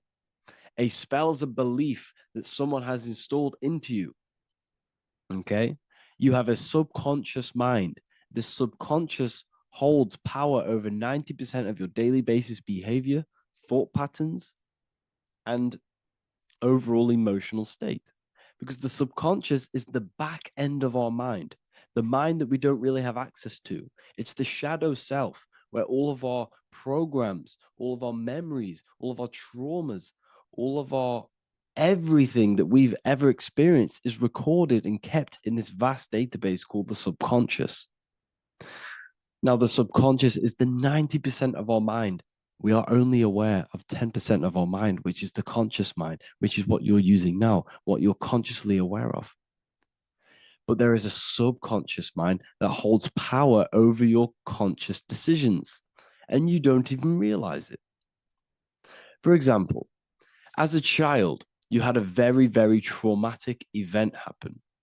Let's say as a child, you were not loved enough by your parents. And this feeling of you not being enough for your parents and feeling alone as a child implanted this seed. And this seed was planted by your emotions, a strong emotion. And over time, as you grew older into an adult, this seed grew and grew and grew. And what this seed grew into is you being very needy, you always seeking validation from others. Okay. But you taking this conscious decision 10 years down the line actually stems from this hidden cause within your subconscious mind, within this little feeling, this seed inside your subconscious where you don't feel like you are worthy. So this results in a conscious decision of you seeking validation from others, being very needy from others. Okay. This is what the subconscious is. The subconscious holds power over us. For example, posting on social media. Why are you actually posting on social media? If you take a selfie with your new watch, new car, and you go and post that onto your social media, why are you actually doing that? On the deepest root cause, it's not because you just want to post a picture. No, it's much deeper. It comes from a subconscious belief or a subconscious emotion of you seeking external validation, whether you believe that or not. But that's what it is. If you're posting on social media, you're seeking attention, you're seeking validation from others on a deep level, on a subconscious level. You may not even realize this because it's subconscious. Now, this is what a spell is. Money is a type of spell. Remember, money doesn't actually exist. Money does not exist. Money is a physical object inside of the material plane. But the physical object has a belief in the mental plane. See, the mind is the highest plane. This is the root cause of reality, the mental plane. Okay? So our belief in our mind has given this piece of paper value and a meaning. But in reality, it's just a piece of paper with a belief behind it. But this subconscious belief behind this piece of paper is controlling your daily basis behavior, is controlling your emotional state and controlling your life without you even realizing it. Without you even realizing that it's all an illusion. Money does not exist. It's the belief that gives the piece of paper a power. And the way we break the spell is by realizing that the money doesn't actually exist. The whole world is under the spell of money, and it's controlling all of us. But the spell is the belief. Once we all wake up and realize money has no value, it doesn't actually exist, it's only a belief. There is no actual money. That's how we break the spell. The spell is broken when we figure out that we are under the spell, under the belief, under the illusion of this piece of paper having value, and it's controlling our lives. That's why the word money has mon within it. Mon is moon, and the moon represents our hidden aspect of our mind, our subconscious, and the sun represents our conscious mind. So you have two versions of yourself. You have the self that you show to everyone, the conscious mind, and you have a shadow self called the subconscious, which is the hidden aspect of you. For example, do you really love your partner who you're with, or are you just with them for, is there a subconscious fear of being alone? Do you really want to be with this person, or is it stemming from, are you staying with them because it's stemming from this fear of being alone, of being lonely? Or are you just with them because you have a subconscious sexual addiction? And all of your conscious decisions are actually coming from this little seed of wanting sex or not being alone. You have two versions of yourself, the conscious mind and the subconscious, the shadow self and the self that you show to everyone else. Okay. And the subconscious is what's holding power over you. When you drive your car, you don't consciously have to think about changing gear. You've done it that many times. It's on autopilot. That's the subconscious doing it. You can be walking down the street. Your conscious mind could be thinking about what you're going to cook for tea later, but your subconscious mind is controlling your body and walking your body. You don't have to think about moving the body. You just do it because you've done it that many times. It's a program. It's a belief in the subconscious that's giving this movement power. You see, the subconscious holds a lot of power over you. Our beliefs hold power over our daily basis behaviors and actions. Okay, like I said, posting on social media, this is seeking external validation. There's a subconscious stem, there's a subconscious urge bringing this desire into conscious reality. So we must break the spell of our emotions controlling us, our traumas from a child controlling us. For example, another example of this, let's say you were in a car crash years ago, and this car crash led you to having a very traumatic event, very traumatic emotion you felt in that car crash. You felt a lot of pain. That was impressed into your subconscious. And even to this day, you're probably scared of going into trains, going onto cars, going inside of vehicles. And you might not even be aware that it's actually stemming from this event that happened 10 years ago. That's the spell. That's the spell that's holding power over you. And you don't even realize it. You realize the spell when you realize you're being controlled by this old belief, this old trauma. That's what a spell is. A spell is not something I cast over you with a wand like Harry Potter. Spell's much deeper. It's the hidden aspects of our mind that hold power over us, that control us. Okay? So how do we get rid of the spell? How do we break the spell? By installing new belief systems, by installing new programs into our subconscious. The subconscious is impressed by repetition and emotion. Everything you do on repeat, for example, tying your shoelaces, you can be looking up into the sky, closing your eyes, thinking about what you're going to create for tea while doing your shoelaces. You've done it that many times, you don't have to think about it. That's the subconscious taking over. Okay. That's the repetition aspect of the subconscious. For example, you could probably run down your stairs. You know exactly how to run down the stairs. If I tried to run down your stairs, every staircase is different. I'd probably fall over. But you've done it that many times, you know exactly how to do it. It's what we call ritual. When you have an evening ritual, when you tidy the house, you do your skincare routine, you wash your teeth, that's a ritual. This is what the ancients called ritual.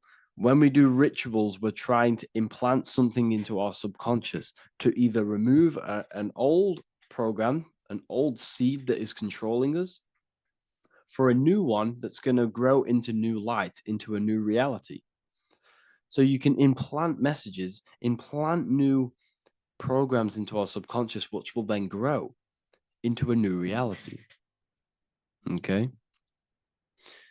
Because if I tell you something over and over and over again every single day, for example, if I say, you do what I say every single day I repeat this statement into your ears, about a month or 2 months in, you're going to start to believe in that statement and you're going to start to be under my spell. You're going to start to do everything that I say. So this is what spells are. Spells are subconscious beliefs that hold power over you, and you don't even realize it. So we need to remove these old programs we have that are controlling us for new programs. And we do that through ritual, affirmation, and imagination. Repetition and emotion is key to impressing the subconscious. They are the two ways that spells are created, that programs are created. The subconscious only knows the now, and it only knows you. So every word you say is a spell. So when you call someone else a name, you're calling yourself a name, because your subconscious takes everything you say as truth, because it only knows you. It doesn't know anyone else. So every night we can do affirmation. We affirm the reality we want. This is what we call a ritual. We sit down or we stand up, whatever it is, you affirm the reality you are, I am statements. And then you imagine that reality. And you do this over and over again, every day, twice a day, 3 times a day, however many times. And this will cause repetition. This will install a new belief system into your subconscious, which will then start to show in your external reality. It will start to put you under a spell of the new program. For example, if I install into my subconscious that I believe that I am rich, every single night I affirmate that I am rich, I am wealthy, I am free. And then I do a ritual. I start to imagine this reality. Every single night, I do these two things on repetition, and I start to feel the reality and imagine the reality. Over time, I'm going to start to believe that I am rich, that I am free, and I am wealthy without having the physical reality. And what this will do is that it'll implant a message deep within your subconscious mind. It will plant the seed of this belief. And this belief over time will grow into 90% of my thoughts, 90% of my actions, 90% of my words. My words, my thinking will change due to this new belief. I may not even realize it, but I'm looking for more opportunities to make money. I'm speaking to more people because of this belief that I've installed. This belief has triggered new ways of thinking. My mind, my conscious mind, is now only operating to fulfill this belief. And my conscious mind might not even be aware of it. You won't even realize that you're manifesting this belief of being rich. And that's how it happens. You implant the belief within your subconscious. You implant the spell into your subconscious, which will then gain control over you. So we need to make sure we're removing the negative spells, the negative programs that are controlling us, for new regenerated ones, for new ones that are going to create new realities, a better life. Okay?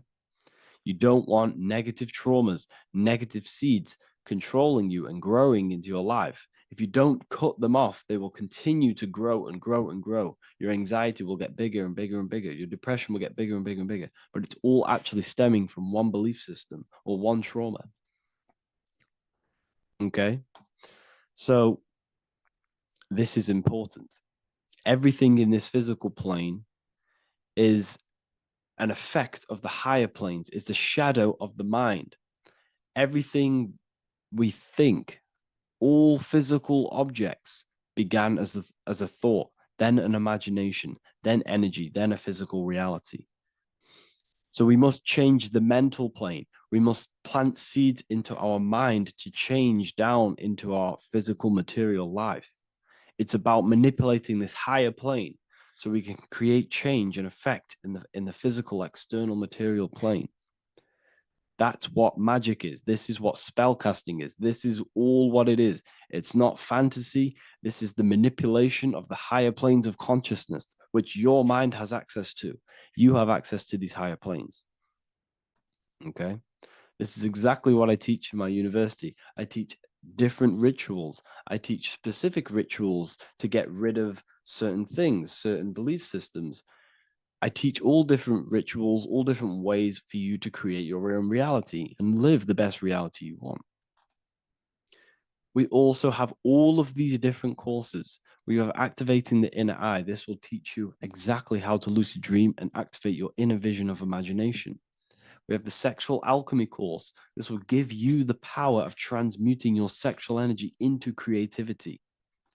We have electromagnetism studies. We have esoteric exchange, an exclusive live call that we do every single week. And I connect with all of the students. They can ask me questions, can speak with me one-on-one inside of these live calls. We have the real numerology section. We have the health section. We have a lecture section. Look at all of these lectures we have on occultism, symbolism. All of these lectures are designed to gain you power, to give your personal power back to you, to make you realize things about you. We have a meditation section. We have a library section where you can download all of our library, all of our books, different books on occultism, symbolism, Freemasonry, astral projection. And of course, we have the Manifestation Mastery course, which teaches you exactly how to create reality so you can live that desired reality that you want. This is the last chance to lock in the price of $55 a month. This is less than $2 a day.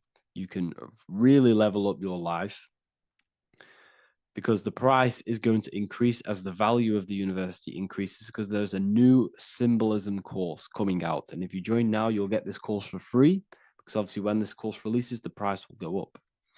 The symbolism course will teach you the language of esoteric and occult symbolism. I'll leave the links in the description. Make sure to leave a like, comment, subscribe to the channel if you want to see more content. Thank you all, people. Have an amazing day. In this video, we're going to be talking about the evolution of consciousness. You are born human. However, you possess consciousness, which is the awareness behind your being, the awareness behind your thoughts, the experiencer behind your five senses, the experiencer, the observer behind your thought, emotions, and senses.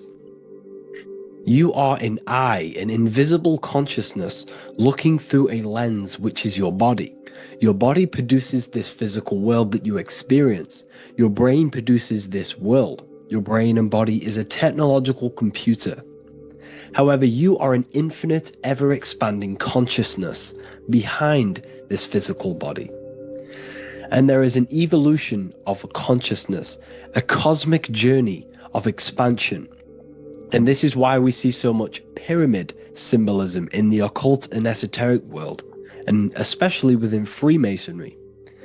Because the pyramid represents climbing, an evolution, a raising state of consciousness, a journey. Steps symbolize a journey upwards. This is the raising and the evolution of consciousness, our inner world. The transmutation of our inner selves, of our souls and consciousness and our minds. So when we see this pyramid, we're seeing a evolution, a way up to source consciousness. And the eye in the pyramid represents your source consciousness. It represents illumination. It represents divine guidance through this evolution of consciousness. This is why we see the ladder. Consciousness is ever expanding on an infinite journey of evolution. Each individual is a part of this cosmic process, contributing towards the ongoing expansion of both mind and awareness. As we evolve, we collectively explore deeper levels of existence, expanding the boundaries of thought and consciousness. The mind has the ability to expand infinitely into new realms of thought, into new dimensions of mind. The mind cannot be filled up. It is not a physical substance. The body can be filled up because it is a physical thing, but you cannot fill the mind. Therefore, the mind is constantly expanding, ever expanding into new fields of thought. So what we see in Freemasonry, the ladder, is again a journey, an elevation of consciousness. When we are born with an infant consciousness, and as we gain older, we gain an adult consciousness. Our inner world, our inner mind, and our emotional intellect changes and evolves. We are significantly different from when we were very young as an infant. It's because our consciousness evolutes, it changes, it alters like water. So just like this evolution of your own consciousness as growing up, there is consciousness of beings existing in cycles beyond our own. And their consciousness is unimaginably different from ours. They operate on a higher level of understanding and knowing, experiencing reality in ways that transcend our current comprehension. Our minds right now cannot comprehend the highest states of consciousness. There are entities, there are beings beyond our own, existing in higher dimensions of consciousness that we cannot comprehend because they have expanded. They are on a further way up the ladder of consciousness.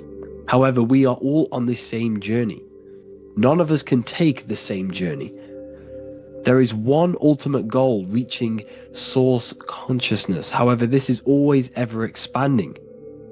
However, we are all on a different journey. There is one truth, one source, one goal. However, there are billions in different ways of reaching it, and we are all on these different paths to source consciousness, to this ladder, this evolution of universal evolution. Okay? Their awareness is attuned to new dimensions of existence, reflecting a more advanced stage in the cosmic journey of consciousness evolution. So when you take DMT, you are shot into these higher realms of consciousness where you meet these beings who look similar to these images. They are not speaking to you physically. They don't speak to you three-dimensionally through vibration and words. They speak to you mentally. If you have done DMT, then you know this. And if you have met these beings, then you know this. You might have even met some of these types of beings on mushrooms or any psychedelic drugs. Because ultimately, when you take these mind-altering substances, it's altering your consciousness. It's merging your consciousness with the spirit of that substance. And you are essentially attuning your mind to higher dimensions of consciousness. That's why we say we're getting high when we take these substances. Therefore, when you meet these beings on DMT, you are essentially meeting beings who are attuned to higher dimensions of consciousness, and they speak to you mentally. They speak to you telepathically through thought, because the universe is mental. Everything exists within the mind. The way you are now, your physical existence, is a state of mind. Mind, thought creates matter. Spirit and matter are two opposing ways of thinking.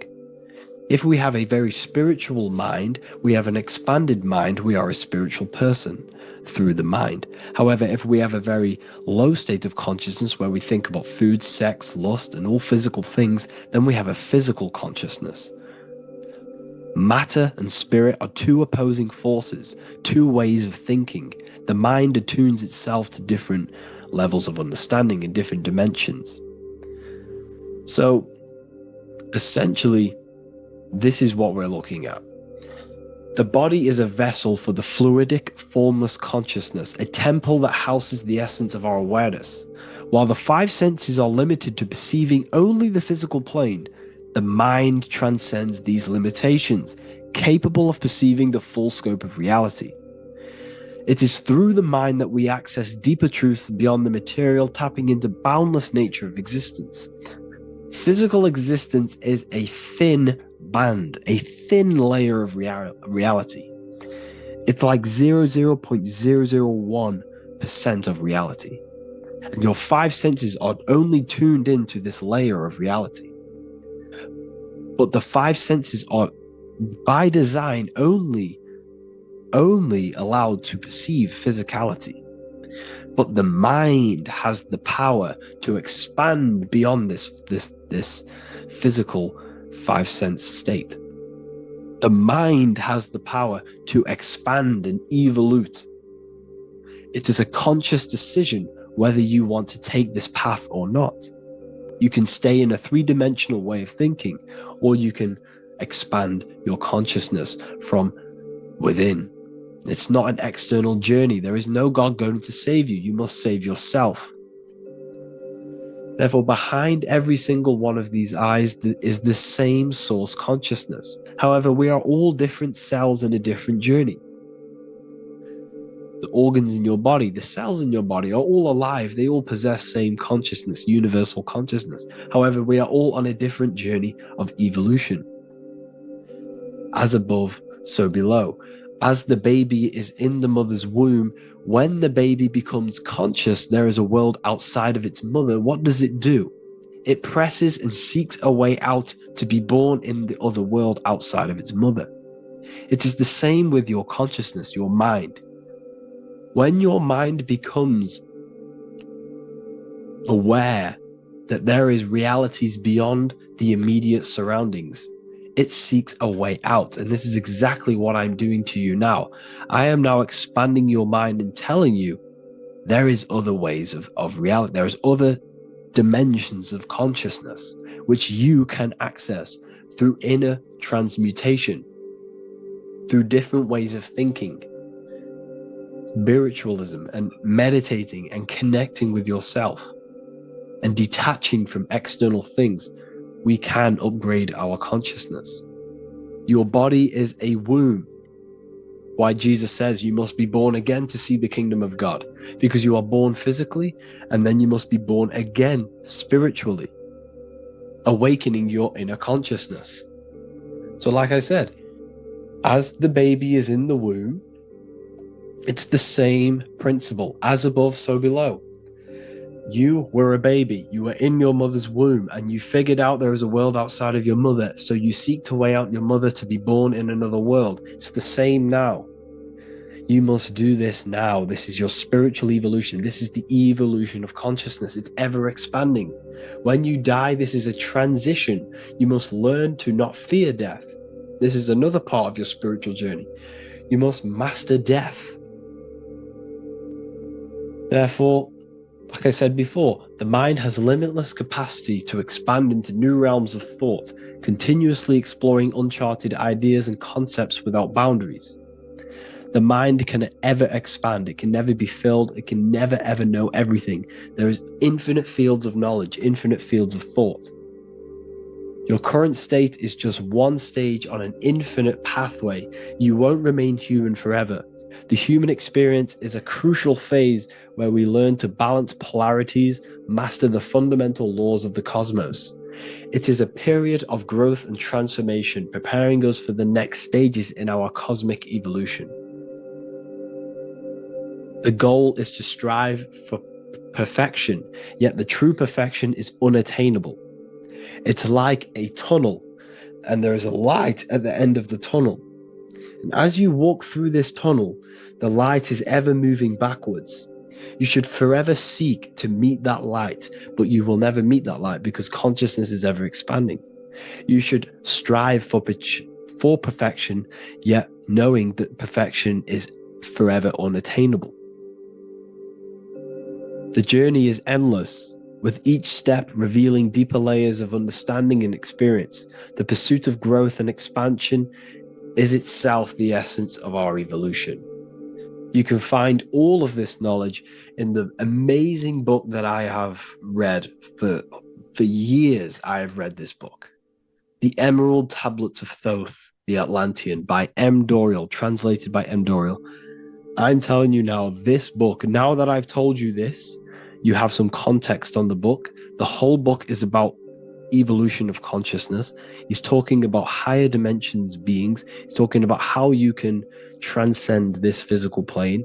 It is truly the most amazing book you will probably read.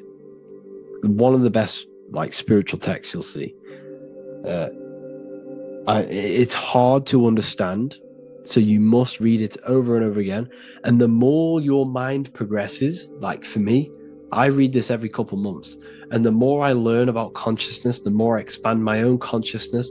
And every time I read this book, I pick out something new that just completely blows my mind, because you can only understand this book to your level of consciousness, to your level of understanding. So now that I've told you all this information, go and read this book and it will absolutely blow your mind. And so will the Book of Wisdom Volume 2, which is now available. I released it the other day. I'm just going to read a page out now. This page is called Spirit and Matter. The Earth is not merely a dense, lifeless rock drifting through space. It possesses spirit, a living, cosmic a living essence that animates its form. But what do we mean by spirit? Spirit in esoteric terms refers to the energy, the life force, animating the principles infused in matter. So essentially, what this page is talking about is how everything has spirit, consciousness within it. You are the middle, you are spirit and matter. You have the ability to expand your mind to the God self and raise above our animal instinct, our material self, and know the divine and expand. Animals cannot do this. Animals are not self-aware. Humans possess self-awareness. We can observe our consciousness. We can say, why do I exist? We can look in the mirror and know that we need growth. And this is what Anunnaki means. Anu means above. Anu was the supreme god of the sky, which is a metaphor. He represents spirit above, heaven. Anu came down to earth and married Ki, the goddess of the earth, which represents matter. It's a myth, it's an allegory. Anu married Ki and gave birth to the Anunnaki. Spirit came down and infused with matter and gave birth to the human, which is you. You are spirit infused in matter, Anu and Ki, Anunnaki. You are the Anunnaki. And this is what just one of the teachings in my book. Honestly, this book is absolutely amazing. If you truly, truly want to expand your consciousness, give this book a read. And obviously, if you're inside the university, I give you this book for free. A paperback version. If you join the university, follow the steps inside of the general chat, you'll be able to download this book. Or, sorry, not download it. Order a paperback for free. All you have to do is pay for the shipping. You'll also gain amazing knowledge inside of my library, where your mind will just be overblown with the amount of esoteric books. There's over 45 rare occult books, plus you get a PDF of the Volume 1 and Human Health Guide. You get reoccurring updates where I expand on symbolism, occultism, where you will just feel absolutely amazing once you understand esotericism in yourself. You'll also learn how to create the dream reality that you want with the Manifestation Mastery course, where I teach you how your consciousness creates reality. You'll have a real lectures where I post lectures on symbolism, occultism, esotericism. There's a conscious community and live calls and Q&A where you can ask me questions and I'll answer your questions. I just want to say thank you to everyone who has joined the university. Thank you for even liking and watching this video. Any support I just appreciate every single one of you. Please, if you can, leave a comment and a like on this video and let me know any videos you want me to make in the future. And I will start uploading a lot more to the YouTube. So yeah, thank you all for tuning in today. Have an amazing day.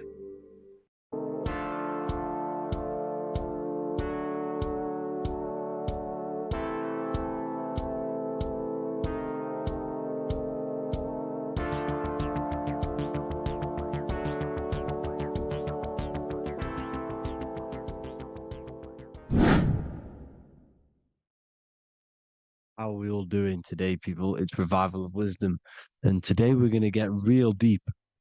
This video is going to get real deep. A lot of people are not going to be ready for this sort of knowledge. Okay, you really have to do is to really deprogram the mind, because everything we've been taught is a complete lies to keep us trapped. Okay, this is really advanced knowledge. Now, let's get straight into this.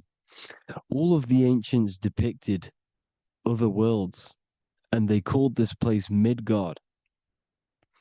Midgard is the mid garden, the middle garden. This is why the Masonic symbolism on the floor is always a black and white checkered board, symbolizing the polarity here, the good and bad, because we're in the middle garden, the heart.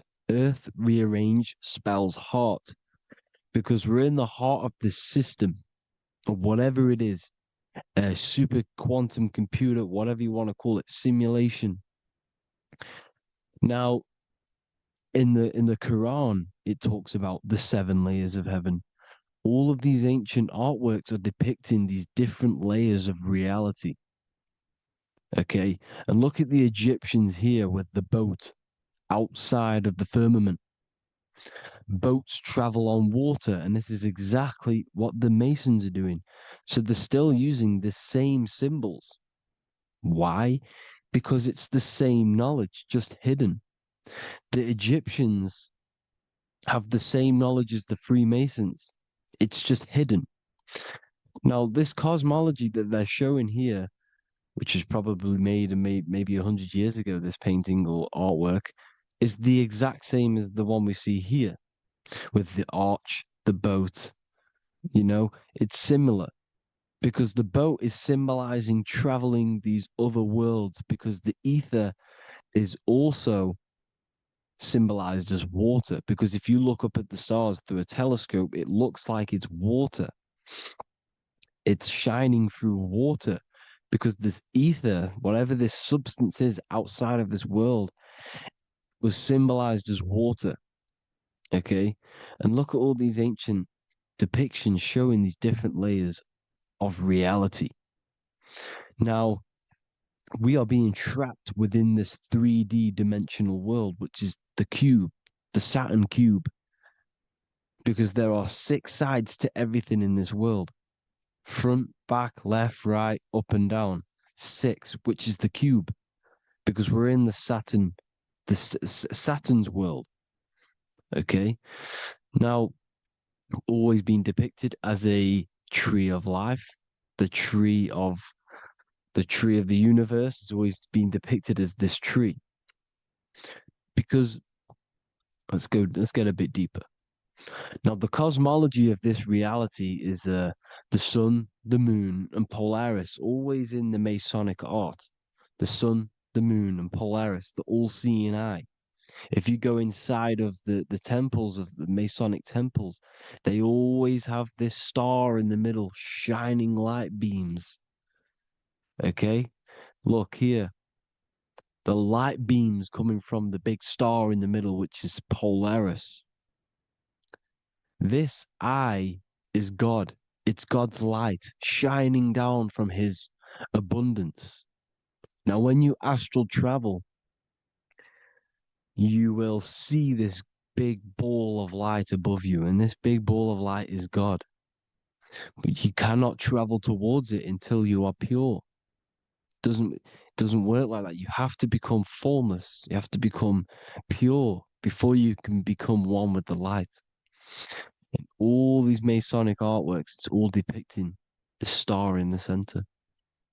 This star is Polaris, because Polaris is the way out of this place. And this is why you see the stairway to heaven all the way up to the light beam, the light source.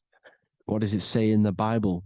God is light, because everything is made out of one substance, and that substance is light.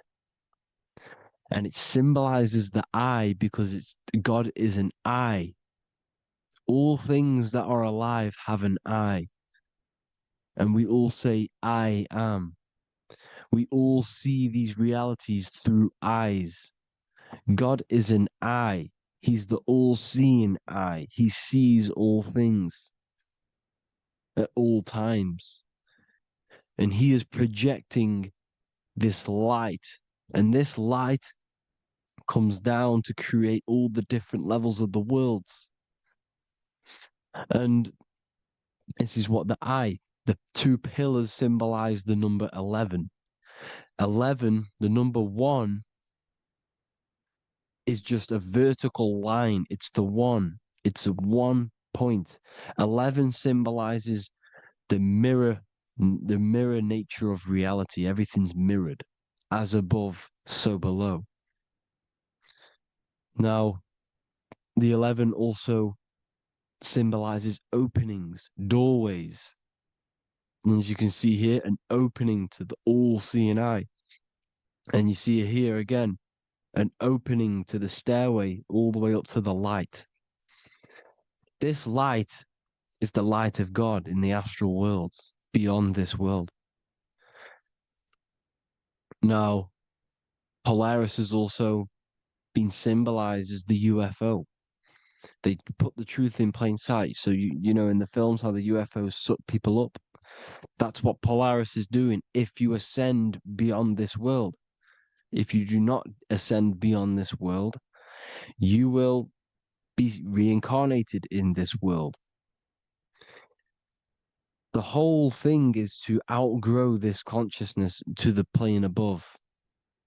And I'm not just making this up, I'm going to be bringing in scriptures after this. But you can see with the Christmas tree, we always put a high, big star at the center, at the top, which is the star of Polaris, which is exactly what the Masons are doing here. The star at the top. And it's on top of our Christmas trees. And all of these symbolize the other stars, because Polaris is the most high star. And all the other stars are wrapped around the firmament lower than Polaris. And that's exactly what the Christmas tree is. And it's a triangle. It's a triangle, just like light beams travel from one point in the triangle, just like the all-seeing eye.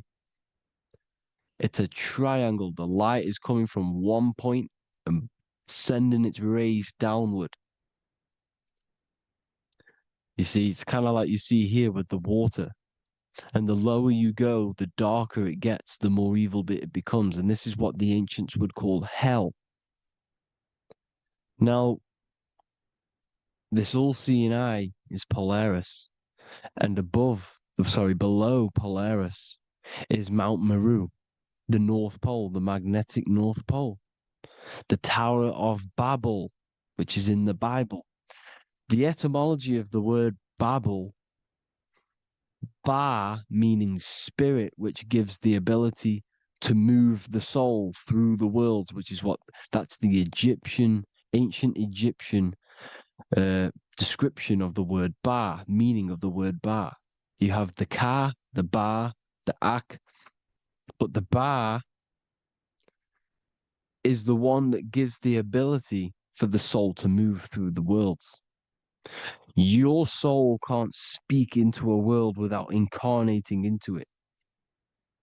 Now, the Tower of Babel symbolizes Mount Meru because it's the word Ba is the spirit which gives the ability for the soul to move through the worlds. The Tower of Babel is the magnetic North Pole, Mount Meru, which gives the ability to move through these different worlds. And you can see the ancient Tibetans always showing this depiction of these different worlds coming from the center. Because we have to ascend our consciousness. It's not about how good you are to reach heaven. It's about how you expand your consciousness, you expand your mind. So they teach now that you have to be good in order to reach to heaven. It's about expanding the mind, expanding your consciousness to these different planes, these different realms. So that's what it's about. And Jesus was known as the fisher of man. Now, Jesus is a massive part of this. He was known as the fisher of man because he was fishing. He could have been fishing. He could have been one of these deities that had come down from these different higher realities and pull people up. So they would so they called Jesus the fisher of man. And he says unto them, follow me and I will make you fishers of men. So these deities that we see in the past, like Buddha, Krishna, Hermes, Thoth, Jesus, could all be these entities who were coming down to pick up the minds that were worthy enough to see the higher planes of reality. And this is why they called him the fisher of man. Now, when Jesus walks on water, there is a parable with Paul. And he says, but Jesus immediately said unto them, take courage, it is I, don't be afraid. He's talking about astral travel here. He's talking about leaving the body. Because when you leave the body in astral travel to see these alternative realities, you can't be afraid because fear is a bondage, which is what the Emerald Tablets talks about. Lord, if it's you, Peter replied, tell me to come to you on the water. The water. Come, he said. And Peter got down from the boat, walked on the water, and came towards Jesus. But when he saw the wind, he was afraid and began to sink. When you become afraid in astral travel, you sink back into your body. Lord, save me. So this is talking about Jesus pulling people up into different realities. And you can see the fish is the symbol of Jesus, is another symbol of Jesus, a fish. Because fish symbolize deep occult knowledge, because fish travel the depths of the ocean. And they symbolize us because we are fish underneath the ethers. And Jesus was pulling people up. You see, so the Bible is a people today believe the Bible is a book telling you how to reach to heaven, how to become godly and reach heaven. But you've got to become the Jesus Christ to see these alternative realities. Now look at the emerald tablets is a massive part, and it speaks so much about these different realities. Look what it says here. This is in Emerald Tablet 3. Then in my heart grew a great longing to conquer the pathway that led to the stars, which is exactly what the Masons depict in all of their art. Look, the ladder to the stars. And then he goes on to say, years after years, I sought after wisdom, seeking new knowledge, following the way, until at last my soul, in great travail, broke from its bondage and bounded away, broke from the bondage of the body. Free was I from the bondage of earth men. Free from the body, I flashed through the night. The stars. The stars are a massive part in the astral world. Each star is a different reality. And the true astrology is the star that you came from. You came through a star to reach this, to reach here. There is a reason why you are here. There's a reason why you have the personality traits, because your soul came from a specific star. This is why we call them stargates, because they are gates in and out of this reality. And Polaris is the way out to the higher worlds. Now look, far into space, my soul traveled freely into the infinite circles of light. Beyond knowledge were some planets and great gigantic beyond dreams of men. Then he goes to say, lift up your flame from out of the darkness, fly from the night and ye shall be free.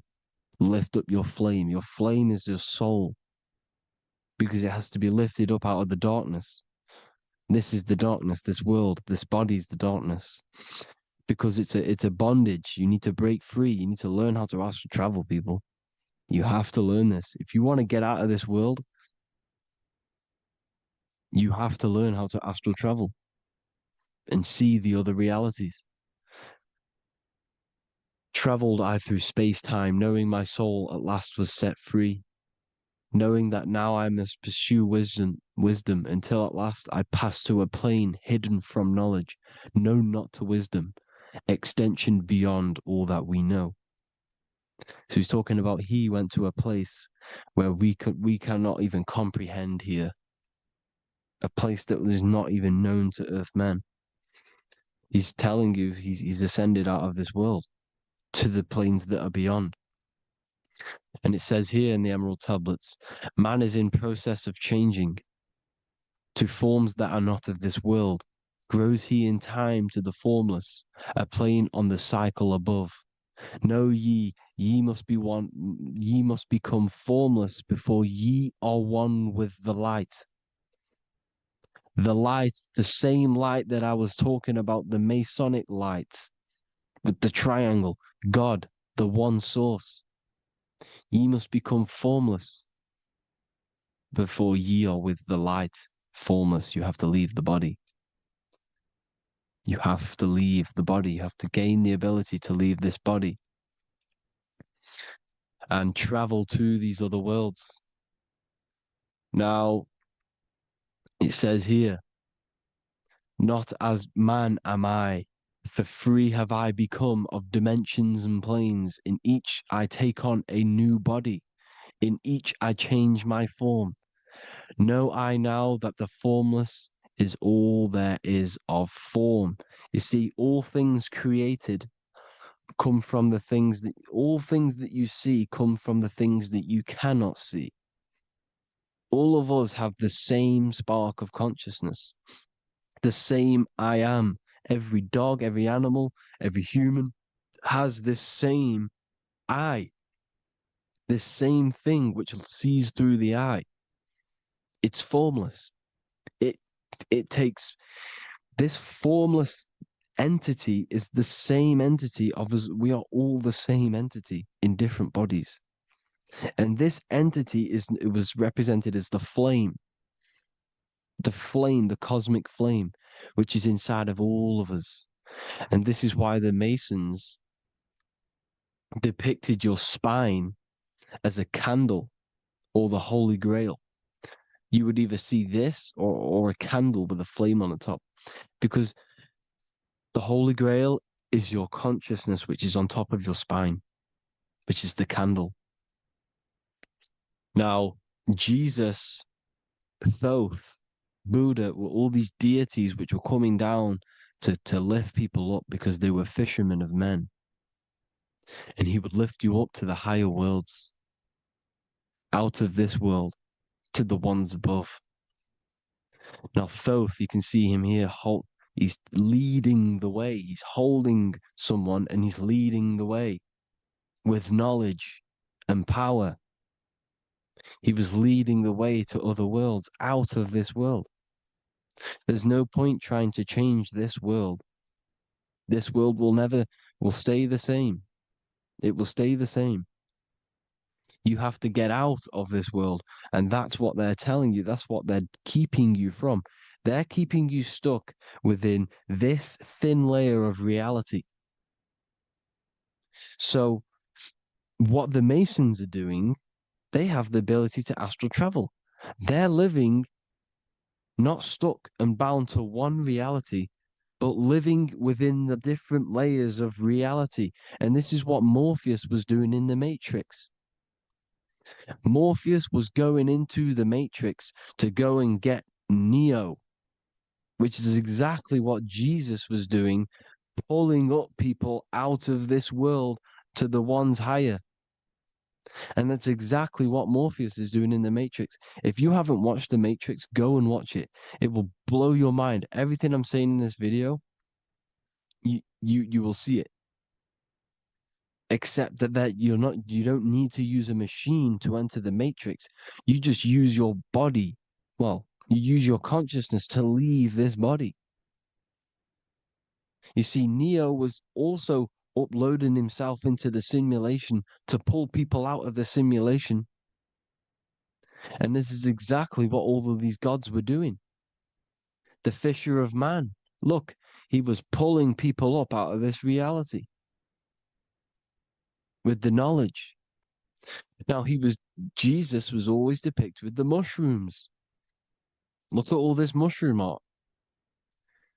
Mushrooms were literally the origin of Christianity. You can see it everywhere. There's mushrooms in all of the ancient art. Every single one of these paintings you see here, there's mushrooms on them. Mushrooms have the ability to see alternative states of consciousness. Now, if you go and do them and you go to sleep, if you pop mushrooms, you go to sleep and you will wake up in another reality. You will wake up in another reality. Don't try it if you don't want to do it. But if you've got the heart to do it, do it. Eat them and go to sleep. You'll wake up in another reality. And Jesus was handing out mushrooms to the bright minds, to the minds that he wanted to fish out. and pull up to the higher realities. He was given them mushrooms to see themselves in an alternative state, in an alternative reality. This is why there was so much mushroom art, and it's not just ancient Christians. It's Sumerians, it's the Mayans, the Celtics, the Egyptians. All used mushrooms. All of them. Look at all this art. It's on stones. It's everywhere because mushrooms. See, everything in nature is a micro macro. Look at the form of a mushroom. It's literally your spine and brain because they alter your consciousness. Your body is just a radio receiver. Everything that you're experiencing is a program being ran by the central nervous system, and your consciousness is experiencing this program, these electrical impulses of the nervous system, because it's all feeding back to one point, which is the pineal gland. And this is the candle with the light on it. Type in Masonic candle and you'll see it. It's your spine with your spark of consciousness on top of the spine. And it's a mushroom because this sends you to alternative states of consciousness, alternative realities. Now, they were all doing this, the Egyptians, the Mayans. Now, there's more symbolism which goes into this. Look at the Christmas trees we use. The Christmas tree with the presents underneath them. Magic mushrooms grow under trees. And these are the presents under the trees that we symbolize today with Christmas. Santa's red and yellow for the red and yellow mushrooms. The same mushrooms Mario has to collect. And when he gets enough mushrooms, he levels up. And then what does he do when he go past the world? When you win that world in Mario, you go to another reality. You go inside of another world. It's truth in plain sight. And it's using mushrooms. It's using mushrooms. Everything, all of the characters in Mario, well, a lot of them are mushrooms. Look at this one. The presents, black, yellow, and red and white. Red and white mushrooms. And the bow on the top is the mushroom head. That's a bit of a reach, but you know, the symbolism never lies, is what you need to understand. And it's as above, so below. Now look at the Sumerians. The Sumerians were also multi-dimensional beings. Okay, look at how they have the double faces. They had 1 foot in this reality and 1 foot in another reality. And look at this one, a double-headed god inside of like a portal. You see? Because and look at these with the wings, the astral travel. Birds, ancient birds symbolize the soul. Because the soul is a bird, it flies to different worlds. It flies around the cosmos. And mushrooms gave you the ability to see these alternative states of consciousness, these alternate realities, because you exist in infinite realities. You exist in infinite realities. Now look at the 33rd degree Ordo Ab Chao badge. You get this badge when you become a 33rd degree Freemason, and it's a double-headed eagle. A double-headed eagle. And you can see this in Sumeria first. Sumeria have the same symbol, a double-headed, bird. You can see it here as well. And the Masons are still using this symbol today. And when you become a 33rd degree, 33 vertebrae on the back of your spine, above the vertebrae is your consciousness, and it's a double-headed eagle. One reality in one, you become a multi-dimensional being in the 33rd degree. And I've heard many interviews of Masons say it becomes Luciferian. You see, they speak in code. These Masons can't tell you about what they learn about, but they will speak in code. They said it becomes Luciferian. The word Luciferian is lucid. The root word of Luciferian is lucid, and lucid is lucid dreaming, alternative realities, dream worlds.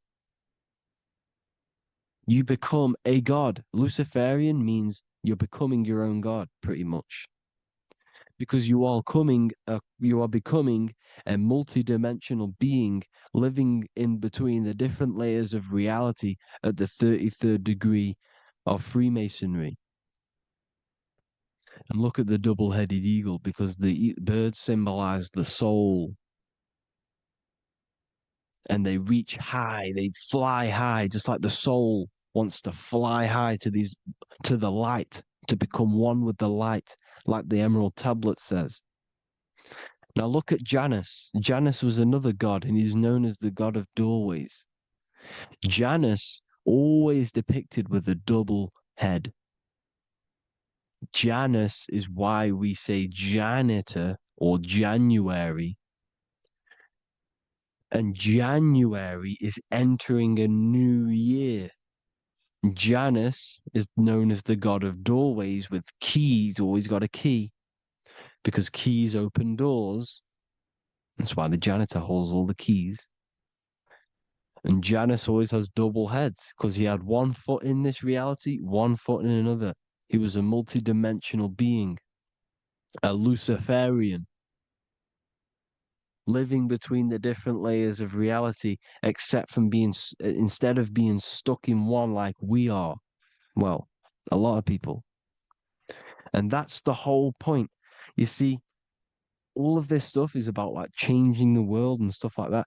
This world will probably never ever change. It's probably been like this forever. Well, forever, for a long time. But it's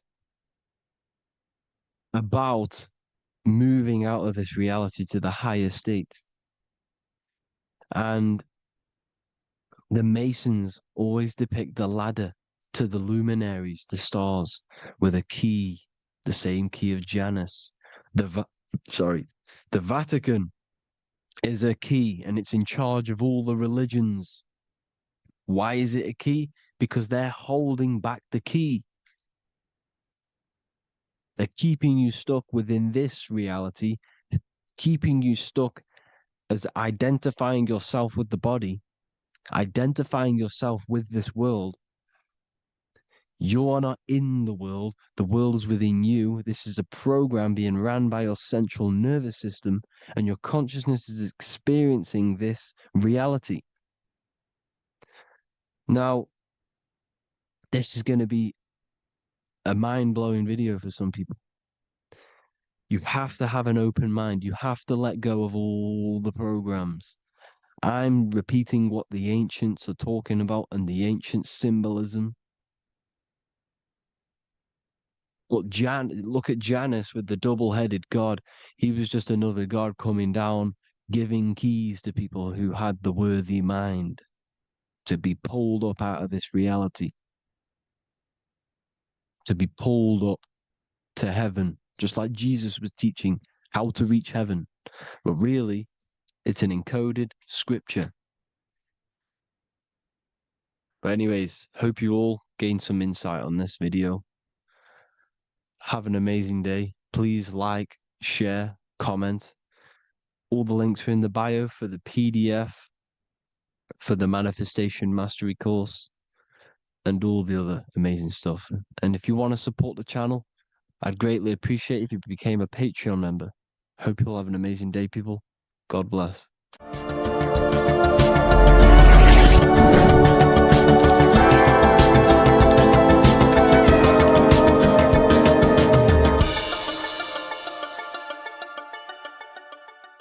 Welcome to Revival of Wisdom. Welcome people, we're back with another video, and this video is about Freemasonry and their connection to the Illuminati. Please, as always, to make sure to hit that like and the subscribe button and turn on the notifications to never miss a video. On May the 1st, 1776, the founder of the Illuminati, Adam Weishaupt, founded this secret organization, and this date can be found in Roman numerals underneath the all-seeing eye pyramid on the $1 bill. This $1 bill also says Anu Coptus Novus Ordo Secularum. This is Latin for announcing the birth of the New World Order. This New World Order will be headed by Lucifer, the all-seeing eye, and followed by the 13 layers of bricks for the 13 elite bloodlines. So your Orsini's, Rockefellers, Rothschilds, Soroses, and the other 9 elite families. So when Adam Weishaupt created the Illuminati, he made it consisting of high-level degree Masons, French and Latin philosophers, and many more powerful people to all become one society. So this is why you see Masons using this same symbol of the all-seeing eye inside the pyramid. But not all Freemasons are part of this Illuminati secret society. As the 33rd degree Freemason Manly P. Hall said in his book The Secret Teachings of All Ages, Freemasonry is a fraternity within a fraternity, an outer organization concealing an inner brotherhood of the elect. So what he's saying here is that Freemasons have to go up the degrees of Freemasonry, and once they hit the top, they either get elected or not into these secret societies like the Illuminati, Skull and Bones, and Knights Templar. So when you see celebrities doing this one-eye symbolism, either covering one eye, doing the triangle, or doing 666 over one eye, this is showing and reflecting the symbolism of Freemasonry. They have taken the oath to never speak on anything they learn about Freemasonry. Duncan's Ritual of Freemasonry book states the oath they have to take. Quote, I ... of my own free will and accord, that I will hail, ever conceal, and never reveal any of the secrets, arts, points of Master Mason's degree to any person whomsoever. All this most solemnly, sincerely promise and swear. Now, this is what happens when they break the oath, stated in this book, quote, myself severed in two, my bowels taken from thence, and burnt to ashes. So this states that Freemasonry comes first, before any law of the land. It has the right to kill you if you break your oath. This is the hand gesture they have to do every time they enter the ritual room inside the Masonic lodge. This is the cutthroat symbol, showing you and reminding you of the oath and what will happen if you break it. Now in this book, Richardson's Monitor of Freemasonry, it states if you break your oath, binding myself under no less penalty than to have my throat cut across, my tongue torn out by the roots, and my body buried in the rough sands of the sea. If they do not decide to kill you, this book states this by pointing him out to the world as an unworthy vagabond, by opposing his interest, by dearranging his business. In other words, they have the power to frame you and destroy your reputation to the world and destroy your business if you break this oath. So yes, they do kill to keep this truth hidden, because this truth of this reality is what keeps them in power. They have the ability to manipulate people because people do not know what manipulates them. This is why they call themselves the government. They govern the ment, which is the mentality, because the mind is the root cause of reality. They control what you perceive to control what you manifest. By knowing the truth, You are set free, and you no longer need no controller above you. So this is why they are willing to kill and do whatever it takes to keep the truth concealed within these high-level degrees of masonry and these secret societies. However, going back to Manly P. Hall's book, it states, part of the symbols are displayed here to the initiate, but he is intentionally misled by false interpretations. So this is saying even Freemasons are intentionally misled and told lies to conceal the truth, to make sure the truth is hidden in the high degrees of Masonry. So that's it for this video, guys. Thank you all for tapping in. Please leave a like and a subscribe. God bless.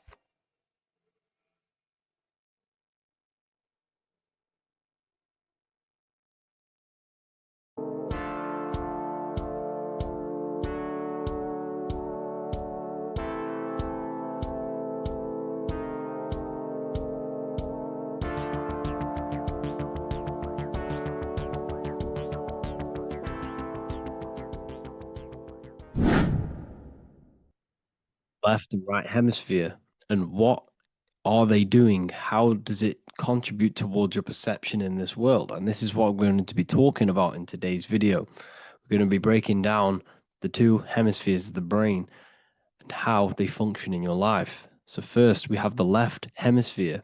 This is the logical hemisphere. This is the analytical, divided, scientific, or verbal hemisphere.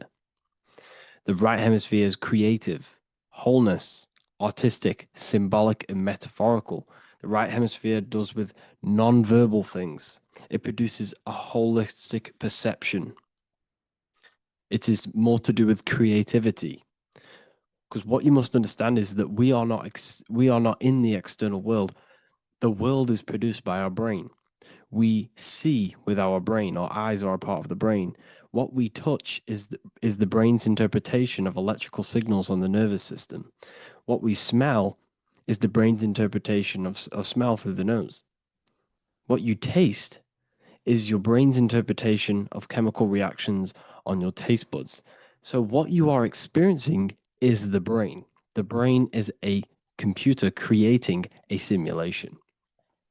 And you have two hemispheres which breaks down this reality.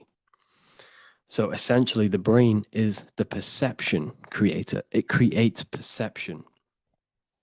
So if the brain is creating this, who is the one experiencing the brain? Well, that is you, the consciousness, the mind, the all-seeing eye. You are the all-seeing eye experiencing the brain, the observer behind the brain, behind reality, behind the emotions.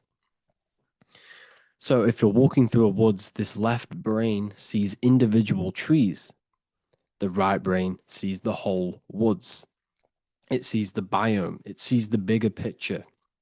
So when you are walking through this woods, the right brain picks up a holistic perception of reality. It creates the woods as one unified woods.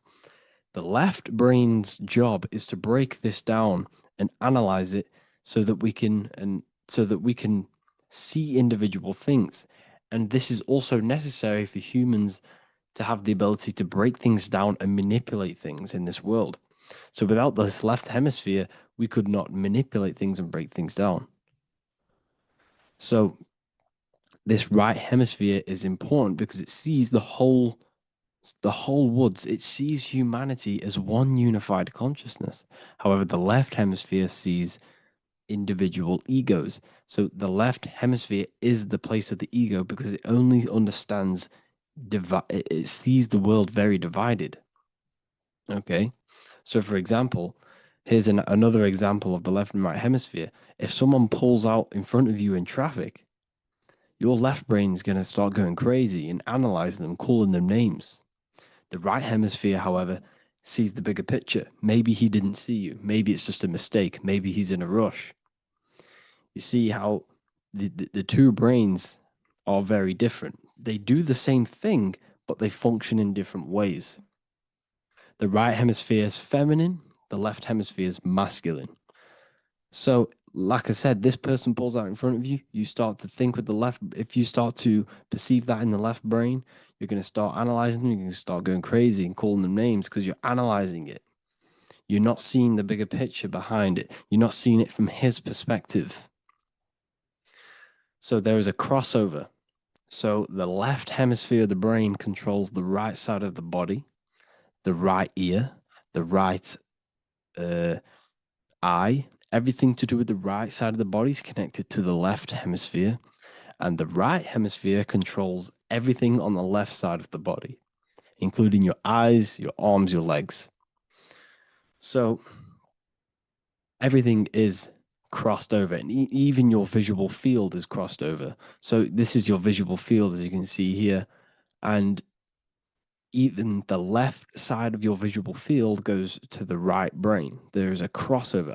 No one really knows. There's not really a reason for this. However, this is how the human body is designed. As we all know, the human body is the most advanced piece of technology on the face of the earth. They cannot replicate the human body. And they tell you it has no creator. This is crazy. People are that brainwashed, they can't even understand that their body is the most advanced piece of technology. Your body is so advanced, the computers that you use are mimicked of the body. Everything they create is mimicking nature, but they don't show you how intelligent nature is because they don't want you to understand you're in an intelligent design. So anyways, let's get back on track. There is a crossover in the brain, and this is why they teach you to write with your right hand. And I was speaking to someone who's in a nunnery or whatever you want to call it. They were a nun, or they knew someone who was who was a nun, and they forced these people, these nuns, to write with their right hand. You had to write with your right hand. This is why, I'd say at least 70% of the world or 80% is right-handed and right-legged, because they taught us this to activate the left hemisphere more because of this crossover that happens in the body. So when we are using this right side more, we are using that left hemisphere more. Why? Why are they doing this? Well, they also called it writing. Writing is a spell, to cast a spell on you to use that right side of the body so that you use this left hemisphere, because they want you to see the world as a divided perception. They don't want you using the right hemisphere, using that left side of the body to activate the right hemisphere to see the bigger picture and see how everything is all one and everything is created. This left hemisphere domination keeps you from seeing the connections between everything, because that left hemisphere analyzes, it breaks things down. So when we are left hemisphere dominated by using the right side of the body, we are essentially seeing everything as divided. And this is why so many people will not understand my work, because my work connects dots and connects fields of knowledge, and makes you see the bigger picture. So people who are left hemisphere dominated will see my work and think this guy's crazy. But everything, it's all about activating that right hemisphere. So they called it writing because every word you say is molding your mind in some sort of way.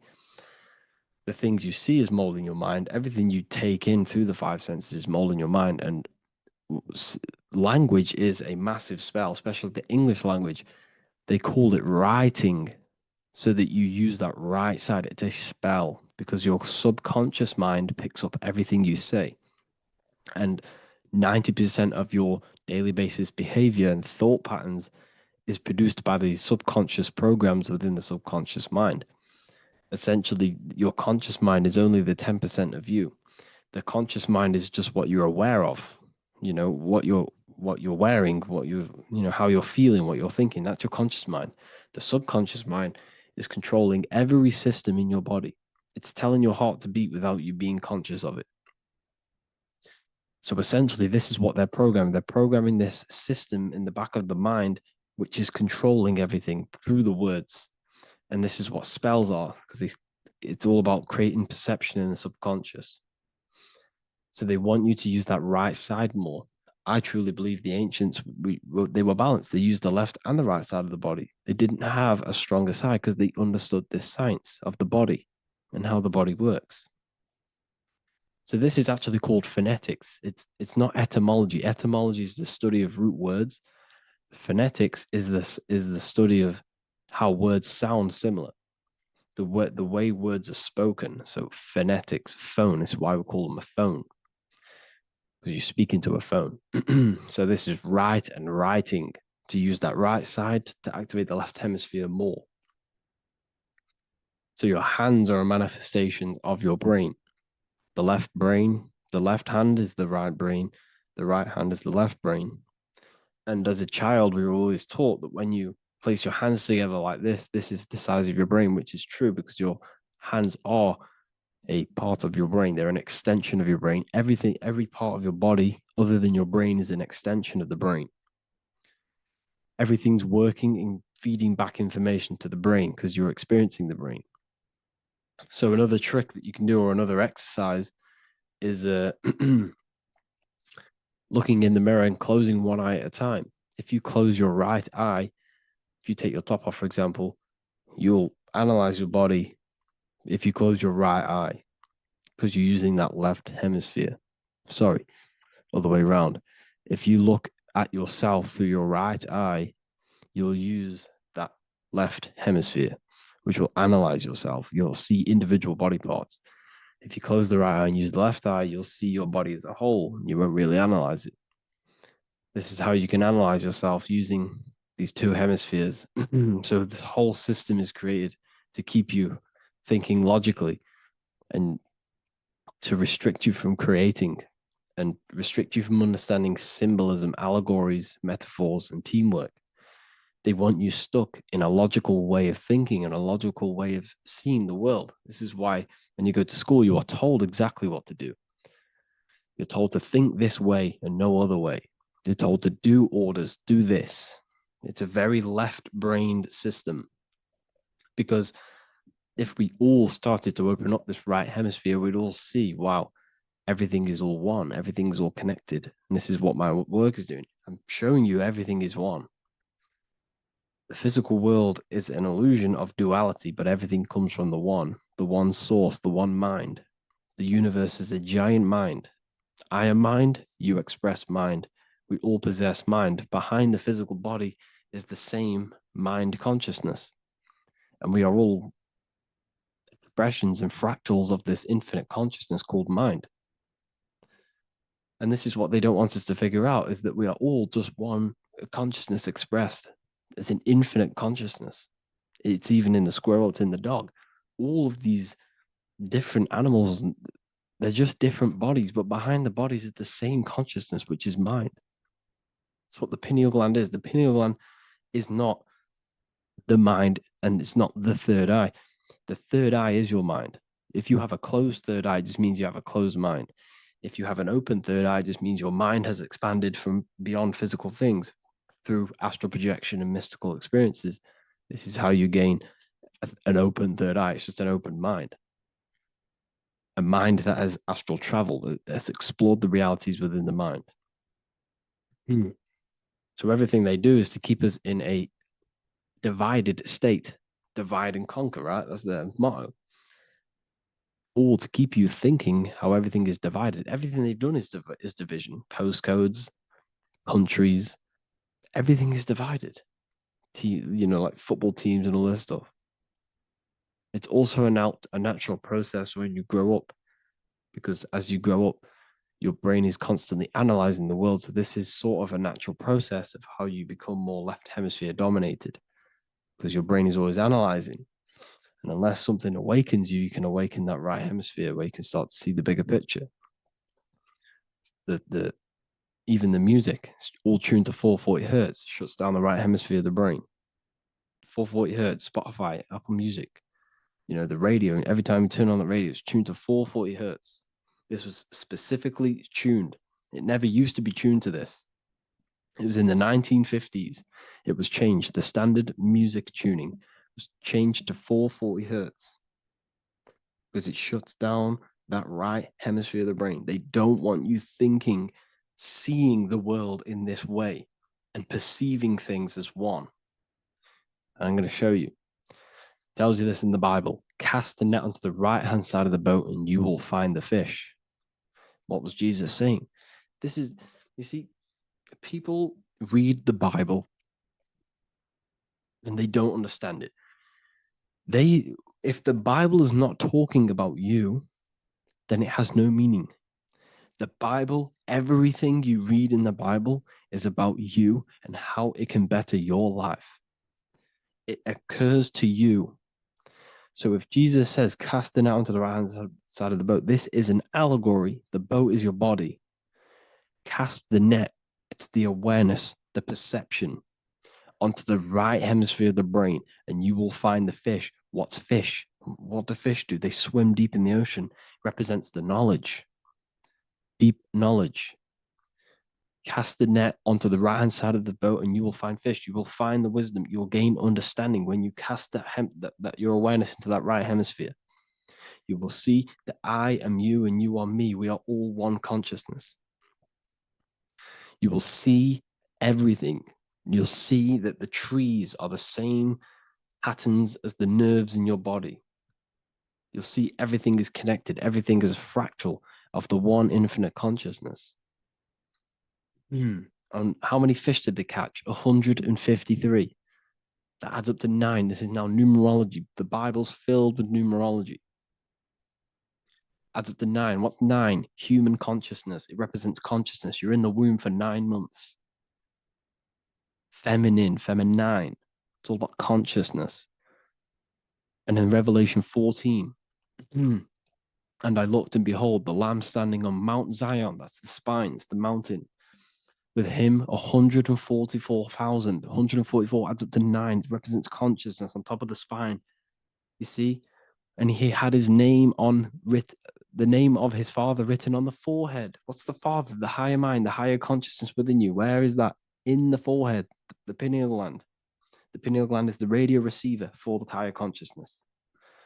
Because every body part of the body has consciousness. Your heart has consciousness. Your gut has consciousness. You are thinking with these different consciousnesses. You think with the gut. You think with your penis. You are thinking with all these consciousness. And it's about raising your consciousness to the higher consciousness, which is the Father, the mind in the head. Don't think with the lower parts of the body, because that is your animal nature. Think with the higher parts of the body. It's all representing consciousness. How to activate the right hemisphere of the brain? Well, it's all to do with non-verbal things. So music will activate the right hemisphere. Make sure it's tuned to the right frequency though. 432 hertz, 528 hertz. Any frequency that adds up to 3, 6, or 9 is good for you. Meditation, turning off the thoughts, and you raise yourself to the higher brain. Symbolism. Symbolism is all right hemisphered. Reading between lines, metaphors, determining the Bible, it's all right hemisphered. Seeing the bigger picture, it's reading between the lines. So tithing in the Bible. These people in the churches are giving 10% of their money to the church. It's nothing but a scam. What these people have done is they have externalized the Bible. They have taken the Bible and literalized it so that they can make a business out of it. So what they're doing is 1/10 of the produce of what it says in the Bible, 1/10 of the produce of the land, whether grain or fruit, is the Lord's and is holy. So what's that saying? The 10th of it's basically saying give the 10% to the Lord, to God. What does that mean? Well, what's the land and the fruit? This represents physical things, the physical things that you have. The 10th of the physical things that you have. What's that? That's your ego. All the physical things that you have is all to do with your ego. That's the lower self. The ego, what is the ego? It's the mind's perception of the physical self. You had no ego when you were a child. Okay, when you were a child, you had no ego. As you grew older, you created the ego. But the ego is the full self. It's the echo. Ego, echo. It's the echo of the full self. So it's saying give the ego over. Take away the animal self. In that left hemisphere, that's all to do with the left hemisphere. That left hemisphere sees the ego. It sees individuality. It's divided.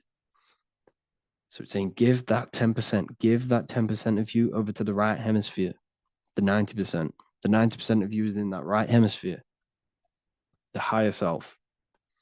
Now, I'm not saying the left hemisphere is bad. Okay, I'm not saying that at all. But it sees it sees things divided. It's like I said, the left, the hands are manifestations of the brain.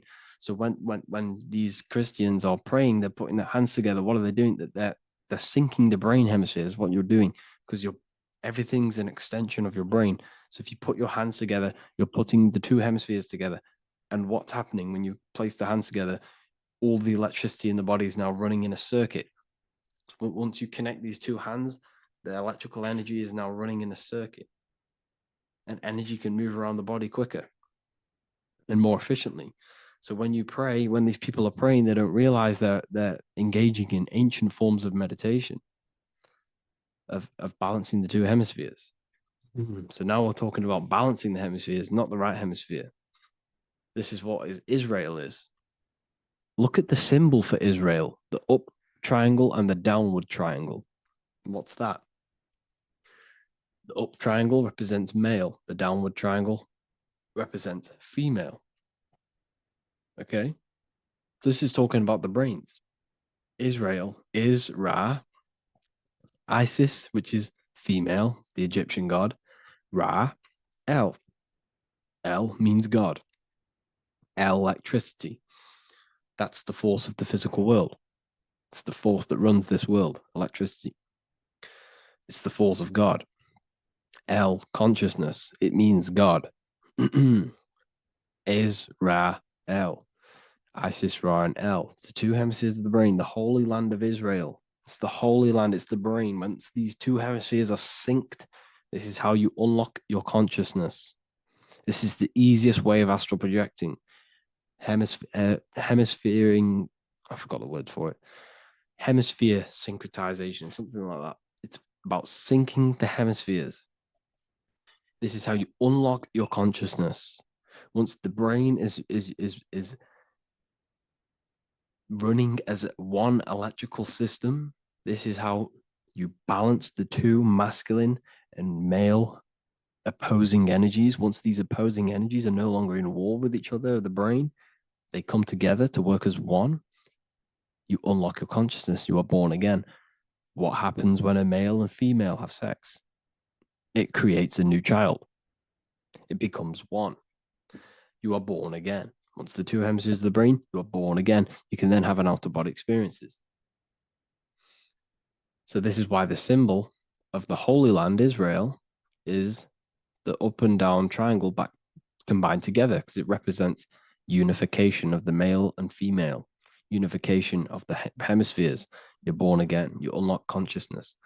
And you can get this for free. It's called the Gateway Tapes on my website. Basically, it's a audio track from the government, and they did this in the Gateway Experience. It's a CIA document, and what they do is there are different forms of meditations you go through. I think there's about 5 waves of meditations you do, half an hour each one, and it will teach you. It will sync your hemisphere, because what does it do? They understood that playing one frequency into one ear and another frequency into the other, they understood that the right ear is connected to the left hemisphere, the left ear is connected to the right hemisphere. So when you play 2 different frequencies into both ears, what happens? The brain picks this up, the 2 hemispheres of the brain picks this up, and it syncs it. It syncs these 2 hemispheres, these 2 frequencies together. So now the brain is working as one to sync this frequency. So this is how you can sync your hemispheres, through listening to these frequencies. Okay, you can get them for free and do the meditations yourself. This will definitely help you. This is an easy way to astral project. So it's all about syncing the hemisphere and seeing reality from a unified perception. We should all aim to get out of that left hemisphere. I'm not saying don't use it, but we should now start to see we should not start to read between the lines of the Bible, read between the lines of the symbolism they're showing, study symbolism, study allegories, in myths? What are they trying to tell us through these allegories? And, this is how we start seeing things in a better way. Once we understand that we are all microcosms of an infinite consciousness, we can all come to one, because love is the unifying force of this infinite consciousness. We are all divided. We are all disconnected from our hearts. Once we all connect with our hearts and see that everything is one, we can all start to love and come together as one, because love is the unifying force of consciousness. So if you haven't already seen, I now have launched the Ethereal University. I will be doing lectures like this one, but even better, deeper, and even releasing knowledge that I can't talk about online as they are censored. I'll be doing lectures every single week. I'll be doing live calls every single week. You also gain access to my library, which is filled with over 45 occult books, filled with knowledge. Okay, I'll show you now. Plus, you get my book, The Book of Wisdom, PDF form, and the Human Health Guide, PDF form. You also get all of this stuff, the health section, Q&As, Ethereum meditations. We've got some celestial studies, cosmology, numerology coming soon. You also get the brand new Manifestation Mastery course, plus the library. And there'll be new books, new lectures, new live calls every single week. Or you can get the Book of Wisdom, use the code WISDOM in all capital letters to gain 40% off. This sale will be ending very, very soon. So if you're watching this, be very quick to get yourself a physical version or a PDF of my book. You can get it in all these languages. Hope you enjoyed this video, people. I'll see you inside the Ethereal University, the real university. Have an amazing day.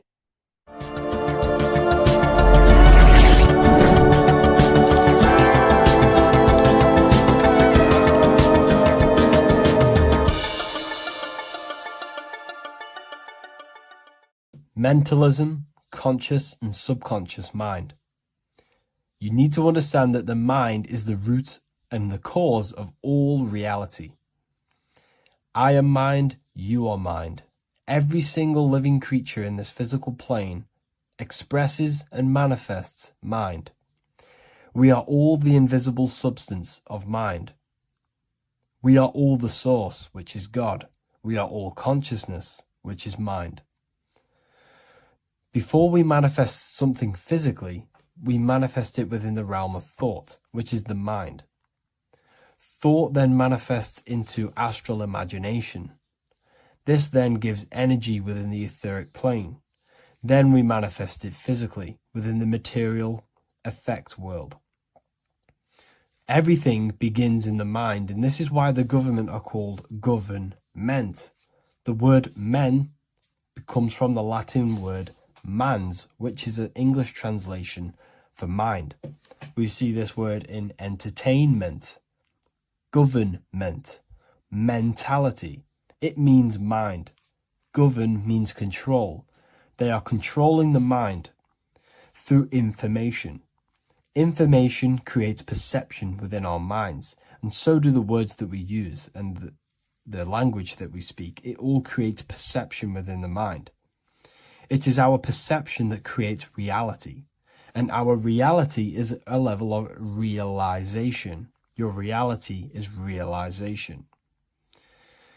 Everything begins in the mind. This is why they are controlling your mind through many different things. Okay? So essentially, they understand how the mind works. So this is why they manifest all things through mentally and not physically. Okay? You have a conscious and a subconscious mind. The conscious mind is what you are consciously aware of. It is the 10% of your mind. It is the mind that keeps you alert. A part of your conscious mind is for survival. A part of it is your visual field. A part of it is your just five senses. It is basically what you are consciously aware of right now. Your subconscious mind is the 90% of your mind.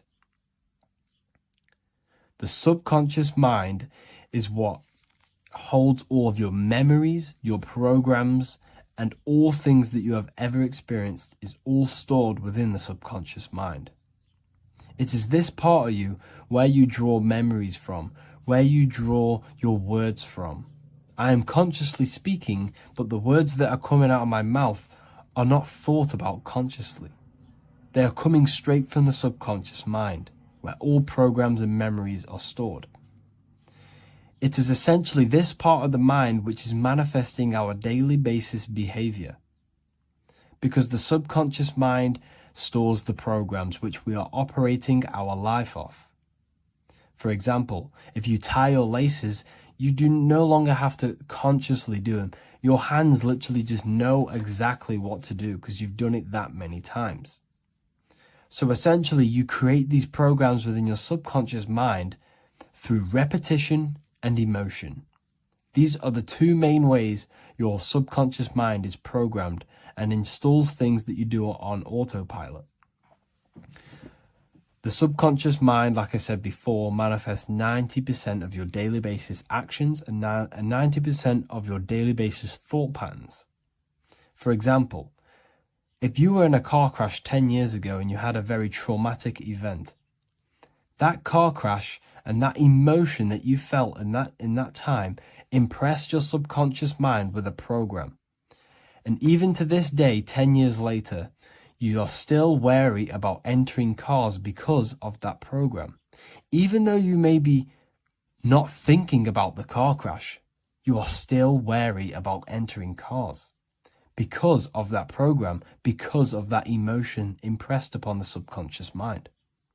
You see, everything you say, everything you think, and everything you feel is telling your subconscious mind, that is what I want. The subconscious mind takes everything literally. Even if you are talking about someone else, your subconscious mind only knows you, and it only knows yes, and it only knows the now, the present moment. So this is why the golden rule back in the ancient days was treat others like you want to be treated. Because the way you treat others is telling your subconscious mind that is how you want to be treated. And this will create subconscious programs within you, affecting you. So, before you go to sleep every single night, what you want to do is to impress your subconscious mind with thinking and feeling of something that you want to become. Become that reality. Think and feel that reality. And by doing this, you are impressing your subconscious mind, and you will wake up in the morning with ideas. Because when you install a program within your subconscious mind, like I said before, it manifests into at least 50% of your thought patterns. So let's say I created a program within my subconscious mind of how to become financially free. Well, I created the program that I am financially free. My conscious mind will start to slowly think about that program and how I can achieve that program, because the conscious mind operates on survival. So if you create a subconscious program of I am financially free, your survival conscious mind will start to operate and think and act on this program subconsciously. You won't even know that you are doing it, but you are. And this is the power of the subconscious mind. You have to reprogram it properly. You have to be careful of the things you think, say, and feel, because all of this is contributing towards molding your subconscious mind, which essentially molds your reality. It draws things to you.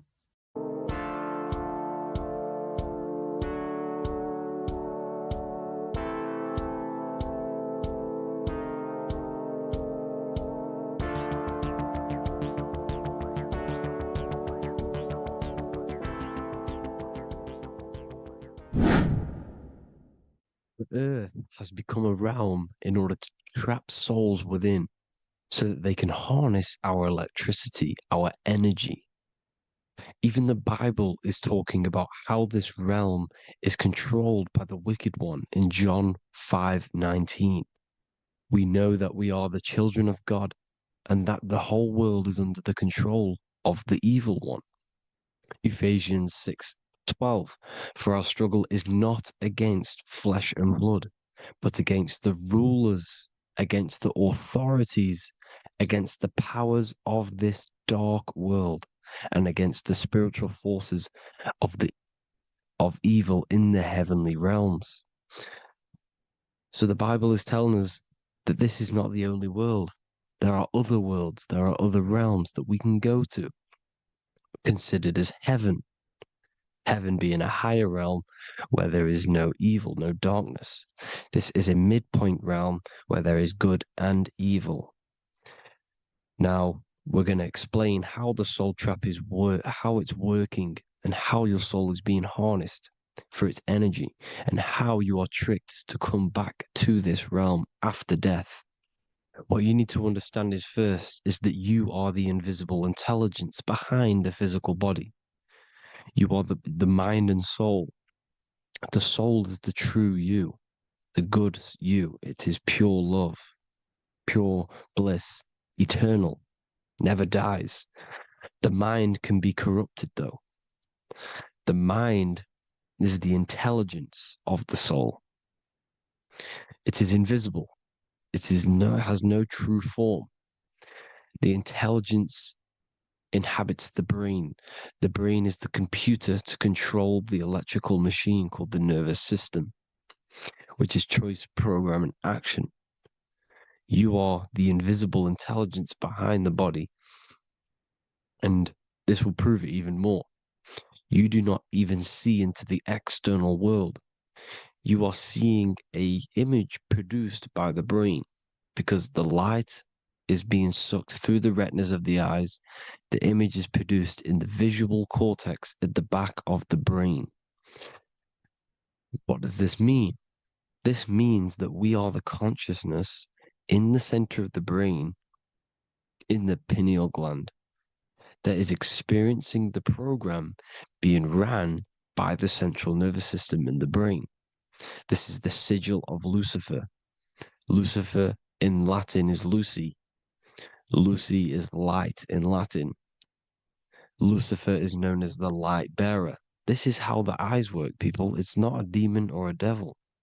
The sigil for Lucifer is how the eyes work, and how the left eye is controlled by the right brain. The right eye is controlled by the left brain. There is a crossover. It's the same with the body. The left side of the body is controlled by the right brain. The right side of the body is controlled by the left brain. There's a crossover with our hemispheres in the brain.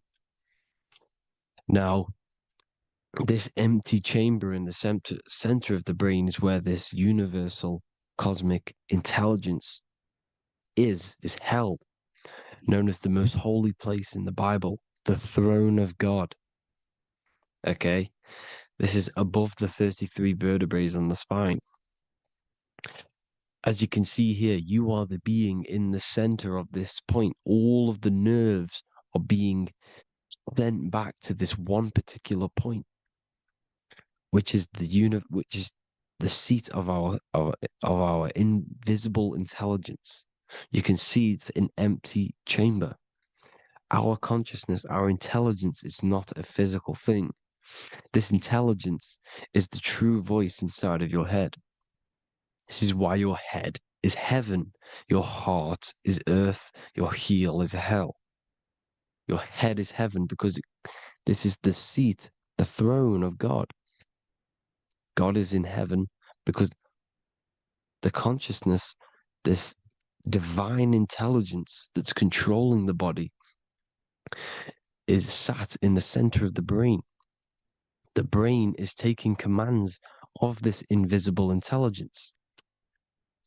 When you close your eyes, you can feel your awareness, your consciousness, your intelligence is all in the brain.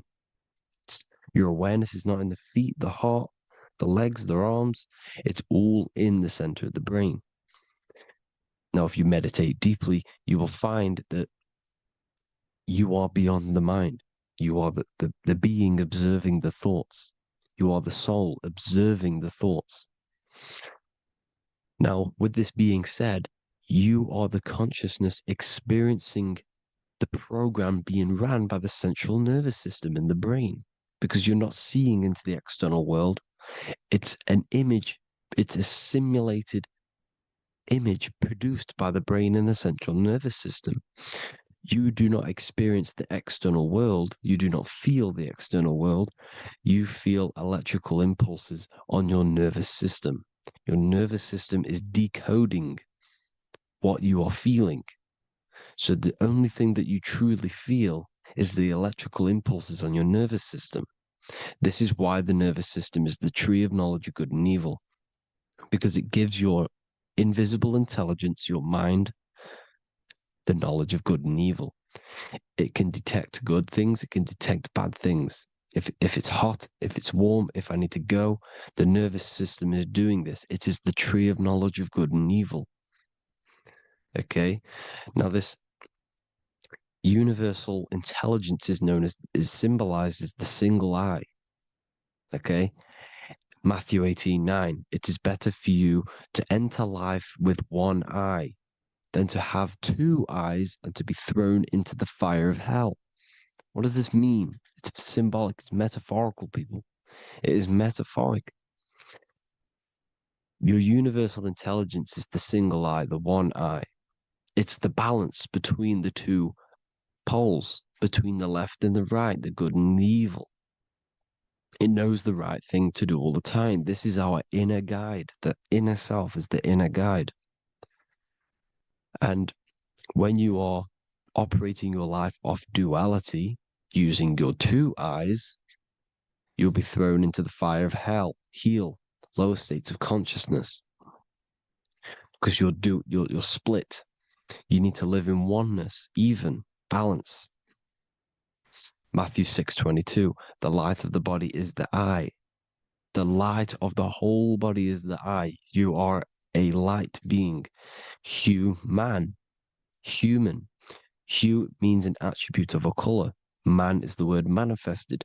We are light manifested into physical form.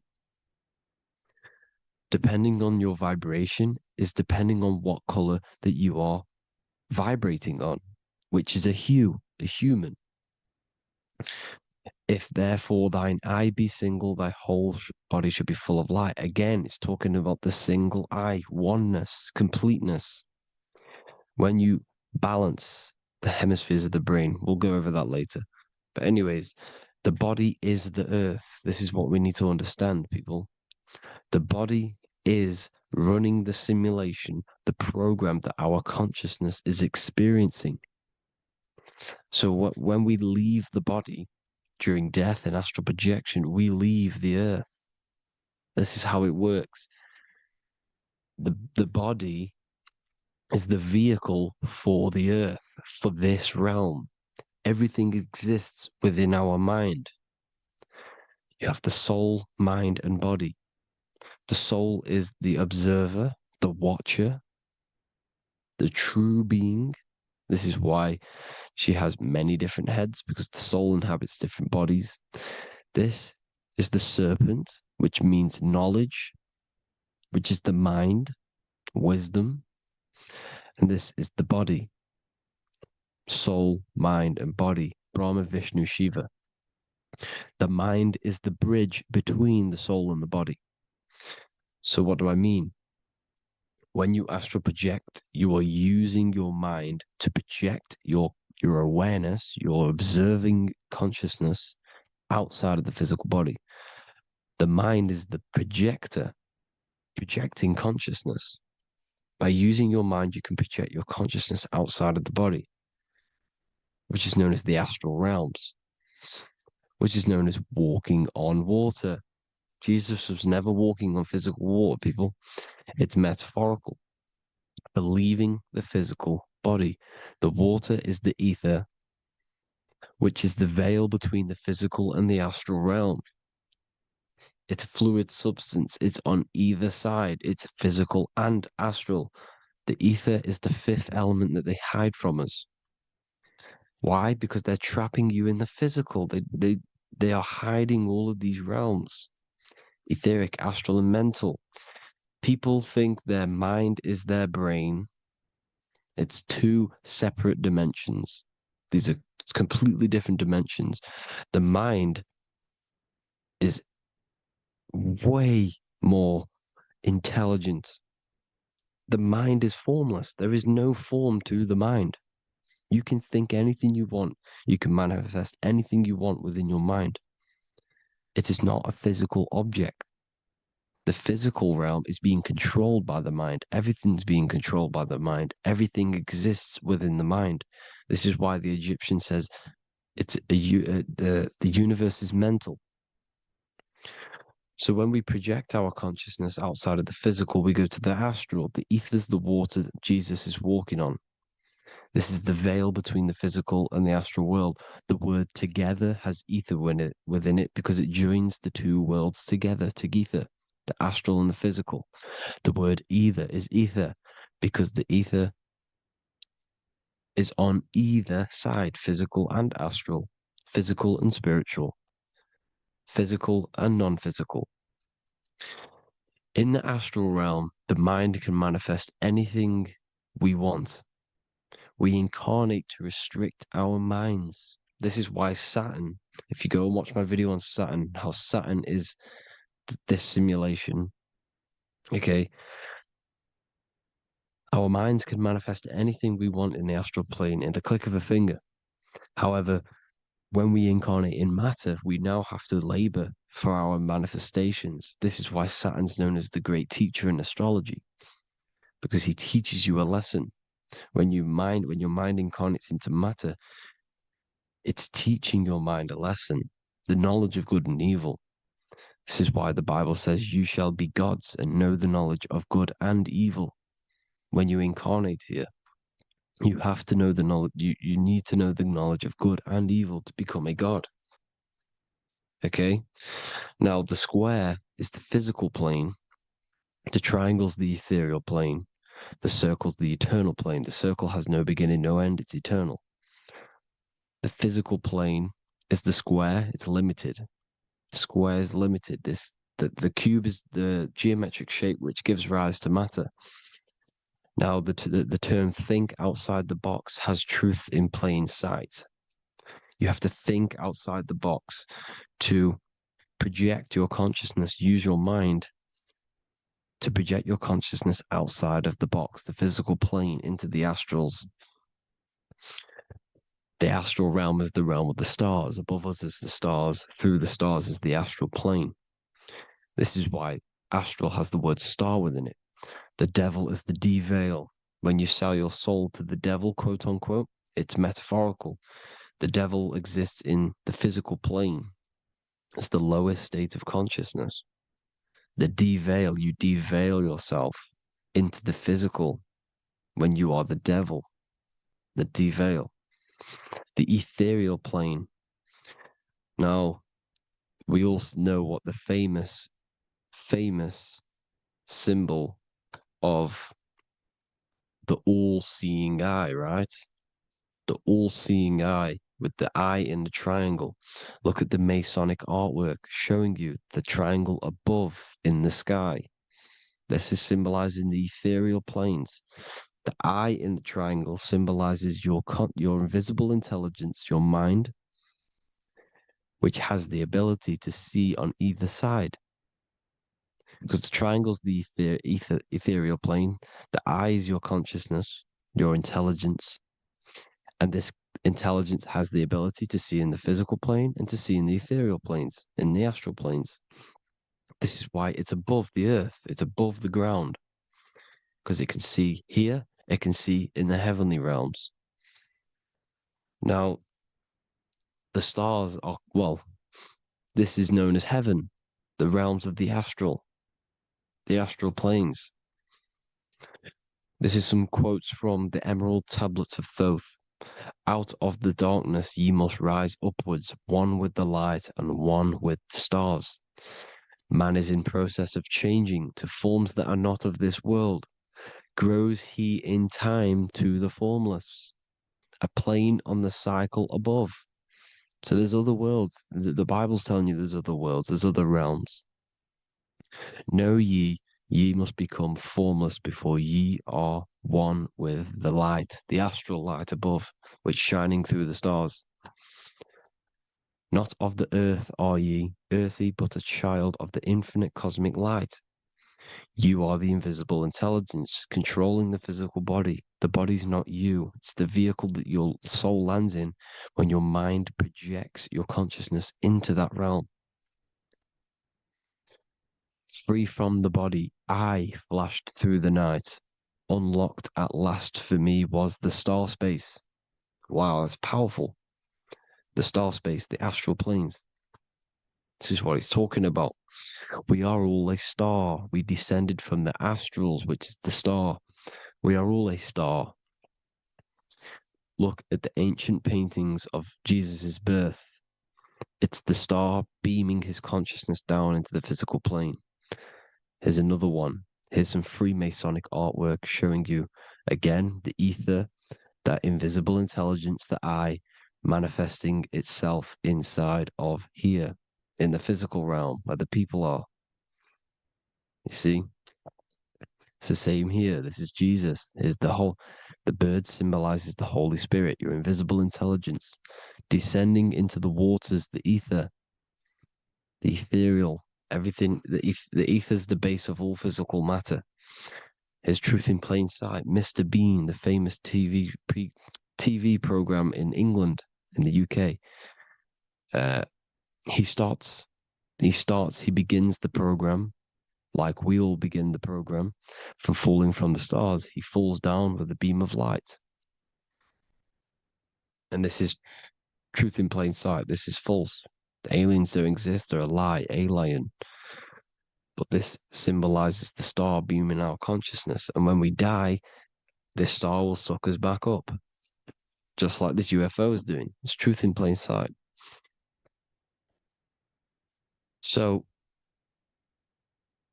this is some more Freemasonic artwork going from duality to singularity. Sun, moon, masculine, feminine. Right hemisphere, feminine, left hemisphere, masculine. The consciousness in the center, the balance point. Here's another more Freemasonic artwork. The two pillars, left and right hemispheres, and the invisible intelligence between the left and right hemispheres, the light of the body. This is why light's coming off it. Because it's light, it's pure light. The blazing star. The stairs go from the checkered board, the duality, up to oneness, in between the sun and the moon, the masculine and the feminine. This is symbolizing going into oneness. What did the Emerald Tablet say? You've got to become one with the stars, one with the one with the self. Balancing the two hemispheres so that you can gain, because when the two hemispheres are balanced, you can gain a more deeper connection with your invisible intelligence. Same with the chakras. When the chakras, the seven seals in the Bible, these are seven seals because when you conquer the seven chakras, when you balance the seven chakras, you then gain a more deeper connection with your internal self because your mind is not filled, it's not being ran, it's not being dominated by these seven deadly sins, the seven seals, the seven chakras. These are seven energy centers which are concealing our true form. Balance makes us have a stronger connection with our true cosmic intelligence. Heaven is even. This is why Jesus is pointing at the heart. The even point is the heart. You got to balance the chakras and live from the heart because the heart is the earth. You're in good and evil. The body manifests the lower and the higher self. The higher self is in the higher parts of the body. Wisdom, intuition, expression. The lower self is in the lower parts of the body. Sex, food, and power. This is how they are trapping your soul, people. Like I said, the mind is the bridge between the soul and the body. So by tricking the mind, not giving it the right knowledge, and keeping the mind stuck in the lower three centers, thinking about power, food, and sex, This is low vibrating energy. It's going to keep your mind addicted to the physical realms. Okay? This is why you need to go even, balance, heaven. Okay? I will explain the soul trap in a second, how it fully works. But I'm telling you all the science behind it so you can understand. When you are doomed, you are domed. This is the dome, the firmament, the firmament, the mind. Ment is mind, firm is firm. A firmament is doomed under the firmament. You must have a loose mind, an open mind to expand your consciousness beyond the stars, beyond the ethereal barrier. You have to vibrate higher than this world. Your consciousness must be expanded more than the physical plane. You need to learn how to astral project. You need to learn how to leave the body, how to operate outside of the body, so that you, when you do leave the body, you will have recognition. You'll have knowledge. You'll have practice. But this is as above, so below. The woman's belly is the earth. It's as above, so below. It's a microcosm of the macrocosm. We are the children in the womb. We are the people in the earth being ready to be born into the heavenly realms. As above, so below. It's a microcosm, macrocosm. Everything is in everything on a bigger and a smaller and a larger scale. Now, when the baby figures out that there is a world beyond its mother, what happens? The baby starts to move around and tries to get out of the mother. Because once it starts to hear the external world, starts to hear people, it's going to wonder, what's outside of why am I in here? What's outside? So the baby will force its way out of the mother. It's the same with our minds, as above, so below. When our minds figure out that there are other realms beyond this world, we will seek a way out. This is the womb, the mother earth, mother nature. It's the mother. We're in the womb. We can be born out of this world, which is being born again in the Bible. When you are doomed, you are domed under the dome, under the firmament, the firm mind. The firm mind will keep you under the firmament. Due to the law of polarity, there has to be other realms. There has to be. Because the law of polarity works in this world, and it will work on every scale possible. It's universal laws. These are universal laws. The law of polarity means that there are other realms polarizing this realm. There is a hell, there is a heaven. There is a midpoint, which is Midgard, which is the one we are in now. Earth, heart. Earth is the heart. Heart is the center, good and bad. The balance between good and bad. Your reality is your level of realization. Your mind realizes other worlds, you will seek a way to them worlds. It's that simple. The soul trap is to keep you stuck in this physical body, which is the earth. This body is the earth. It's running the program, like I said at the beginning. It's running the simulation that your consciousness is experiencing. You are an electromagnetic being, and you're hidden in a cage, your rib cage, and you're stuck in cells, a prison cells. Look, you're in cells. We produce electromagnetic energy. Your soul produces this energy. And by trapping your consciousness inside of this physical realm, they harness this energy within the astral realms. They're using you to manifest demons, because your mind creates demons through emotions and mental thought energy, which is a whole nother video. I can make a video on that. You're manifesting everything for them because They're trying to create a hive mind. This is why they want everyone to believe in one belief system, one government, one belief system, one religion, because they're creating a hive mind.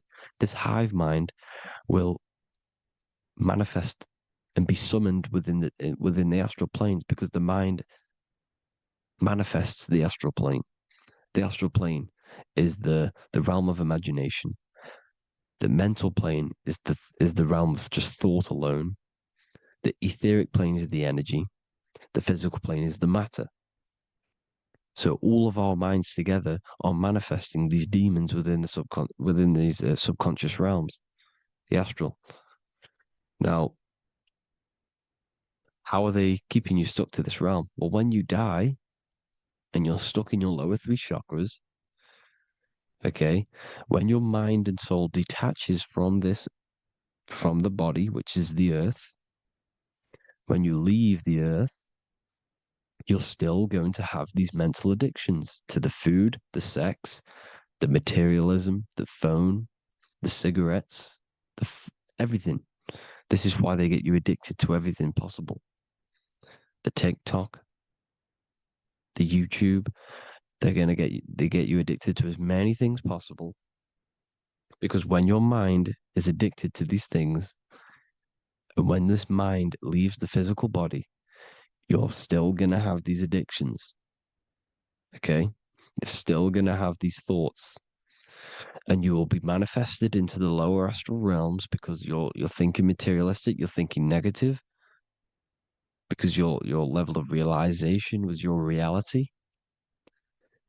You were manifesting hell on the earth. When you leave the body, you're going to manifest hell in the astral planes, which means you'll be vibrating on the very low, which will put you in the lower astral realms. So guess what? You're going to come back. You're going to come back into materialism. You're going to reincarnate. Because you haven't prepared for life after death. You must detach from the external world. Okay? Moon is mind. The sun is the soul. The earth is the body. The moon is the mind. This is why we say lunatic. In your mind, you have a specific mood. Moon. Money, M-O-N, is the moon. Money exists in the mind. They get you addicted to the money. The Bible's telling you this. Do not conform to the pattern of this world, but be transformed by the renewing of your mind. It's telling you. Of this world, but be transformed by the renewing of your mind. Who knew that the Bible was this deep? Matthew 16:26, what good will it be for someone to gain the whole world yet forfeit their soul? James 4:4, don't you know that friendship with this world means enmity against God? Therefore, anyone who chooses to be a friend of this world, of the world, becomes an enemy of God. John 4:4, dear children are from God and have overcome them, because the one who is in you is greater than the one who is in the world. It's talking about the invisible intelligence. It's greater than the physical world. John 2:15, do not love this world, nor the things it offers you, because this world will create you to, if your mind has attachments to what this world offers, sex, money, and power, pretty much, you will reincarnate here. You will come back here, because when you leave the body, your mind will still have these addictions. Do not love the world, nor the things it has to offer you. All of this is in my newly published book. The paperback versions are now available. Finally, for all the people who have been waiting, the Book of Wisdom. All of this knowledge is inside of the Book of Wisdom.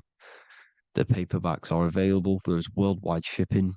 You can get it anywhere, pretty much, any country. My new website, it's amazing. There's going to be some amazing products coming on the new website. But I thank you all for the support. Before I leave, I need to explain what is going on with the soul trap. Like I said at the beginning, the mind's the bridge between the soul and the body. The body's the realm. By tricking your mind with false knowledge, they are keeping your soul stuck to this realm. They get you addicted to all the physical things, and that is it. As soon as you're addicted and you die, you're going to come back. So by tricking your mind, which is the bridge between the realms, they keep your mind stuck within this body. They keep you in physicality. They deveil you, the devil, the deveil. Thank you all for the support, people. If you do want to join the Academy, all the links will be posted below this video for the book, The Academy. Thank you all for the support and have an amazing day.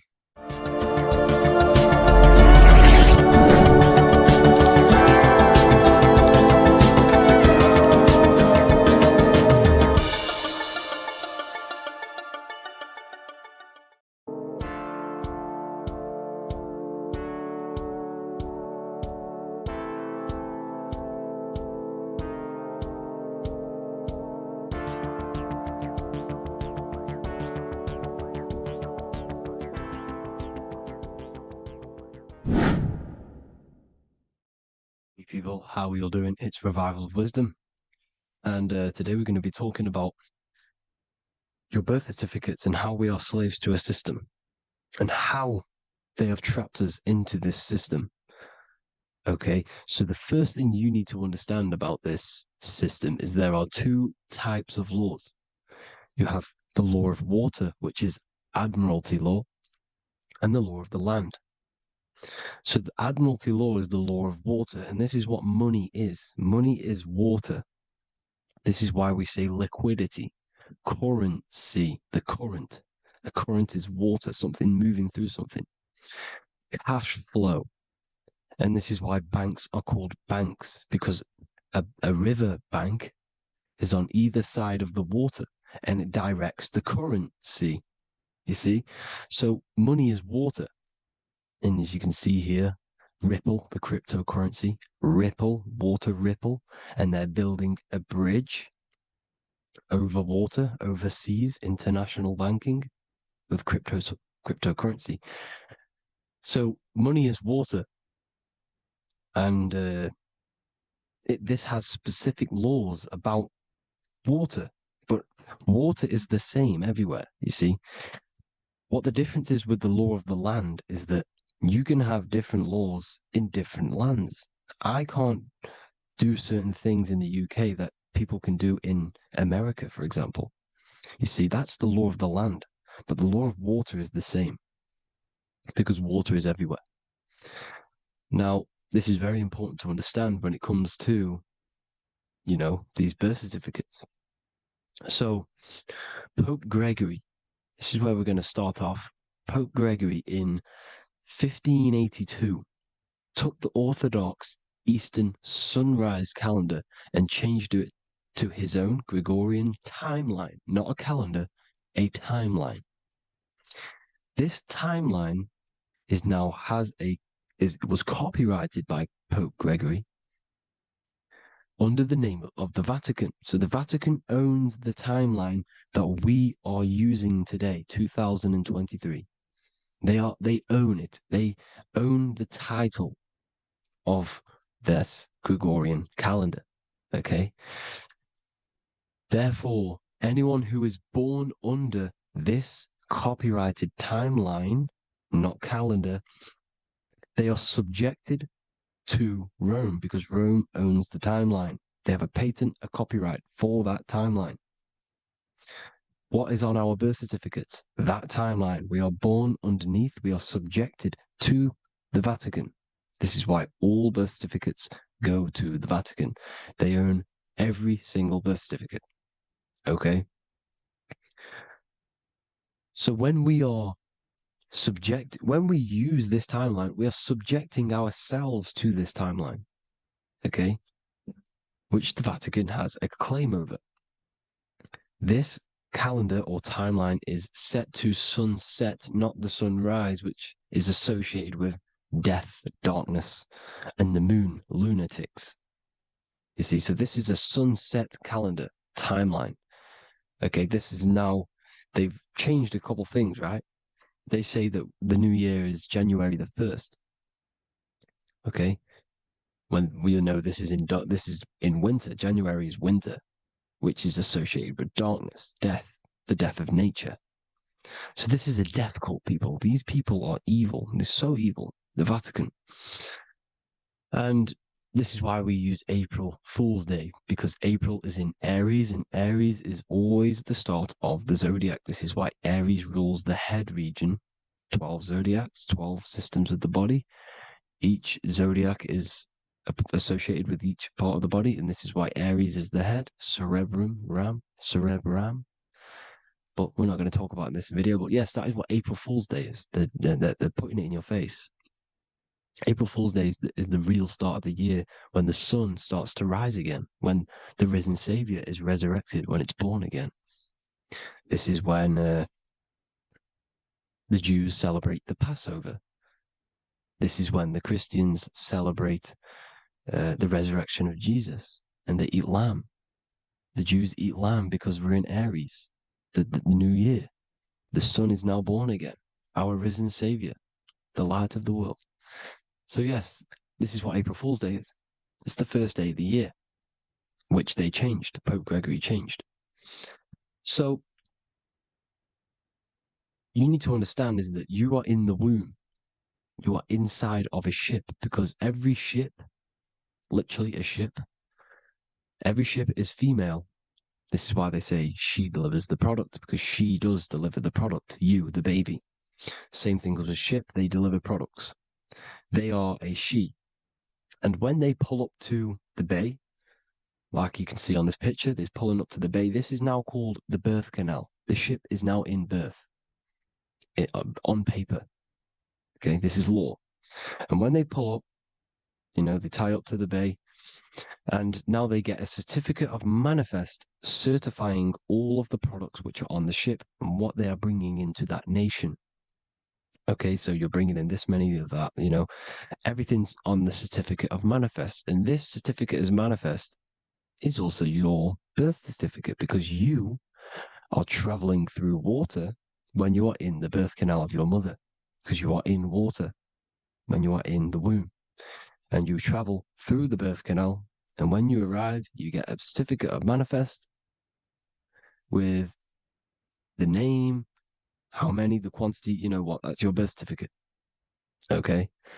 And this is what it is. We are a we're not a corporation, but we represent a corporation, which is your name in full capital letters. That is your corporation.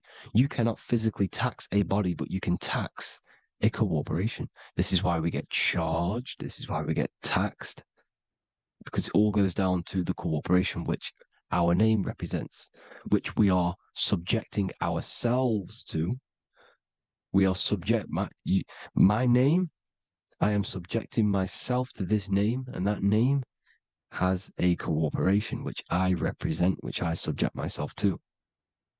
You see, this is how we are attached to this straw man, this character that they have built on paper. So it's a character which is on paper. This is what we represent. So when the woman gives birth, she delivers the baby, and then she has another substance. Now I'm going to break down how they attach this name to us, how they do it. Okay. Our mother is carrying us the product in the womb, the water.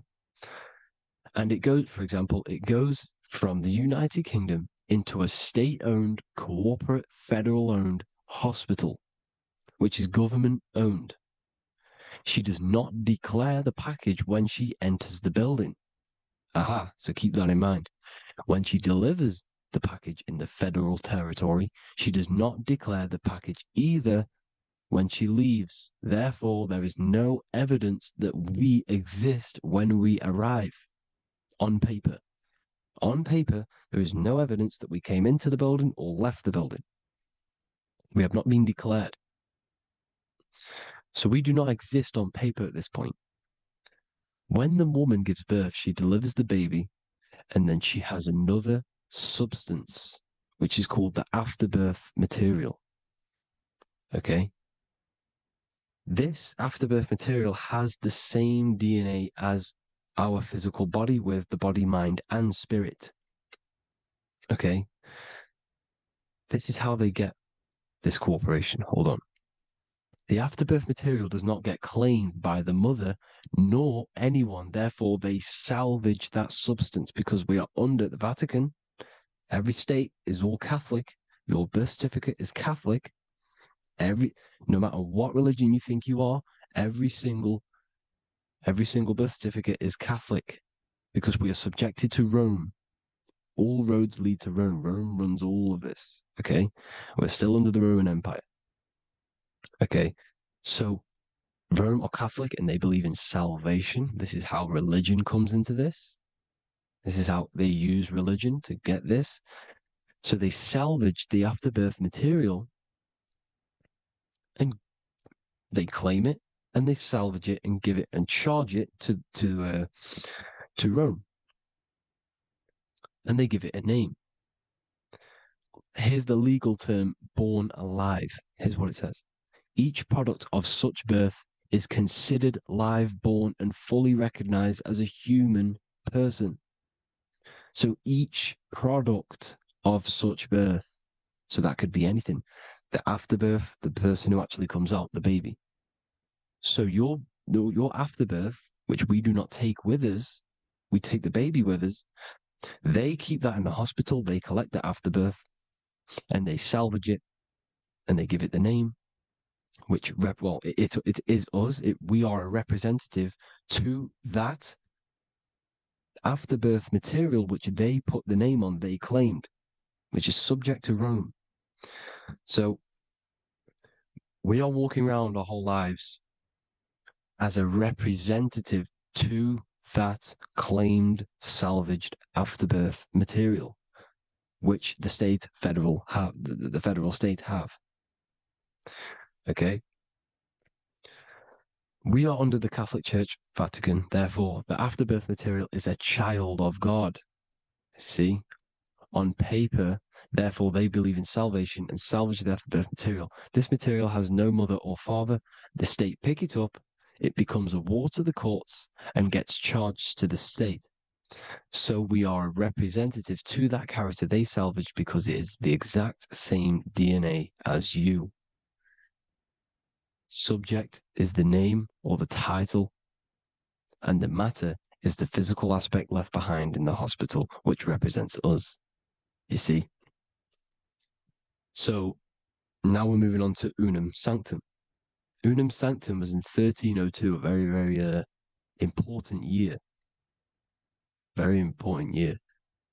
Unum Sanctum says this is basically how they claim everyone in the world. So the Vatican had all this power, all this gold, all these people under them. They need to get a claim for them so then they can rule over them and make them slaves. So what they did, they created Unum Sanctum. Pope Boniface VIII did this. And it says, the spiritual man judges of all things and he himself is judged by no man. The spiritual man, keep that in mind, unless he invent like Manichaeus, two beginnings, which is false and judged by heretical, since according to the testimony of Moses, it is not in the beginnings, but in the beginning that God created heaven and earth. Furthermore, we declare, we proclaim, we define that it is absolutely necessary for salvation that every human creature to be subjected to the Roman pontiff. So they are claiming us in Unum Sanctum, and it's in the vaults in the Vatican. They will put a spell on it because they are sorcerers, they are magicians. They put a spell on it, they lock it up, and whatever goes on that piece of paper goes. And this Unum Sanctum is claiming all of us. So what does it say in the beginning? The spiritual man judges of all things, and he himself is judged by no man. The spiritual man, the man with the body, mind, and soul, the first baby that comes out the birth canal. That's you, your body, body, mind, and soul. You have the Christ, which is I am, which is grace. Grace means here now, in the present. You have the Christ, which means I am. Therefore, you have a soul. If you can say I am, you have the Christ. You have a soul.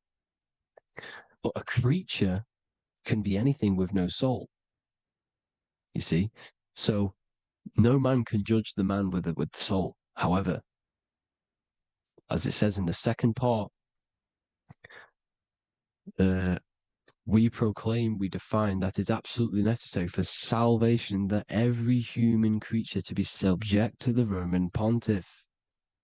So they are subjecting the afterbirth, not the man with the body, mind, and soul, but the afterbirth to the Roman pontiff, to the Roman Catholic Church. We are the ones who are claiming to be the afterbirth material, which is our birth certificate, which is our representative. We represent that because it is our DNA. This is how we are stuck. We are stuck because we represent this DNA, which is on paper, recorded. You see? So we, being untaught, uneducated in these subjects, we are subjecting ourselves to this system, to this slavery, because we just want to live. We just want to live happily, just peaceful. Think about it. Where's all this coming from? Where's all this war, all this killing, deaths coming from? We just want to live. It's coming from the Catholic Church, these evil death cult, which has subjected us, which has used us as slaves, and we are still slaves, and it's just going to get worse and worse and worse. So this is how we have subjected ourselves to be the slaves to this system. It's a lot to take in, and there's a lot more deeper stuff which goes into this. I'm just going over the surface. I'm going quite deep, but there is little details that I still need to learn myself. But this is the general how that we've been stuck to this slave system. So we are batteries, okay? This is why we get charged. When you go in a court, you get charged, okay? Because you're a biological battery. This is why cities look like motherboards, because we are feeding energy to this matrix. Okay, when we look outside of ourselves, when we give power to so-called Jesus Christ, worshipping idols outside of ourselves, where attention goes, energy flows. We are feeding the matrix with energy. By looking within, placing your attention within yourself, you are taking back your power. Because the I am is Christ. The you, the soul, is Christ. It's God. The awareness is God. Okay? However, we are subjecting ourselves to this system. We're subjecting ourselves to this system and the feeding of our energy. So what we need to look for the future is that, think about it, with the end goal is to change our DNA, is to literally make us robots, transhumanism, slaves. This is why we have smart cars, smartphones, smart watches, smart meters, smart cities. And all of this is going to be connected by the smart grid, which is 5G. This is why 5G is rolling out. 5G is going to connect all of these technologies to one. It's like a big net system. And you know why they're doing this? It's because all of this is going to be connected through this 5G, and that 5G is going to be controlled by the elites. So you say anything wrong, you do something wrong, you say the wrong thing online, they'll turn off your car, they'll turn off your phone, they'll turn off your smartwatch, they'll turn off your TV, because it's all going to be connected and controlled by the smart grid. And this is what the Great Reset is, people. But they're going to trap us inside of these 15-minute smart cities so we can't leave the area, because they're going to use climate change as a tool to enslave us to not travel because of so-called climate change and the fumes that we are putting into the air, which is all BS. They're doing this to push these new cities, to push all of it. But listen, they're trying to get inside of your body. The only way they can do that is to get you addicted and using this technology. First, they got on the body with the smartphone. Well, first of all, we use the technology. We get used to it with it in our hand. The next step for them was to get on the body, which is the Apple Watch, as you see down here. They have now successfully got onto the body. The next thing is to get inside of the body. This is the brain chip. You see how they've slowly lured their way in, slowly got you addicted to this technology, got you dependent on this technology. And what they're going to do is that they're going to mold society to be dependent on the brain chip. So in order, for example, if you want to go and pay for food, you're going to have to get a chip to pay for the food because it's all going to be digital money. And that digital money will be connected to the chip and you'll need the chip to pay for things. You see? So this is how they're slowly transhumanizing us. These phones, these apps, these things which are all we are all using was created by Freemasons. Mason means traveler because they travel the depths of the mind. They understand human consciousness. They understand the brain. They understand the mind. By the deepest root cause, they understand it. This is what Masonry is. It's the occult. So these technologies is designed by these people. This is why they're so addictive, because they understand how it works. They understand how to get people addicted because they understand human consciousness, the brain, the body, and the mind. So this is the advantage Freemasons have over us. And these secret societies, which have gone through the orders of Freemasonry and progressed onto these secret societies, which are the evil side, because I'm not saying Freemasonry is evil, okay? But the societies which they go beyond Freemasonry, because you can go beyond the 33rd degree into these secret societies, and they use this knowledge for the bad, to enslave people. And this is what's going to happen. Transhumanism. So I hope you all learned some insight for today. Please do a bit more research on, the birth certificate and stuff like that, the straw man.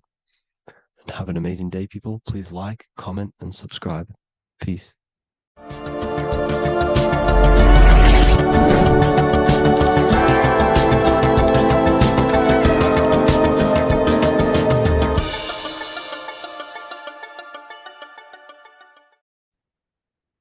Lesson 2, planes of existence.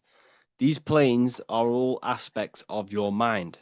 They are in you, they are outside of you, as above, so below. The Godhead is the sole purpose. This is how spiritual manifests into physical. This is the process that the universe goes through in creating the physical universe. So it starts with the Godhead, the sole purpose, then the mind, then the astral, then the etheric, then the physical. Everything is mental. Everything exists in the mind. These dimensions are not separate. They're all dimensions within your mind. They're different vibrational states, pretty much. So the mind is the realm of thoughts. This is where thoughts reside. There's no form to a thought. It's invisible. There's no physicality to it. It's the most lucid. The higher you go, the more lucid it is. The lower you go, the more solid it becomes. Okay? So the mental plane is the most lucidic. So the mental plane is the thought alone. The astral plane is the imagination of the thought. This is where the thought forms manifest into some sort of form. Not physical form, but some sort of form, lucid form. Like dreams. Then it goes to the etheric, then physical plane. The etheric plane is the blueprint. It's like a blueprint of the astral and the physical form. It's basically the realm of energy. This is where energy is and frequency. And then the physical plane is where physical manifestations happen. So essentially, this physical world is a product and the world of effect. Everything goes through this is a world of effect. You can't change this world by manipulating it physically. You can, but it's not going to last long. It's not long term. This is where we get the saying as above, so below from. You change the higher planes, you manipulate the lower planes. If you manipulate the astral plane, you manipulate the physical plane. This is a mirror effect. You manipulate the mental plane, you manipulate all of the planes. So these planes are how things manifest into physicality. Everything starts in the mind, then goes through the astral. Now, the higher, middle, and lower astral are the vibrational states of the thought, because remember that the mental plane is the thought alone. So, for example, I'm going to give you an example now. This is a chair. Think of a chair. That's just don't imagine the chair. Just think of the thought of a chair. So you have the thought of a chair in your mind. Then now, imagine that thought. What form does it have? This is the astral plane. This is the imaginational plane. This is where you imagine things. So when you hold something in the screen of your mind, this is astral matter. You're creating out of astral matter. That's what imagination is. Depending on the vibration of that thought that you are manifesting in your imagination, depends whether it goes to the higher, middle, or lower astral. If it's a high vibrational form, high vibrational thought, you create the higher astral plane. This imagination will go into the higher astral. Or if you think of a chair to murder someone on it with spikes and kill someone on it, it will go to the lower astral plane because it's a lower vibrational thought form manifesting. So you got to use these planes to manifest things, to imagine things. You can manipulate the astral plane through astral projection. This is a very, very deep, this is a very occult teaching of astral projection. And that's going to be taught later on in another course, because that's not for everyone. But you can still access the astral plane through imagination. And that is how you pretty much get there. You use your conscious mind to project yourself, your consciousness, your awareness into the astral plane. So if you manipulate these higher planes of existence, you manipulate these lower planes. As above, so below. You got to look up. But it all starts in the mind. Use your thoughts correctly. Use your thoughts. Use your imagination. Use your energy. And this will all combine to manifest something physical. Okay? So use these planes to manipulate this physical world, because whatever you do in these planes, you manipulate the lower planes. It's like a mirror. So that is the planes of existence. They all exist inside of you.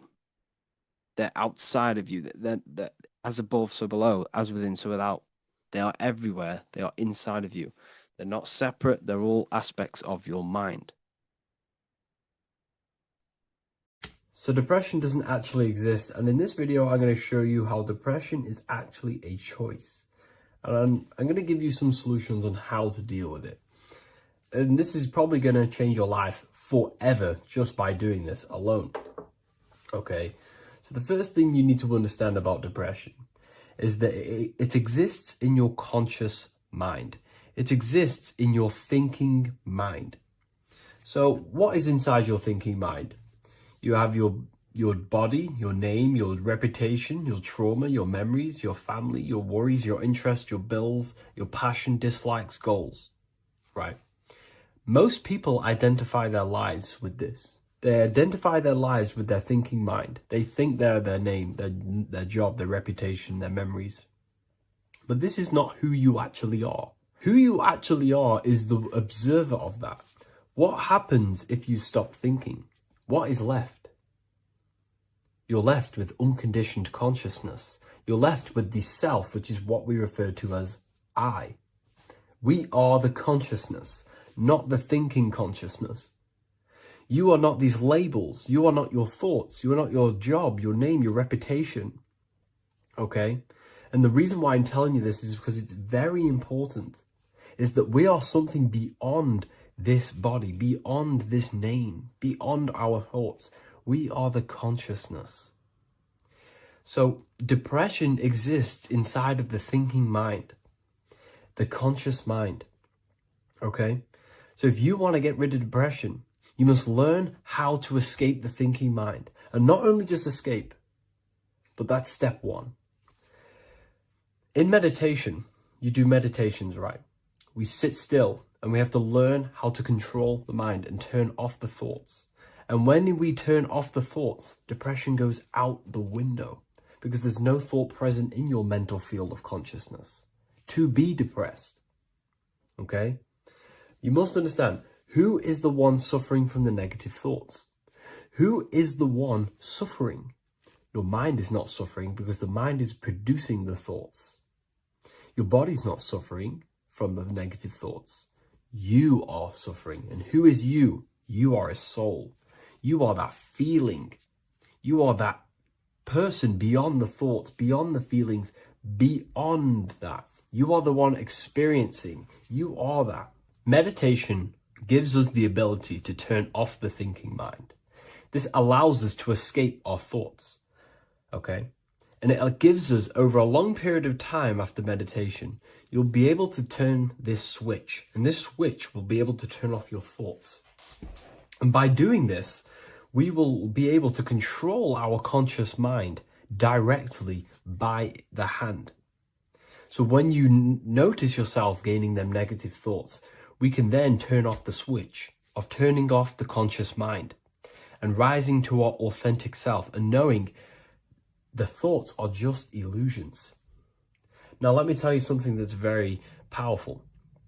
Most of your thoughts are coming from beliefs. Most of your feelings are coming from beliefs. So if you have a feeling of lack, this is coming from a belief that you don't have much. If you are feeling alone, this is coming from a belief that you are alone.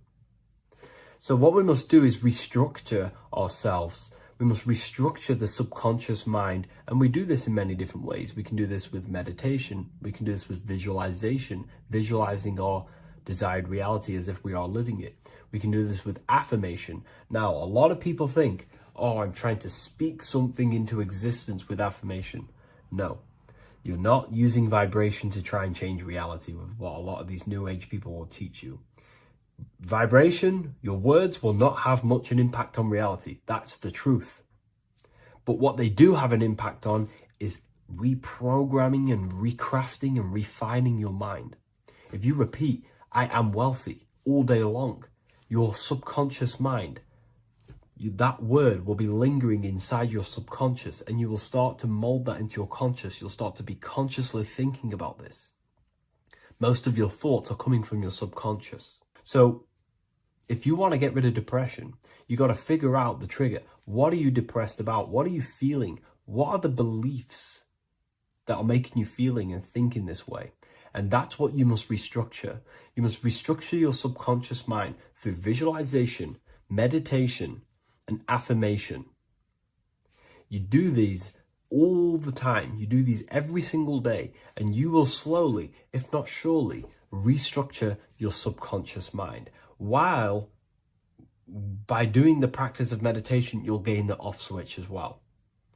Sometimes depression comes from not living in your authentic self. You're not doing the things that your soul is telling you to do. We all know what we should be doing at all times. I don't care what you have on. We all know we should be doing something. We all know that we have there's a higher aspect of our mind that tells us, oh, we need to be doing this, but I'm actually sat here on my phone. Oh, I shouldn't be eating this, but I'm doing it anyway. There's always that higher voice. And that is the voice that has to be connected to. And when your body's not acting out the voice of the soul, then the soul becomes sadder, and suffers more and more and more. there has to be a connection between the soul, the mind, and the body. They have to work in unity. Okay? So I hope this video helps with depression, with whatever you're going through mentally.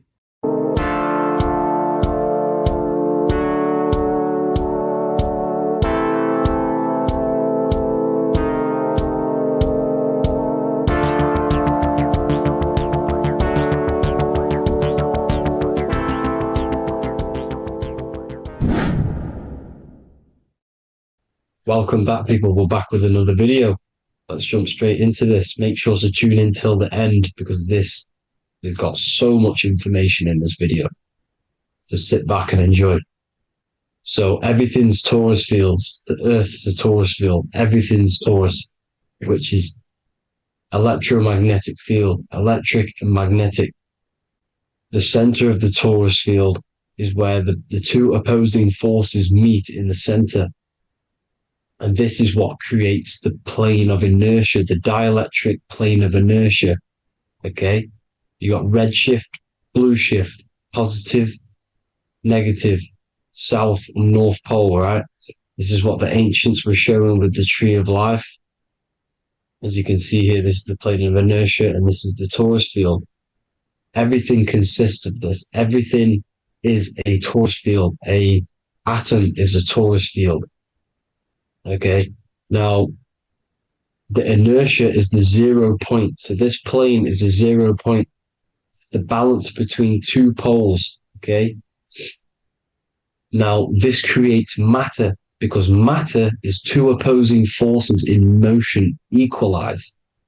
So these two forces coming together is what creates matter on this physical plane. And this is why we can't see the electromagnetic field, because it consists of one of the elements, which is either electric or magnetic, but when they combine together, it's what creates this physical plane, which is physical matter, which is light in motion. Now, everything is one. Don't get confused by duality. Duality is two opposing forces, but them two opposing forces are created by the same substance. It's two aspects of the same substance. So, for example, water and ice are the same thing, you know what I'm trying to say, but it's two aspects of the same substance because all is one. The whole universe is one. All goes back to the one, which is God, the creator, or magnetism, whatever you want to call it, because magnetism pulsates. Electricity has two poles, red shift, blue shift. Okay, so red shift, blue shift is electricity, and electricity vibrates, and all vibration always comes back to a standstill point. But magnetism is what pulsates. This is why your heart pulses. You breathe, which is a pulse. This is the breath of the universe, magnetism.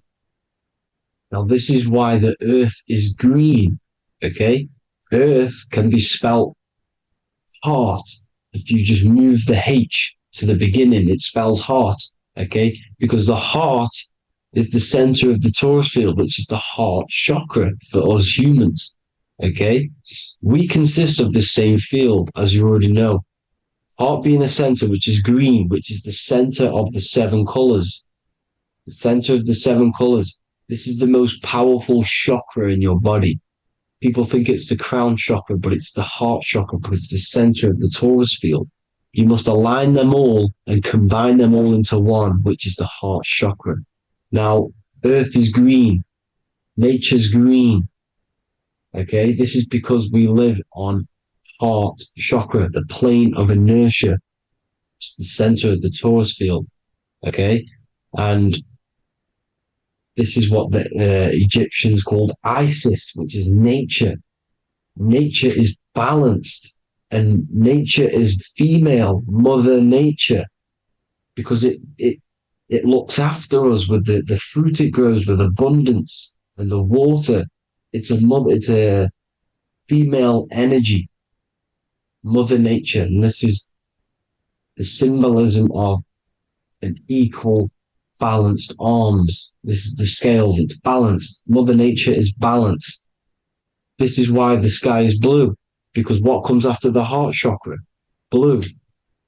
Sky is blue. We live in Midgard. This is what the ancients called Midgard. You don't have to take this tree literally. It's a metaphor. We live in Midgard, where both positive and negative duality here. Now, Mount Meru. Mount Meru was known as the center of the earth, okay, or known as Hyperborea. And this is the North Pole, the electromagnetic North Pole. But when I say Mount Meru, it's not an actual mountain. They weren't saying there was a real mountain in the center of the earth, a magnetic rock. No. The plane of inertia, okay, there's something called a hyperboloid. That's what it's called, a hyperboloid. And this is the center of the torus field. And this hyperboloid is what is in the shape of a mountain, you see? So if I go to this next one, they say Hyperborea on this map. Why did they call it Hyperborea? Because this is the hyperboloid in the center of the torus field. And this is the electromagnetic mountain, a metaphor.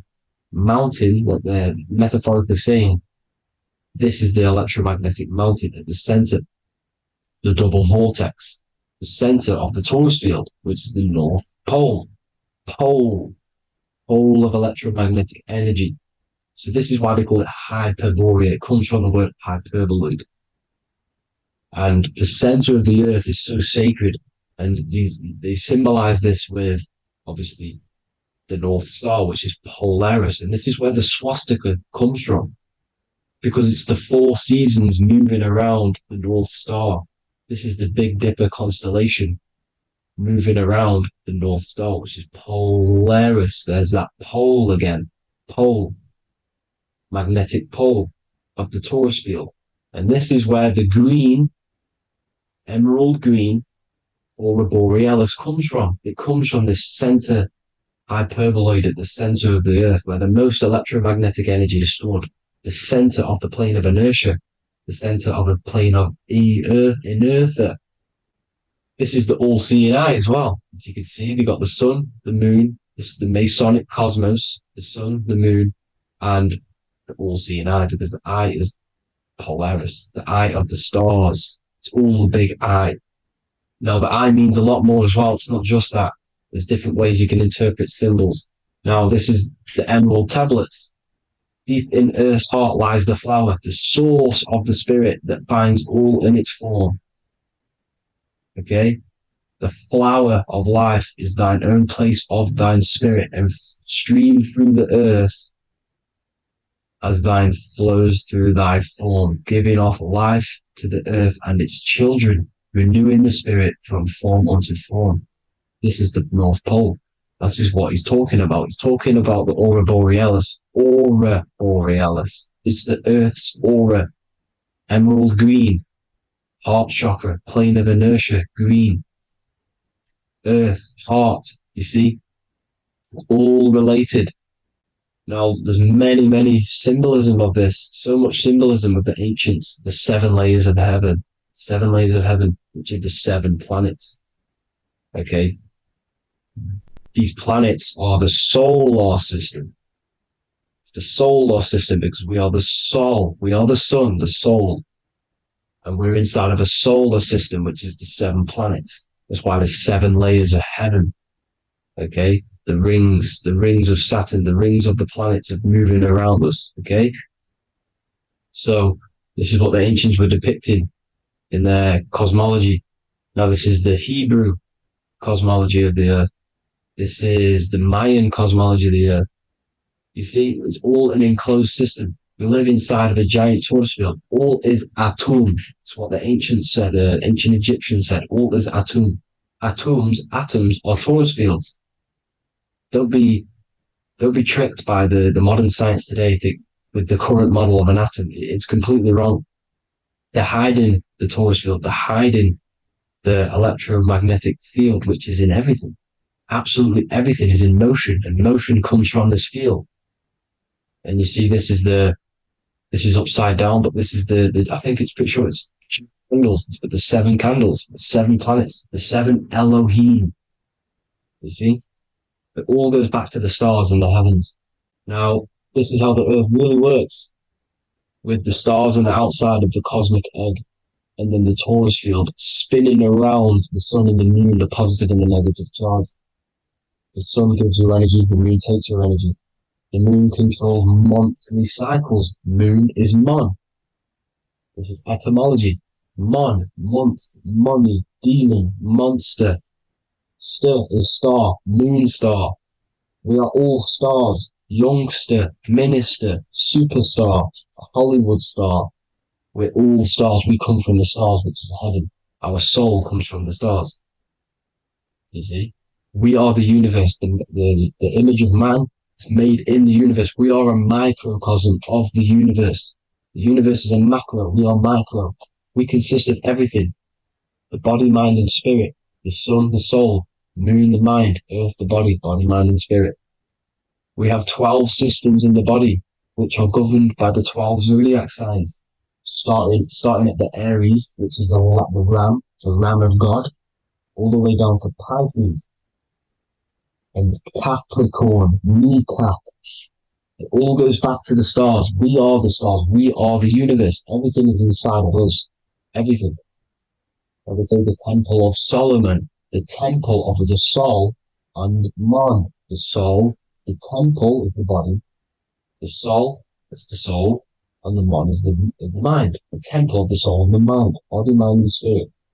We consist of the 5 elements: air, spirit, water, earth, and fire. We consist of everything. We are the universe. We're made in God's image, which is the universe. You see? Now, everything goes back to the stars. The ancients worship the stars because the stars govern everything. They govern the systems in the body. They govern your life. This is why your zodiac is so important, your sign. Each zodiac has a specific element associated with it as well. Aries, which is the first sign, the Ram of God, the Lamb of God, which is a fire sign. Fire, first. Fire, first. F-I-R, this is etymology. The cerebrum, ram, which is in the brain. Aries, the ram, controls the head, the face, and the nose upwards. So it controls the cerebrum. The Torah, which is, I'm pretty sure it's the Hebrew Bible, which is the Taurus. Tornado comes from the Taurus field. You see?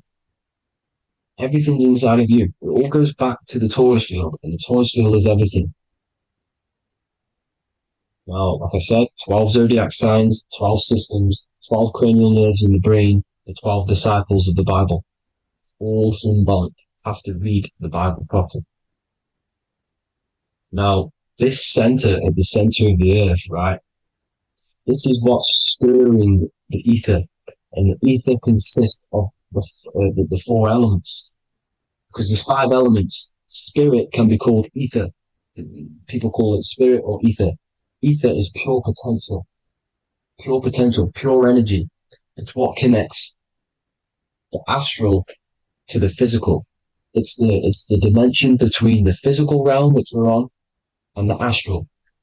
So it has pure potential. It's pure energy. This is why we say either. I either want to go there or there. It's connecting 2 scenarios. That's what the ether is.